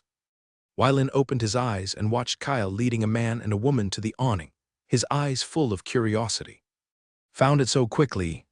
He saw that the girl had the same hair color as his wife, both of them with silver hair. As for the black-haired boy next to him, Wylan could easily judge that the two were siblings. "Sit down." Under the awning, Kyle said to the two siblings. Seeing this, the two siblings came to the bench and sat down. "That girl is the one you are looking for." Wylan pointed at the silver-haired girl and asked curiously. Hearing this, Kyle nodded and replied, "Lord, if nothing unexpected happens, that girl is the one I am looking for." Because Wylan and Kyle communicated in the common language, the two siblings could not know the content of the conversation, and could only make up their minds based on the expressions of the two. "How about giving that woman to me?"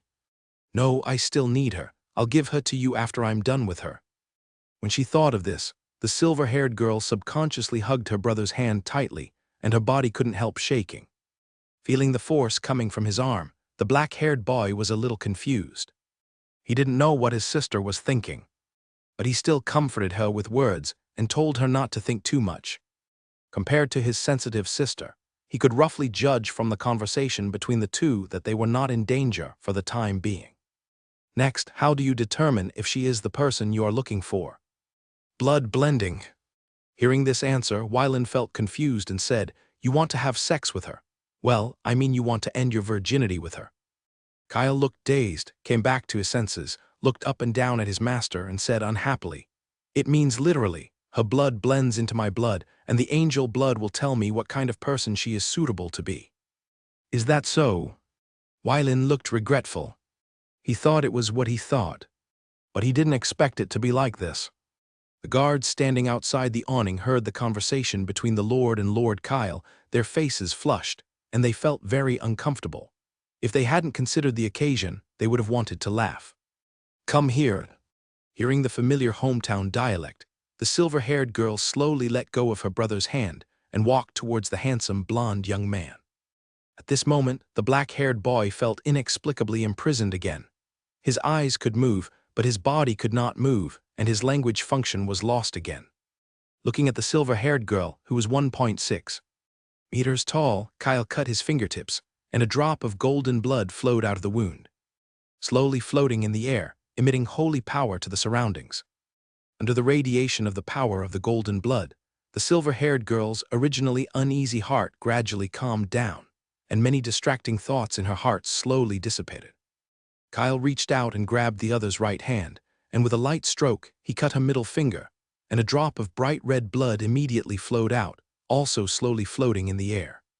The silver-haired girl stared at the wound on her finger, and saw that the wound was completely healed in less than 3 seconds under the action of a gentle force without even a trace left. Then Kyle began to manipulate the two drops of blood in the air, allowing them to slowly merge together. When the golden blood and the red blood came into contact with each other, Kyle immediately retracted his power and activated the angel blood in his body to analyze the girl's blood. Time passed by minute, and 6 minutes later, the golden blood finally completely devoured the red blood. A faint light emerged from the golden blood, and then quickly spread out, wrapping the golden blood in it, and gradually forming a light pupa. Watching this scene in front of him, Wylan couldn't help but guess with some evil taste, if these 2 drops of blood give birth to a child, I want to see how you end up. After feeling the strange look of his master, Kyle felt very helpless but didn't say anything. Under the gaze of the crowd, the light cocoon gradually broke open, and a beam of light shot out and entered Kyle's mind. Another golden pendant floated to the neck of the silver-haired girl, and a golden chain grew out and tied around her neck. After receiving the huge amount of information, Kyle closed his eyes and began to sort out the useful information. Wylan waved his hand to signal the silver-haired girl to sit down first, and then took out a bottle of wine and a few glasses and handed them to Miller, asking him to pour them for the brother and sister. When the silver-haired girl returned to the bench, the restrictions on the black-haired boy's body immediately dissipated, allowing him to regain his freedom.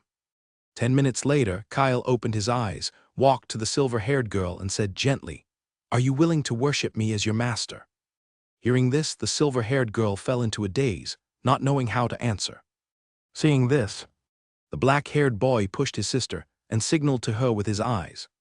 Seeing her brother's hint, the silver-haired girl gritted her teeth, left the bench, and knelt on the ground. "I do." Kyle helped the silver-haired girl up, looked into her blue eyes, and said with a smile, "From today on, your name is Seraphina, which is translated as my left wing in the celestial language." "Yes, master."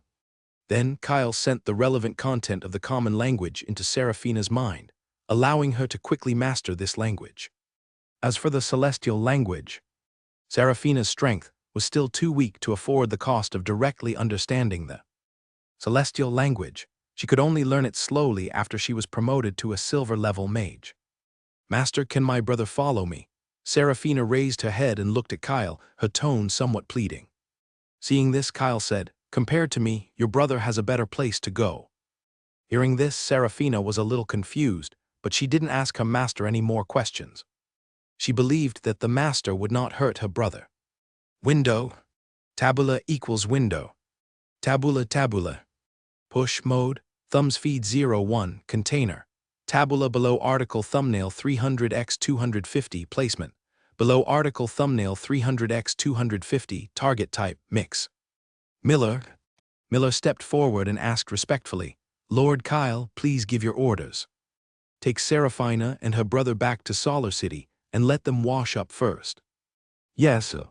After the 2 siblings left, Wylan and Kyle rode on the red phosphorus horse, took the remaining guards, and left the prisoner camp. A few kilometers away from the prisoner camp, Kyle stopped, waved his hand to let the guards go to guard, and then sent a memory light ball into his master's body. Wylan closed his eyes, carefully felt the knowledge passed by Kyle, and the corners of his mouth curled up slightly, muttering to himself, "This time I have to blackmail a lot." Hearing this, Kyle showed a look of understanding. Fortunately, he sent the brother and sister back to the city first. Otherwise, he would not know how to explain to his first disciple. Wylan realized that he had lost his composure, coughed lightly, and said seriously, "Isn't this for the development of the territory?" "My lord, what kind of reward are you going to ask the Duke of Moravia for?" Seeing this, Kyle couldn't help asking. "First, send a few hundred mage apprentices to the Duke of Moravia, let my grandfather provide money and manpower to help me train talents, and then, well, I haven't thought about the rest yet. I will think about it carefully for a few days before making a decision. I don't believe my grandfather won't be moved by a good apprentice." Wylan's eyes narrowed slightly, with a faint smile on the corners of his mouth. Hearing this first condition, Kyle couldn't help twitching at the corners of his mouth, but with his limited understanding of the Duke of Moravia, the Duke of Moravia is very likely to agree to this outrageous condition. After inspecting the other 2 prisoner camps, Wylan returned to Solar City. These days, Wylan did not rush to write to his grandfather, but thought carefully about what conditions to put forward. 5 days later, in a manor in Solar City, Kyle looked at the brand new priest's staff and stretched out his hand to weigh it. It weighed 36,000 kilograms, enough for Pastor Lavia to use. Kyle focused his eyes on the middle part of the priest's staff, thought for a moment, and finally gave up on carving his name on it. Kyle stood up, left the secret room, walked out of the room, looked at Serafina playing in the lake, and coughed lightly. Hearing the master's voice, the silver-haired girl immediately stopped what she was doing, ran over barefoot, and came to Kyle with a smile on her face and greeted, "Teacher, good afternoon. Serafina, have you learned the basics of magic?" Serafina nodded excitedly and replied, "Yes, teacher, I have learned it." Kyle was slightly surprised and couldn't help but exclaimed, "Learned it so fast?" Serafina blinked and explained softly, "Teacher, I learned the basics of magic in my dreams for 3 months. When I woke up, I naturally mastered this knowledge." "Are there any sequelae?" Kyle stared at his student and asked gently. Serafina tilted her head and explained in a low voice, "It's just after waking up from the dream, I felt very tired. I didn't want to think, I just wanted to relax." Kyle put his hand on Serafina's head, gently stroked it, and asked, "Do you remember how you entered the dream?" "Well, I just wanted to complete the task assigned by you as soon as possible and master the magic perception. Late at night, I hugged the book and fell asleep in a daze, and then—" Hearing Serafina's story, Kyle sorted out the general logic. Strong thoughts are the fuse for entering the dream. It is also an important factor in maintaining the length of the dream, because in the dream, the consciousness is clear, and only after waking up will you feel very tired. As for whether there are other factors, we can only know it later. I'll give you 2 months to learn magic perception, since you've already learned it." At this point, Kyle stopped, looked at Serafina's anxious expression, smiled gently, and then said, "Don't worry, I'm not the kind of person who likes to go back on my word. Since you've completed your learning tasks ahead of time, you can arrange your own time in the future, and the teacher won't assign you other learning tasks." "Thank you, teacher." Serafina smiled with joy in her tone. "Okay, go play by yourself first. I have something else to do. I have to go out for a while." "Okay, teacher." Looking at Serafina's cheerful look, Kyle shook his head. This girl's initiative to learn is too poor, but on the other hand, she can be regarded as a diligent person. Leaving the manor, Kyle went straight to the city lord's mansion. In the study, Wylan looked at the table of military exploits in his hand, feeling very proud. With the 73.5 war merits accumulated before, the total war merits in hand are now 416.5 war merits, and more than half of the war merits for promotion to Earl have been collected. As long as there are more than a dozen Holy Seal warriors coming to give their heads, he will definitely become the Count of Kixing after the war. Thinking of the information obtained before, Wylan put down the form and lay on the table weakly. The Holy Seal warriors are not cabbages. Even if they are cabbages, there will be few of them in his hands with so many people and guns. In addition, I learned from my uncle that the expeditionary force of the Kingdom of North Issy has completely occupied the North Millis Empire and the South Millis United Kingdom, and is fighting with the Angoya Empire in the territory of the Yahuan City-State Kingdom.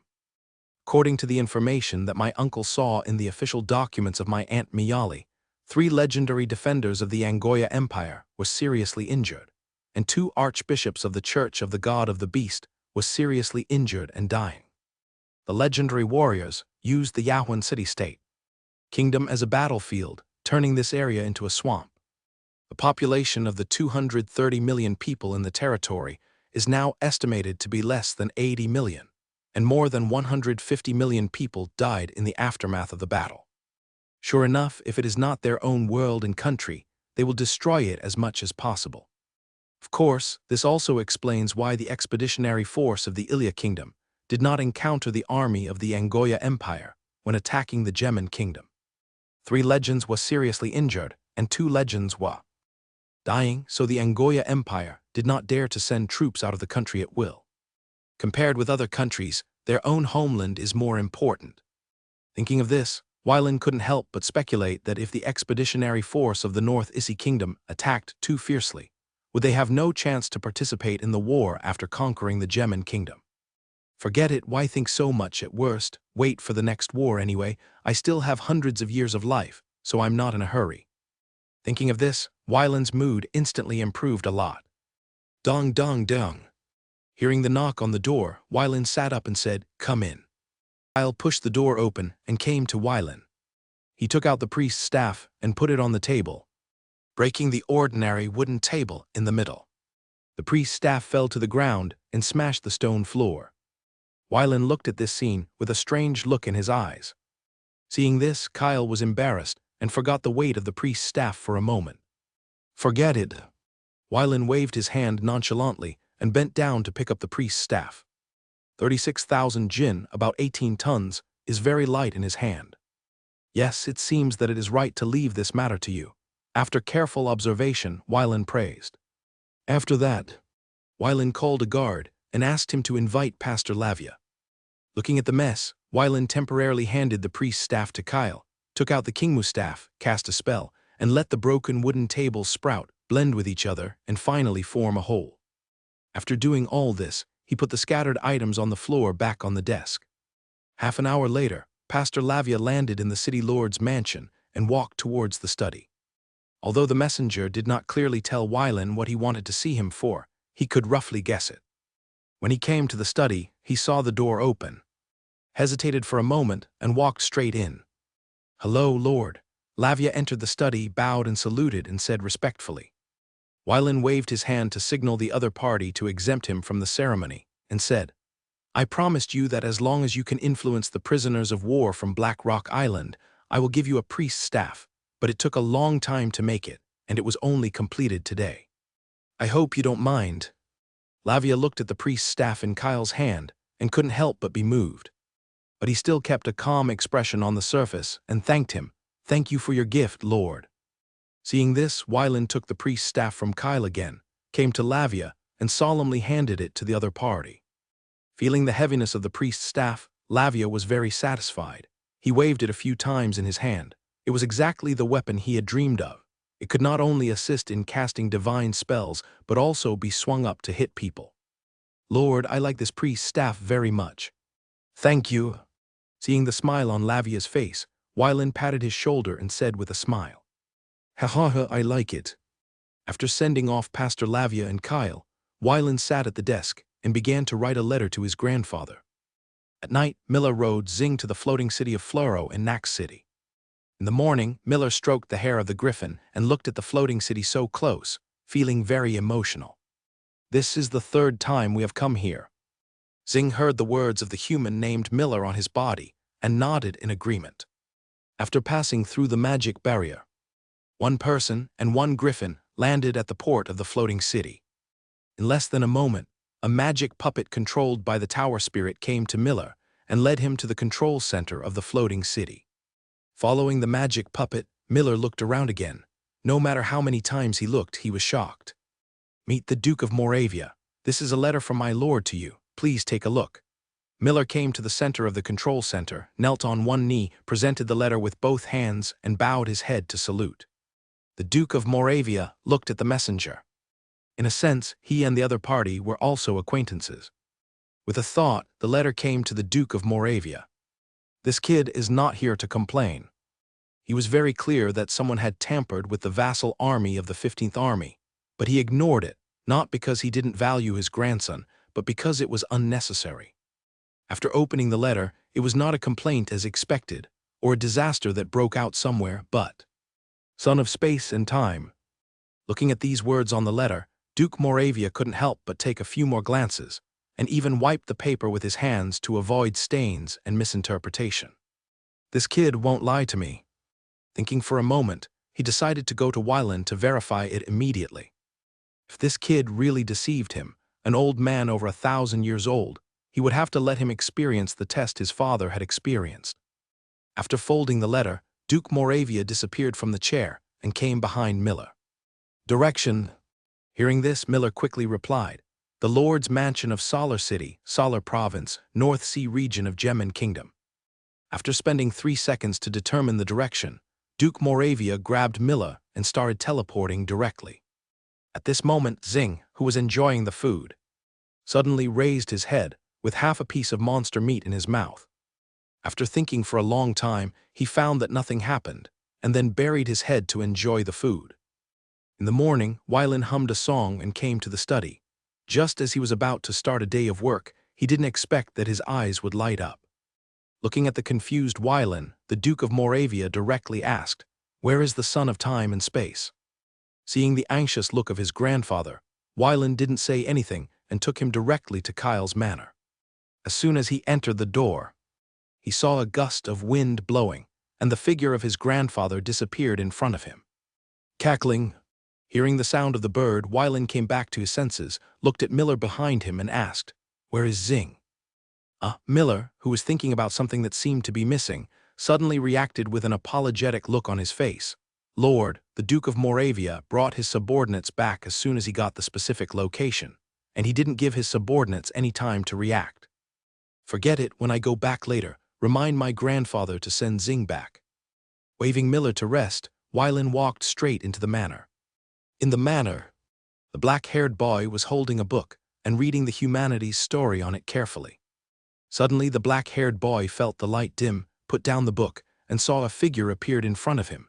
Looking up, an old man was staring at him with a sharp gaze.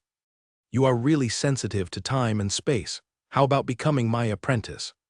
Hearing the words of the old man in front of him, the black-haired young man looked a little confused.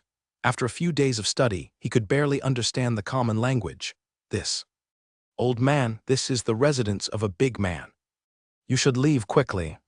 The black-haired boy said in the common language that he was not very proficient in, with concern in his words.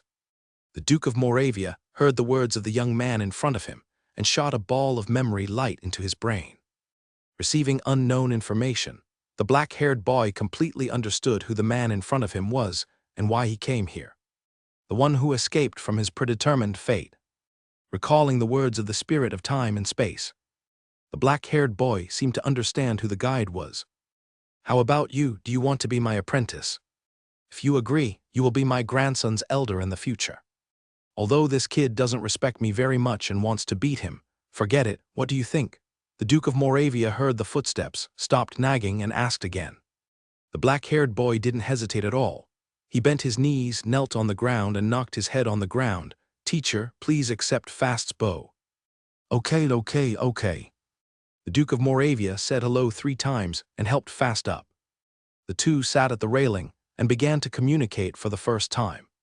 For the disciple in front of him, he still needs to inspect it for 3 years.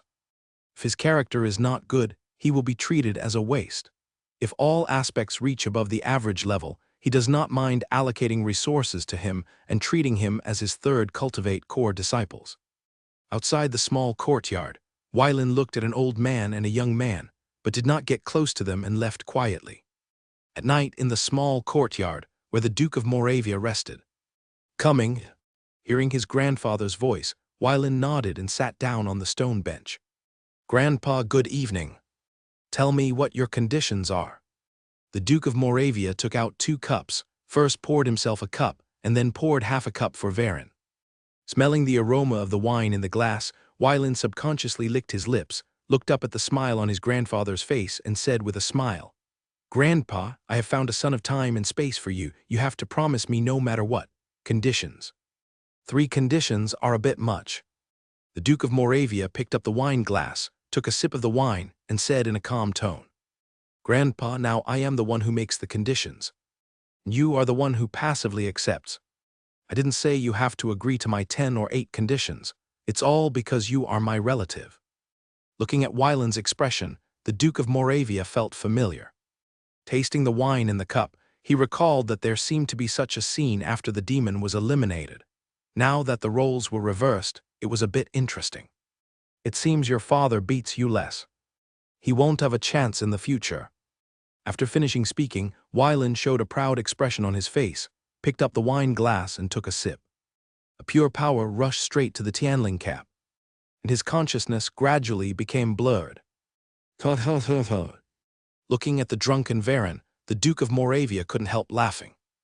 Wylan ignored his grandfather's ridicule for the time being, mobilizing all the organs in his body to absorb the energy contained in the drink. Half an hour later, Wylan regained consciousness and felt that his fighting spirit had expanded a bit more, and he was one step closer to imprinting the third combat skill. How does it feel?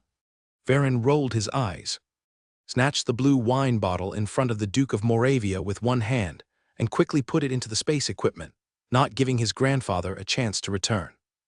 Regarding his grandson's behavior, the Duke of Moravia just smiled and shook his head, and then reminded, "I brewed this wine with the blood of a legendary low-level star beast. Don't drink it frequently, be careful with your head. Grow horns." Grandpa, you also know that our Kingsing leader has only existed for less than 40 years. None of my loyal subordinates have seen any good things. I just plan to bring them back to give them a taste. Wylan heard this. He just opened his eyes and told lies, pretending to be lonely. The Duke of Moravia's mouth twitched a little, and this boy actually came to him to complain. "By the way, since my mother married my father in my impression, there has been no." Okay, what are your 3 conditions?" If he continued to listen, he was afraid that he would not be able to resist beating this boy. Seeing this, the lonely look on Wylan's face immediately disappeared without a trace, replaced by a kind smile. "Thank you, Grandpa. If you feel angry, you can take it out on my father. I have no objection at all. Your father is truly blessed to have you as his heir." The Duke of Moravia had a strange look in his eyes and couldn't help but sigh. "Haha, I think so too." Wylan pretended to be innocent and told lies, completely ignoring the underlying meaning of his grandfather's words. The Duke of Moravia took a sip of wine to calm down his shock. After putting down the glass, he calmed down his emotions and asked, "Tell me those 3 conditions." Varen raised a finger and said with a smile, "First, I am going to send 300 mages to the Dukedom of Moravia. I hope that you, Grandpa, can train them into outstanding mages. It is best that all of them are silver. Mage." "Okay," the Duke of Moravia nodded and then said, "but I have agreed in advance that the training plan is related to talent. If some mages fail to break through the silver mage until their death, you can't come to me. Then take 60 years as a period. If after this period there are still mages who have not broken through the silver mage, I will call them back to the Praying Star territory." Ken. Later, Wylan went on to put forward a second condition. "Second, I would like to borrow 3 soul-level arcane masters from you. They must accept my deployment before the end of the expedition. Of course, I will not let them carry out life-threatening tasks." "What are you going to do, kid?" He is very aware of the characteristics of his grandson. There will always be some strange things and people around him. Not to mention far away in the past few years, he has encountered demonic natural disasters and ancient ruins, met people who have returned through time and searched for the son of time and space. The rare existence of dream spirit. Inevitability is accompanied by chance, and chance is accompanied by miracles. It is really difficult to figure out. "Nothing, I just want to make a lot of money in the following wars, accumulate military exploits, and strive to become the first Earl of Cardero Province after the expedition." The Duke of Moravia asked suspiciously, "Really?" "Really?" Wylan replied with great sincerity. "I don't believe it." Forehead. Hearing this, Wylan's expression froze, and he didn't know how to answer for a moment. "Haha, just kidding, it doesn't matter what you do. As long as you don't cause a big mess." "Grandpa, then you agree?" "Kindness." "Thank you, Grandpa." "Okay, what's your 3rd condition?" "I haven't thought about the 3rd one yet. I'll tell you when I do." "Yes, but it only lasts for 3 years, and we won't wait until it expires." "I see." The two talked for a while longer. Wylan looked at the wine in the glass, picked up the glass, said goodbye to his grandfather, and turned to leave. When he reached the gate, Wylan looked up at the moon in the sky, touched the back of his head, and said to himself, "Did I forget something important?" After thinking for a moment, I saw that I had no clue, so I simply stopped thinking about it. After some time, I would naturally think of it. Window tabula equals window, tabula tabula. Push mode, thumbs feed 01, container. Tabula below article thumbnail 300x 250 placement. Below article thumbnail 300x 250 target type mix. The next morning, after Wylan sent his grandfather and fast away, he patted his head and suddenly remembered something he had forgotten. Zing should know the way home. Griffin in his 30s, if he still doesn't know the way home, he is unworthy of the title of the clan leader. After temporarily putting this matter aside, Wylan returned to the study and began to handle official business. The Salar province and Badek province in the North Sea region of the German kingdom are the sphere of influence of the 15th Army. Together with the Gorge Mountain ancient road in the Stovia region of the Anasta Principality, the Thousand Castle province and the Solomon province, he now controls more than 600,000 square kilometers of land, but only has 160,000 troops, which is a bit insufficient. Due to several fierce wars and the strategy of fortifying the city and clearing the fields implemented by the German kingdom, the population of Salar province and Badak province in the North Sea region has lost 50%, and the current population is less than 2 million. Sir, General Gregg wants to see you. The voice of the guard came from outside the door. And Wylan immediately put down his official business and ordered, "Let Gregg come to see me." "Yes, sir." Moment later, Gregg, wearing armor, entered the study, beat his chest and saluted and said respectfully, "My lord." Wylan waved his hand to indicate that Gregg didn't need to be polite and asked him to sit down in the reception area. "Have all the rewards been distributed?" "My lord, under my supervision. All the soldiers of the vassal army have been rewarded for their military merits." Gregg replied respectfully. After receiving land, cloth, slaves, money, and training, the soldiers of the Thousand Castle Army, the Black Rock Army, and especially the Badek Army, all cheered for your greatness and were willing to die for you. Wylan touched his chin and sighed. It seems that the German kingdom's oppression of the lower-class civilians and weaker professionals is even more serious than that of the Ansa kingdom. My lord. When traveling between towns, many professionals want to join the Badek Army and become your soldiers. But according to the military system, the Badek Army already has 28,000 people, which has reached the limit. Gregg continued to report. After hearing this, Wylan ordered, "First, gather these professionals and incorporate them into the 31st Army of the Holy War Army and give them to Fenglisk for training." "My lord, is that person okay?" Gregg asked with some doubts in his heart. Hearing this, Wylan replied with a smile, "Fenglisk has been very honest during this period. In addition, he is also a low-level gold warrior. It is a bit of a waste to leave him idle there. I plan to test him. If he works diligently, it is not impossible to accept him. If his ability is worrying, he will be transferred to Pastor Lavia to make use of his remaining energy."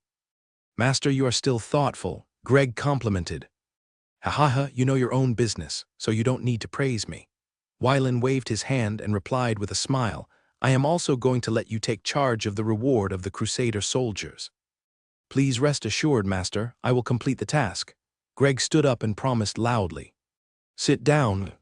After Gregg sat down again, Wylan continued, "I haven't thought of the title of the 4th Battalion yet. If you have a better name, you can report it, and I will consider it."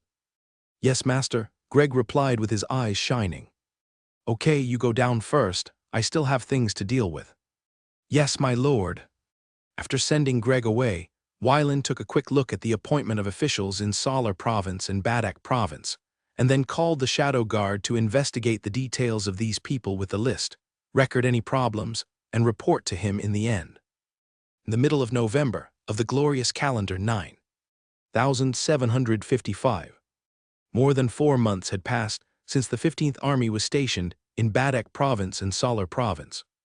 During this period, Wylan, as the Deputy Director of the Expeditionary Force Logistics Department, intercepted 150,000 prisoners of war from the German kingdom to the 15th Army, eliminated the old and weak, and threw ordinary prisoners of war to mine. The remaining 40,000 professionals were divided into batches into the 3 vassal armies of the Black Rock Army, the Thousand Fortress Army, and the Badek Army. After 2 months of training, the 130,000 vassal armies were ready for use. On November 16, in the hall of Salar City, the generals of various departments took their seats one by one.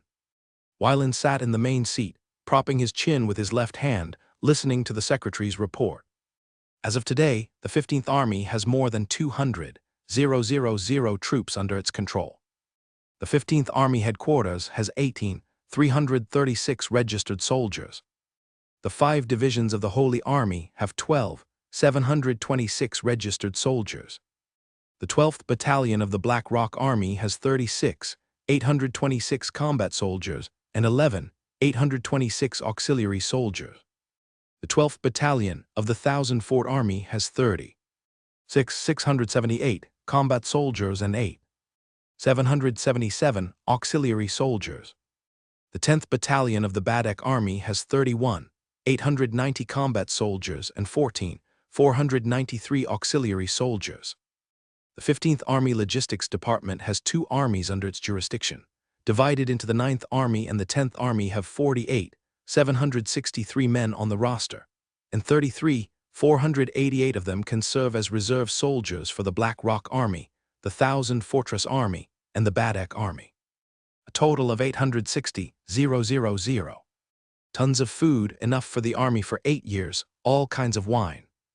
Bottled and barreled, with a bottle standard of 1 liter and a barrel standard of 50 liters, totaling 339, 600 bottles and 18, 937 barrels in terms of armor. In addition to the soldiers' equipment, there are 119, 500 leather armors, 89, 000 iron armors, 13, 900 blue iron armors, and 1, 636 5 seal armors, half an hour later. The clerk closed the file, stepped aside, picked up another blank file and prepared to record the meeting minutes. There are 2 main reasons for calling you here this time. Everyone straightened their chests and looked at Wylan, who was sitting on the upper seat, with longing in their eyes. First, the army is too large and not conducive to command. I plan to set up 3 armies, the upper army, the middle army, and the lower army. Each army will command 60, 000 to 80, 000 troops. When they are united, they will become 1 army, and when they are dispersed, they will become 3 armies. They can independently carry out the task of conquering cities and territories. Hearing this, everyone held their breath and waited for the next result. The Thousand Castle Army, the 9th Army of the Logistics Department. The troops under Baron Brian will form the upper army, with Brian as the general of the upper army and Freeman, the commander of the Thousand Castle Army, as the deputy general. Brian and Freeman stood up and answered loudly, "Yes, Commander." Seeing this, Wylan waved his hand to signal the 2 to sit down, and then announced, "The Black Rock Army, the 10th Army of the Logistics Department, the Ice Sword Battalion and the Ice Bear Knights will form the lower army, with Hebrew as the general of the lower army and Pastor Lavia as the deputy general." "Yes, my lord, lord." The 2 stood up and answered and then sat down again. Window. Tabula equals window. Tabula tabula. Push mode. Thumbs feed 01. Container. Tabula below article thumbnail 300x 250 placement. Below article thumbnail 300x 250 target type mix.